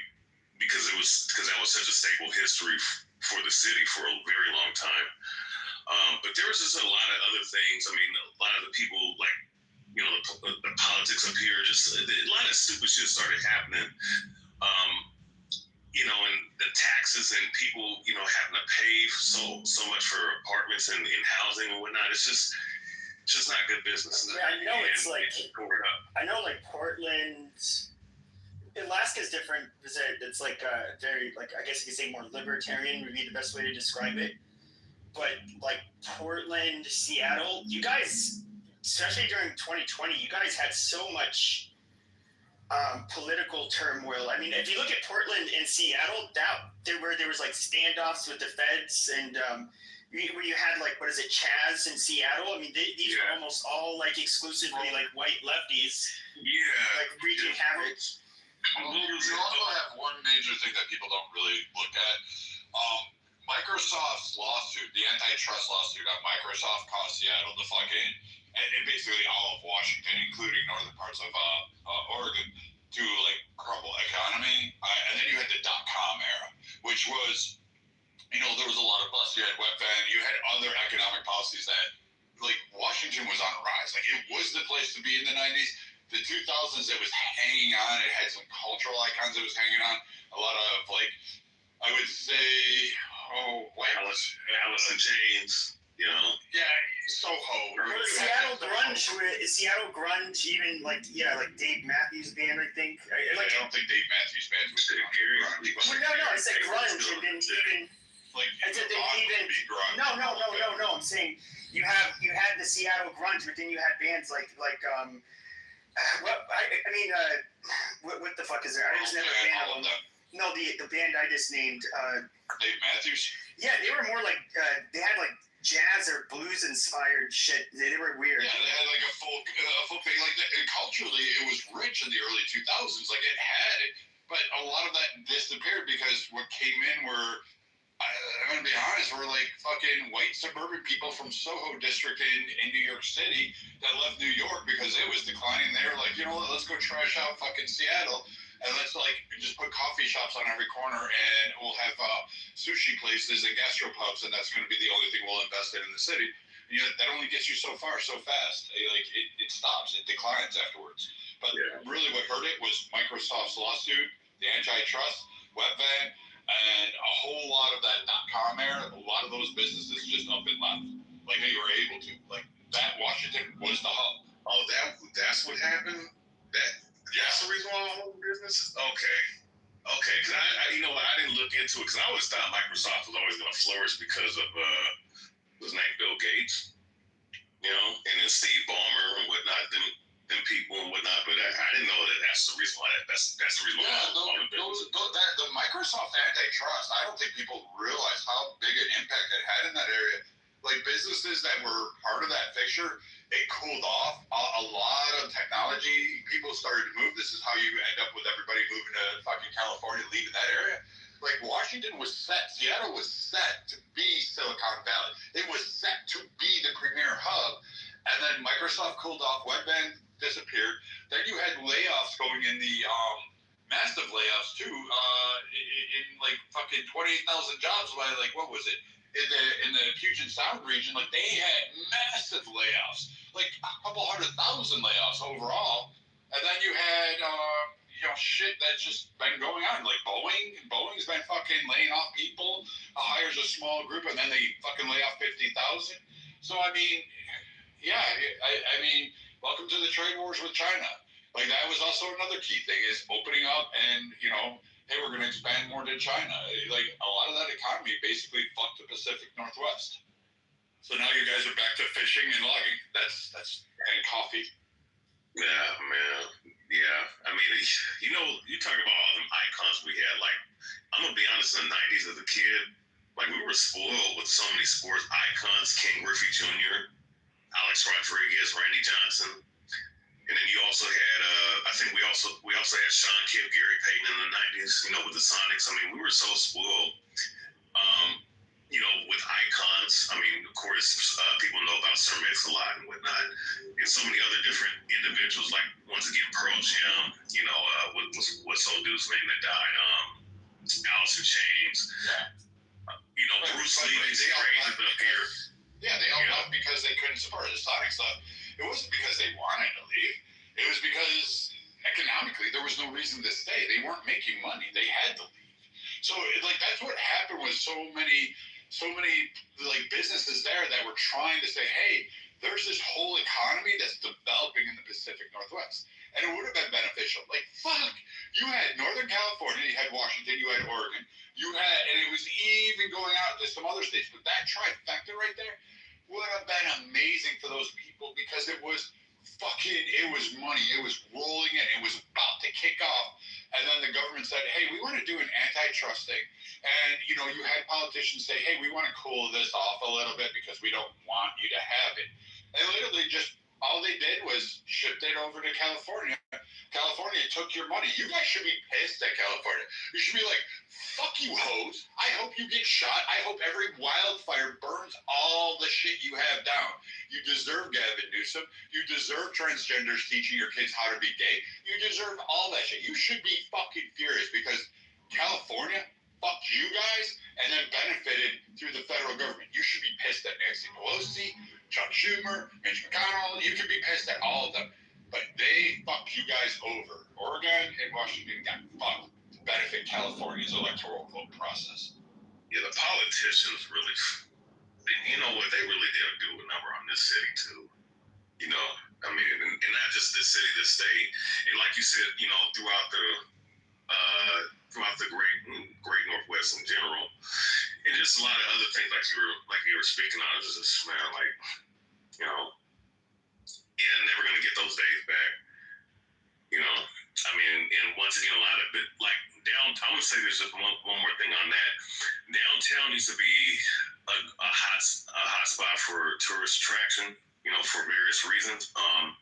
That number since has gone down, especially since 2020 when all them riots happened, and there was that mass exodus of cops leaving. Like I think 1,100 some cops leaving the Seattle Police Department.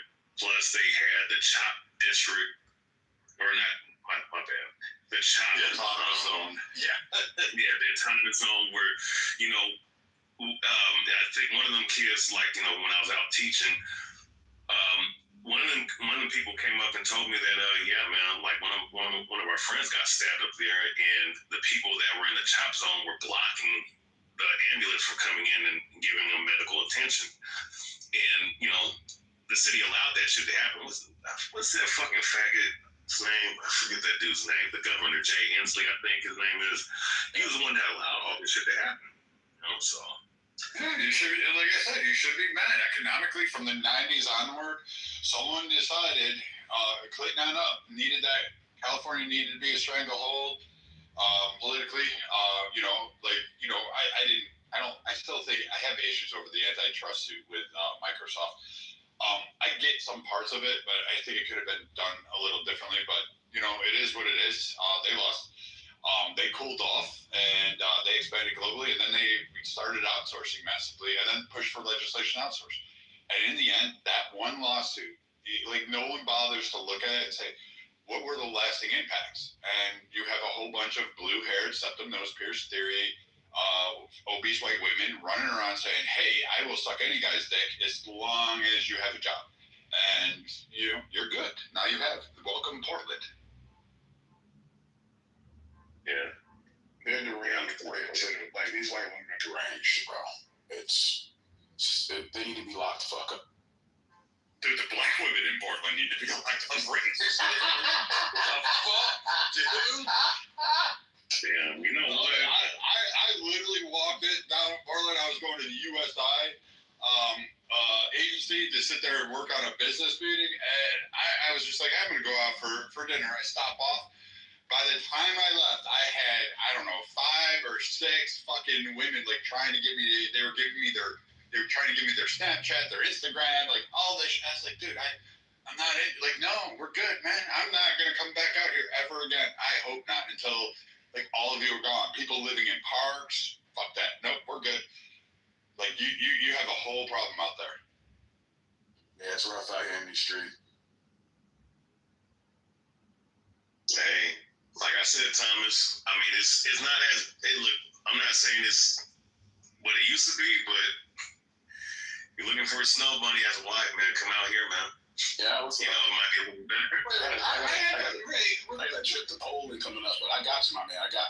What's going on? Like, why can't you call black women bitches? Like, some of them are direct fucking cunts. Oh, of course, absolutely. Oh, man, they're like beyond a bitch. Like, you're bitchzilla. Like, I don't give a fuck. Half of you on this app are cuntosauruses to the nth degree. You should have been in the extinction age. Like, I can't believe that you think somehow that you're a queen when you're fucking single. You had kids from different baby daddies, and you're on EBT screaming about, well, black men aren't protecting me. How the fuck would they protect you? You don't offer them anything of value. And then you're like, oh, white men are all oppressing me. Like, why is it that you can't call a black woman bitch? Like, fuck that, all right? You're a twat waffle cunt. How's that? Does that one bother you better? Oh, wait, hold up.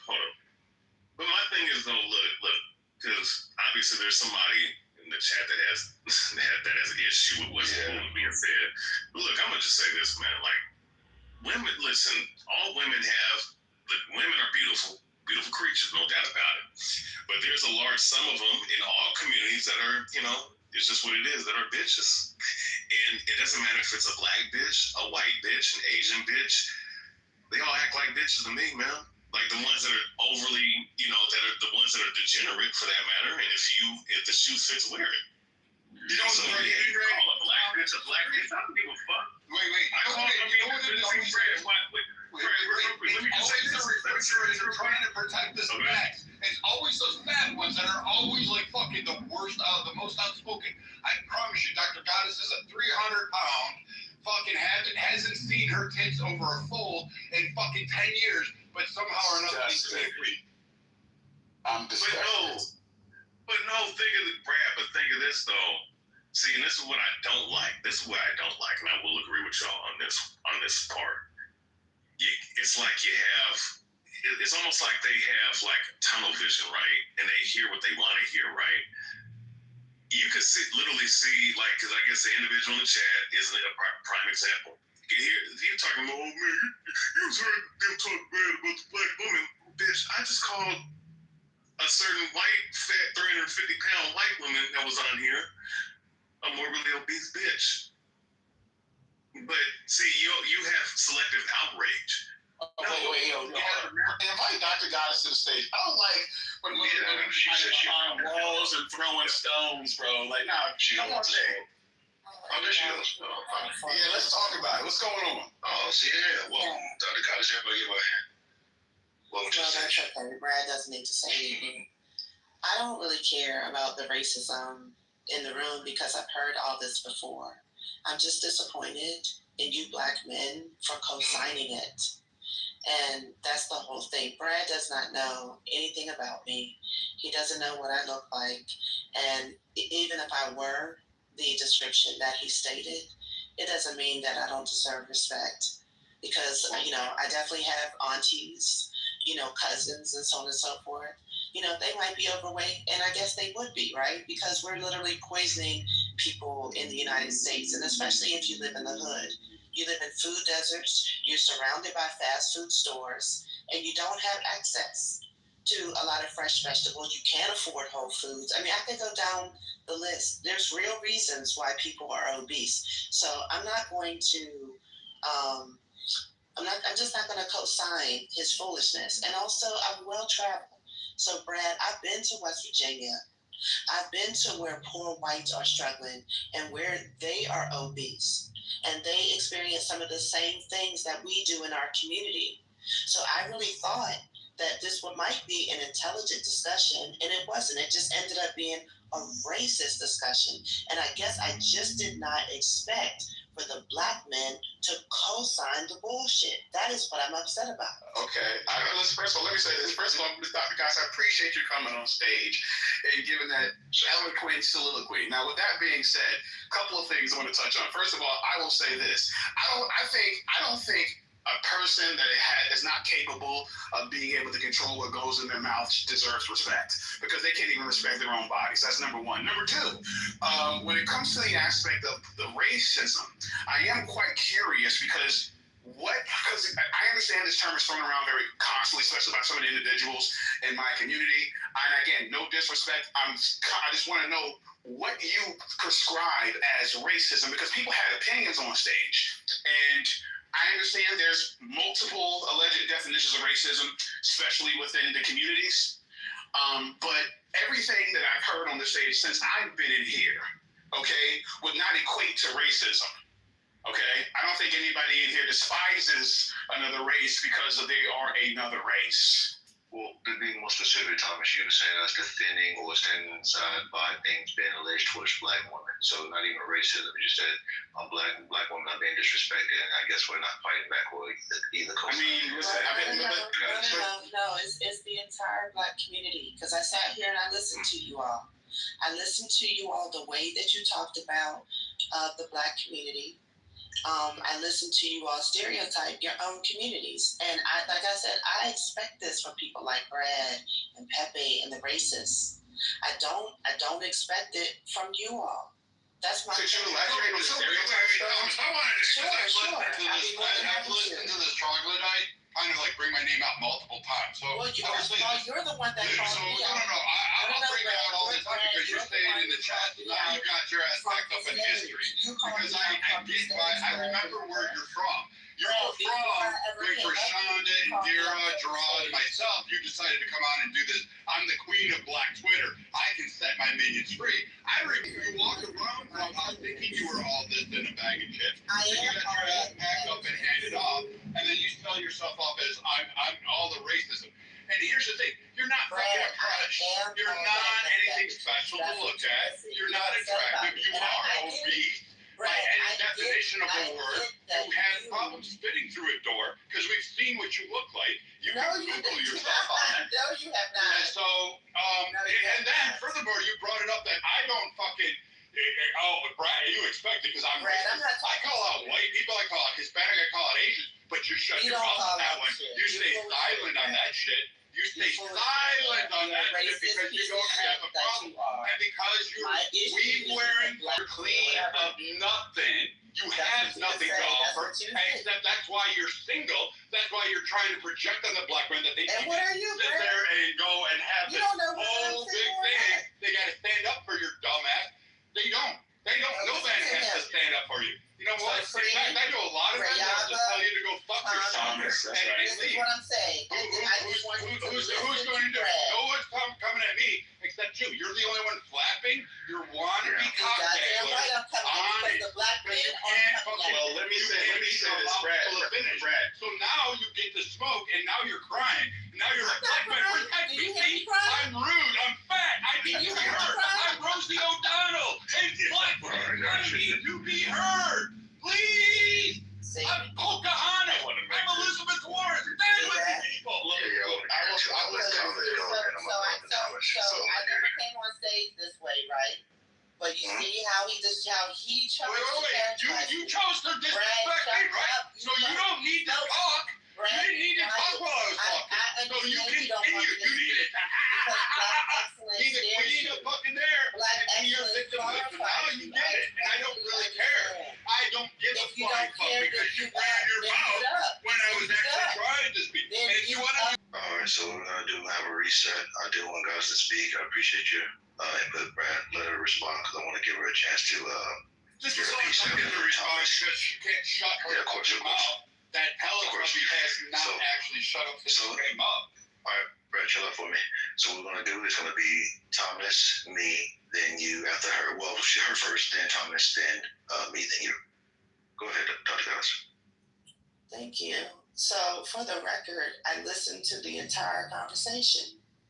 I was listening to you all talk about the different communities, the causes of crime, whether or not it was poverty, was it culture, and when people like Norm, Pepe, and others said, no, it's just around Bangladesh, India. And he was saying, even though there's different causes and cultural norms, that, and it doesn't even matter who the people are, if they're white, black, Asian, etc., poverty is going to be on the rise. It is the single primary causation of crime. So for you all to sit here and co-sign their bullshit about culture is false.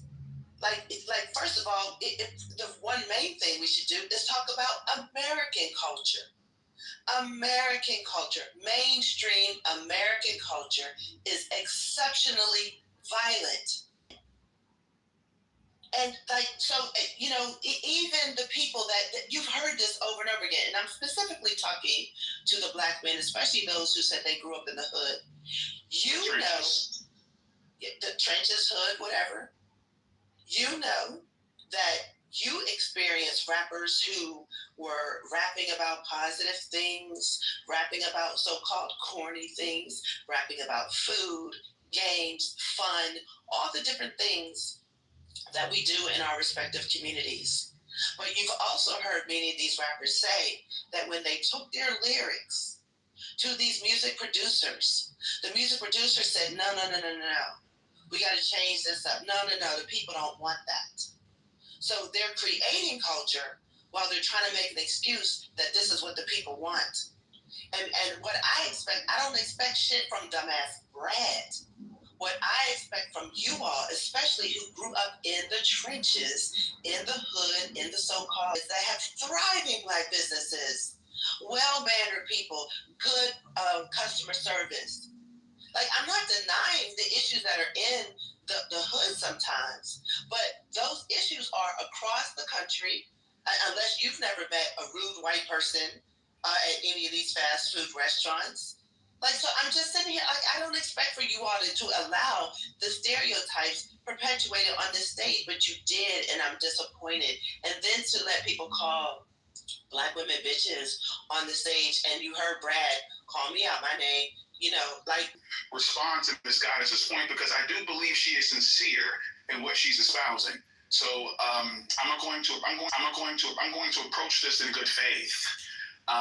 First and foremost, let me start with my guy Brad. I've known Brad for quite some time here. He's also friends with Sig and KP, some of the blackest motherfuckers on this app. Now, with that being said, I understand that their politics may not be in line with what some may agree is the aspect of, or the essence of being a black man, which I think is problematic within itself. But again, everything that I've seen of Brad within the confines of this social media chasm, I have not seen the aspects or influence of racism. And the reason I say that with a straight face is because I understand what real racism is. I see individuals that have it to test for the idea of a black person or blackness. They despise them. They want them dead. There are actually civil wars within some of these communities about whether or not it's Christian or not to hate black people. Okay? So again, even if you want to go to the aspects of some of these other creators that may fall in line to what you're saying, having certain conversations with certain individuals and I say this respectfully, they get really emotional because they don't like hearing certain things coming in. If we sit back and say, well, this is a problem and only black folks should focus on this problem because within the black community, we alienate ourselves. And we don't, and again, I don't want to get into the whole nuance of that because that will take me a little bit off topic, but I'm trying to cover this as quickly as I can. When it comes to the brothers on stage, some of them I know, some of them I don't. These individuals I've been in rooms with, I haven't been in every single room they've been in, but the ones that I've been in rooms with them, I have not, again, heard racial or quote-unquote stereotype, not heard trolling. We've been on here, we'll goof around, and again, if you've been in enough rooms with us, country. But anyways, we get on Hispanic individuals as well. But it's only when we get on our own culture, it seems like people get really offended because these same individuals, when they come in the room, they hear us talking crazy about other people, they have nothing to say. It's as quiet as a rat pissing on cotton. They have nothing to say. And guess we all joke around sometimes and say wild shit and unhinged shit.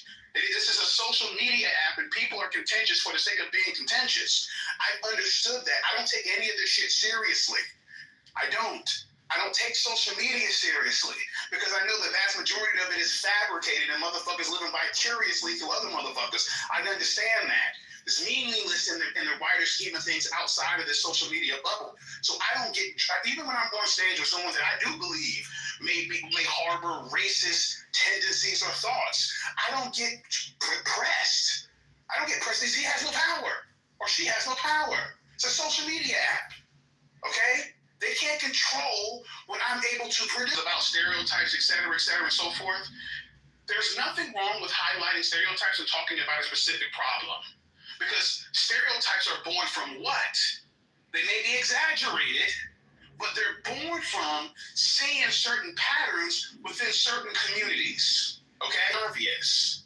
Okay? I love black women, even I come in here and I salute my snow bunnies and my macadamia Asian cookies, okay? Salute.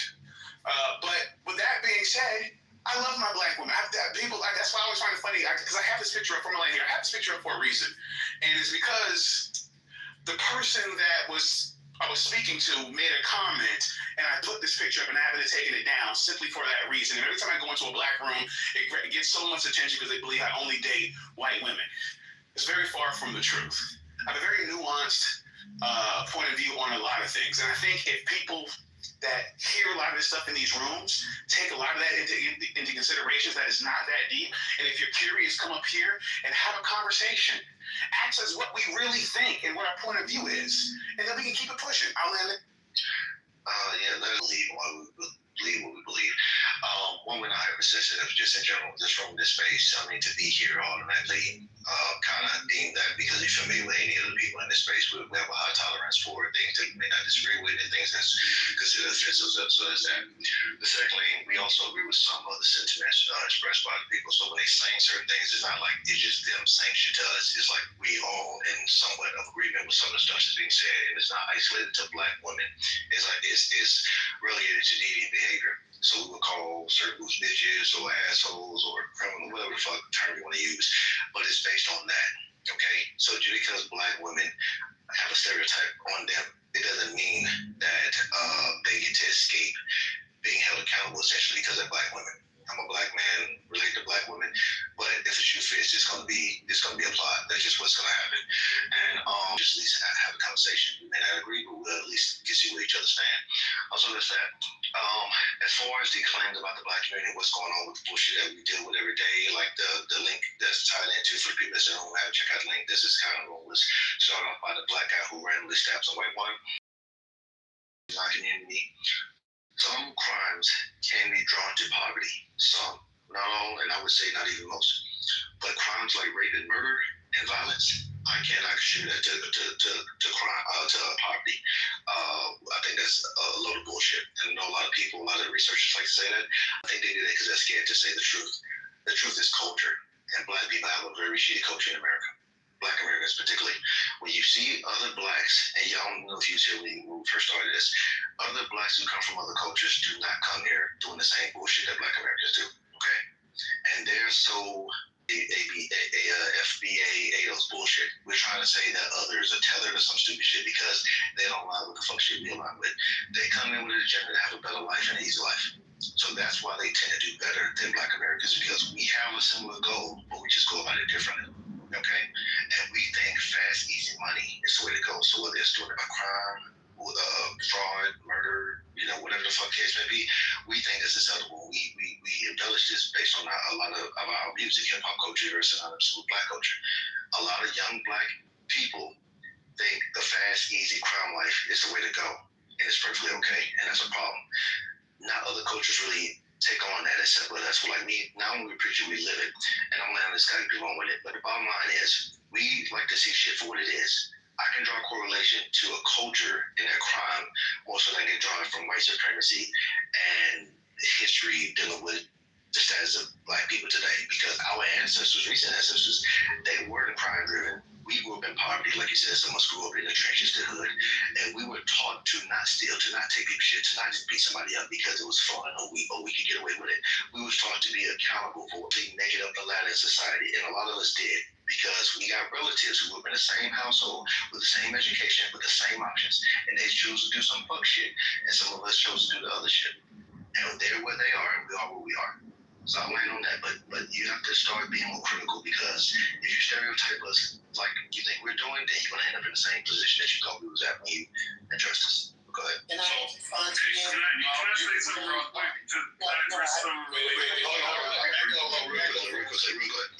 quickly, I want to say, Blake, America, I sent you several invites, brother. Leave the room, come back and try to get up. I've been trying for a while.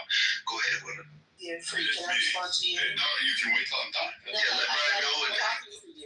Fair enough, yeah, but let Brad go. Brad was he was in the last thing. This is like part and parcel of the problem.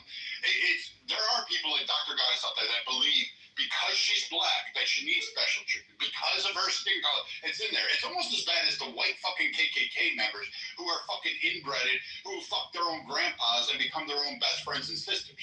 Like, I have no tolerance for this, like this bullshit that you want to do, because to be fair to the white supremacists, there is this whole Black racist thing. There's this reverse racism of Black supremacy thing where we were once kings. We built fucking everything in America. It wouldn't exist without it. And you have no idea about their own history. And you fucking romanticize the bullshit. And then you go, I am so important. It's not fucking true. Maybe that was true. Maybe 1960s, 50s, I'll give you. Maybe even post the 70s. I'll give you half of the 70s. But really, after the 80s, when everybody was doing coke and fucking heroin and then having drive-bys in every neighborhood, I'm kind of like, I'm done with it. Like, I really am done stereotype all Black people to be downtrodden, to not be able to uplift. You want to hold Black men accountable because they don't vote the way you want to. We saw that with the Kamala Harris shit. I'm sorry that Black women don't get uplifted when they're nothing more than screaming at Black men. And it's odd. It's always the single women that are fucking left at the altar. No one wants to be married to them, and they're the ones that are screaming the most. And this happens in the white community too. It's always the white fucking Karens, and you have the Black fucking, I don't know what you call them, Beatrices. I don't know what you call them in the Black community, but you have those Karens too. And I'm like, well, we shouldn't be listening to the KKK or whatever that guy fucking idiot is. Hopefully he's dying of syphilis. Like, we shouldn't be listening to any of these people anymore in terms of society. We should just be removing them and saying, you know what? No, we're done. Like, stay in your lane, because you really aren't educating anybody. You're not educated. You just want to preach a spin, and then you want to cry about it. And when someone like me who comes up and says, fuck that narrative, like, let's change the narrative. It's 2025. I can't live in the past. And no, I'm not going to pay you reparations. No, I'm not going to apologize for slavery. I had nothing to do with that shit. I didn't oppress anybody in this world. I didn't fucking do any of that shit. So spare me with your whole fucking, well, Black women need to be protected at all costs. You had no problem in the chats earlier talking about white people as a whole, as a monolith, across all of those. You went off on that shit, and you're the biggest fucking hypocrite on this app, or at least this stage today. So free, is it my turn? Yeah, can I say something real quick? Just real briefly, because and were you the first person who spoke? Were you the first person who spoke? It's actually his own goddess, but if you want to yield to Yeah, we can go. I just wanted to put it in order who spoke because I thought it was free, and then I realized it wasn't free. Who spoke first? Yeah. One thing that people can't have is cognitive dissonance. It's no disrespect, but you can't sit up here and say a whole bunch of other demographics being talked about prior to that subject being brought up. Because there was white women that were being brought up. There was white women on stage that were being cursed out at one particular point or another. So the whole point that I'm addressing to you is that because you're going after the fact that people are saying things about black women and whatnot, or having disparaging comments about the black community, specifically a certain wrong, does not mean that they're talking about the entirety of the black community or speaking of all black women. It's just that there was a certain topic that was brought up that was being brought up towards a certain particular group of black women, which is a large part of the community that people were just talking about and people universally agreed on, just like people universally agreed on certain white people doing certain things. And other demographics, I think East Indian people were being brought up. All right, so or even Jews were being brought up. So the point I'm getting at is that when you have to hear the whole entire conversation and situation with people and their takes, and everybody has their different takes up here, right? So when you hear certain things, you have to hear the entirety of everything to actually give a full judgment of something. Because if you just cherry pick one aspect of somebody's conversation, sensationalize it to whatever you're feeling at the time, that's not the best. That's not the most conducive way of judging a situation. So that's all I'm gonna say. All right. Well, thank you. I was trying to remember everything that Free said, and you. But I'll go backwards. So first of all, again, I'm talking to the black men on stage because I really don't give a fuck what Brad thinks about anything. Okay. Brad is a stone cold racist, so I don't give a fuck what y'all say. That man is racist to the core. Just because he's not the white domestic terrorist type of racist that became the number one threat to American democracy on the FBI list doesn't mean he's not a fucking racist. Okay? So I'm not speaking to him. I don't give a fuck what he says. What you said, y'all keep going to the black woman. I am offended by the way that black women have been talked about in this room and by you all and what you allowed. But again, I started off with the entire black community because I do love black men and I do love black women and I do love the black community. I also love and criticize the black community. I'm laughing because you heard racist Brad. That's going to be his nickname from now on. You heard racist Brad give enough credit to white racism and the deleterious effect that white racism has had on the black community, and he stops at the 1980s. He stops at 1980s. No, you don't get it. You don't get the liberty to stop at 1980s when crack was introduced into our community in the 1980s. We survived the crack era and barely, along with the rise of the prison industrial complex and for-profit prisons. So you don't get I mean, I know that y'all were just waiting. Y'all were giving everybody the opportunity to speak. But from now on, since I'm not really gonna be here, when these motherfuckers bring up shit like that, stated our communities. And when you talk about black men who, this is for Free, but this is for all of you. When Free talked about, well, black men, they think that they only want fast money, they only want quick money, then I'm gonna bring up Nigeria as well. The reason why a lot of people think that is because when we go the existence of the Freedmen's Bank to make it look like it was black incompetence as to why existence of the Freedmen's Bank to make it look like it was black incompetence as to why the bank went down, they said, okay, we're going to do our best, okay? Thomas owned a grocery store right across the street from a white man. And hey, this is supposed to be capitalist. You're supposed to be allowed to have competition.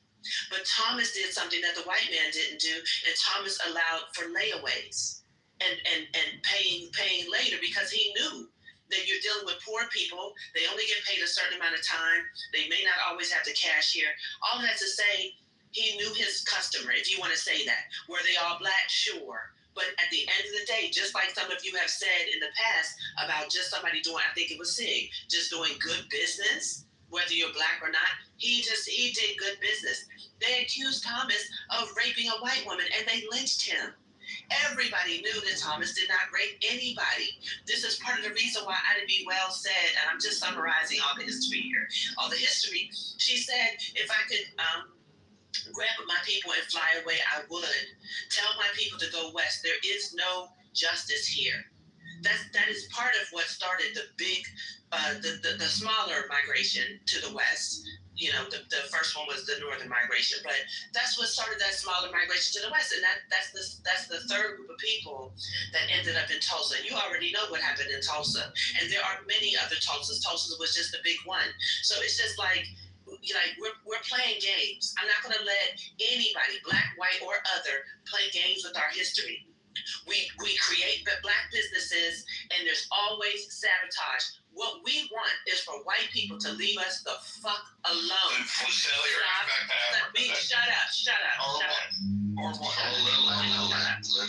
You see, you can't keep off the mic. He stopped. Go ahead. Racist. Systemic racism is the lack of loans. It is outright violence.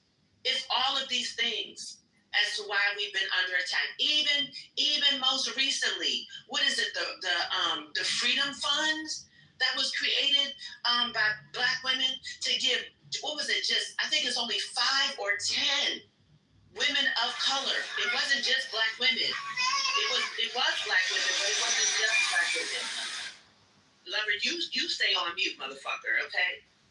So even that, we could not come together and pool our money to allow for 10 women of color to get scholarships to do work in Silicon Valley, which provides less than 2% of black businesses, which includes the Nigerians. I do want to, now we have to reprogram, these young people, and especially these young black men. But at the same time, let's not pretend that we didn't have role models and setups and businesses and thriving, and that we were literally attacked, and not by other black people.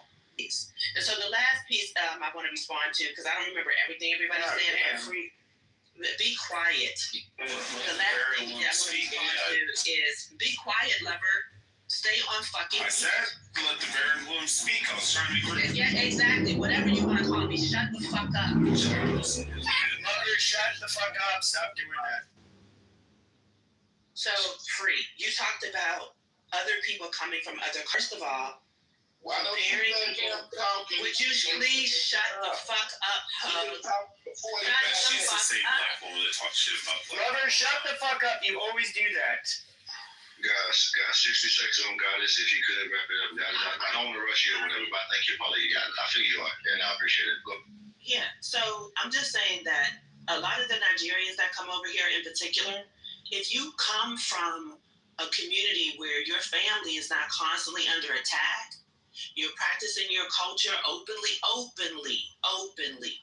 can't even tell you how many festivals, and I mean, it just goes on and on, right? And you end up with a stronger family foundation. I'm not saying that there's no remnants of colonialism or corruption. I'm aware of that, but I'm just saying that if you come from be quiet. If you come from an all-black space, and then you arrive here with your degrees, because most of them come with their degrees. It is the equivalent of you're measuring people. It's like choosing people for a charter school. If you choose the best students, of course you're going to have high scores, and of course you're going to have the best grades, and you're going to demonstrate. Y'all are so, if you hug and love her, y'all are so immature. Don't be like racist Brad. So you're going to have the higher scores.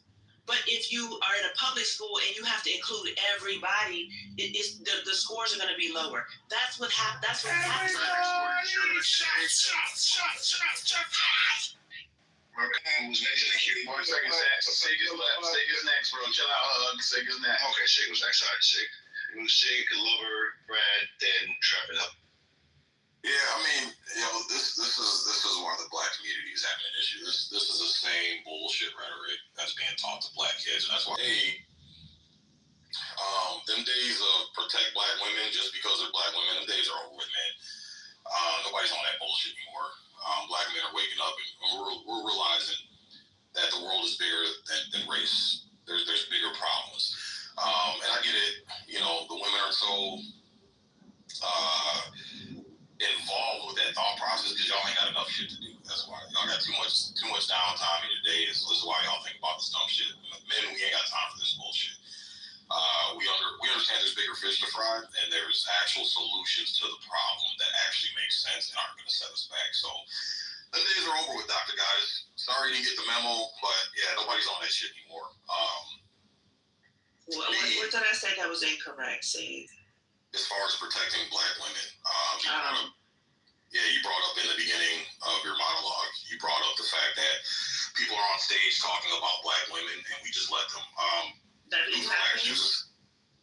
Who cares? People have a right to say what they want and think what they want and have whatever opinions that they want, Dr. Goddess. Okay, so people could be on stage calling with black women bitches and y'all just fine with it. Yes, because guess what? Thank you. Guess what? Whatever, it's called mental insanity to get your mind so wrapped up in what strangers on the internet are saying and trying to police and control and narrate the fucking tone of the conversation, Dr. Goddess. That's called mental insanity. So did I call any names? Who did I call a name? No, did I call any of you names? Why are you asking that question? What does that have to do with anything we're talking about? Because tone and respect or whatever, it can be brought into a conversation. I don't understand why white men are up here talking about black bitches and y'all are just silent. Because they have a First Amendment right to talk about whatever the fuck they want to talk about. And so do you. If you think right, that's why I'm not the one complaining about other people's free speech. You are. You're the one that has a problem with it, not me. I'm trying to help y'all. It's a very low IQ way of thinking, and this is why we're having the problems we have in the black community, because there are other people who are from the outside and move forward in a better condition. Who said I was cutting anybody off? What are you talking about? You said we should be open to anybody. Well, you're doing it right now. We just all had to shut the fuck up. Please be quiet. You and your fucking cuddling of language and your fucking trauma dumping and white man gonna say just hit me and shit. Let her speak, have a dialogue, guys. Let her speak, have a dialogue. People say whatever they. Yeah, I don't mind. Yeah, if he's cutting me off to get clarification on something I said, that's fine. I'm sorry they chimed in. I was just trying to get clarification from you. Oh, yeah, you're good. No disrespect taken at all, Dr. Goddess. I like the organic back and forth. But Dr. Goddess, like the mentality that you have, I'm being genuine here. I'm being 100% honest. No disrespect, not even being funny. But this is why we're having the problems. Who are able to have a conversation, exchange ideas, and not be the first one to try to get offended in order to shut the conversation down. I've noticed with men like us that there's a lot more progress that takes place versus other people that have the same mentality that you have. It seems like people with the same mentality you have, which sounds like this victim mentality, which is, the crack epidemic in the 70s and 80s and 90s. Like, I get all that stuff, Dr. Goddess, but at some point, man, we can take an accountability. We had a choice. When they dropped that crack off, we had a choice, Dr. Goddess. Every time I go into the hood in Detroit, I see trap houses left and right, and I see nothing but black people rolling up every fucking 30 seconds, buying fucking drugs from other black people that are selling it in their own community and destroying their own community. They wake up every day, Dr. Goddess, and make a choice. That has nothing to do with white racism, white supremacy. It has nothing to do with Brad being on an app and telling how we see things. Nothing to do with Pepe being on an app telling us how they view things and see things.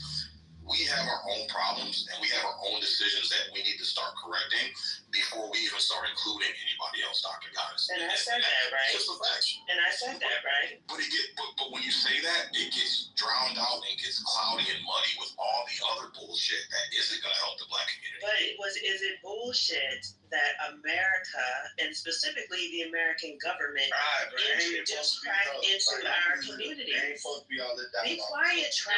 Let them go back and forth, bro. Let them go back and forth. Give him 2 minutes, Shug. They about to go. It just because I know the history doesn't mean why do you think that if somebody cites the history, it means that like there's nothing else we can do. There's no accountability. Like we can't do it. Like we know we're resilient. We have solutions. So why did you take me citing the history as like co-signing a lack of accountability and then calling it bullshit as if it didn't happen? Well, because the bottom line is, the bigger point is that we still made a choice to interact. And the reason why history doesn't matter right now, Dr. Goddess, it's the same thing as if a house were to catch on fire. The firemen don't show up and want to have a discussion about the history of that fire, the history of that house, how it possibly could have started. When they roll up, they're just worried about one thing, and that's putting the fucking fire out, and then they figure out everything else after that. So we got to kind of have that same day, making their own decisions to walk into abortion clinics and slaughter and kill Black babies. So that's the number one thing we got to take care of, Dr. Goddess. That's the number one thing we got to take care of, Dr. Goddess, and it has nothing to do with history. It has nothing to do with the crack epidemic. What do you mean it has nothing to do? It absolutely has. Are you aware? She's still living in the 80s, bro. Be quiet, please. I'm talking to Sig. Sig, are you aware that Black women who choose to have their babies have a higher rate of maternal death in these hospitals? Shut up. I'm just curious, though. There's a negative birth rate. Guys, shut up, lover. So, I mean, first of all, answer this. So, yes, Black women do. Hold on. Sure. I can answer this. And the question is, I don't know. Hold on. And the answer is, I don't quite know. But can you tell me why do Hispanic women, why do white women die at twice the rate due to birth complications in comparison to white women too? What is to how does anybody know the fucking answer? Well, there's easy ways to know the answer, and that's people have studied this. There's a film out that this film just came out. It literally has been touring. It's called The Ebony Canal. If you all want to Google that, you can watch the trailer, whatever. This country is also very sexist. So the reason why white women would have struggles as well is because the healthcare system has not catered to women in the same way that it has catered to men. Why do Mexican women, why can they give birth and have half the chance of dying of a white woman? Honestly, it might be. I mean, I'm not quite sure, but my guess, because of the people that have been around, my guess is they don't actually use hospitals as often as we do, and they don't have a dependence on the system. Where did Mexican women give birth? Well, I'm not talking about in the U.S. Let me rephrase that. I'm talking about women in Mexico. Well, I mean, sometimes at home, sometimes in a hospital. To say something about the Ebony Canal, like a literal false fiction, goddamn ass. It's the title of a film. It's the title of a film. I didn't make it up. Shit that it's not anything made up. You need to read up on black women. Anyway, I was talking to Sig. Sig, you were saying you were talking about the abortions, and you were saying that it's all made up and that it doesn't matter. And I was saying to you that yes, the reason why Black women are having abortions, it does matter. History does matter. But in addition to that, even the Black women who choose to have children have higher rates of maternal death. What percentage of Black women do you think get abortions because of the statistics that they're more likely to die than white women? That is like the dumbest fucking thing I've ever. Well, no, I didn't say that. No, I didn't say that Black women's maternal health is the causation for abortion. I'm saying both of those things are happening at the same time. Do you don't think it's kind of common sense? They impulsively have sex and with a man that they're not ready to have a child with, and then they end up having to do an abortion because they didn't, have take the precautions necessary to not get pregnant. The overwhelming majority of women in general, why they get births is just because it's, they just don't want a fucking child. Because we live in a society that has not created the type of infrastructure where healthy families can thrive. 2, we live in an over-sexed society, all of us, right? 3, we live in... Goodness, can I speak yet? We're thriving longer than any people in history, to be honest. We're living but that's not longer than us thriving longer. Us thriving, of course we are. This is still a first world country, so we're not going to ignore that. We're talking about our problems. I'm pretty sure Isaac want to speak. Europe has a much better medical True, but by the time you guys understand that she did, go ahead, guys, go ahead, please. Yeah, I can look it up in terms of the disparities, because I'm not quite sure. It's just something that I have to. I know, obviously, I know more about Black women because I hear about Black women, I read more about Black women, so I'll look up around Hispanic women. But I also know, there's a running joke, if you will, a social media joke about the We Do Not Care Club and women all across the United States because the issues around perimenopause, menopause, and postmenopause is just understudied, and it's undervalued. And so, there's a whole joke around we do not care if you think blah, blah, blah, blah, blah. It's popular because of that. So do we all care about men? Can I ask that question? Wait. Tell out real quickly. Sig, was you done engaging with other guys? Yeah, I apologize. Free. I have a question just for No. I thought it was trap dirty. I just want to ask her. No, I don't want to continue it on because she's just going to go on. I just asked her if she had kids. Okay, that was it. It was on level 2, by the way. So go ahead, Lovely. What's on you? Oh, okay. Yeah. Miss Scott, do you have any kids or a husband? Well, my personal life is none of you all's business. So, no. Okay. I do, and I have 3 kids. I have a 7-year-old daughter, a 5-year-old son, a 3-year-old son. I've been with my wife for 12 years. So he's this. So you have a barrenless womb, and you can never have. Yeah, okay. So I just wanted to say, as a younger man, I heard her say something about the younger men need to do. Man, we're not. I'm sorry. All this fucking race, goddamn crying and screaming about some shit that never happened to us, probably a never fuck, bro. I'm sorry. That never happened to you? We're not, no. How old are you? I was born in 2004. Okay, so no, none of the shit that you're talking about happened to me. Did you grow up in the hood? Not a motherfucker part of it happened. Did you grow up in the hood? Dan, listen. I think way hard. You don't have to cut me off, but I do not want to enter. I do not want to have a dialogue with you. No. Hold on. Okay, that's on that. That is true. He was interrupting, however, but since he doesn't engage, how will I? I'm laughing at people that may want to interrupt, and I'm dying. But go ahead. Fair enough. Anymore. Matter of fact, you have more immigrants coming over here now. You have more divested communities, you have more interracial marriages. So all this race shit is about to come to a fucking end, and I want to see what the community does then. When everybody's mixed up in this motherfucker like a box of crayons, literally like a box of crayons. Yeah, I want to see what the fuck us as a Black community will do then. I want to see what we're going to do, because for the last 20, 30, 40, 50 years, 60 years, they've been crying. It's fucking crying. I want to see what the fuck happened when everybody looked not just straight niggas. Because, that's what's going to happen.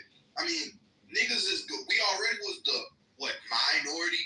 I think I just heard the brother, pull out another thing that, now we already the minority, and y'all think that it's all right for y'all to be aborting Black babies, and then tell men who divest and go into other communities where their kids won't get fucking killed that that's a wrong goddamn decision. That shit sound crazy to me. You know how much Black women I know? I know so much Black women who cry about men who are melanated on divesting, and that brother just said something so amazing. Y'all killing our kids. What the fuck am I? Who's signing up for that? You know how much niggas I know, men right now that I know who actually fit into that category? Like, they wanted a child, they were preparing to like change statistics or help change, and the lady completely like slaughtered his whole like his whole lineage is gone already before it even like actually started.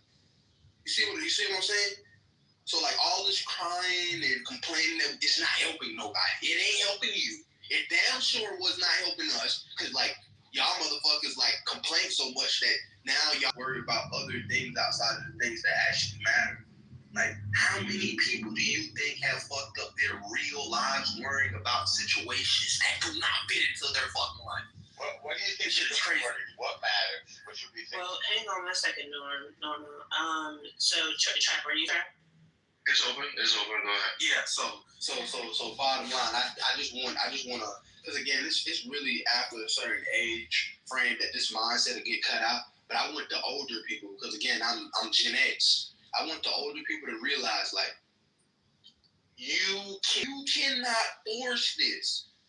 You have to understand that. No matter how much talk, you cannot force men to, what do y'all say, like, protect random ass women that they don't fucking know. Just because they're women. Her generation will be dead soon. Yeah, but that's what's gonna happen though. And then like all the wonderful things that we do, even though it's not gonna be like perfect, they're not gonna be like a part of it at all. Then we're gonna look back at their generations like, what the fuck were they doing? And then there will be people getting talked about like, wait, hang on. They're gonna be the people talked about and shit, like how we talk about stopping abortions. Like how we talk about Adolf Hitler and how we talk about the Babylonian. Or y'all. Who's the not a fuck thing. If your generation, Dr. okay. Whatever. Okay. We can talk about what. My name is Dr. Goddess. Yeah, like the 45 to 65-year-olds are going to be dead the next 10 years. We're not talking to you right now. I'm talking to Trap. Because the majority were. Okay, lover. Talk to Trap. So Trap, what's important? What should we be focusing on? Abortions. What we should be focusing on is first thing, gender roles and all this other shit, like all these crazy ass ideologies and narratives to get in a relationship and start a family. You know how much people focusing on education, would that help us to be self-sufficient? Listen, I mean, you can focus on education also. I mean, that's what comes into the next. I'm not going to tell you that.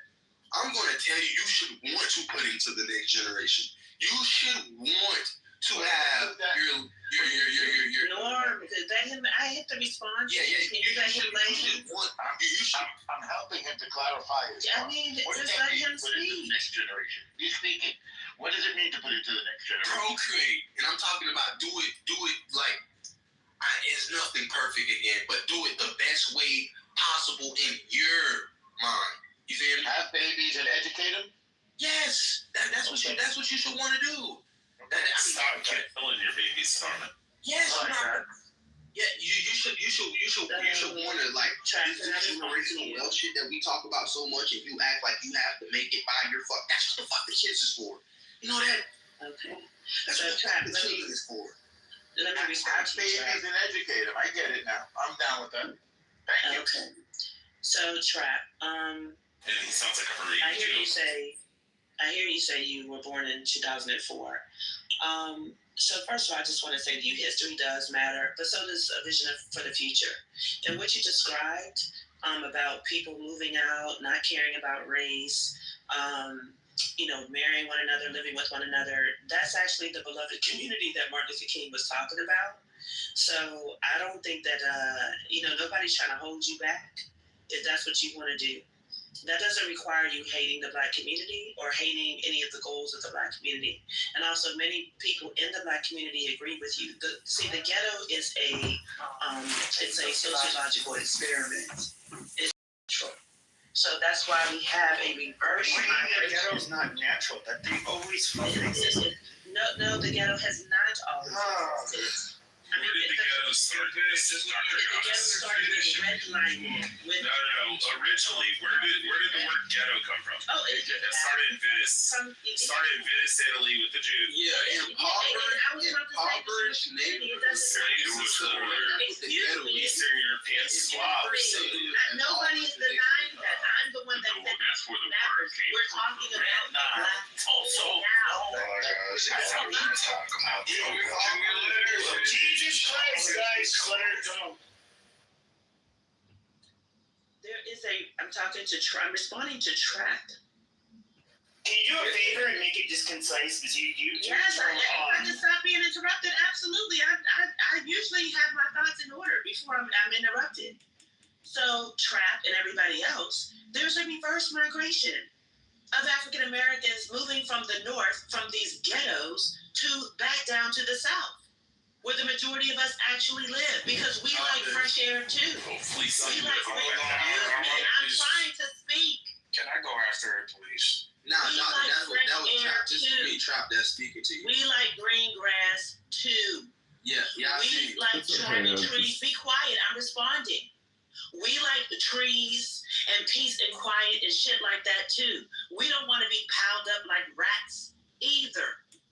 Amazing. So, and then for people to ask, how was the ghetto created? And we're talking about America. I'm talking about America. In America, whites lived in ghettos before blacks were even free. Think about that. In the industrialized north, the ghettos were filled with ethnic whites that are Europeans. Okay. Conditions were way worse than and like all of the ghettos. We were talking about black people. Okay. Shut up. You're trying to all right, you shut the fuck up.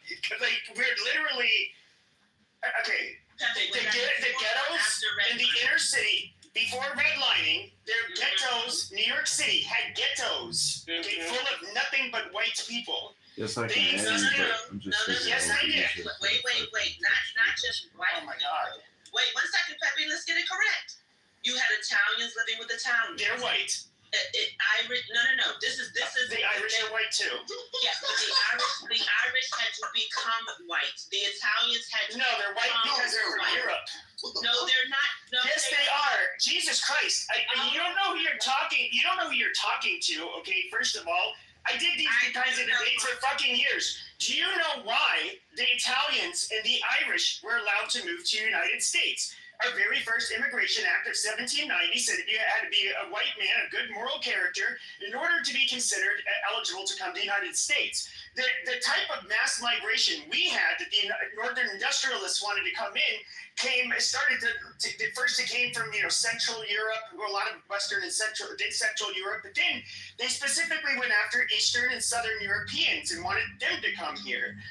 And these people were allowed to come here because they were considered white. That's why it was not until 1965 when we changed with the 1965 Immigration Act that we allowed non-whites to come here in any kind of large numbers. They were allowed to come here because they were white.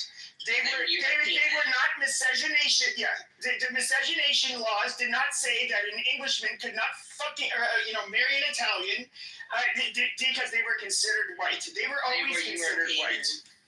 European equals white. No, it doesn't. Yes, it does. No, it doesn't. So, it's synonymous with white. Can I ask Pepe a question? Thank you. Pepe, is the Irish... Actually, it was Isaac's turn to go, but you keep talking. We're having a back and forth. We're having a back and forth. Pepe, we're having a back and forth.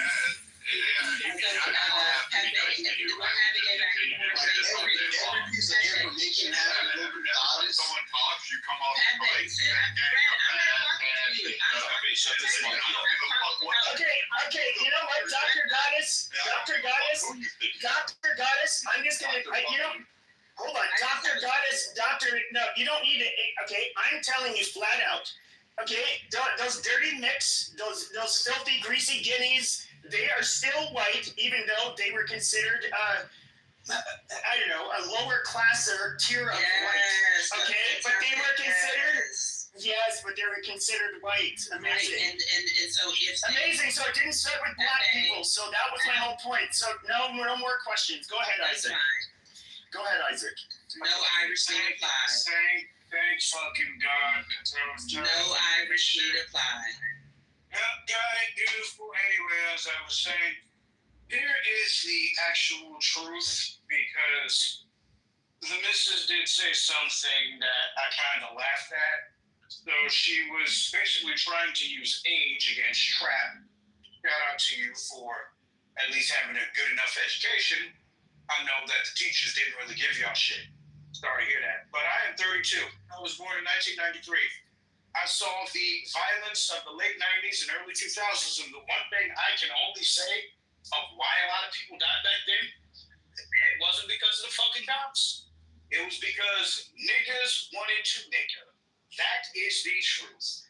The higher the crime went, the more the cops got aggressive, and the more people died. That is all that happened. So every time I hear the ghetto this, the injustice this, the blah, blah, blah, this in the 90s, the blah, blah, blah, that in the 90s, my question to Gen X is always the same. Why were y'all niggas making it worse? We weren't doing that shit. We were kids. Yeah.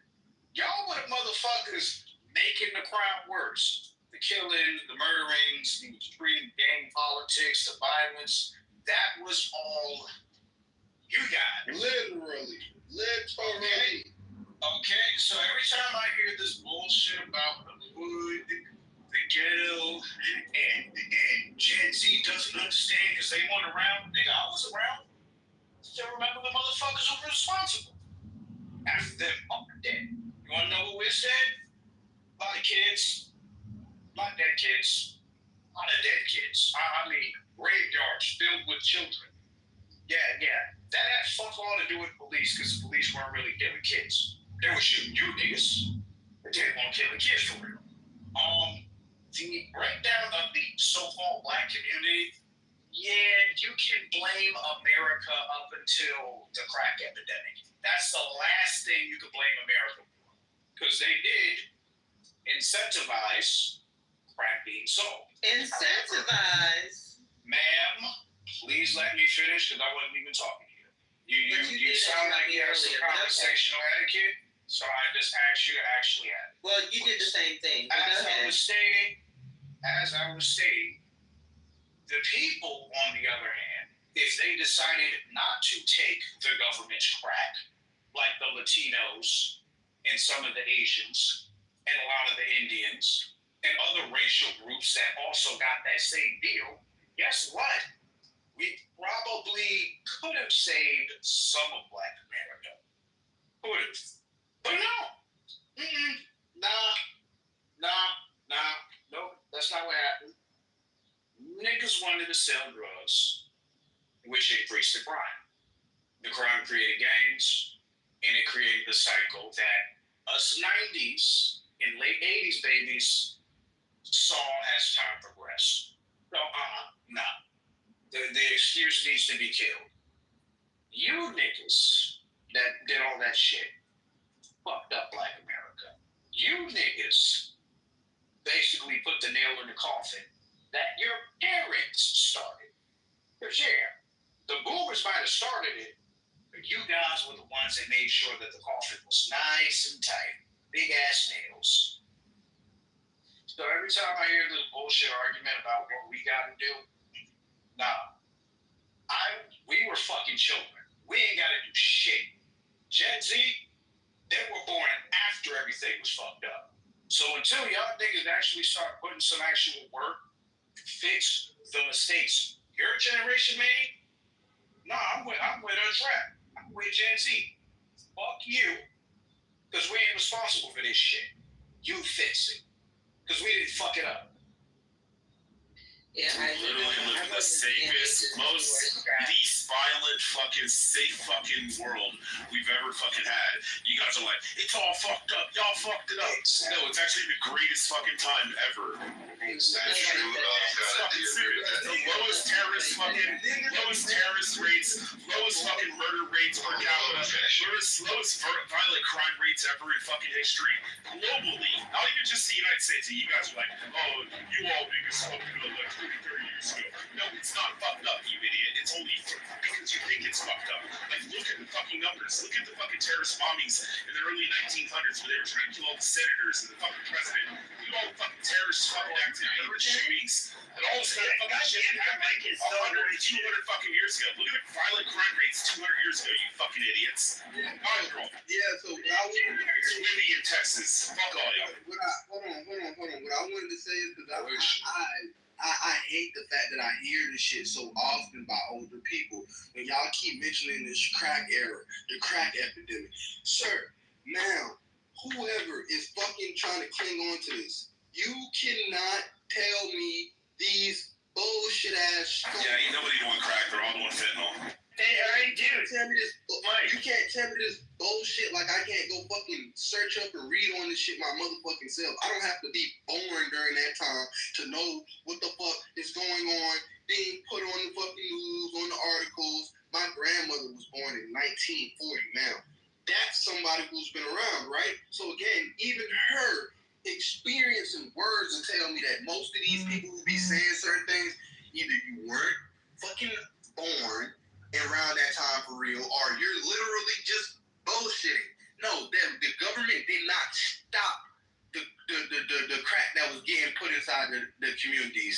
They didn't put them in the communities. They literally put crack in our communities. Shut the fuck up. They literally did. No, they did not. No, the fuck they did. No, the fuck they did not.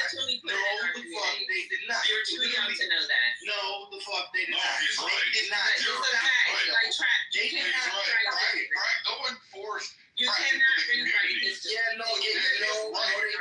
I'm sorry. He's right. It was made up by one They journalist. literally put it in Fucking their morons like communities. Dr. Goddess, who wants to be the queen of black Twitter. She wants to be Roseanne Barr of fucking the internet. Lied about this shit. First off, no one held a crack pipe to your lips. No one did that. No one ever. No. Essentially, if they drop a pallet of crack off, and from the government with all of, they just keep oppressing us. We've had to learn these lessons. Tulsa, Tuskegee Airmen. Why the fuck would you take a pallet of fucking crack from the government and they did it to us? Either you're a simpleton, you're basically telling the rest of the world that black people can't fucking have critical thinking, they can't think for themselves, they're sheep, and they're mindless zombies, and they're nothing more than animals because they went immediately for the crack.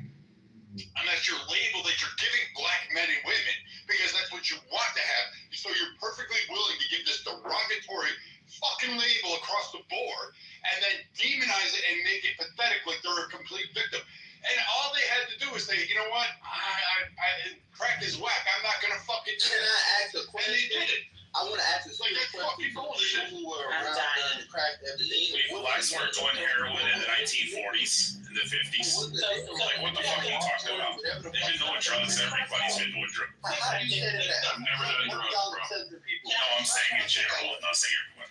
Who is responsible for the opiate crisis? Tell me that.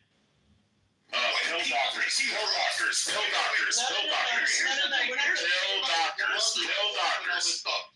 opiate crisis actually started out by doctors doing this whole thing and pharmaceuticals. So your dumbass is trying to correlate crack, which was never prescribed in a pharmacist's office. I didn't say it was. Getting prescribed by doctors and mass clinics, and stupid people like you try to draw this nice coalition. Crack was an illegal substance. It wasn't even allowed. It was basically burning cocaine. Cocaine wasn't fucking allowed. So, like, this idea that somehow the government said, you know what would be great? We just want to keep the black man down. They you know, did. The black man is fucking crack. Crack. We're just going to bring the you know what they did? How about crystal meth? Crystal meth's predominantly white people, and it ruins their lives. Only 1 in 500,000 people who use methamphetamine. No, my bad. No, because I wanted to ask a real question. Is Nicaragua, how do you say that? Nicaragua. Is that the government? No, bitch, Pepe. Okay, so again, when I know about the crack epidemic and like the shit that happened there, that's who. Olivia Pink, Olivia Blue. Yo, that's Colombia, man. Yeah, that's who drugs those were. And it was rebels from that way. Wait, pause. That's who drugs those were. And where they get them from. Wait, pause. Wait, shit. What is wrong with them? I'm an idiot. They think that they can run around and say a whole bunch of shit and leave us context, and we're just going to jump to their defense. Like, we can't go fucking look up the shit ourselves. Like, only an idiot runs the fucking only an idiot runs. No, wait, pause. Just like there's a story in the opiate crisis, there's a specific family. Literally, don't hate because I know I'm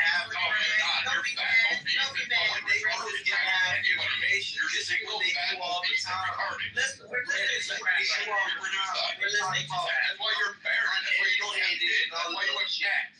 Yeah. This is what they do all the time. This is facts. What I'm about to say is facts. So when I say Nicaragua, say that word again. Nicaragua. So when you say that word, and then you know for a fact that the cocaine, the crack, the drugs that was around during that time was theirs, like the rebels from that side. How in the fuck did you get the government fucking dropped it off, gave it to y'all, and like forced it down y'all throats and forced y'all to give it to other people to try to like come up with money and like, where the fuck did y'all get that from? Yeah, so you may want to go ahead and Google. Where did you get that from? Because some lines mixed journalists made it up. So Trap, if you really want to know the answer, you should Google things like the Iran-Contra affair, Ronald Reagan, the Black Panther Party, and what happened. With black American fucking crack. So Thomas. You had no idea. Like, who are you praying for? You don't need to help you. You have no responsibility. You have no responsibility to back up your bottle. There's nothing that they need to do. I mean, I out of your mouth. I don't give a fuck. You had no truth to anything you said. I read Ollie North, all of that shit, Ronnie Reagan, none of that had to do with targeting black people in fucking crack. I'll promise Dr. Dobbins, and so if you all pick me up for a second, Jesus Christ, why is there a bunch of people talking at the same fucking time? Like I'm hearing a bunch of people. How ridiculous is this? Because we're trying to hear furious. That's why I'm calling her DG. Hey, Sean, I have no problem with DG. She's a beautiful thing. No, shit, you're not. You're fat. Even if I were fat. I have a picture of you. Your LinkedIn and your Twitter is all there. Exactly. So even if I am, you are very obese. This is the whole part where she gets off on that. The Iran Contra had nothing to do with the They only say that the government, and this is what I was trying to get to. This is what I was trying to get to know the doctor. Hold on, this is what I want y'all to really understand. Black people only say that the government was involved with X, Y, Z because the government did not stop all the shit that you chose to put your that's not true. You just don't have the history. You don't know. Free Thomas, Ray, be quiet. It is your responsibility to track it. I track. They don't do anything. He really needs to know the shit. DG. We're not talking to everybody chill out. Wait. You guys stop. I'll tell you what. Let Trap. Hey. Let Trap on your ass. Wipe it off. Whatever racist brand. Hey. Let Trap finish. Let guys respond and let them have that back and forth. This is a 3-minute back and forth between them two. Yeah, so what I'm saying is the problem is a lot of the younger people with this like this information so like accessible to us. Like we are not just taking your word for it. That'd be ridiculous, right? Even the Bible tells us not to just take man's word, right? So I'm going to try to do more research on the things that you guys tell me. Your little fucking anecdotal experiences of what happened during blah, blah, blah period or blah, blah, blah. I'm not going on that. You probably was on these fucking same drugs that you claim the rest of the fucking goddamn community was on. You ain't going to convince me that everybody was on crack and your little happy ass wasn't. You ain't gonna fucking convince me. So I don't. Most of the shit that you be saying just be sounding fucking crazy. Most of the older people shit be. How the fuck the crack epidemic was so goddamn? How the fuck was it an epidemic and everybody was doing crack and you weren't involved? Explain. So I'm not. So I'm gonna do some research. When I do the research and when I start seeing shit like, well, they said the government did this shit to them. The reason why this man is on the fucking road. 60, 70 years old, hung up, strung out on drugs. He said, the government. I want to know, is this true? Let me see. Because I'm tired of hearing everybody always saying the government did this, the government did that. Because the government ain't never did a motherfucking thing to motherfucking me. You feel me? Since I've been born, except for like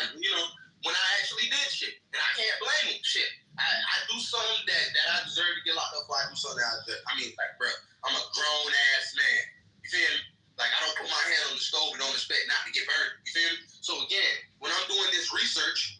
I'm looking and I see Nicaragua and all this other shit and rebels and I'm like, where the fuck is the government in this? Then I finally see it.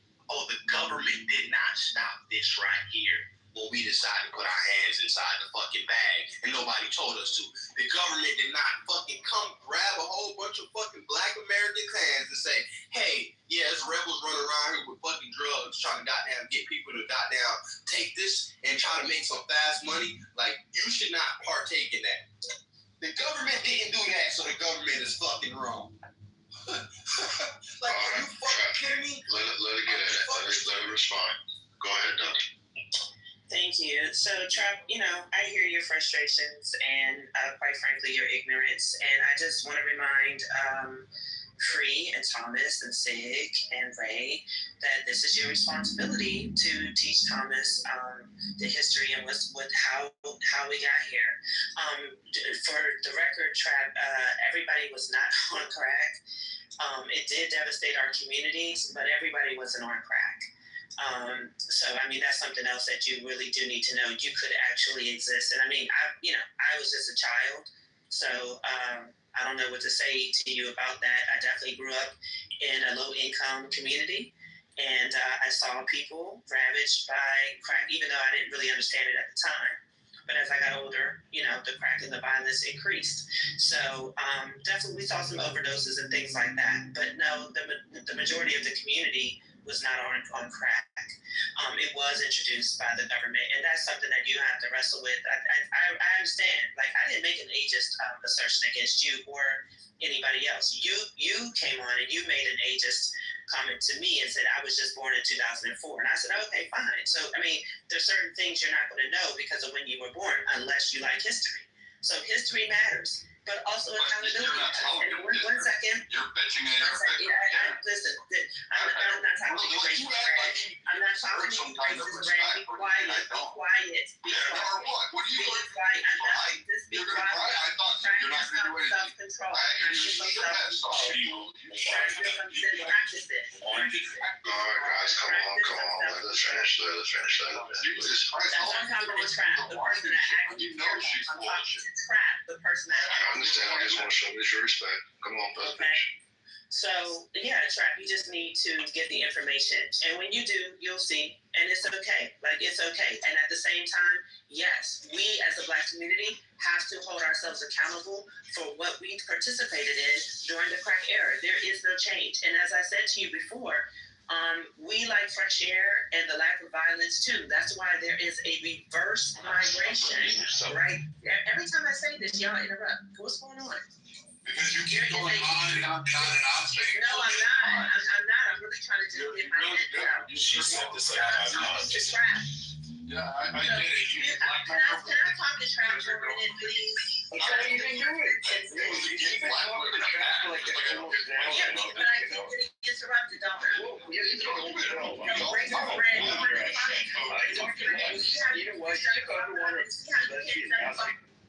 All right, guys. All right, listen.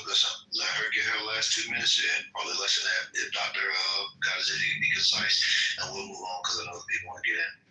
Yeah, thank you. I only need 1 minute. Trap, I need you to look into the history. And as I was saying, Black people, we want decency and peace and calm too. That's why there is a reverse migration from these northern ghettos to the American South. That is happening. And these are Black people making the choice. So it's not, we're not trying to revel in the foolishness or the violence. We like peace too. Okay, that's the point. Okay, so I just want to say something very quick to what she said.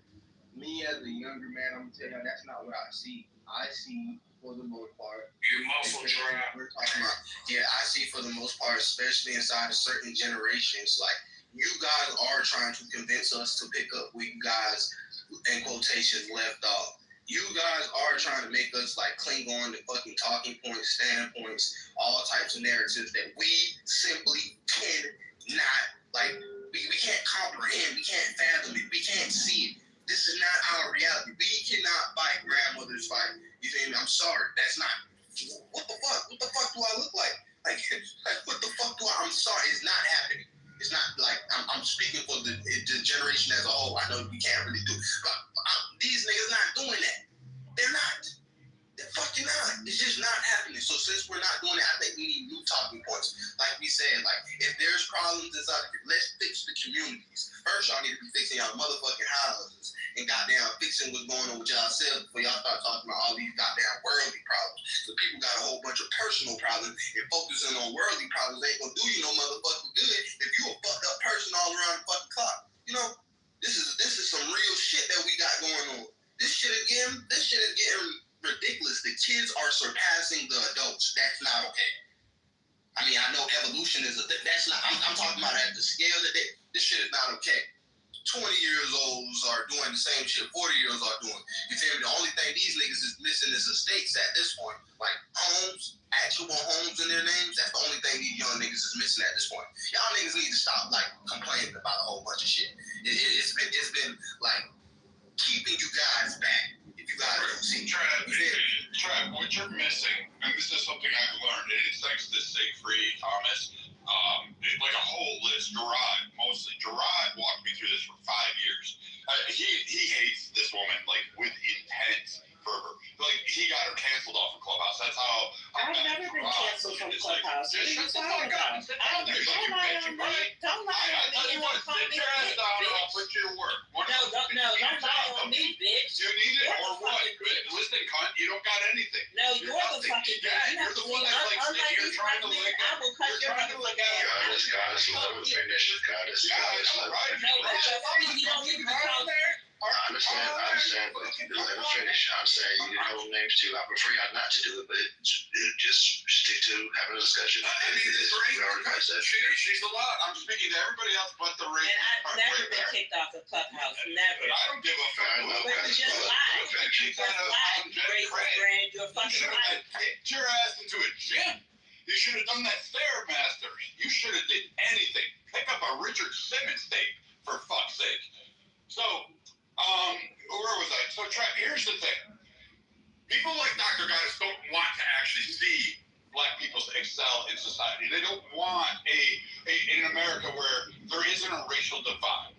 They really do want to have this race baiting, race hustling thing. They're the Benjamin Crumps of the world. She's known for this. Like she self-proclaimed queen of black Twitter to get her peoples to dox and cancel people when the lockdowns first started. She was trying to capitalize and grift off of BLM.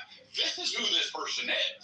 This is who she really is. This is why I'm vehement against her. She's a perpetual liar. She does not know history. She does not have any credible standing. She has been removed off areas. She tried to go on News Networks and said, hey, I am this. So now she's on Clubhouse. This so-called queen of black Twitter, Dr. Goddess, with all of her proliferations and knowledge and her importance to the black community, is spending the majority of her time 24/7 on where? Fucking Clubhouse. So that should tell you something right there, that she is more about making a perpetual victimhood out of blackness, and she needs blackness more than you do.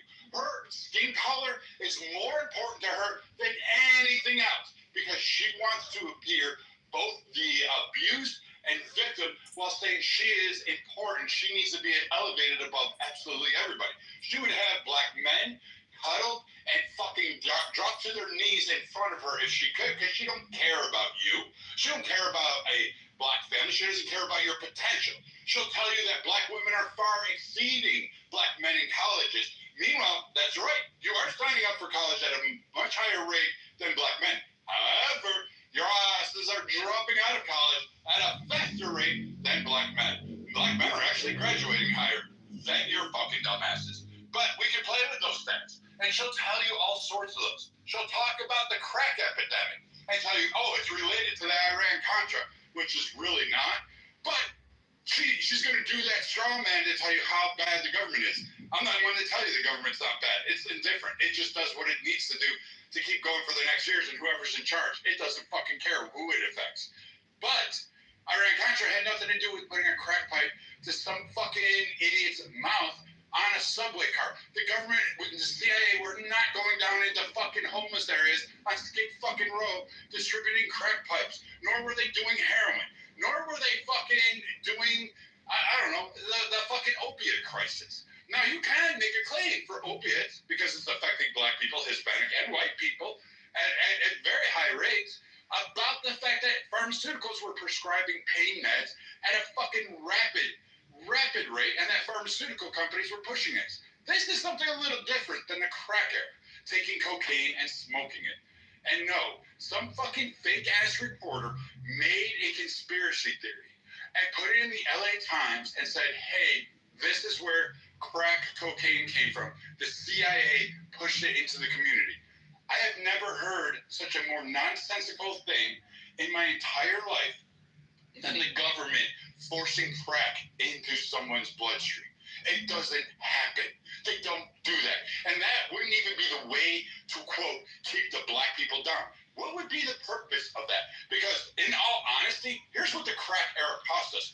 Trillions of dollars years later. It cost us billions of dollars in infrastructure management. We had to fucking funnel. We had to expand prisons. We had to hire more judges. We had to pass more legislation. We had to enhance cops. We had to have measurements. We had to do vast arrays of shit to combat the crack epidemic, as well as the gang violence that was occurring as a direct result of it, including fucking going after and building the very institutes that Dr. Goddess likes to bitch about. So while she'll sit there and say, oh yeah, the government did crack to us just so they could build prisons, it's really funny how it ended up costing the government more money when they really wanted to spend more money overseas. The crack epidemic was not something anybody really wanted in their fucking backyards, including the very urban populations at the time. So stop listening to fucking women like this, and I get why black men in mass tell these women to go fuck themselves off a cliff and just they can't wait for them to pass out, because quite frankly, I get it now. I tell this to all of my black friends. This type of woman exists in the white community. Those snow bunnies, careful, because you have this Karen, this fucking weed-wearing Karen in the white community too. And to Brad's point, this is why. Yeah. Well, no, we're not going to do to Brad's point because he went on, no, Isaac, he went on a long rant, lying about you guys. So I have to rebut what he had to say. That's fine. You can't just go to Isaac, please. Jesus Christ. As I was saying, this is why you see a lot of millennial black men, I don't know what the fuck black women doing, basically telling these race baiters to go kill themselves. Because this is bullshit. You mean to tell me I'm supposed to be loyal to your nothing fucking ass? Nothing. There's no jobs. There's no industries. There's not even a fucking nonprofit to pay someone $13 an hour. This is the niggas we supposed to be listening to? Nah, fuck it. Fuck no. Fuck all that bullshit. Exactly. This race shit is gone. It's done. I am glad. I am ecstatic to find more and more black men telling everyone talking about race, except for the old people. We understand why the old people are racist. They actually have a fucking argument. They went through actual oppression. They actually went through the fucking Martin Luther King marches and everything dealing with Malcolm X. They can fucking say that shit. These niggas? How the fuck you gonna claim racism when the government gave your ass free college in 1971? Shut your bitch ass the fuck up. Shut all the way the fuck up. Racism died, okay? That's what happened to it. You can say it's still here. You can say it's still in the system. Well, whoop-de fucking shit. There's still a bunch of old motherfuckers like you living around. So I guess it's still gonna be a bit fucking aggravating to deal with. But no, trap. Exactly. That is why anyone fighting for this black beauty, racism, and we need to unify. No, fuck your skin color, fuck your bullshit, fuck your nonprofit. The race shit is dead. You want to help black people? Start teaching them how to operate in America. Okay? The main thing I am laughing at is that black women are still in poverty, yet black progression is a talking point. That's fucking hilarious. Yeah, the most impoverished woman is historically, at number 7, still the most impoverished woman throughout history. Black fucking woman. Whoop-de fucking shit. Yeah. Fuck the race shit. It's done nothing. Our grandparents fought that fight. It's over. You want to talk about black progression? learn how to operate in America, and then be useful in it. That's how it works. That's it. Almost every single black man on this stage can tell you. That's how it worked. There was no community. Some of our parents didn't even do this shit. We had to get the fuck out at 18 and figure out, how can I not die in America? And you know what we learned? It was no longer racist. It's unfair, but it's not racist. If it was, we wouldn't have gotten this shit. We wouldn't have gotten anywhere. I wouldn't be living in a town that the average person makes $428K a year. Yeah, I wouldn't be living in that town if it was racist. Rap wouldn't be doing what he's doing. Big would not have what he has. There are plenty of black men on stage that can tell you right fucking now, if race still existed, none of us would be in the position we're at. So 100%, I say Gen Z got the right fucking plan. Fuck the race shit. Yeah. We need to learn how to fucking survive. Because this shit old people saying, it don't work because it don't exist no more. Yeah, thank you, Isaac, for that very ignorant rant. I just say that first of all, race still matters. Trap, don't believe this. But you should research for yourself. That's what I'm saying to you. You don't have to believe me. You don't have to believe anybody else on the stage. I do charge black men with having be quiet, racist Brad. Be quiet, racist Brad. Be quiet, racist Brad. Be quiet, racist Brad. Be quiet, racist Brad. Be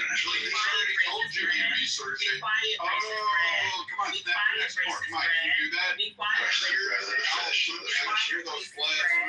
Be quiet, your neck. Like, if you use a toilet bowl there to get married, you get the Black Lives Matter. That's what she Stop. Chill up. Yeah, I mean, y'all know I stay on mute free, but this is just what they do. Be quiet, racist Brad. Be quiet, racist Brad. Be quiet, racist Brad. Be quiet, racist Brad. Be quiet, racist Brad. Be quiet, racist Brad. Be quiet. All right, guys, I don't know. Do you guys want the violence? Because I'll start using slurs and I'll start doing all kinds of stuff, being very mean. But like you guys I'm starting to get annoying, and you guys know I do the violence part. But he won't stay on mute. Well, okay, Brad, please stay on mute while she says what she's gonna say. I mean, I obviously disagree with her too. Just let her say. She talks too much. Yeah, well, Judy, you don't talk enough. How about that? It's disgusting to me, you're friends with James Andrews, who has over 2 million followers. Guess what? James Andrews is a friend of mine, too. I was looking at your profile. I see your friends. I'm actually shocked that those people are friends of yours, because I know those people actually very well. I'm shocked at the people you actually have that are friends of yours based on the way you talk. You're a CNN news broadcast. Everything you're saying is nothing new that anyone on this fucking stage hasn't heard before. Your goddamn talking points. So can you stop talking unless you have something new to actually bring to the stage? Because you're boring. Correct. Alright, so listen, guys. To be fair, and I'm gonna let you finish, guys, too, real quickly. I think it's Judy, I'll let you go. Doctor, and you're not a god whatsoever. Okay, guys, stop. Guys, shut the fuck up. The beautiful thing is, like, you can't stop who I am, and I understand that my sheer existence is a threat to people like you and racist Brad. You're just one of those two colors from Black Lives Matter. You're one of those. All right, guys. God damn. Okay, just let Dr. Goddess finish what she was going to say. And I see Judy wanted to say something, and we haven't heard from Judy. So go ahead, Dr. Goddess. Please don't make it, like, super long. Sorry, I'm definitely trying not to, for sure. No, I was saying to Trap, you have research to do, and you should do it. You don't have to take my word for anything. If the information is out there. And I just charged the black men on the stage, especially because Trap seems to have a similar ideology. You all should teach him. He should teach him his history, because history is still important. We don't live in some type of non-historical utopia. We have our president, right? He's using laws that go back to the 1700s, but you all want to pretend that history doesn't matter. It does matter. So, that's just one of the things that I wanted to stress. And then I think the other thing is, I don't know where I guess I do know. It sounds like there were some struggles, in your community. And listen, the Black family is definitely struggling right now, but there's only roughly like 30% of us. I think it's 27% of Black people who are in poverty. So I hear what you're saying when you talk about people making progress, and that's what we do. We're resilient people. In 1865, was it 98% of us were in poverty? In the 1960s, it went down to 60-something%, and now it's at about 27 to 30%. So we do make progress in spite of everything. That's why I was saying, if, these white racists could leave us the fuck alone, we would have even more. We would be doing so much more. But, we still have things to do. We want to hold our community accountable. Excuse me. Right, so she's going to be longer. And I'm not trying to get out there. I was going to make my finish. I was saying she's very up. She was. I felt that. Can we just put the tampon in her mouth? Hold on, guys. Just let it go, because I don't. These back and forth just make it like. Yeah, she just goes on and on and on. I know. And she said she was just about to land. She said she was just about to land. You heard my voice, right? I literally was like, and finally. So you just have her put her teeth in, so I'll just say this. and just All right, she's wrapping it up. Let her wrap it up. Yeah, so I'm a threat to people like Racist Brad because they hate people like me, okay? No, they hate people who can tell the truth, who have a very strong sense of who they are. No, you're not. You're fake. Be quiet, Racist Brad. Be quiet, Racist Brad. You said all types of shit about me. I'm allowed to defend myself and tell people who I am. You do not define me. You do not define me, Racist Brad. You do not define me, Racist Brad. You do not define me, Racist Brad. Racist Brad. Racist Brad. Racist Brad. You are racist. Yep, Yeah, so I wasn't done. She wasn't done. I am almost done. I'm gonna make a Q&A. All right, God damn it! Just Brad, I get it. Dude, gee, of all the people in this app, I run my mouth, but just let her finish. Yeah, I gotta applaud you, Pepe, because I know you can be violent too. I applaud you. So listen, Racist Brad doesn't define me. He's upset because I am who I am. And so that's just a fact. I'm not talking to you, Racist Brad. I'm talking to the Black women. I know, these Black women who's crying. Excuse me. See, Pepe. I know, yeah, but you are saying his name, and that's gonna trigger. No, but he said my name repeatedly. Okay, so okay, but I'm just saying, he talked all But not the guys, yes, but you don't engage him. It's gonna warn him. That's true. That's true. Right? But you understand, yes, correct. But you understand, once you engage him, he's going to provoke him to re-engage you. I'm just saying, you know what comes with it. But he stood up on stage and said all types of shit about me. I agree. I understand. Just let there. I defend myself. Because Go ahead, Doctor. Yeah, so that's just a fact. And I'm speaking to the Black men on this particular stage. Y'all know this is why I am. And you are the ones that I actually care about. Right? So all I'm saying is that I want you all to engage yourselves, tell the truth about your family's plural, and your origins plural. Because our history, just shut up, Racist Brad. Because our histories are not super romantic, and they're also not dastardly. And shut up, Racist Brad. Doctor, just take off. Fucking comment, Pepe. I know, Doctor, just tell that filthy Mick to just shut the fuck up next time. I say be quiet, Racist Brad. He won't stop talking. Be quiet, bigoted Black woman. Can somebody put him down for a second? Can you put him down for a second? Come on, Queef. Come on. Put him down for a second. Hold on. Can we get this wrapped Yeah, we have to have a cue. Just put him down. Yes, thank you. Hold on. All right, we have Judy. No, we have Judy. Racist Brad down. Okay, so yes, you can go next to me. Thank you. Chill out, man. You just gotta land. question. No, you didn't ask her anything. 1 second, because racist Brad won't let me speak. Hey, Mark, You're the mom. I know, but I'm trying not to move people. I'm trying to civilize it, not be civil. Civilize the people. Okay. There's so much sexual tension going on. Yeah, with racist Brad and Doctor.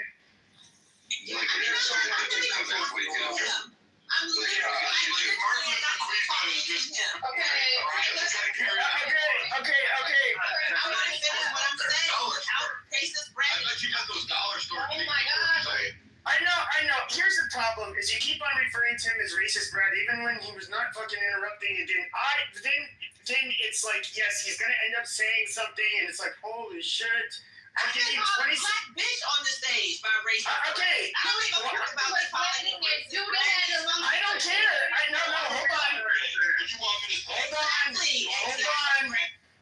Hold on. Maybe my mic's low today. I don't know. You want to be an Asian?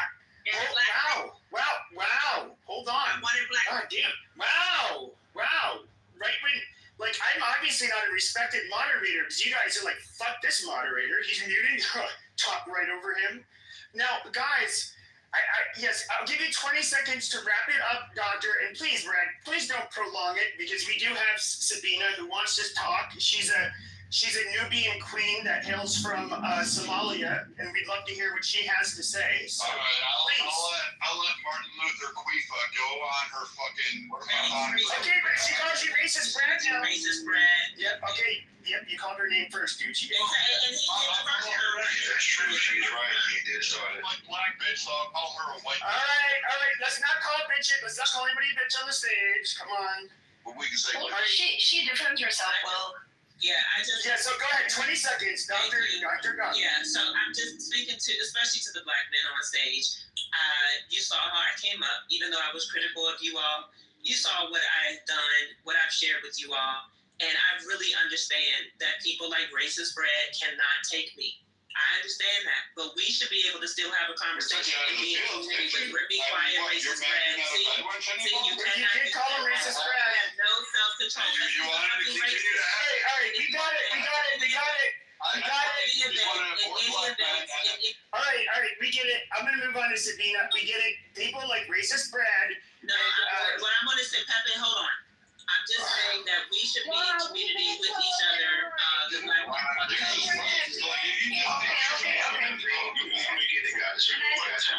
I get it? Yeah. Okay, so I want to make a comment. Oh, sorry. Is that okay? No, you can go ahead. Thank you. Okay, yeah, so hi everyone. Yeah, I wanted to make a comment because someone Beaver put it in the chat too, and it's something I've been noticing, and I spoke about it with. I have white liberal white women friends that I like very much, and I warned them and I said there's something going on that's shifting, right?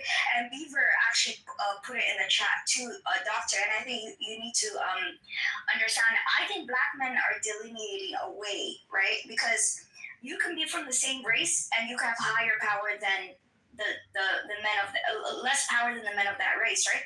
So the way Beaver is saying is that it's like white men and black men will be at the top, white woman and black woman will be at the bottom, right? So and I've seen Brad attack no offense, Brad, but I've seen you attack white women too. So I think this is shifting, right? And if you look at other cultures, like Middle Eastern cultures, I'm not saying all of them, but some of them, the men don't have the same rights as the woman. Like, society can exist where the men, I think that's what Isaac's saying. It's like, I'm sorry, I'm not born a female. I'm born a black male, and I don't feel oppressed anymore. So it's a you thing type of thing. So I wonder what you think about that, Doctor, because I think that there's a segregation going on now, and I think it's just it's male versus female now. What do you think about that? I agree. I mean, the manosphere was created because these white men in particular were very, very angry about the feminist movement and women's rights. You have to remember that women couldn't even get credit for it. Black men too. That's what I'm saying. So hold on. So white men created the manosphere, and then black men followed them. Yes, you did. Yes, you did. Yes, you did. So anyway, that's what they're. Wait, because excuse me. I think Arab men did. Arab men did. Yeah.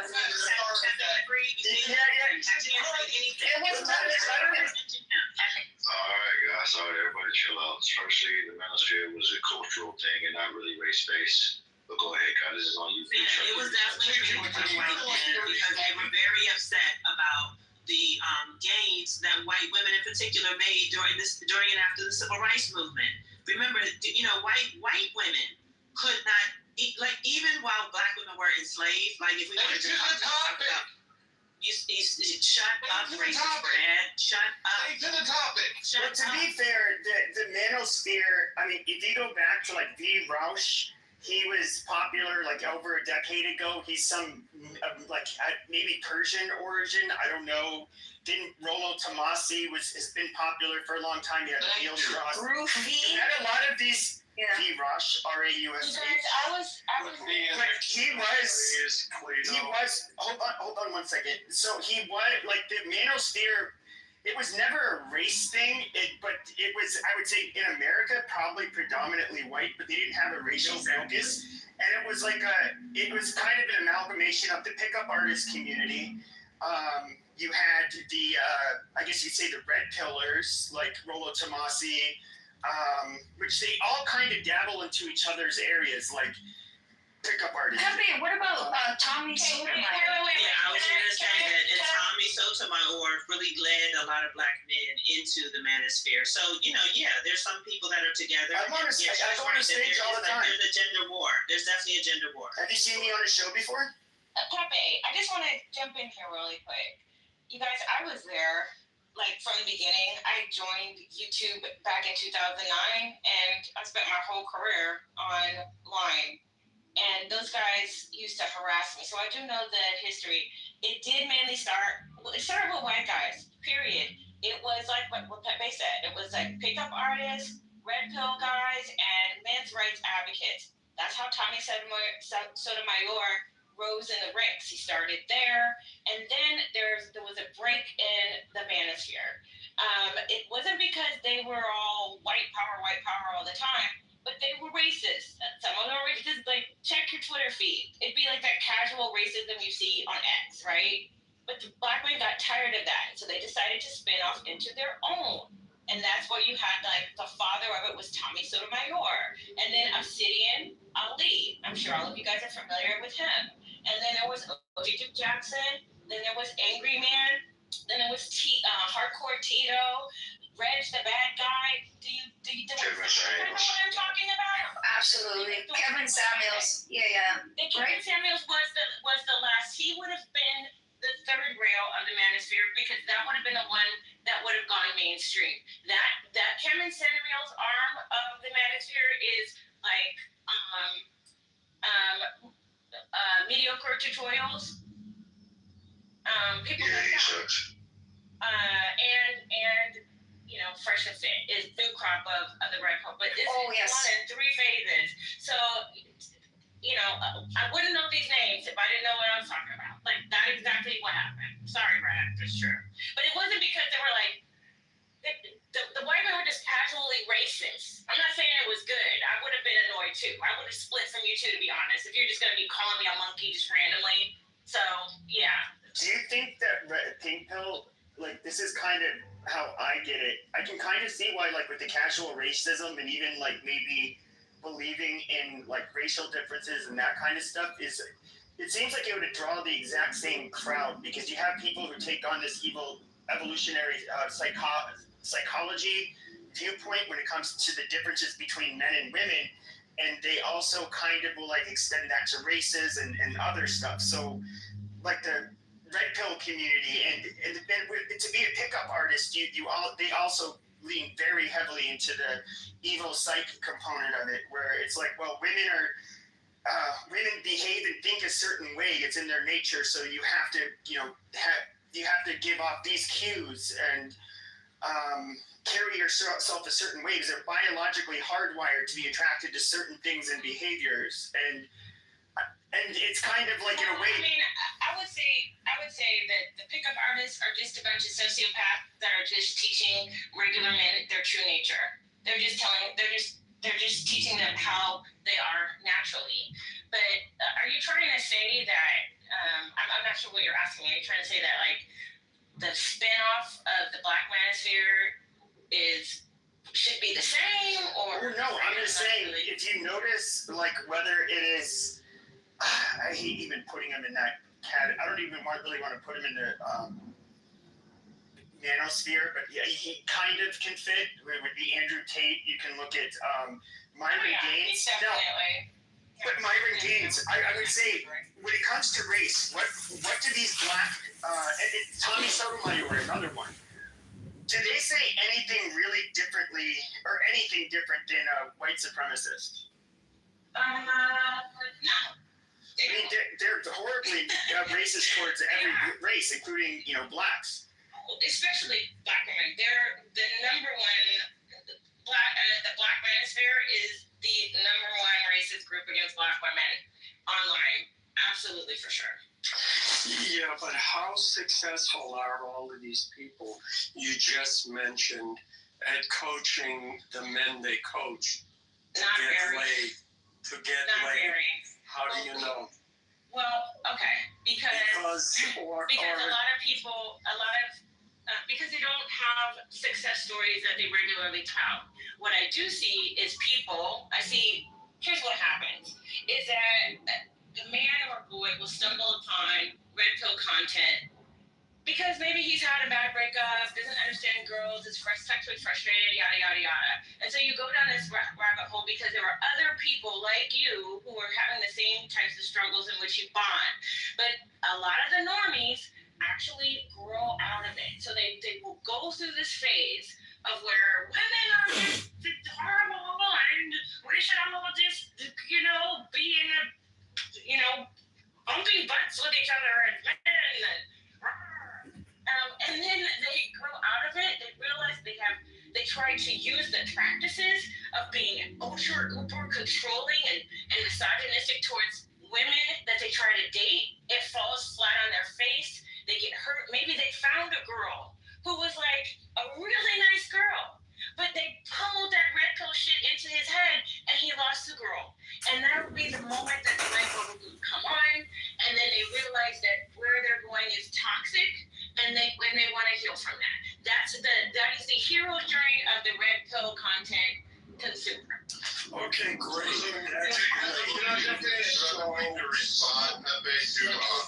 Yeah, I'm sorry, Brad. I was waiting for you and Goddess to get through your little love. Yeah, we were Please. But I can promise you, Goddess would probably still be in the well of my life by this point. If I ever saw Brad, so no. Well, yeah, So you wouldn't do nothing. Again, your fat ass would probably. Disgusting person. You two, I waited for you. Guys, let Ellen go. Let's let Ellen go. Thank you very much. Well, Pink Pill and Goddess. I want to front you and Pink after this. Yeah, you both have very valid points, but you're missing one important one. That in a male journey, it must happen with men. A woman cannot teach a man how to be a man. Only men can do that. If I can acknowledge, Goddess, and I'll address you directly in a moment. If I can acknowledge that the experience of women and girls growing into womanhood is something that is unique to women, then I hope you can acknowledge the same about men. And Goddess, I'll say to you directly, no,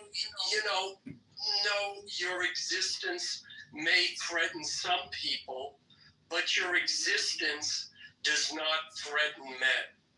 We applaud you for what you've done, for bringing the history that we wouldn't have otherwise known about into the light. And we applaud your perspective, but it is, in the end, only one perspective of many. And its time has passed. It is time for men, and that's what part of the red pill thing was. Men trying to figure out their way in the world. And men have to do that on their own. You cannot do it for them. They must grow into being men, whatever that means. Best man picture. They will define it on their own. I say peace. Women will not. Men will. And you have to let it happen. Because a man who doesn't make mistakes on his own, learn from them on his own, or with other men, is not the kind of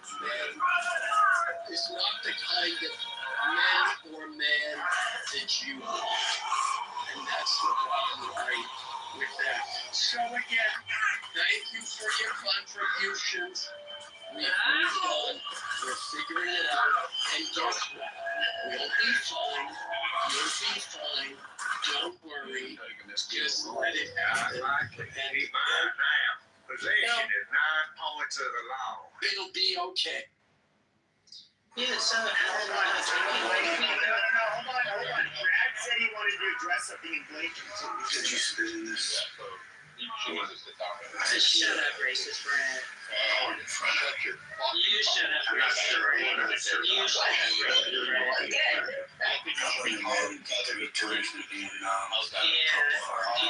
think that you can try it. You can try it, racist Brad. You can try it, racist Brad.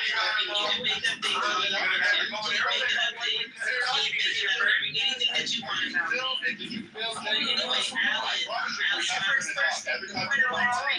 Alan,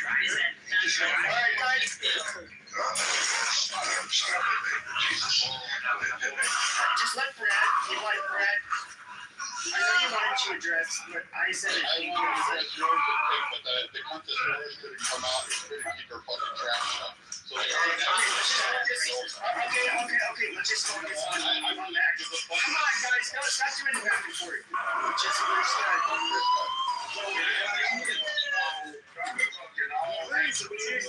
Y'all just need to get a room, bro. Don't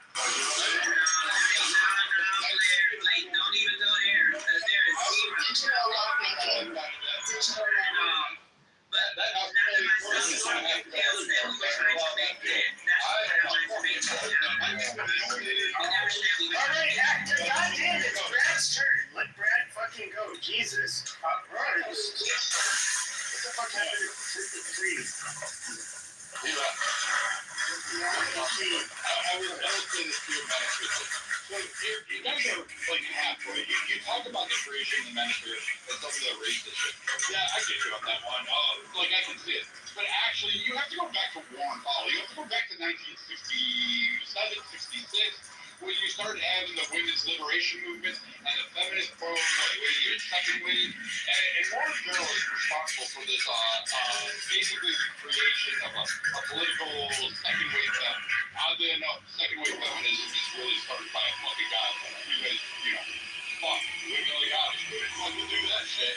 So you had him and his different male power and others associated with that really were anti-masculine. They really started to decimate it and kind of come around. And then they brought a whole bunch of women to like their 3 times a year conventions, and they said, hey, you know what? You're going to be safe here. Most of these guys were gay. They just were secret about it because those were the times, and they just didn't want to outwardly express. So it was a bunch of gay men and women who were saying, you know what?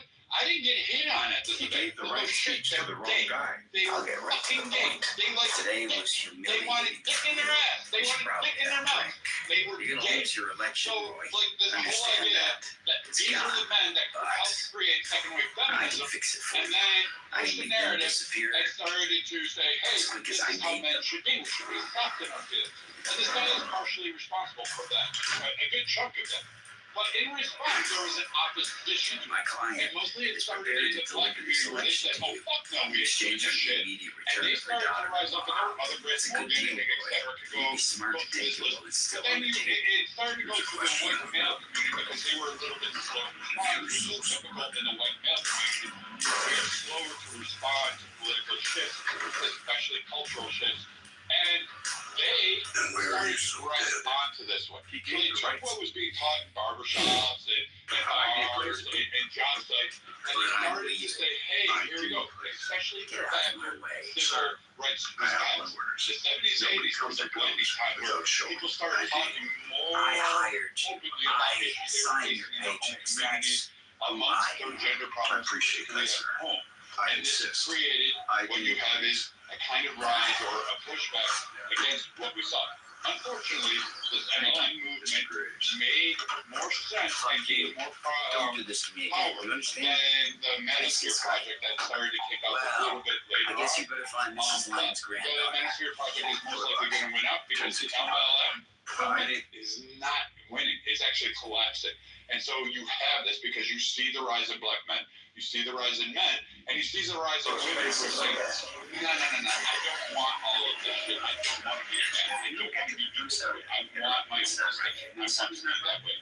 And so you're seeing a trend. But if you only want to read one side, that's fine. You have to read the other side to kind of see how this road is being. I know Blake wanted to say something. I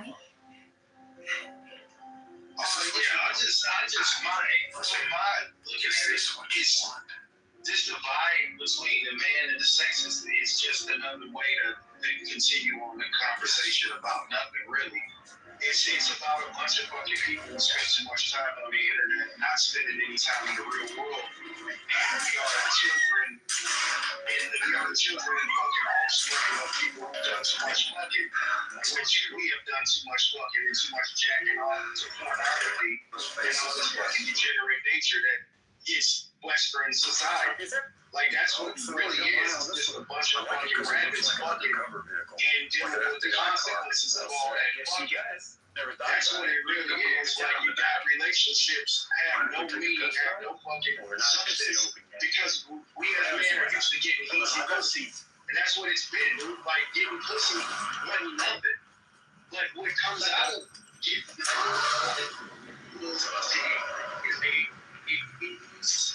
Could be our backup. On a family, even see your hand. Too much fucking. That's like the fucking boomers, the 70s. A whole lot of drugging and a whole lot of fucking, and we're dealing with the consequences of it.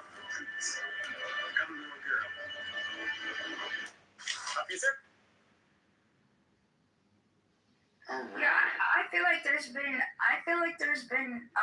sorry, real quick, I don't know if there's a cue, but I feel like there's been sexism in other societies for a very long time. Like, look at like Churchill from England. The stuff he would say to women, like if a woman would say, "Oh, you're drunk," he would be like, "Right," he'll just be like, "Oh, well, you're still gonna be ugly when you wake up." I think that's what he said to a woman's argument. Like, there was no like what we're seeing today now, and I don't think it's just an actor. I think it's also the Me Too Hollywood kind of thing that brought off from that as well. You guys notice there's a bit of that as well, and I think it shifted the whole culture where I do think they're creating like a hierarchy, and I do think it's like men, and then it's going to be like a woman, and there's many other places that's already like that, and I mean, some black men are just saying, hey. That's how it works in everywhere else in the world.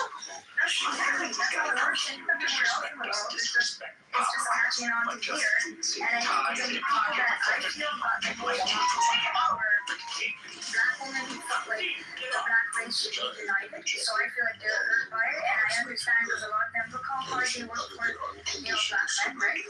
And they wanted to be like a unit, they wanted to be together, so I feel they're hurt by it, and I feel like white liberal women are using it because they've never been subjected to the type of sexism that other races like. Other places. No, but other places like when people talk about sexism here, I'm like, I don't even register it because in other places it's sometimes worse. You don't even register it here, right? Because, well, this is still not sexist to the level where other places are. And I don't think Europe is as the way America was. Well, America was just strange with this navel gazing and this, just think it was sustainable. And I was like,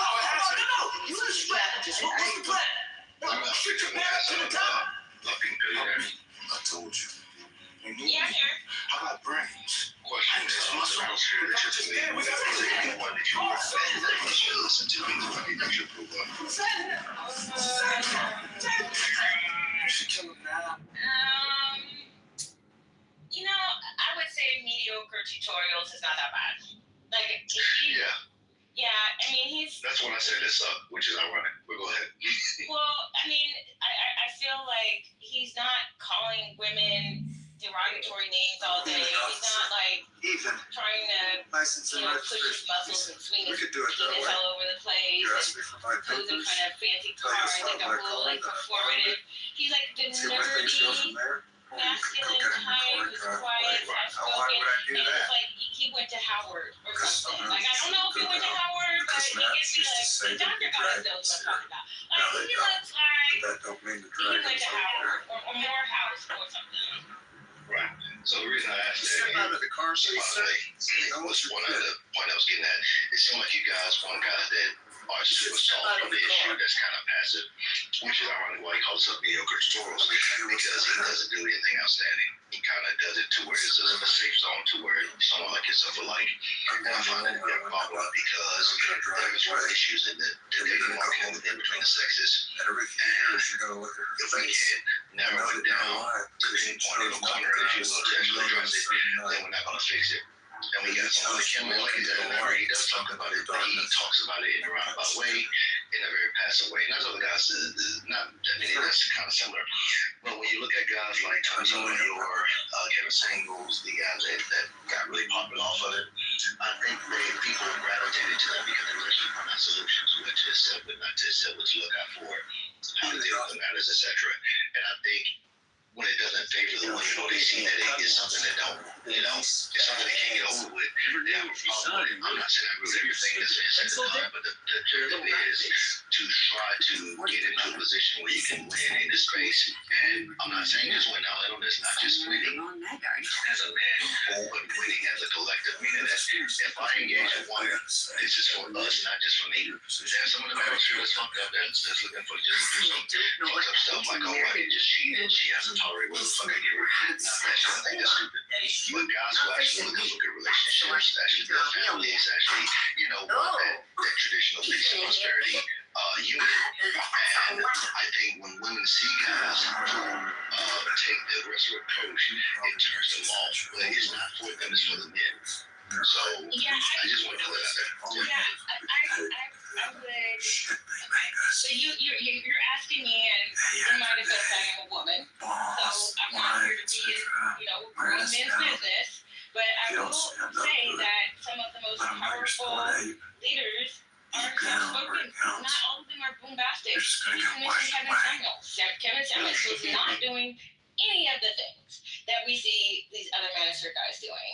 And he was still effective at what he was doing. And he still, I'm sure you would agree, helped men be more manly men. Yes. I've never heard that man raise his voice or, pound his chest like a gorilla or anything like that. So. Agreed. And lastly on this is somebody that I've been listening to that's very effective in my opinion. He's a clinical psychologist. He's known for a lot of other things, but in this space he's not recognized. Jordan Peterson. Okay, he took on the plight to address incels because he realized, and you guys may know the viral clip that he cried on, I think it was Piers Morgan, about that group being kind of left behind. And the incels are not necessarily part of the manosphere, they're kind of like that sub-French group. But because the manosphere is mostly guys who kind of already got it together, like they can actually talk to girls that have been on dates to have relationships, etc. The incels are guys who just don't have any success in that space. But this applies to both the manosphere and the incels because Jordan Peterson does a great job at breaking down the psychology between men and women in relationships. He has done books on it. The reason I encourage him to be a good option because he's not doing all the bombastic shit. He's not trying to appeal to opinion. He's going at it from a clinical psychologist perspective, but he puts it in layman terms so you can understand it. And I think it's extremely effective, and I wish more people would listen to him because he makes it all make sense. So, for any guys listening, check him out. I think he's really good. Yeah, Jordan Peterson is good, but there's also a new guy, and he's black. His name is Ask a Brother Podcast. Yes, that guy, the one. He went viral. That's right. He's married. He does tell the truth about women. He is a clinical psychologist, and he sees patients, and his primary patients, I believe, are Black men. So I'm gonna knock mediocre tutorials from the top and say it's Ask for the podcast, because it seems like he's really trying to help while also like acknowledging the things that men are frustrated with, and quote unquote putting women in their place. But he clearly likes women. He's married. He talks about his hero's journey from being like a fuck dude to a husband. So yeah, I think people like that should be put forward, because these YNs need some daddies. I agree. Lastly, I'll say, I do agree with those guys, but the hard shit is also necessary too, because some people, men and women, need a kick in their ass, and it may not be for you. And it may not be for some of the men, but some of us need a hard kick in the ass. Some of us need to know that, hey, this is stupid, or this is unfair, or whatever the fuck the case may be. But the bottom line is, all of us need to gravitate what fits us best, in the sense that it actually shows progression. Not that I'm just comfortable because I want to be surrounded by yes men. I don't think none of us should be. But we need to be surround ourselves with content that actually show us that we're making progress. We're actually getting closer to our goals. So I do agree those people are good options. You know what I really like about Jordan Peterson is that he openly says he's Christian, right? And my thing is that a lot of people think he lies or whatever, but about being Christian. But the thing is, I think the reason he wants Christianity, because the church would be where people would get what you just described free, right? That's where people would get, because if you don't, not everyone has parents, not everyone has good parents, right? And so then the church would be where people would get that kind of like dose of reality. But then people are not that religious, and it's fine. You need something to replace it with. But the guy I was looking for, I put it, he's half Iranian. He was before all these guys. His name is Rushdi. Yeah, this guy's a bitch. This guy promotes rape. Okay, that's why he was banned from going to different countries. Like, because Jordan Peterson, there's been attacks on women in the city of Toronto, like a van attack and stuff. Jordan Peterson, and he supports his daughter a lot. He's not sexist, and again, it depends on what kind of like what you consider sexist, right? If you're a white liberal woman, you might consider Jordan Peterson sexist, right? But it depends on what you're climatized to or whatever. But yeah, this roof guy is a bitch. He promotes rape and stuff like that, and that's why he's a different breed. And he existed probably before Tommy. I don't think I've ever heard Tommy Sotomayor say anything about rape or anything like that. Like this shit is sick with this guy saying. They go back like almost 20 years ago. I mean, this is like when I first encountered these people. I think he converted. He actually disavows, I think, all of the stuff he used to say. He like converted to Eastern Orthodox or some shit. He's, I don't know. It's besides the point. Oh, is he better now? Like he he just disavows like sleeping with women and being a player and stuff because he's religious now. Oh, amazing then. Yeah, he's cool then. Like I mean, people could change and you could forgive. Yeah, so that's cool.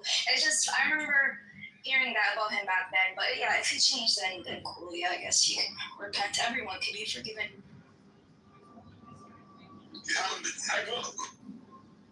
Go ahead, Sig. Oh no, I was just gonna say, man, like again, like it's moot hearing women trying to treat the fucking manosphere space. Like it's called manosphere, not pussy fear or vagina fear or woman's fear. We communicate differently. So, if you want some comfort and cotton balls and bunnies and rainbows and sunshine, like go to that go to the woman's sphere where they talk about manifesting your star signs with your earth signs and all this other bullshit. That's where you go for comfort. But for the men's department, man, we don't say things that are comfortable. We just call it how it is, man. It is. I would say this, in the, my online journey several years. I won't get into it, but there's a place called Purple Pill. I think I might even have like the largest, most responded to post on there. But so it was called like Purple Pill. So you would have a mix between people that are quote unquote normies. Then you would have the blue pill people, where actually the blue pill people are the normies. Then you had the red pill people that were on there. Then there's other pills, but then you also had like the women's equivalent to the manosphere. And so like who are these bitches? Female dating strategy. These bitches are such cunts.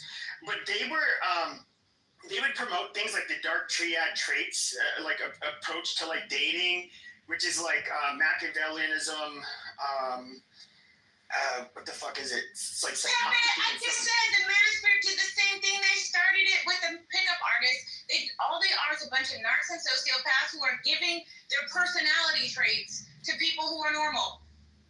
Sure, but I'd say there's definitely like women that are like this, and it was really funny watching this hit the Black community, where it's like all of a sudden you see all of these Black women talking about hypergamy.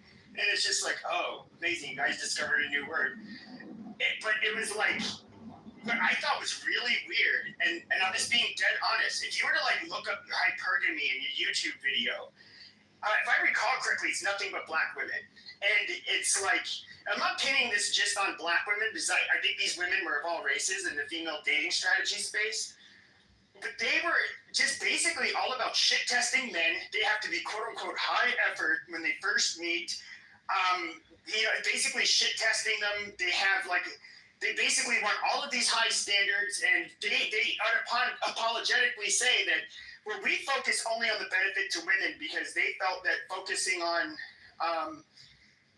trying to find a balance between like finding someone you like and kind of focusing on both of the man and the woman as the woman, like that was wrong. Yeah. So. First off, I do want to say that the women's sphere is super toxic. I agree. But the reason why you saw so much hypergamy content from Black women is because, statistically speaking, and you can check this for yourself, we don't usually do that. We're not cultivated for that in our community for a variety of reasons I don't want to get into. But it was like a new word for a lot of us, because we were just not encouraged by our friends, family. Look at any Tyler Perry movie, discourages hypergamy. I mean, Tyler Perry's movie, his entire mission is to discourage Black women from hypergamy. So it was their pushback. But it is trash. And while these women are saying they are the table, I'm going to say, no, you are not. You're the mattress. So, yeah. That's great. That's funny. Because it's true. Tyler Perry movies, the guy that's rich is always evil and has AIDS or something like that. And then the girl is like, oh, God, yeah, I know this is the most crazy thing. Or the guy's like, have you noticed this? Can you watch it? Funny, though, and I've said this before, like one of the differences I see between the Black and white community is that we understand women. The more money you have, the more financially stable you are. Generally, the more of the better of an option you are for women. Like that's just an understood thing. I think you pick up on that as a kid. But white women, and trust me, I know these ladies in real life, and so white women are at least taught to at least appear humble and not say anything out loud, to basically, and definitely not make any kinds of demands like I deserve this, I deserve that. But I can't tell if it's like out of protest or these women are brainwashed, but like it's like I'll see these Black women say, yeah, I'm leveling up, hypergamy is about me, it's a yada yada yada. And I'm just thinking to myself, like, you are basically carrying a red flag and like waving it everywhere. Like white women are the last thing a guy that's successful or has money wants is to be used. That is the absolute last fucking thing they want. And so they will never go for a woman that demands this. And I see some of these influencers, and they're not all white. Black. I'm going to say a lot of them are ethnic. In general, and they're like, yeah, I will only date a guy that makes this much, and she's like basically bragging, and I'm thinking to myself, like, okay, he's gonna see her video eventually. Yeah, I don't understand. And how's he gonna take you seriously? I do not get it. because they are putting this out there for everyone to hear. But I will say there are some rich men who will take these women up on their offer temporarily. They will have fun with you. They'll take you out on the yacht. Sure. They'll take you out to Eddie V's. They'll take you on a trip. But when they're done with you, they're done with you. So it's like a lot of times the women who are in these spaces are having these experiences with men in that they look good enough or sexy enough to be on the yacht for the weekend, but they're not the girlfriend. They're not the wife. They're not interested in them that way. As soon as they know. And trust me, I'm not trying to listen. I'm not trying to brag or anything, but I've dated a few millionaires in my life. My fiance is one of them. And they are very, very, very sensitive about their money. How do you think they got so much money? They did not. This shit is weird. How you gonna say millionaires? Well, no, what she's saying. No. She's saying it like millionaires as if they all have this dichotomy of being pretentious with their feelings and some shit about their money. It's not fucking true, right? And I just don't believe nothing you say, Pink. I just think you're just a hateful black woman that comes on these stages. She doesn't say pretentious. Oh my But she didn't say pretentious. She said that they're like basically guarded. Hold on. Oh my God, no, I'm getting out because he's about to tell us Hold on, Pinko. And I'm trying. Oh, she left. Right, but you can't. You want to come. You can't. Don't try to silence my voice because I differ and I'm calling out something that I see. Right. I've been listening. But you attacked her directly. Come on, Doug. And she was talking. You made more about her and so to the point. And she was talking about the men she dates, though. I know, right? But this is the bullshit that I hear every time. Millionaires have this certain type of attitude about their money. It's not true. It's not true at all. You don't know who's wealthy on this stage that has a certain type. You don't know. You don't know. For you to say I dated millionaires, they have this thing about them. That's not the whole fucking bowl of soup. It's not. And I just think that shit is unfair for somebody to get away with saying shit like that. That shit ain't Doug, you weren't. I don't think you listened to the whole conversation. I heard the whole thing. Okay, but it sounded like she was agreeing with me. I know people. I was agreeing with him. What is your problem? I'm not talking about. Your problem is that you don't want to hear what people say. You just want to. Okay, Doug, you're whatever your narratives are. He's unhinged. He does this whenever I go and this is what she does in every room. He does this every place I go. She was like, so time out. Let her and Pepe was talking. Let her finish her point. You can respond to it. Yeah, so I don't understand why this man, every time I'm on the stage with him, he comes after the minutia, anything that I say. I never said that all rich men were the same. That is not what I said. But what I will say is that rich men will have a tendency, there will be rich men who will pick the woman who says, I'm just out for the money, temporarily, just for fun. This is not, I don't even know why you're arguing this. You're only arguing it to be contrarian because you don't like me. But every man on the stage will say that what I am saying is not only plausible, but true. Now, what I did say was that millionaires, wealthy men, that these women are obsessed with, did not keep their money by giving it to every hoe that encounters them.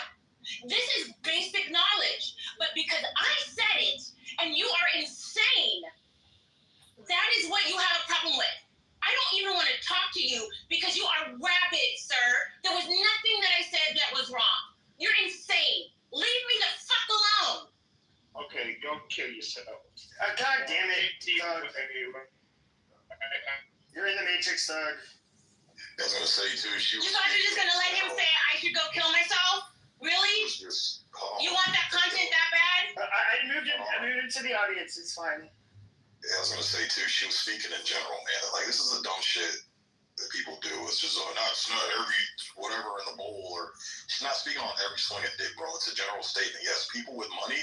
The reason why they have money is because they're very picky and watchful. The ones who aren't picky and watchful and frugal with their fucking money, they end up broke, man. They blow it just as fast as they fuck.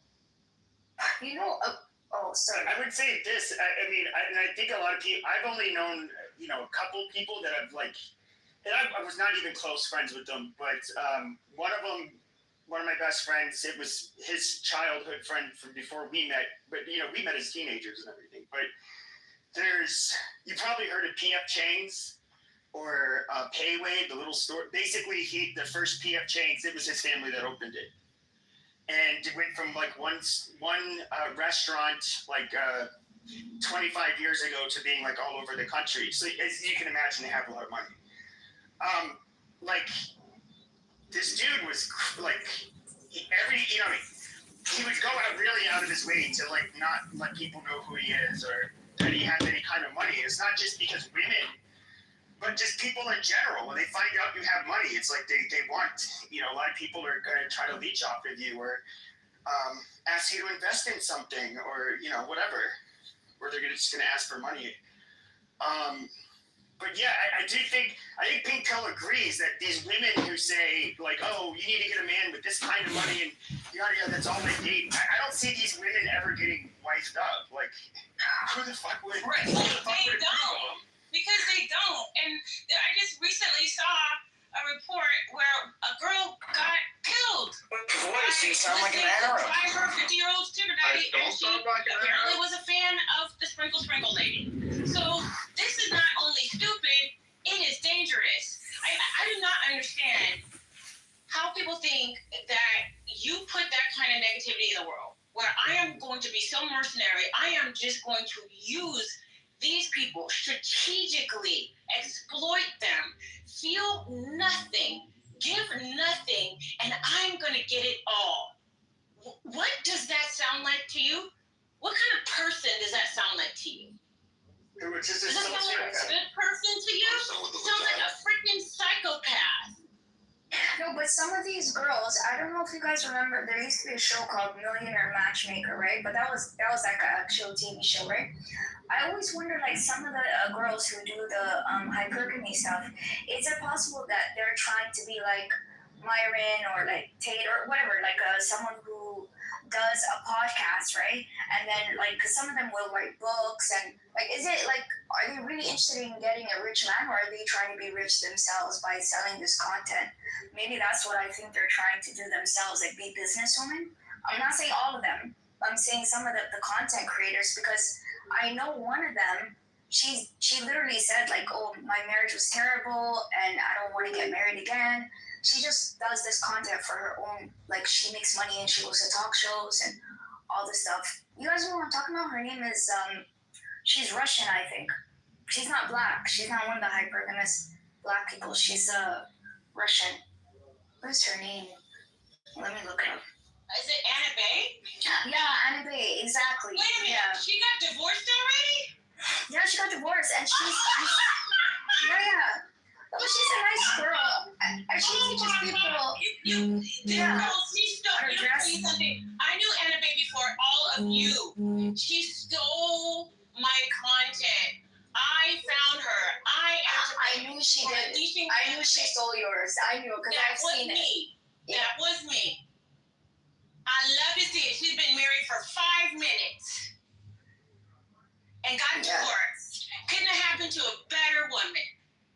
Yeah, because she was selling content to become famous on her own, and she was, and on top of that, she was stealing it. Because I do remember she was stealing it from you, and some other person called her out on it, and I think she was living a lie too. But anyway, she wrote a book and she was doing talk shows and everything because she sells that image, right? That she's like a, what is it, like a Russian, like almost like this man-eater. Yeah. For a while.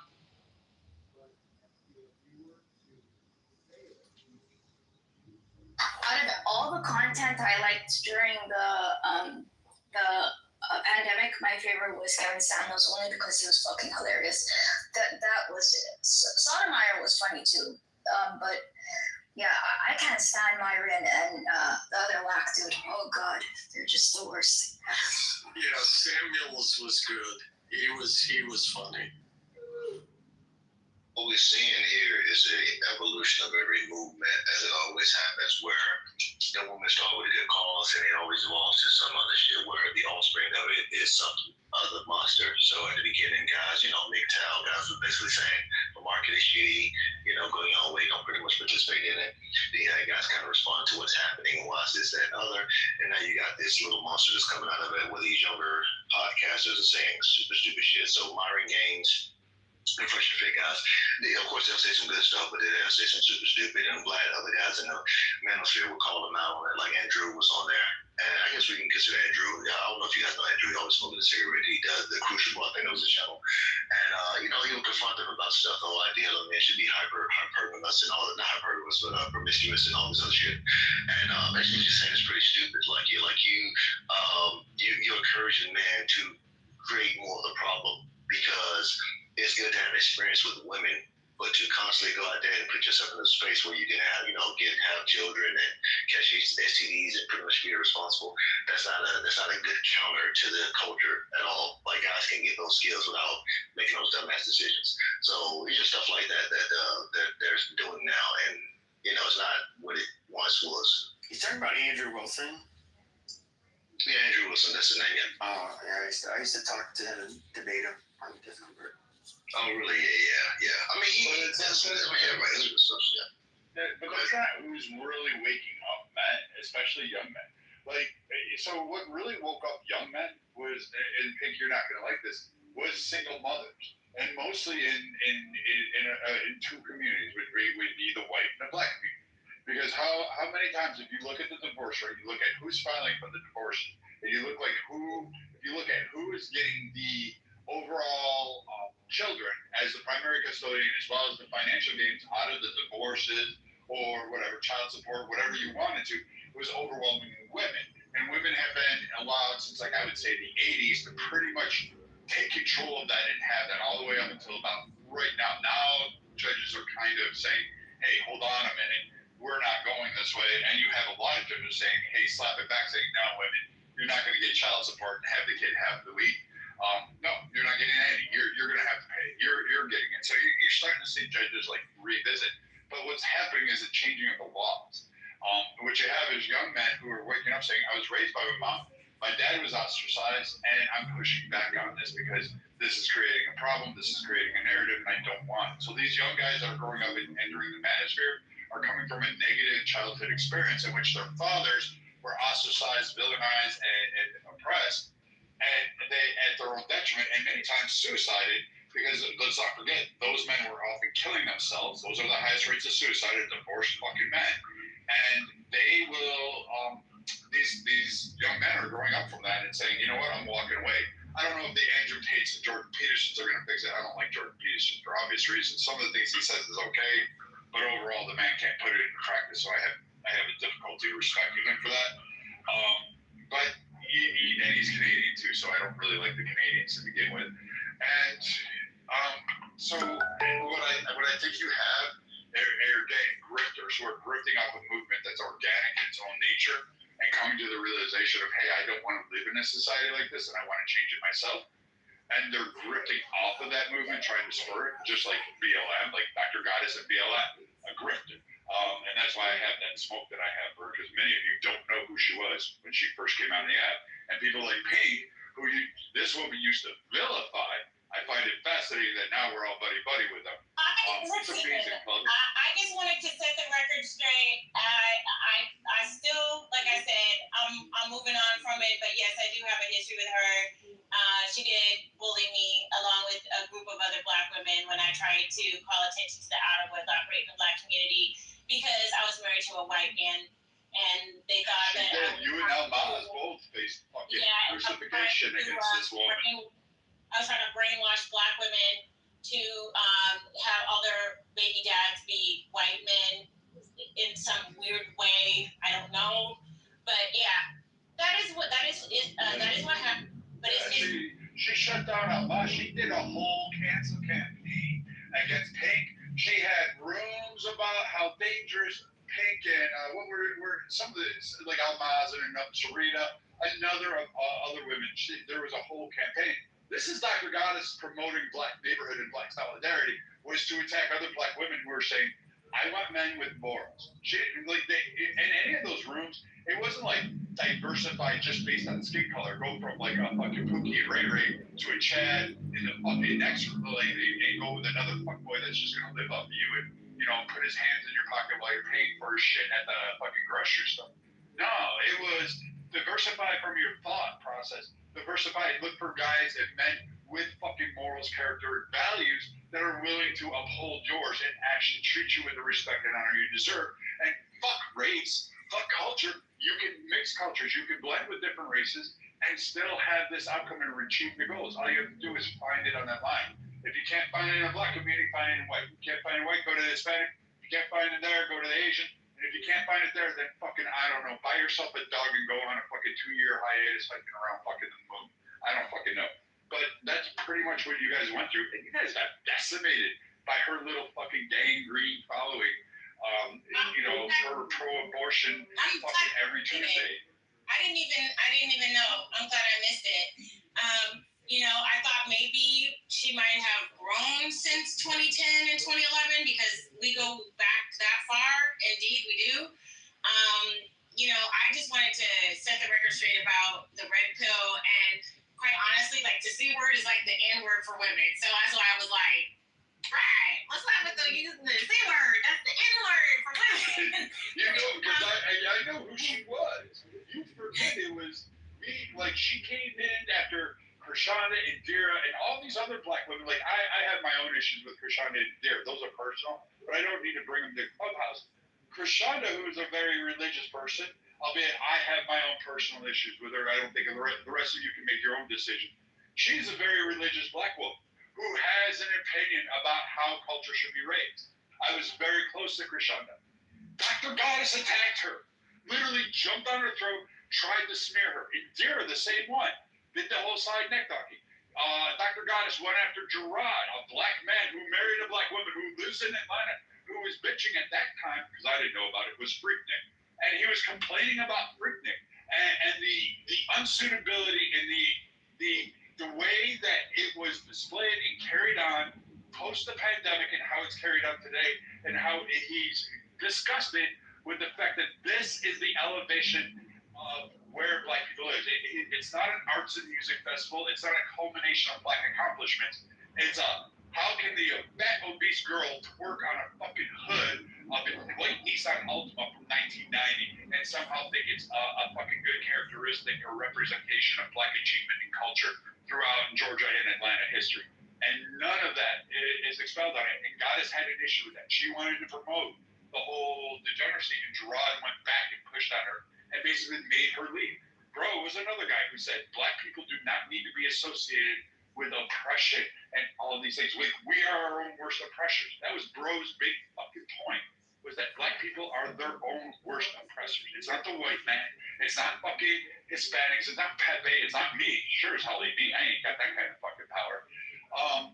It is black people in your own thoughts and minds of your creation of allowing a narrative to be spun that cannot achieve beyond a certain limit, and that white men are there. I can promise you, I'm not limiting you. I can give a shit less. I want you to be president. Go be dictator of the fucking moon. I don't care. But as long as you're able to manifest your own destiny, I don't give a shit. I don't that doesn't matter to me.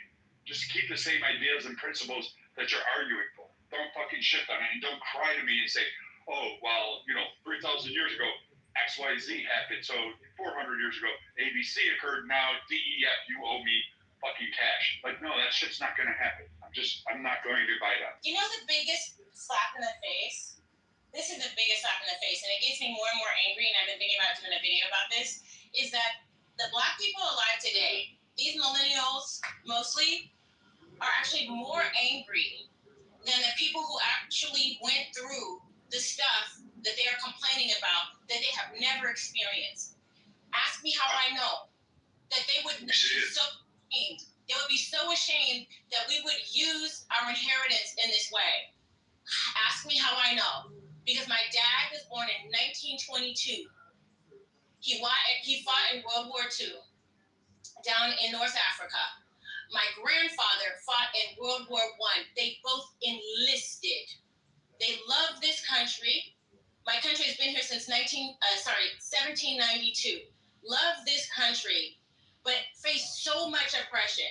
My grandfather was a sharecropper, but they always maintained that their dignity, their integrity. They wanted a better life for their children. They fought for their right to exist amongst other people. They were grateful that they were able to pass that along to us. And all we do is still complain. That is, to me, is the biggest betrayal of them all. What can you did not that legacy and that gift. All we have done is complain, and none of us have gone through what actually happened to get us so mad. But Pink, tell me what a black person cannot do today that a white person, like, where is the difference? What certain laws are preventing black people from achieving that? What is there that's this big inhibited wall? Like, there wasn't a massive response. Listen, there's no laws. Like, there was no massive response to BLM from the white community or the Asian community or the Hispanic community. It wasn't like a whole swath of them said, hey, I get you're burning down cities, you're terrorizing people, you're taking over territory in the U.S. We weren't burning down cities. Yes, you were. No, we weren't. No, we weren't. Fucking big ass lie. So yeah, what was the whole point of like fucking this whole thing? There wasn't a crucial response to BLM. It wasn't like white people coming out and fucking wrecking entire neighborhoods. White people weren't going down and burning down the suburbs in protest of BLM because BLM was burning down, guess what, black neighborhoods. They were marching with us. Thank you. Goddess with their they were marching with us. Anti-fucking black people because they burnt down their own fucking communities. That's not true. This is just complete historical bullshit. You tried to get it. You did. This is complete racist bullshit from racist brand. How many people died? How many women raped? How many? Because it was all in the spirit of summers of fucking love. That's so you are retarded. You are a fat. You can't help but to keep lying. You know what? You cannot help but to keep lying. Again, that's all you can do is lie and lie. You're like the idiot in Chicago saying we don't have a problem with crime because but they we have are 50 tired people of the shot today. in the white supremacist. You have no idea what you're talking tired about. of it. You're a grifter. You don't you're know what nothing you're more than a grifter. And that you're is a fucking polyp of a hemorrhoid. You can say whatever you want to say, racist brand. You really, I don't give a fuck. I'm not calling black people that. I'm calling you that. But you're a piece of shit. And according to point, you have erectile dysfunction. Obese woman with big hair. You're a cunt. And you have nothing more to offer you have erectile your ass is not married. That's why doctors don't want to be with you. Why you advocate for women to have abortion. Why you advocate for the destruction of the nuclear family. Why you try to impose on black men. Why you try to impose on black men. You gotta let him finish, please. Let him finish. Like, holy shit, this fucking cuntosaurus. Like, yeah, he's a piece of shit. Yeah, you're just a fucking. You're a racist piece of shit. I that actually has more fucking melanin than you do. All right? Yeah. You wish. You wish. Yeah, I do. When you talk to the black men on the stage like you do.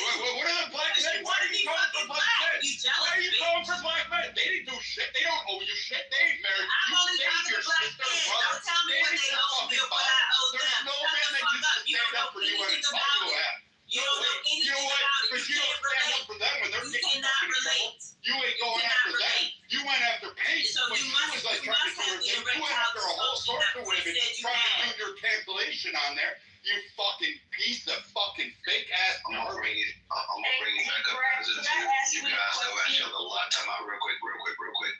And when you two gauge each other, I'm gonna have to put one down the other if y'all come off because I just want y'all to get through y'all piece. So can I just go ahead, finish it? Yeah, absolutely. Now bring it back. You don't have to. I mean, again, it's like no one wants to keep having gonorrhea infected. Like you're supposed to get that once and you cut it off and done. So like this whole idea that like people like Goddess want to continue a racial trope. Again, there was no repercussions to BLM. In fact, there was no severe anything, and we're still trying to deal with the fallout because we're now having problems in communities. Not because of, guess what, police. We're having problems because of the fucking criminals. And who didn't see that shit coming? And now everybody's bitching about it. So now people like Pink are saying, we told you this. We told you this was the wrong pathway. She's getting attacked. You had Sig who sat there and said, hey, we got to clean our shit up. We can't be sitting here having this. No, you had the Dr. Goddesses win out. And what you have today is a direct result from these BLM bitches losing their fucking minds. That's what it is. These fucking cunts that fucking went up there and advocated for a change in society. And guess what? You shouldn't have listened to them because these women weren't married. They won't be married. Men don't want them, and they're not procreating. They have no idea how to talk about your children. They fucking lie about history, and then they go through and extrapolate a whole bunch of shit just to say, hey, we're oppressed. I'll land there.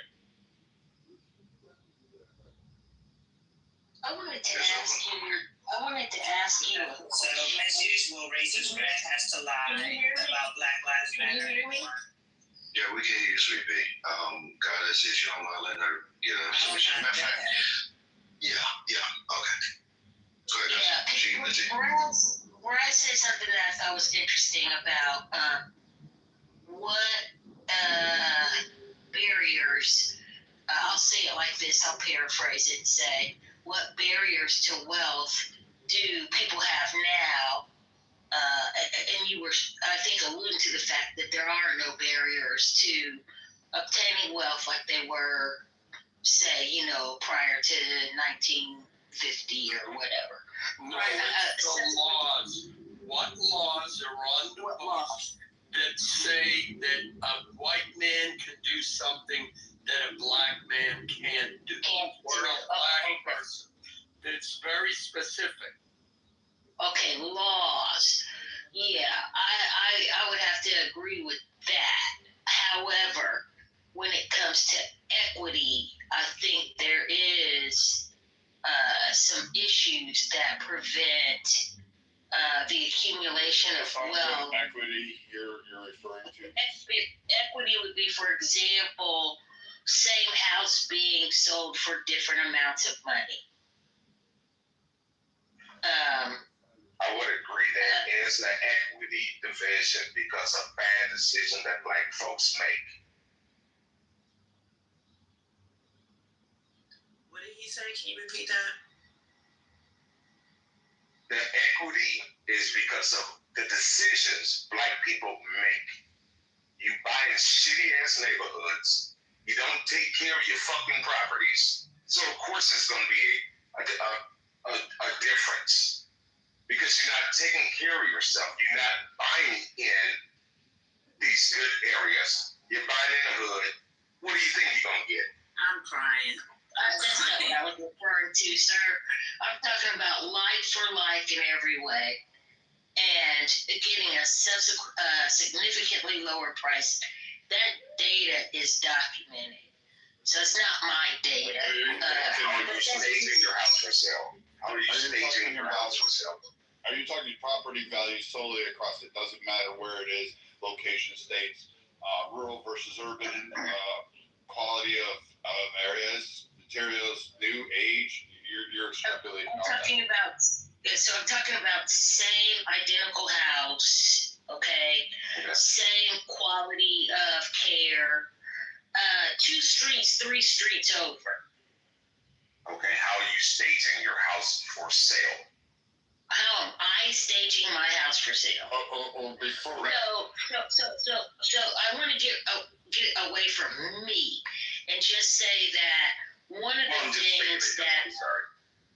Okay, so one of the things is that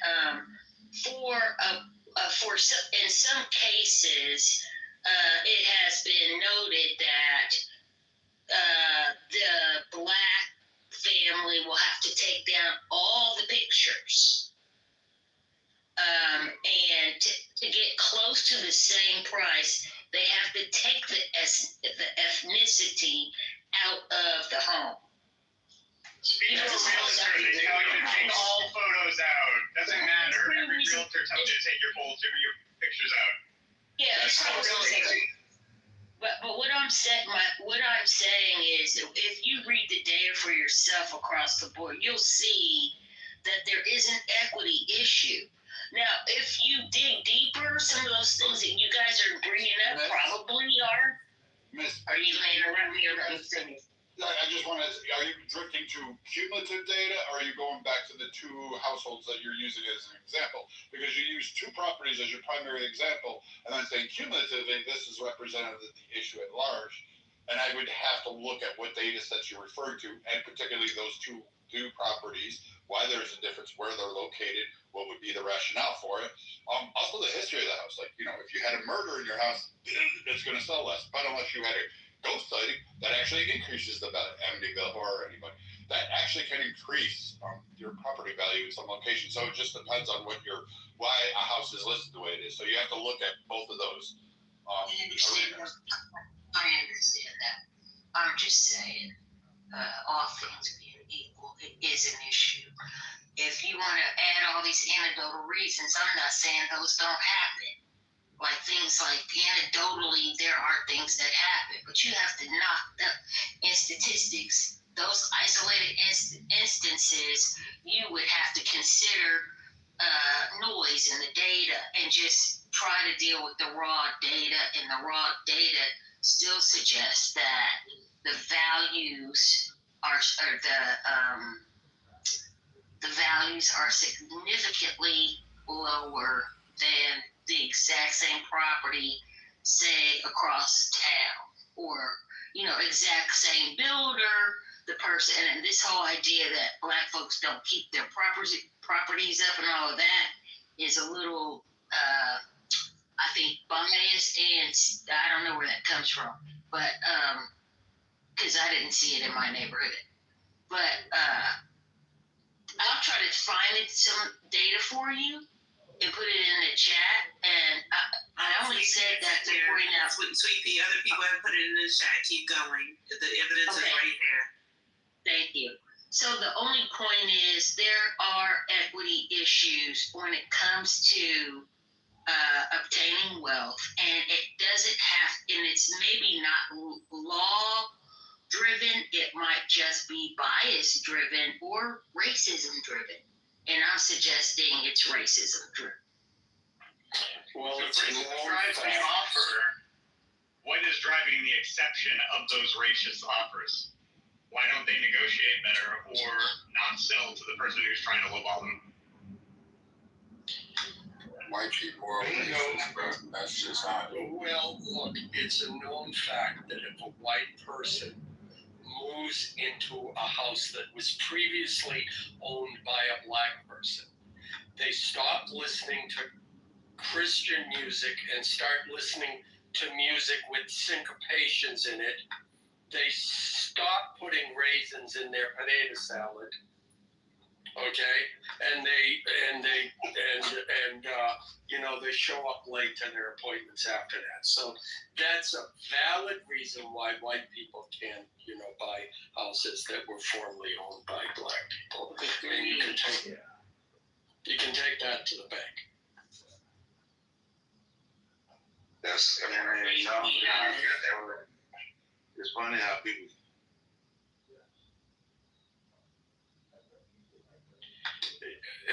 I'm sorry, this just needed to be lightened up a little bit. I will point out that, there are many factors that go into. There may be some validity to those studies. On the other hand, I think that there was like the study where they changed the names, I believe, or no, I'm getting that mixed up with the resume one. There were so many factors that go into buying a house, and that even when they say, well, it was a similar house just around the corner, no, there's no such thing. The house around the corner may have been very much, a much better property than the one that they used as the test one. So I won't discount that, but I won't say it's hard evidence either, especially when, we all, or many people, know Gildas on this app. He was talking a lot, and I had conversations, with him directly, he may be willing to reveal it. And he talks about his experience buying a house and what he went through and his attitude in doing that. And attitude when buying a house is extremely important, both buying and selling.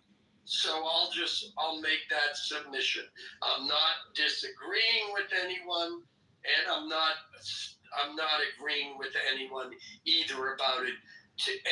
But I will say the process is way too complicated where one can just say overtly, in this day and age, it's racism. And yet it happens. If you could just read the study, Alan. This is not history. This is very basic. I have. And that, it's, I will go back to that if racism can be proven, there are laws to prosecute people who engage in that. Well, you can't force someone to buy a house. No. I'm kind of late with this. What years you talking about? You talking about right now, this present time, right? Yeah. And I don't know, when did This has been going on for a while. See, this is the issue I have with that argument, and it's going to be anecdotal probably, because I have the second best property in town, and my equity is more than the first property down. What? So when I talk about equity, when I bought my house, it was the second best property. Now I have more equity than the first. Okay, they wanted my house, and during the pandemic, realtors was coming to me and saying, "Hey, you want to sell because your property is worth more than the original first." Do you mind telling us where you live, generally? No, I'm not telling you that shit. No, that's fine. I mean, no state or anything. I'm just curious about the market. Remember this one from the beginning. Then shut up, Brad. Shut up, racist Brad. Oh, please, I'm engaged each other. I can tell you what, I live in Canada. How about that? KP, don't give your letters out. You know what? All of this. I didn't ask for all of that. Really, I'm not the stop where Brad is, actually. All of this no, is. Brad, though. No, he's not. You was going to say the question I asked you about the racism board, to you about racism, you was going to say dated all the way back to slavery, weren't you? Right after slavery ended, correct? I'm pretty sure you was going to say that. No, I wasn't going to say that. I was going to go back to the 60s. Real quickly, because when you finish, I know you should hop in there. I'm sorry, what did you say, Free? No. I'm trying to make sure you guys was finished. I'm not sure. No, I wasn't finished. I mean, the reason why I asked Kay where he lived, I mean, it may or may not be relevant, but it's like, Kay, your individual experience does not belie the data that this is a common experience of Black homeowners. You're not trying to do that, are you? No, I'm just saying that as a Black homeowner, my property value is more than all the white folks around me, if you want to pull that card. No, it's not even a card. It just sounds like you're an outlier, and that's okay. Yeah, we applaud you. You know what I mean? That's why I say it's an anecdotal experience. That's why I said that to you. And then earlier you also said stop buying in a bad neighborhood, etc. Correct. I mean, but you do realize that people buy where they can afford it. I mean, and I get that. So you take care of your property, you build it up, and your wealth goes up. Stop selling your house when grandmama died. You keep that house. Give me a second, guys. Go ahead, Alec, get in there.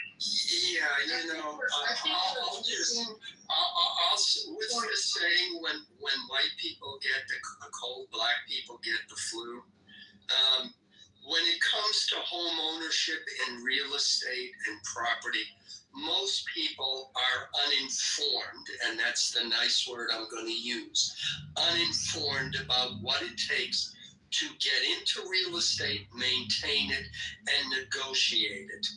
And perhaps black people are being taken advantage of in a ruthless business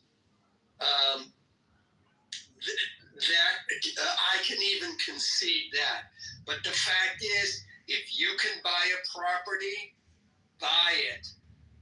Because once you have shown you have the means by which you can buy a property, even if it is in the shittiest part of town, you have won. You have won. And yeah, again, I'll say it. Yeah, to the outsider, and all of those studies, it may seem what was done was unfair, but you were talking about a business that is brutally ruthless, not just to you as black people, but to white people and to anybody else. There are huge regulations surrounding real estate and home buying because the potential to screw people over when you're talking about large sums of money is so great. So don't think you're special just because one study came out and said, oh my gosh, they were treated unfairly when it comes to getting appraiser. You want the solution to that? Before you go, first of all, go to multiple banks. That's number one. Number two, before you try and get a loan at a bank, you call them up and say, oh, by the way, what's the appraisal company you use? Then you call them up and you independently, it doesn't cost a lot of money, $600, $700. You say, hey, I'd like to get an appraisal on my property, and this is just for me, I'm just curious. And you say, please, and since you're paying for this, they'll do it, please give me the highest appraisal you can. Then you spend a month, and I mean literally a month, cleaning that place up to the point where everything looks at it like it's new, both inside and out. The appraiser comes, he gives you a high property. Then when you go to that bank for the bank loan and they say, oh, well, we think this, and you, let's say you get I'm in California, so these are real numbers. Let's say you get a $500,000 appraisal. And then the bank, you go to the bank, and the bank says, well, we think it's only worth $400,000. You say, well, gee whiz, I got an appraisal by the same company you regularly use, and they think it's worth $500,000. What gives? Yeah, welcome to the real world. Oh, okay. So this isn't about. And then I can roll that price into the seller. So this isn't about what black homeowners experience across the country. This is about Kay's anecdotal experience, Pink Pill's anecdotal experience, and Alan advice around how to deal with the banks. But your anecdotal Here's the thing. Here's the thing. One second. One second. The irony is, I believe it was Barack Obama that got a law passed, or whatever. He worked on something with the fair housing, and that's the only reason why we can even come up with the data around these appraisals. That's the funny part about it. I mean, I don't know why y'all are doing mental gymnastics to deny that racism exists. It does. Like that doesn't mean that. Here's the thing. Wait. Let me just say. Well, Alan actually sounds like it. But let me just say, just because there's racism does not mean we're going to stop. It's like acknowledging a barrier that is in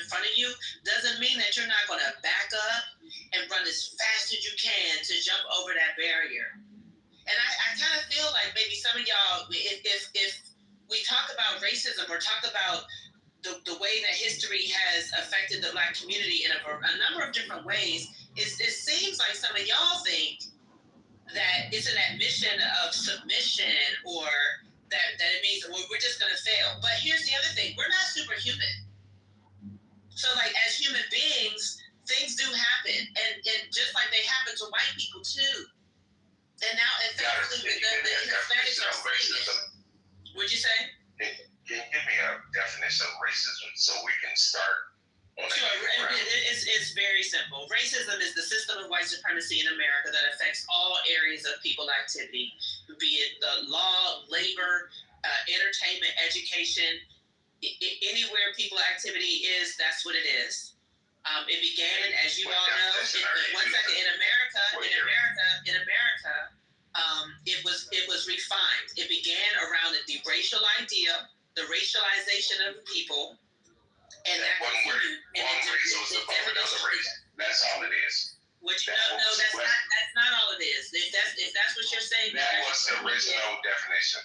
No, what are you saying?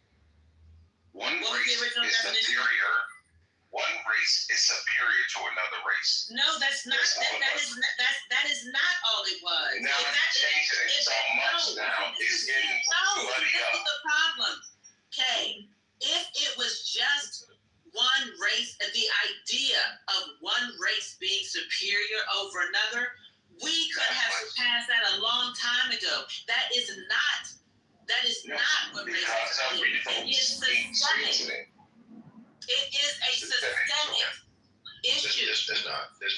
What are you talking about? I hear you. We heard you. I'm about to tell you what I'm talking about. So firstly, that's cool. Sweet Pea, I think you brought this up too, so you can chime in also. So on this study right here with the housing discrimination appraisal thing, do you know if they use the same company or a different company? Oh, I don't even remember. I just know it's accurate. I'm talking Sweet Pea too. That's fine. That's how you know they're accurate. I know it's accurate. So the point I'm getting at is why I'm making this long. In place was to stop. You realize that we didn't have all the data, or Black people kept saying. No. I'm talking about the social referred to. Racism was tied together at one point. Right. The reason I bring this up because it's a recent incident. They like to use it, say it's still happening, and it's not. So that appraisal, I get it. I just said you know it was, so you don't have to say that again. The appraisal process that you guys are referring to, Washington Post got raised a story a lot of times that happened during COVID is a bullshit story. They don't specify the company or companies that was involved. They don't specify the appraisers that was involved. The reason being, when you get something appraised, you use different appraisals, you're going to get different results. That's a fact. That's whether it's a car, a truck, whatever property you have. It's also, if you took something to one pawn shop and you took another pawn shop, they may value it differently. Okay? And it may be vastly depending on how much they value what you have. So this is just not a good study. I'm not saying racism doesn't exist or this position is not a racist thing. You can't conclude it based off the evidence provided. They just see a different in the numbers and conclude it's racist. And that's why we have these issues, because you guys' standard for racism is so fucking low that anything you don't like just become racism. Like, do you know what's intended? Thanks for your opinion. I'm actually a statistician. I know these numbers are real. I don't have the methodology on which they were gathered, so you do have a point there. It is important. But the point is that this is not something that's not unknown, and you guys are fighting against it like I just made it up. Well, here's the issue, Sweetie. Well, this is why. When you have an issue, you want to verify the actual issue. Otherwise, we'll be fighting ghosts, right? And not only that, worse than that, we'll actually create a new issue to where we're actually demonizing people or system or this country, essentially, because the issue doesn't really exist. So we need to substantiate the issue because we want to make laws and change policies and get people out of position. Because, for example, if this company did this, that's a bad company, have a bad practice. They could be civilly liable, criminally liable, etc. But when you have it so vague to the point you can't even call out the bad perpetrators, then the question becomes, what is your agenda? Are we trying to fix the problem, or are you just trying to carry a narrative? And it seems more narrative-based than actually trying to fix the problem. So that's why it's essential to narrow these things down. Yeah, so, we were just in conversation. I wasn't prepared to come in and have a debate about this in particular. It was brought up because someone had mentioned that there's nothing going on, and maybe he said laws. And so I can't debate the law part, but the practices part is where I take issue. And the same thing occurs with getting loans. But The same type of thing occurred. But when they mention a company, think about it. We can start there. Think if someone did something racist as a racist, say, hey, this person did it, whether they work for a company or an individual, because we have all these pictures of posts online about neighbors and regular people doing the same shit racist. We dox it. But right now in this post, during the time when doxing is prominent, we won't even say the company that did this racial appraisal, which points to me that is bullshit, and we took a narrative and ran with it. They can't even put their company out there and say they actually did something wrong. They actually sued several banks for this. I'm sorry, say again. Two people talking, I can't hear.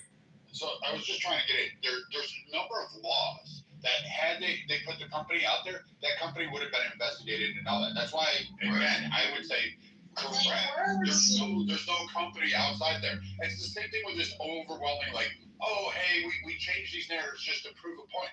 It's always a narrative. It's always a vague poll. And stats can be manipulated a whole bunch of ways. I'm not saying there wasn't oppression, miss. I'm not saying there wasn't discrimination, bias, prejudice, sexism, misogyny, whatever ism you want to fucking throw out there. You got it. You had it. Fuck, we had a policy for 75 fucking years straight, an anti-Chinese exclusion policy in which we basically anyone who had features that resembled Chinese, we threw them out of the country. We literally had that as a nation. So I'm with you. We had slavery. We had a whole bunch of shit. But what is weird is that you have people who I call the Benjamin Crumps of platforms.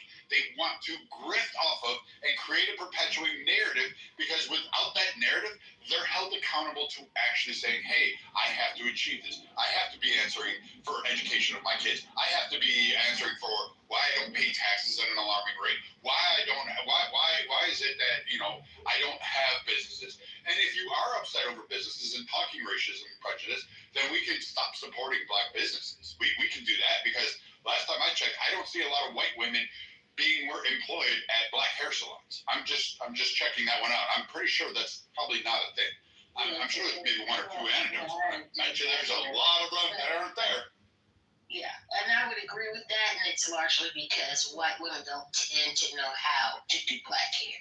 But here's what I want to say, and where there are mixed beauty salons, because I've been to them, as a matter of fact, my hairdresser is white. However, I don't want to get into all of this. I only questioned this whole idea that there was nothing out there that could impose on Just ask for the law. Just give me the law. Just give me a second. All I can do is I can tell you that as recent as 2024, 2025, let me see. There was who was that? I missed stuff out. Let's see.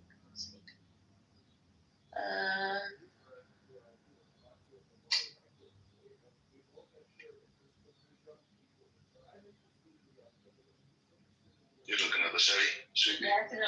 National City Bank in 2023 in the DOJ reached a $31 million settlement with City National Bank for redlining predominantly Black and Latino neighborhoods in Los Angeles from 2017 to 2020.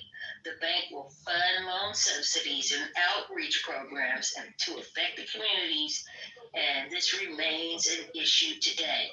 In 2024, the DOJ and the state of North Carolina secured a $13.5 million agreement with the bank for avoiding lending services to Black and Hispanic neighborhoods in Charlotte and in Salem. Can you stop that for a second? So it sounds like the law protecting black people got compensatory damages awarded and sent out for that. So I'm confused as to which law is preventing black people from being on the same footing. Oh, I'm racist, Brad. You're an idiot. Like, what is wrong with you? Okay, I just looked it up. I mean, it's just ridiculous. I'm asking what is wrong with your reason for it. You're just a fucking idiot. I get it. You want to go Kakune or whatever it is. Anyway, go ahead, Alan. And racist Brad doesn't have any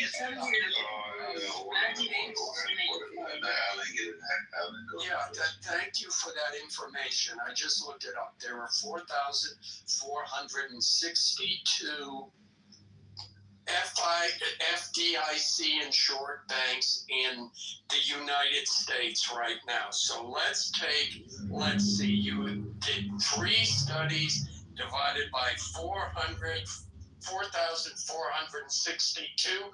That means 0.0672344242025% of the banks in the United States engaged in discriminatory policies which were caught by the government. I think if we're looking at less than 1% of banks that engaged in discriminatory policies towards potential clients or homeowners, I think we can discount racism in banks as an issue having to do with black people today. Unless you're looking for an absolute perfect score, which I don't think. You can argue that that's what you want, but I don't think that's reasonable. So let's move past this banks are racist narrative, since we keep hearing that from these, even with the examples you give. The percentage is low, so low that I would advise anyone, if they are black, to go into a bank, do your due diligence, but don't worry about racism because it's not a factor in this day and age. Thank you. No, you would be setting them up for failure, Alan. Okay. No, so first of all, just so you're clear, in our community, we still keep going. Like that's the thing that y'all are missing. We know that there's racism. We still keep going. So we will still do our due diligence. But for you to tell us to take on a racially blind attitude and not be on the lookout, like you can still go in and have done your due diligence and still be on the lookout and make sure that everything is on the up and up. Just because you criticize one study, that doesn't mean much at all. You're acting as though you don't know how many of these banks were even created. You're acting as if you don't know that black people are routinely targeted. Y'all are mind blowing. The denials are amazing. Doctor, I know that you believe that. I also I don't just believe it. These are actual facts. I know that you know it. I know lots of facts. No, I'm not lying. Okay, I know that you haven't presented one fact yet. Can I just say something? Thank you. Yeah, you know what I Yes. Alan, hold on. Let Alan and Goddess finish it up. He'll hop in that next. I think he was trying to get into. Yeah, I do know that that it is a stated fact from critical race theory that one should assume that there is racism in everything every day. I do know that that's what you seem to be echoing. I do also know that if you are your average bank manager and a client comes in with a hostile attitude, you're not going to get a loan. Congratulations. Where's the requirement that you have to be nice? Where's the requirement? It's called common sense. No, but under the law, listen, there's plenty of area people that get loans. Stop the cap. Stop the cap. There are plenty of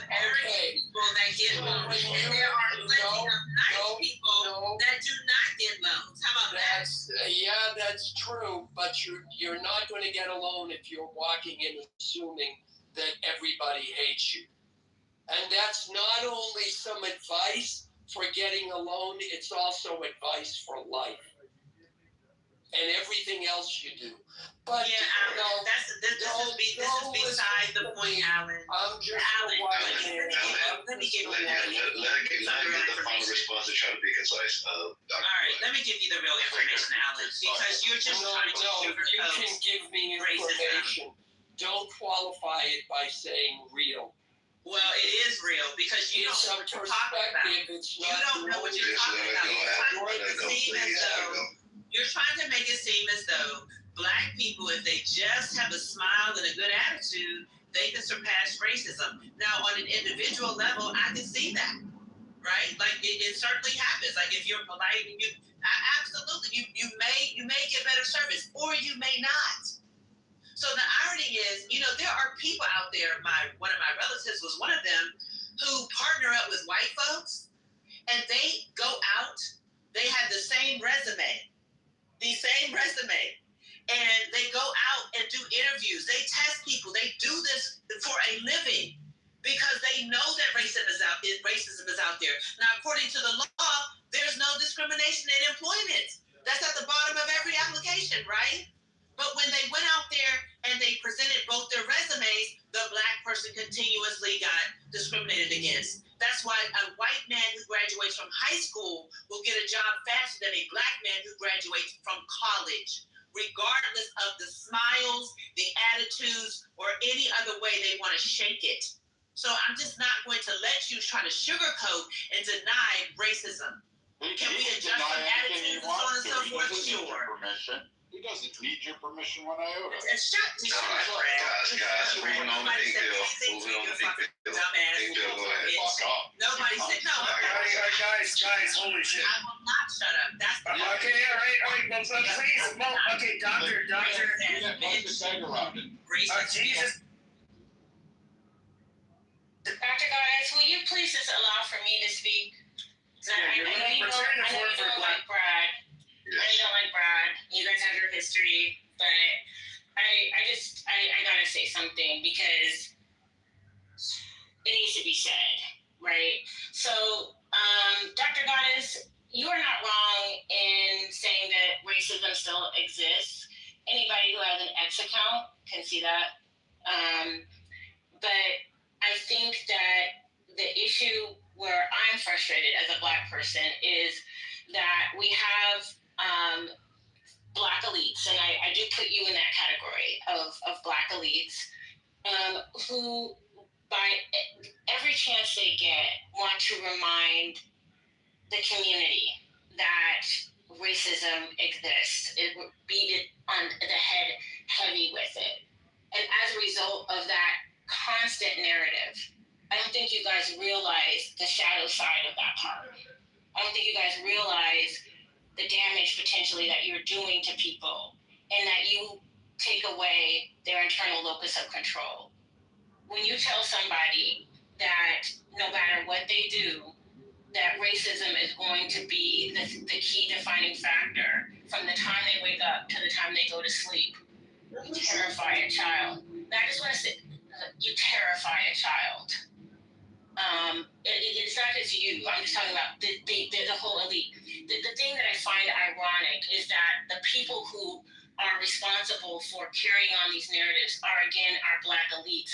But what makes them elite is that they made it. So they have some sort of internal locus of control that, despite knowing that there are challenges that are outside of them, that there is something in them that can affect the change.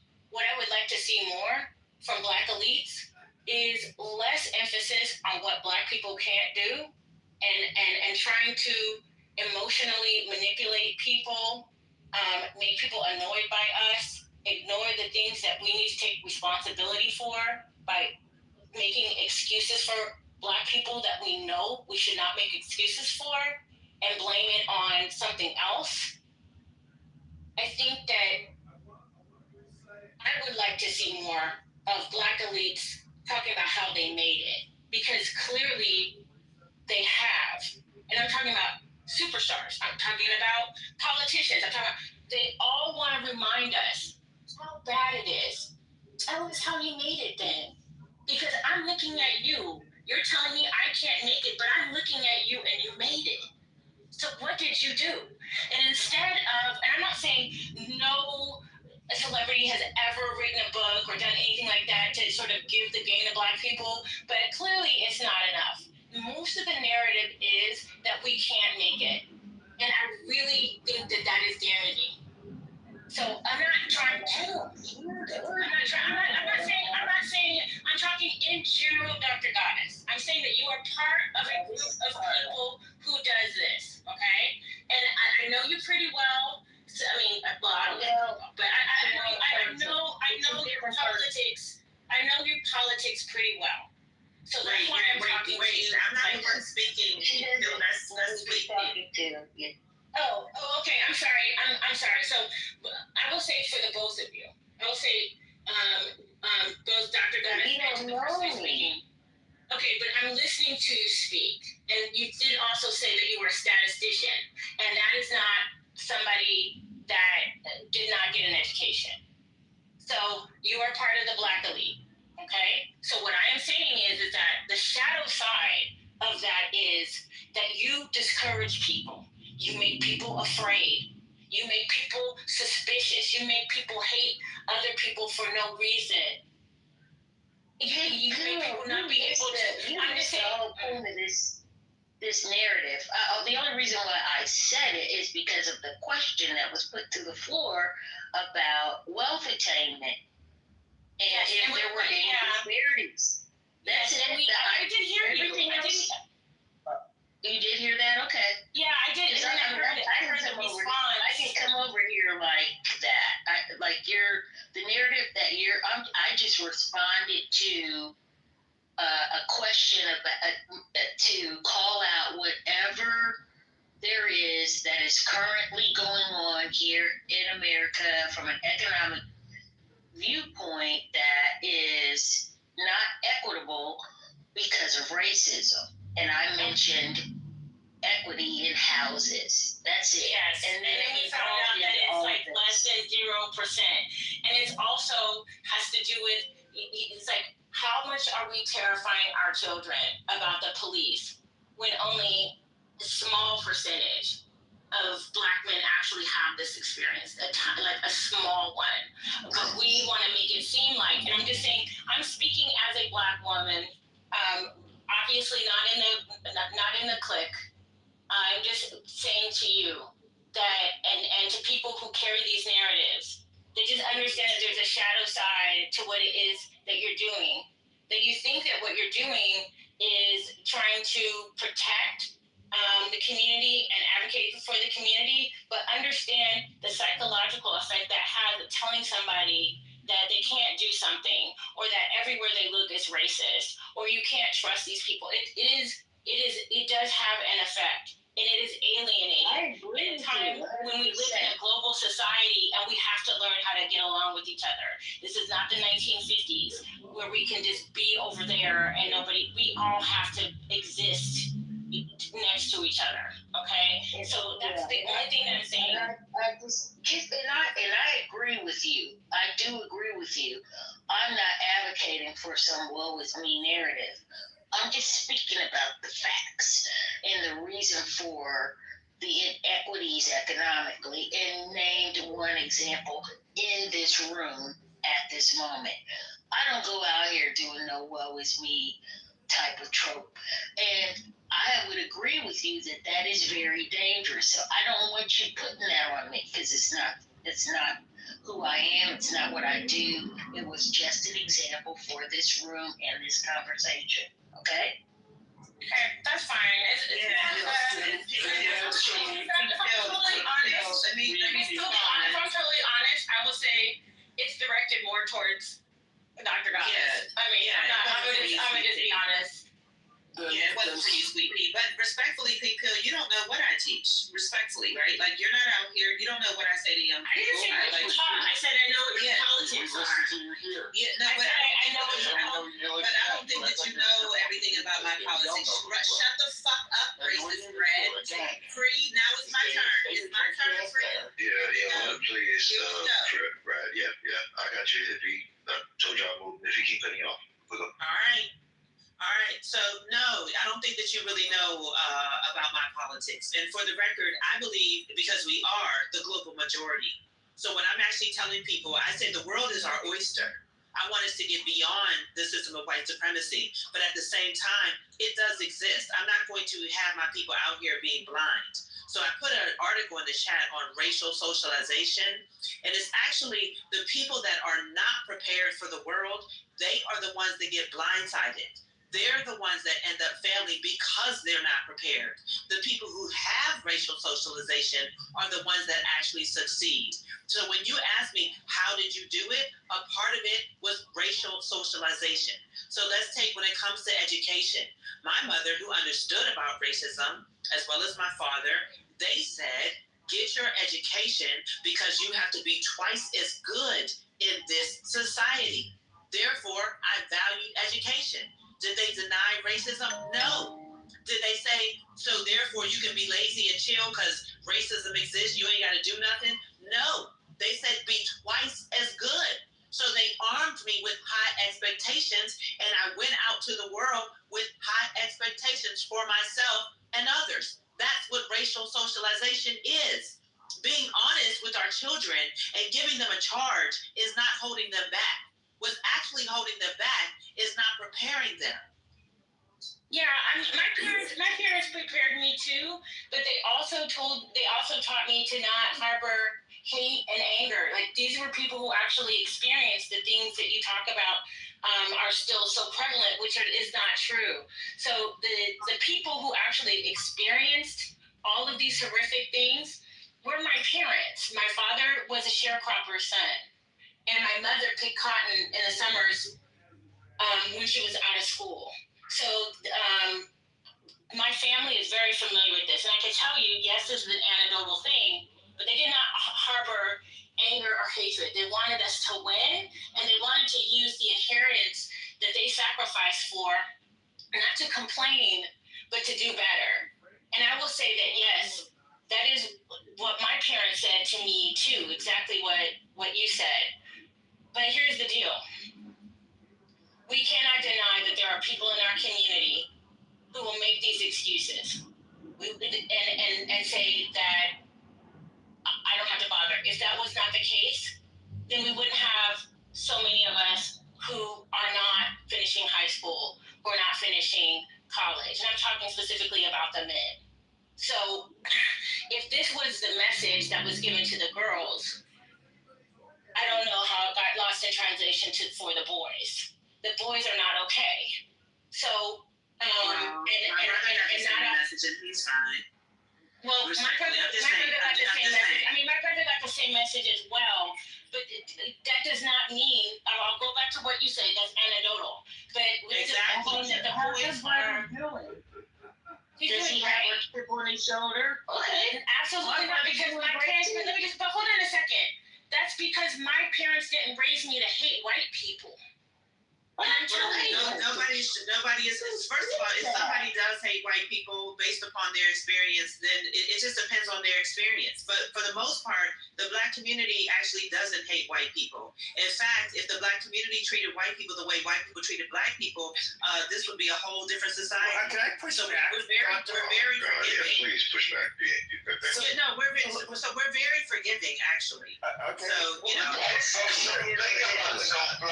I do want to. First of all, I mean, I broke down, I think the link's still up there, the crime statistics, and I would say just based on statistics, there's a reason why I would say people should feel wary around particularly Black men, young Black men. Now, with that being said, I've only been robbed twice. Should we be wary around white men?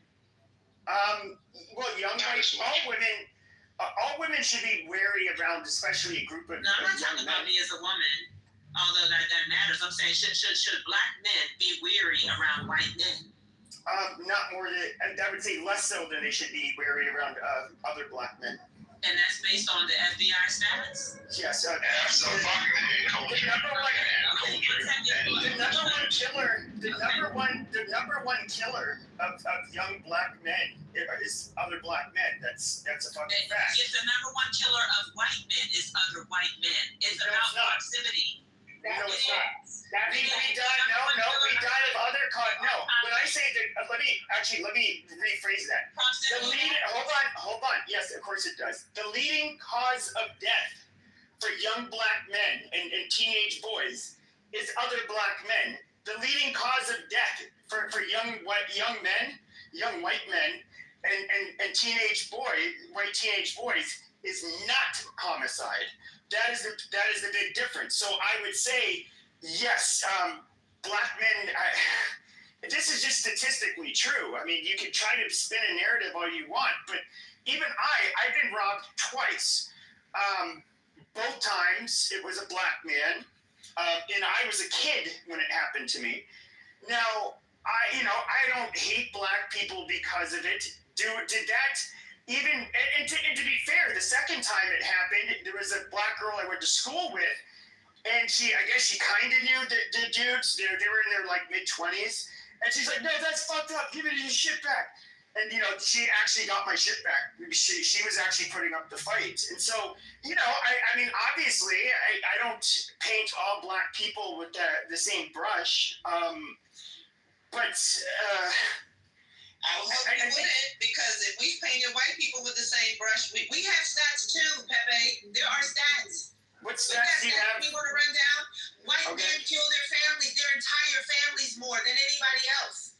White men are the number one threat to American democracy, according to the FBI. According to the FBI. Which year? Every fucking year. No, it's not every year. Because I know it is every year. I don't think. Okay, Dr.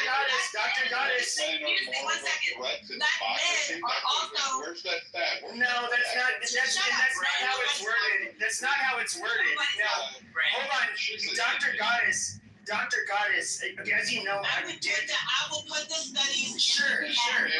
Let me finish. Yes, let me finish. Doctor. Okay, let me finish. Goddamn. Jesus Christ. Okay, so obviously I had very strong feelings and have done these debates for a long time. Now, I understand what you're trying to say is that they were considered the biggest domestic terrorist threat in the United States. Yes, that happened for a few years. Now, do you know who was listed previously to that? I think up until maybe 2018, 2019, it was black identity extremists that were considered the number one domestic terrorist threat. So it's gone back and forth. That was a fabrication. What's his name? Oh, I lied. Okay. No, it was but it wasn't. I've never seen somebody hot-footed this much and try to go. Shut the fuck up, Brad. Nobody is talking to you, Brad. Nobody is talking to you. I am not talking to you. I'm trying to respond to Pepe because we are having a conversation. Hold on a second. So hold on a second. Okay. If we want to get down. But no, I'm the one talking. Jesus Christ. But when I respond to you, he keeps talking. I can't get a word in edgewise. Nobody else can get a fucking word in edgewise. Because you need to shut the fuck up. Okay, Brad, hold on, because I want to ask her some other things. Now, because I've been listening to this, and okay, first of all, we can just look at the very unpleasant realities. If you were to ask, I would say the average fucking teenager, whether it was the 60s, 70s, 80s, 90s, 2000s, okay, they know which groups of people are generally going to be the people they have to watch out for. Now, that you can break that down by sex, you can break it down by age, and you can unfortunately break it down by race. It's something that it's a pattern recognition that everybody fucking has. Now, for you to, it's really bizarre when the statistics back this up. It's like, I don't really hear. I don't hear people, especially doctors or anybody like that work in academia, deny the fact that young black men do have a violence problem. They more or less us argue why they have the problem. Yes, they absolutely have a violence problem. When earlier in the room, it was actually a white man. Thank God, he was literally the only person that was pointing everybody to poverty. Yes, it's not just any black man. It's not like wealthy black men are going around shooting people. It's not even middle class men. You're talking about people who are struggling with poverty, who have been disproportionately falsely arrested, because that's also in the FBI stats. Black men are arrested more, but they are arrested, and many of them have false accusations against them. So don't forget that fucking stat. So yes, they feel very hostile.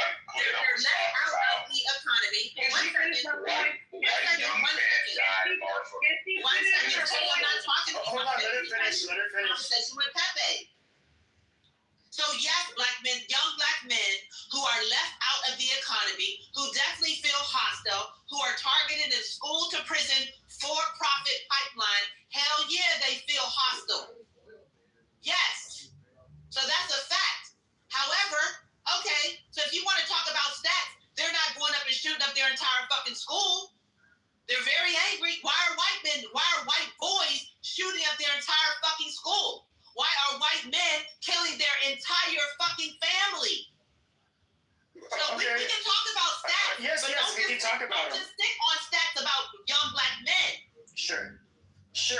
So it's interesting because that when it comes to mass shooting, and I believe if we only looked at school shootings, whites are still per capita. They're not. They might be just about represented. It's nothing that they really do at a higher rate. And if you look at some of the more recent ones, yes. Some of them were white, but a lot of them are Asian and Hispanic as well. There's at least one black Nazi that literally described himself as a Nazi that did some kind of killing recently. But let me ask you this, because this is another. So wait, because what is it? LL and Pink Pill. Nobody is saying that we're not taking accountability. I'm responding to the stats that Pepe is talking about. And I'm saying that, one, we need to set the record straight for one. Yes. That just because I'm setting the record straight does not mean that I'm saying that there's no accountability. Y'all keep running to that shit, and it's some bullshit. All right. So there's some other misconceptions. Who do you think is more overrepresented for being serial killers, whites or blacks? And who do you think the deadliest serial killer in the United States was? Was he white or black? I mean, the deadliest person, I don't know who the deadliest person is. I do believe that more serial killers are white than black. No, black people are actually overrepresented as serial killers. In other words, spree or thrill killers. In other words, not people who do gang stuff, but people who like to rape and torture and kill and do it for their own sick perversions. I forget his name, but the serial killer with the most bodies in the United States is a black man. I mean, there's a lot of. When it comes to familicide, it could be. And when it comes to familicide, well, because a lot of people like to say that. A lot of people like to bring up, well, let's talk about the funny stuff you guys like to do, like touching kids or something like that. Once again, blacks are overrepresented. No, we're underrepresented. No, white men are. No. I know. I've looked at the stats. No, we're not actually. There's one sexual offense that whites are overrepresented, and that is child pornography. When it comes to child rape or child molestation, blacks commit it at a much higher rate, about double the rate of white men. So once again, like a lot of these stereotypes that you just said that. What did you say? Child molestation or something like that? No, that's not. Child pornography, yes. Yeah, because I knew about the child pornography. Listen, before To Catch a Predator, and thank God for that, man. Before that, you never saw white men being addressed, and you never saw white men being arrested in those numbers. You always see black men being perpetuated as criminals in every aspect. So it's just like the stats alone the stats, they mean something, but they don't mean everything.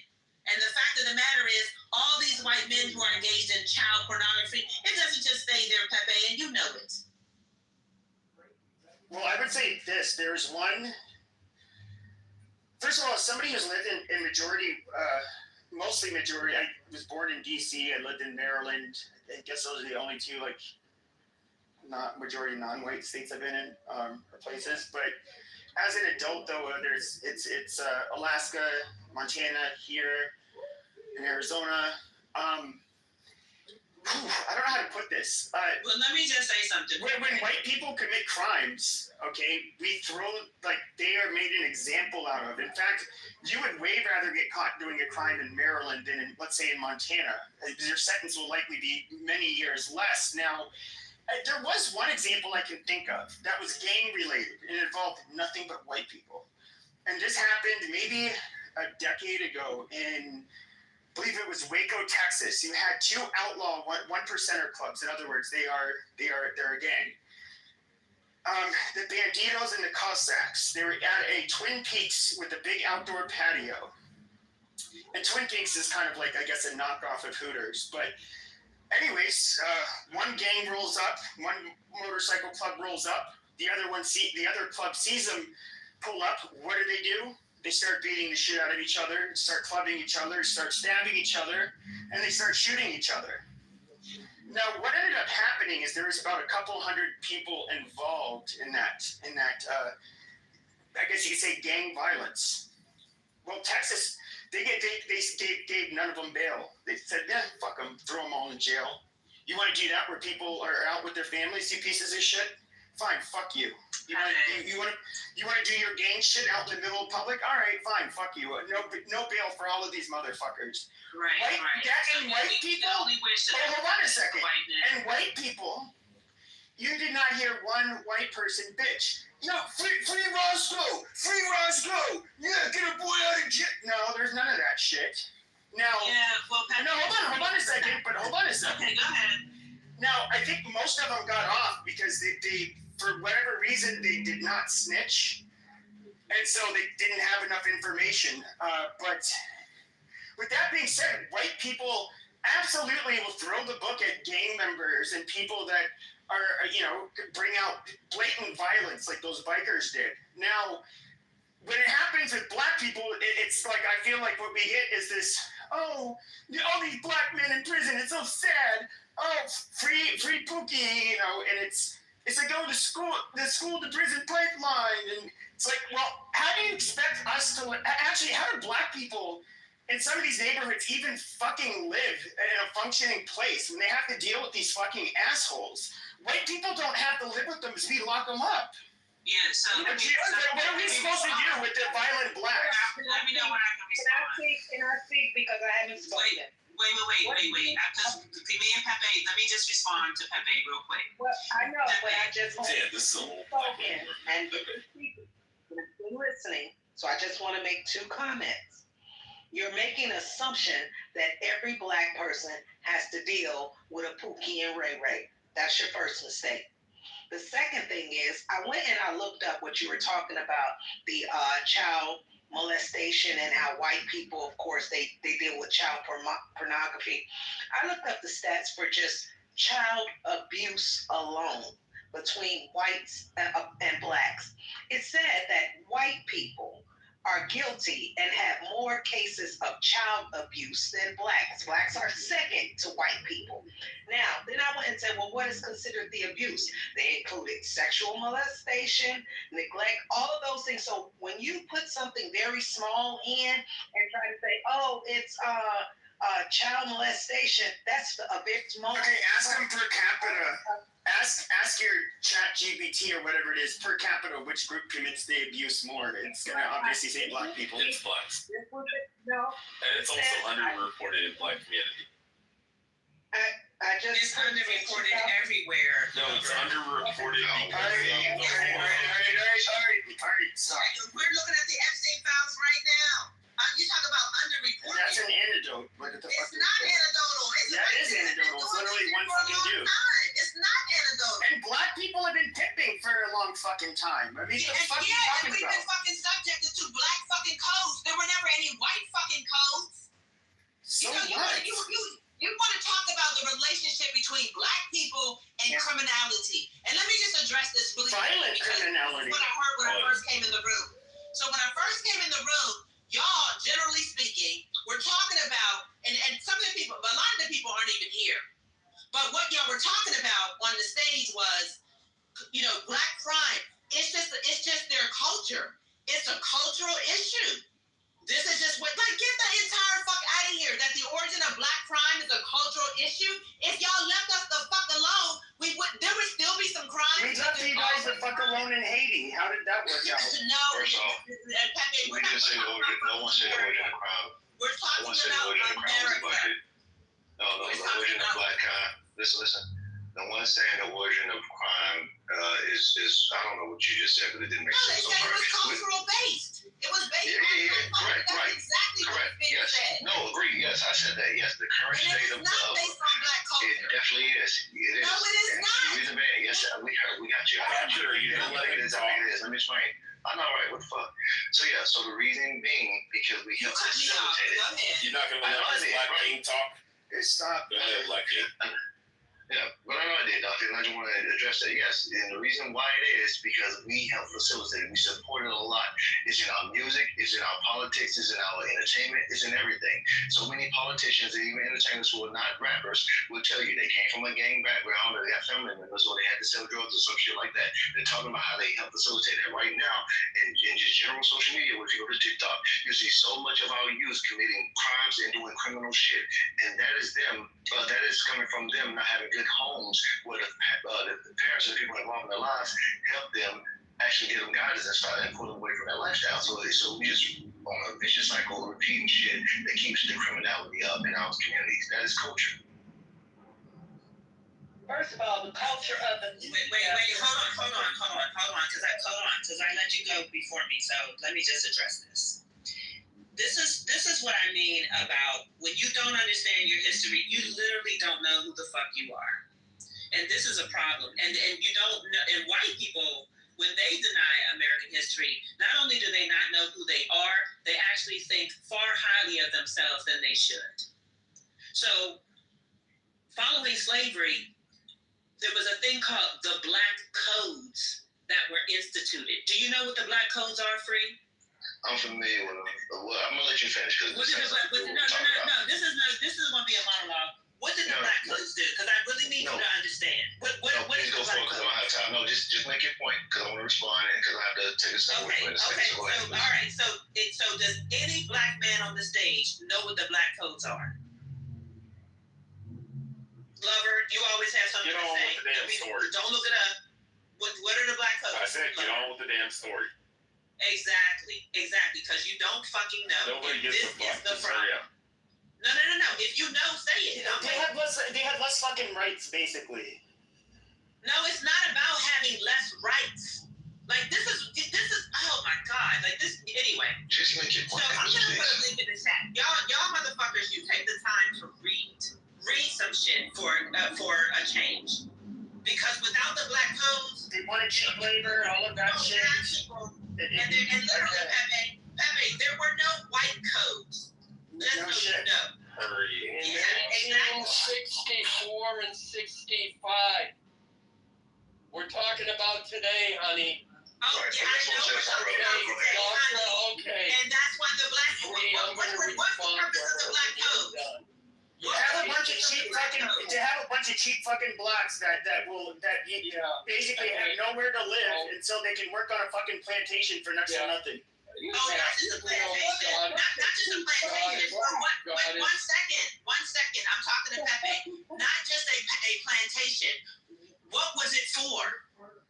If you were found guilty of a black code, what did you have to do? It was to oppress black people. No, we're not. No, I'm not going to let y'all get off with the. Okay, it was basically to keep it. It was basically this once they used black people as farm equipment, and once they were freed, it was basically a way to force them through laws or codes to make it so that they kind of didn't have much of a way anything else to do, but they'd be exploited for either very cheap or forced labor. Enforced labor how? Yeah, what the fuck does this have to do with 2025 having two black presidents? We've had two black presidents, and you want to point back to 150 years ago.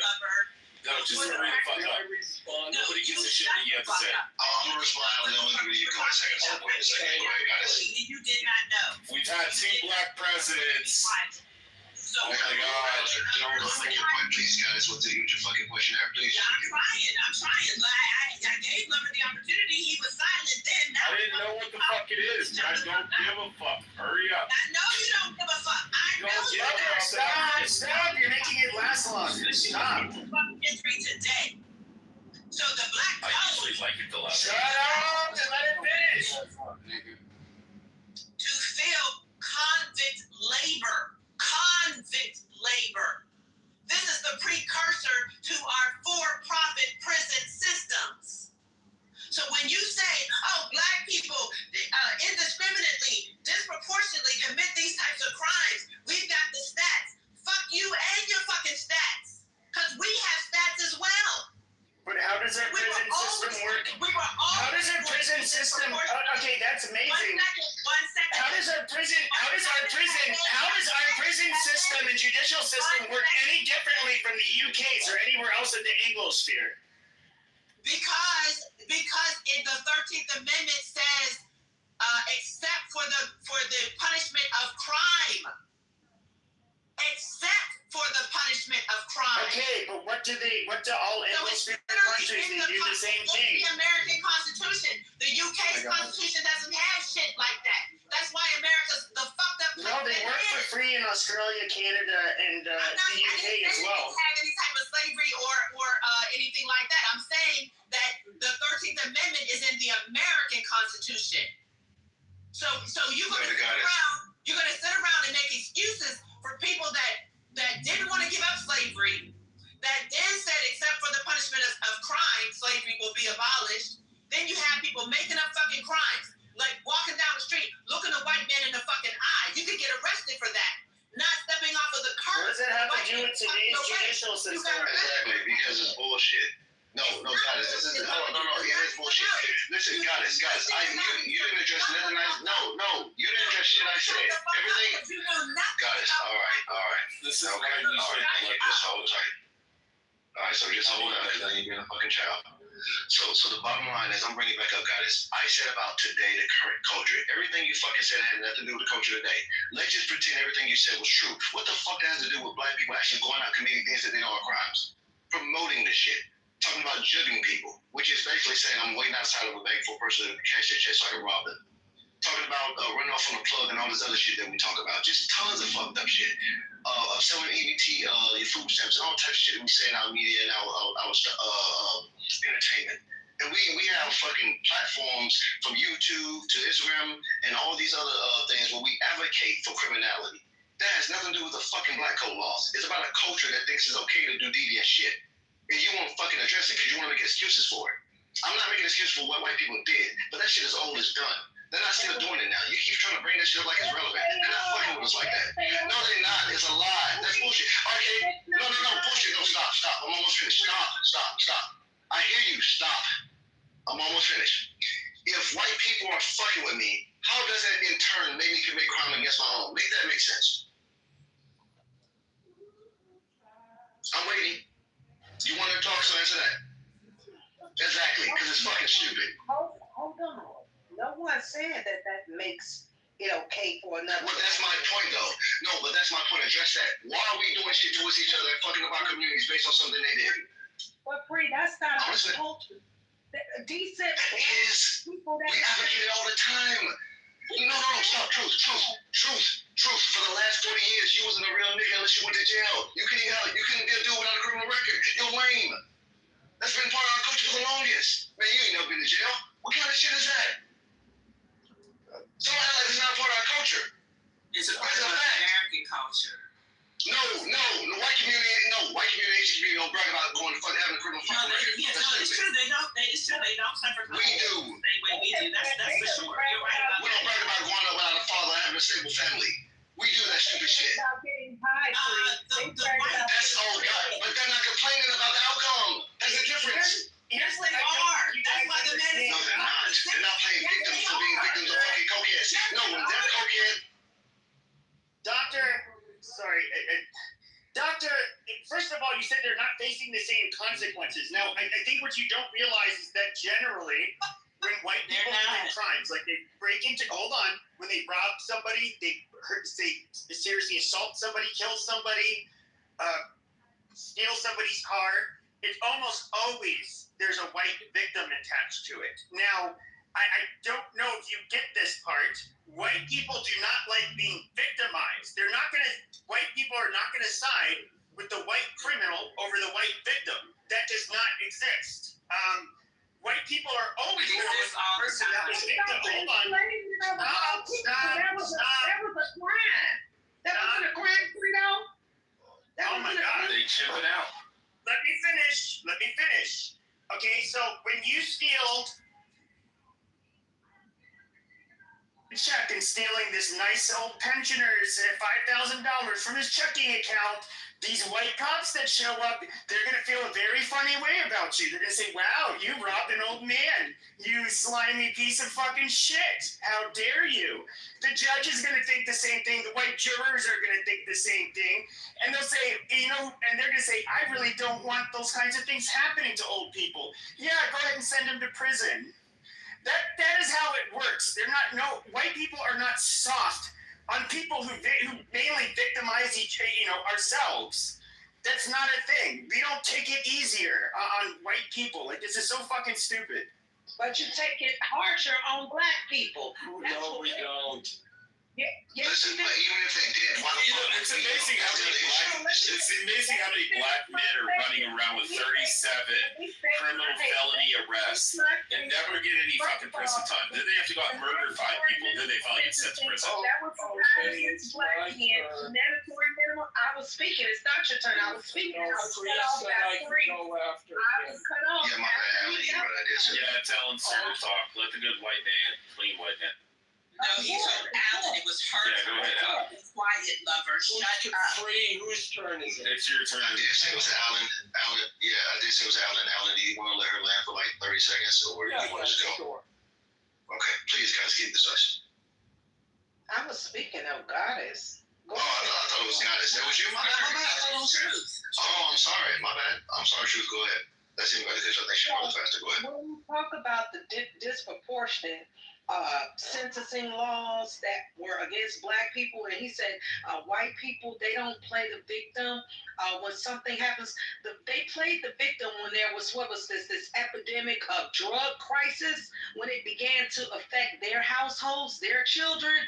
We have to put a stop on these drugs hitting the street. But when it affected black people, it was a crime. But when it affected the white people, we see now we need to get assistance. This is a epidemic. Come on, y'all acting like y'all don't see the difference. We can see all of this stuff in society. And you talking about slavery doesn't exist. I'm trying to find the term because I can't remember what it was, but I think it's called Pinocchio or Pinocchio. It's a term that where they show that enslavement still exists some places in the South. And what they're doing is through debt. So if you owe a debt, because like she said, in poorer towns, you have to get stuff on credit. You owe a debt. You are now sentenced to a labor to the creditor. So that still exists, and it's called slavery. It's not called you owe a debt. That's what it's called still to this day. I yield. Okay, so thank you. I'm going to make 2 points. The first of all, you were making the issue about culture. I'm going to thank you, my good friend Sig, for bringing this video to my attention from Tashiti 69 called Come Up. Now, maybe some of you are aware of it, but the lyrics are along the lines of kill an N-word, silly N-word, N-word, N-word, N-word, N-word. Oh, now, Takashi 69. Okay, whatever. Okay, thank you, lover. You meant to Show me, I would like to know the equivalent of kill a peck of wood, dumb cracker, kill a cracker, silly cracker, kill... Alan, I want to interrupt you, though. I would like to know where culturally Pepe, I want to hear Ellen recite Tekashi 6ix9ine is not black. Okay, That's but a terrible reference. Yeah, but okay, hold on, Alan. He's not black, bro. You can't use that reference. Alan, he's Tekashi 6ix9ine is like half Mexican, half Puerto Rican. He looks like a straight up fucking. He looks like any other Mexican that would cross the border. He's not black at all. yeah, and who's in the video with him? Watch the video, folks. Sorry, you don't get off just because he's Mexican. All right, and that's just one, and that's This white sim video with black people making that's just one So video. what about the rock and roll and stuff like that? How y'all talk about each other and killing and taking drugs and stuff like that? Are we talking about killing black people? And they call it what it is. Yeah, they call it what it is, and they don't act like it's not what it is. They don't make excuses for it when they talk about killing or raping or some shit like that. It is what the fuck it is. That's the difference. So we try to romanticize our legitimacy. It makes it more authentic. No. It makes it more authentic, meaning that we don't have to lie for them because they're not gonna lie for themselves. But we'll cover our fuck shit, and that's the problem. Do you understand that? Yeah. So well, that's my first point. The second point is a Dr. Goddess. Well, you know your first point didn't land, right? You're aware of it, right? I made Yes, it did. Puerto Ricans are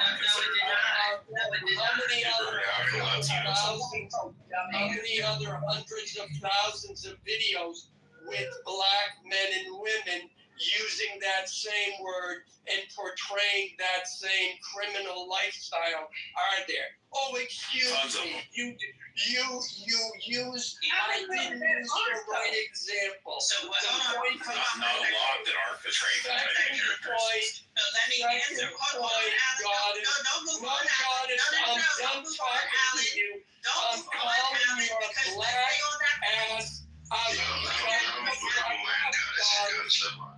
Goddess, I'm calling your ass out.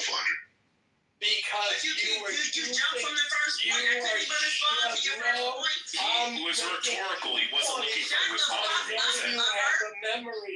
I know you have a memory, and you can respond to them when they're done. Okay? Second point, you're shilling all the points of CRT. CRT is inferiority complex in blackface for black people so they can get more money. How much more money do white people have to give you for you to feel equal to white people? That's not fair. That's not fair. Yeah. Sorry. Somebody give them 40 acres of field so they can shut the fuck up. Jesus Christ. Order. Chill out. Slow it down. Let Alan do this thing. Thank you. Bro, don't fall for it. Y'all fall. I even waited for Goddess and Truth to finish before I started to finish. Thank you very much. So the whole point of CRT, and look up everyday CRT, you are looking for racism in everything. You assume racism exists, and then you go about proving it. Well, look, CRT, it's a great system. It's a great theory. It's not the only theory there is. And though it seeks to explain the racial disparities, not only race, but there are race crits, there are queer crits, there are gender crits, there are, there's all different umbrellas for critical theory to bring people in, which it's just another form of Marxism, but we won't even discuss that. They're all there, and they're all looking to get everyone to focus on, in critical race theory, to focus on race 24 hours a day. And they do it in a number of insidious ways, to the point where if you look at teaching for social justice, you have third grade teachers saying, well, Johnny, who's white, got loan at 5% for 1 year, and and Jerome, who's black, got 7 loans for 7%. Do you think it's how much did they pay in interest? This is an actual math lesson.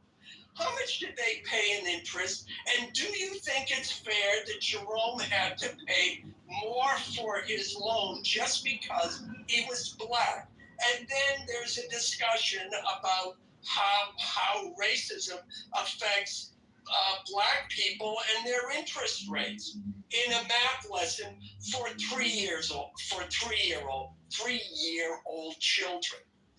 I'm sorry, Dr. Goddess, but I also have some experience, and I remember the 60s and I remember the 70s. They taught hope, they taught love, and they taught that the world was going to be a better place. Did it? Proponents of CRT teach hate. They teach pessimism. Right here? Only you black ass motherfuckers interrupt us. And they teach. He's almost done. Let him finish. Go ahead. And you can hear it in my voice. Thank you very much. And they teach inferiority. I am tired of listening to dumbass black people who don't know what the fuck is going on. And yeah, this is a white man. I just corrected your ass. Sit the fuck down, shut the fuck up, and let the adults actually Alan, you need to calm the mayonnaise ass down, Alan. All right? You know what?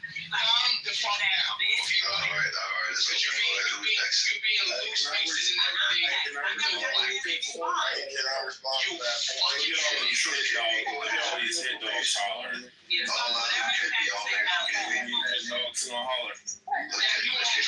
to trigger us anyway. Y'all let him. Yeah, I ain't worried about it. So, All right, KP, it's on you. how is it KP's part? I never got a chance to respond. What the fuck? Hey, Free, what's going on? I didn't respond to him. Okay, to be fair, okay. But guys, we let you cut him off to do it. You don't want to hear the fucking response. No. Oh, jeez. Go ahead, Goddess, then KP, then fucking. No, I'm sorry, 400, then KP. Yeah, so for the record, dumbass Allen, you don't have to have a specific white equivalent to a rap album made by a Dominican boy to say, where's the white person that says nigger? First of all, if I wanted to point to somebody like that, I could easily point to somebody like Eminem. I could easily point to any of these dumbass white rappers that are out here with these other dumbass black rappers that are out here. So that's like, first of all, white people are producing this so much of this music, the majority of the fucking music. They're taking advantage of unemployed, uneducated young black men who write these lyrics, and they're producing them. So if you have an issue with music, go to the white fucking producers. Go to Liar Cohen and ask him what the fuck is he doing. He literally was on the Breakfast Club and just said, hey, we gotta make money too. That's what he fucking said. So no, the white people are not holding white people responsible for the music they are putting out. Now let's look at the romanticization. What was the number one show between 1999 and 2007, Alex? Real quick, before you need to look it up. What was the number one television show in America? Not Black America, all of America. What was it? So do you think you'd be able to get any more press? So the television show was, excuse me. Yeah, I've got an interview tomorrow with another local newspaper. I'm not seeing it. Let me help you out with that. The next interview, I'm going to bring up how Darren LaHood won't sign the discharge petition to bring about the Epstein Transparency Act, and he's covering up for pedophiles and abusers.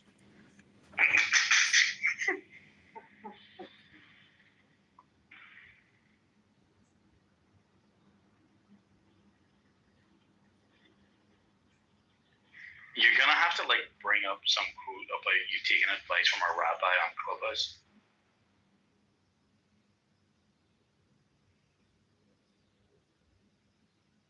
No, you gotta give the Jews a little hat tip and let them know.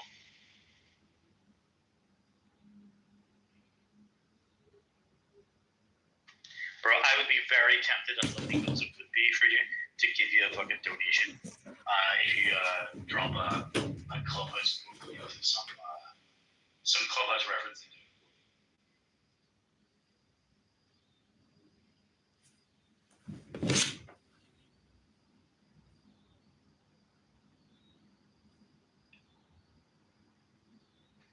Anyway, Frankie. Yo, what's up? What's going on? Why did you delete Telegram? Bro, it's better. It's like a waste of time. I will delete stuff.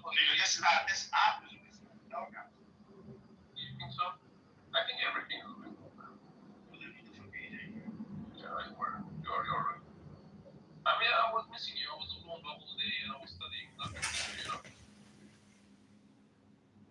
That's looking like.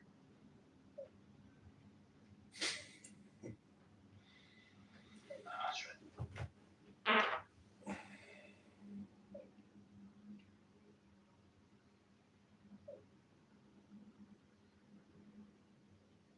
What about you? What are you doing? You know, part of me thought of it earlier, but didn't have to admit.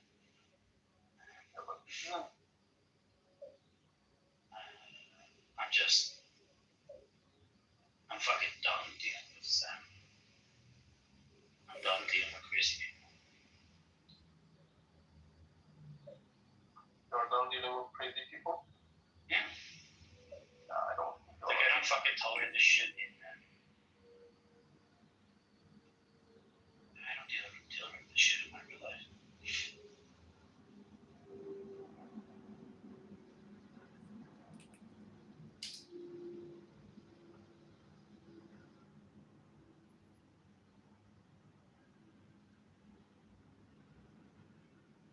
You have a lot to do in your life? Yeah, I've got a fucking. This is half the problem. You know, I've a lot of shit going on. I'm currently working on the biggest fucking project I've ever, had. Finishing it up. That's this is obviously just a fucking distraction from that. But I'm also, I've got other things I want to build in the future. Even once this project's over now, which will be soon enough. So the demands of my time are only increasing. The last thing I fucking need is, fucking Nora's running around there. Yeah, I can remember. But man, if you make it, help us.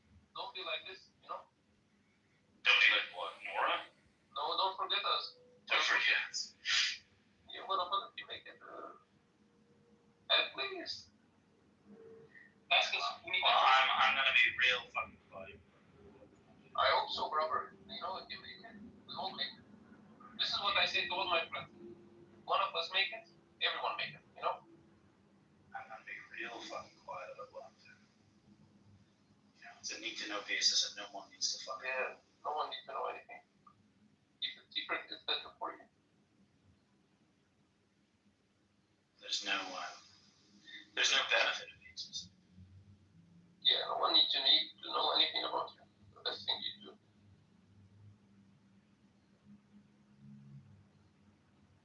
If you tell people about what you do, then you lost already. Just be used against you.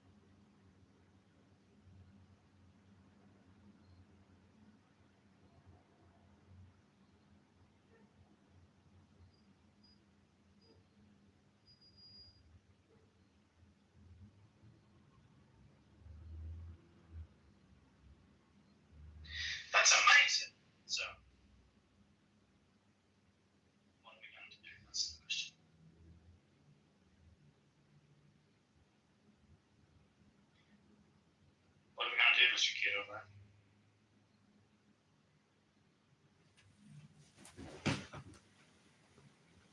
Congressman. I don't know. I'm reading this article, but this fucking guy wrote up a lot. I thought it was just going to be audio, but that's pretty amazing. Well, did you not get an audio? He didn't even use my name in the tag. He wasn't very nice. I mean, he was nice, but like the fact that he wouldn't let me live stream it, I was like, dude, I drove all the way down here, to create some content, and we're just doing audio in your write up. I'm like, but he's like, nobody's ever asked me if they can live stream. Let me go ask. He's like, no, they don't want you to do it because of liability reasons. I was like, What liability? I had no idea what he was referring to, but anyways, I'm gonna do a fundraiser here on this app. Scott Kent Jones is gonna host it. I don't understand. What the fuck would be the problem? You actually just live stream. I'm not sure. Do you think he would have refused the interview if you did?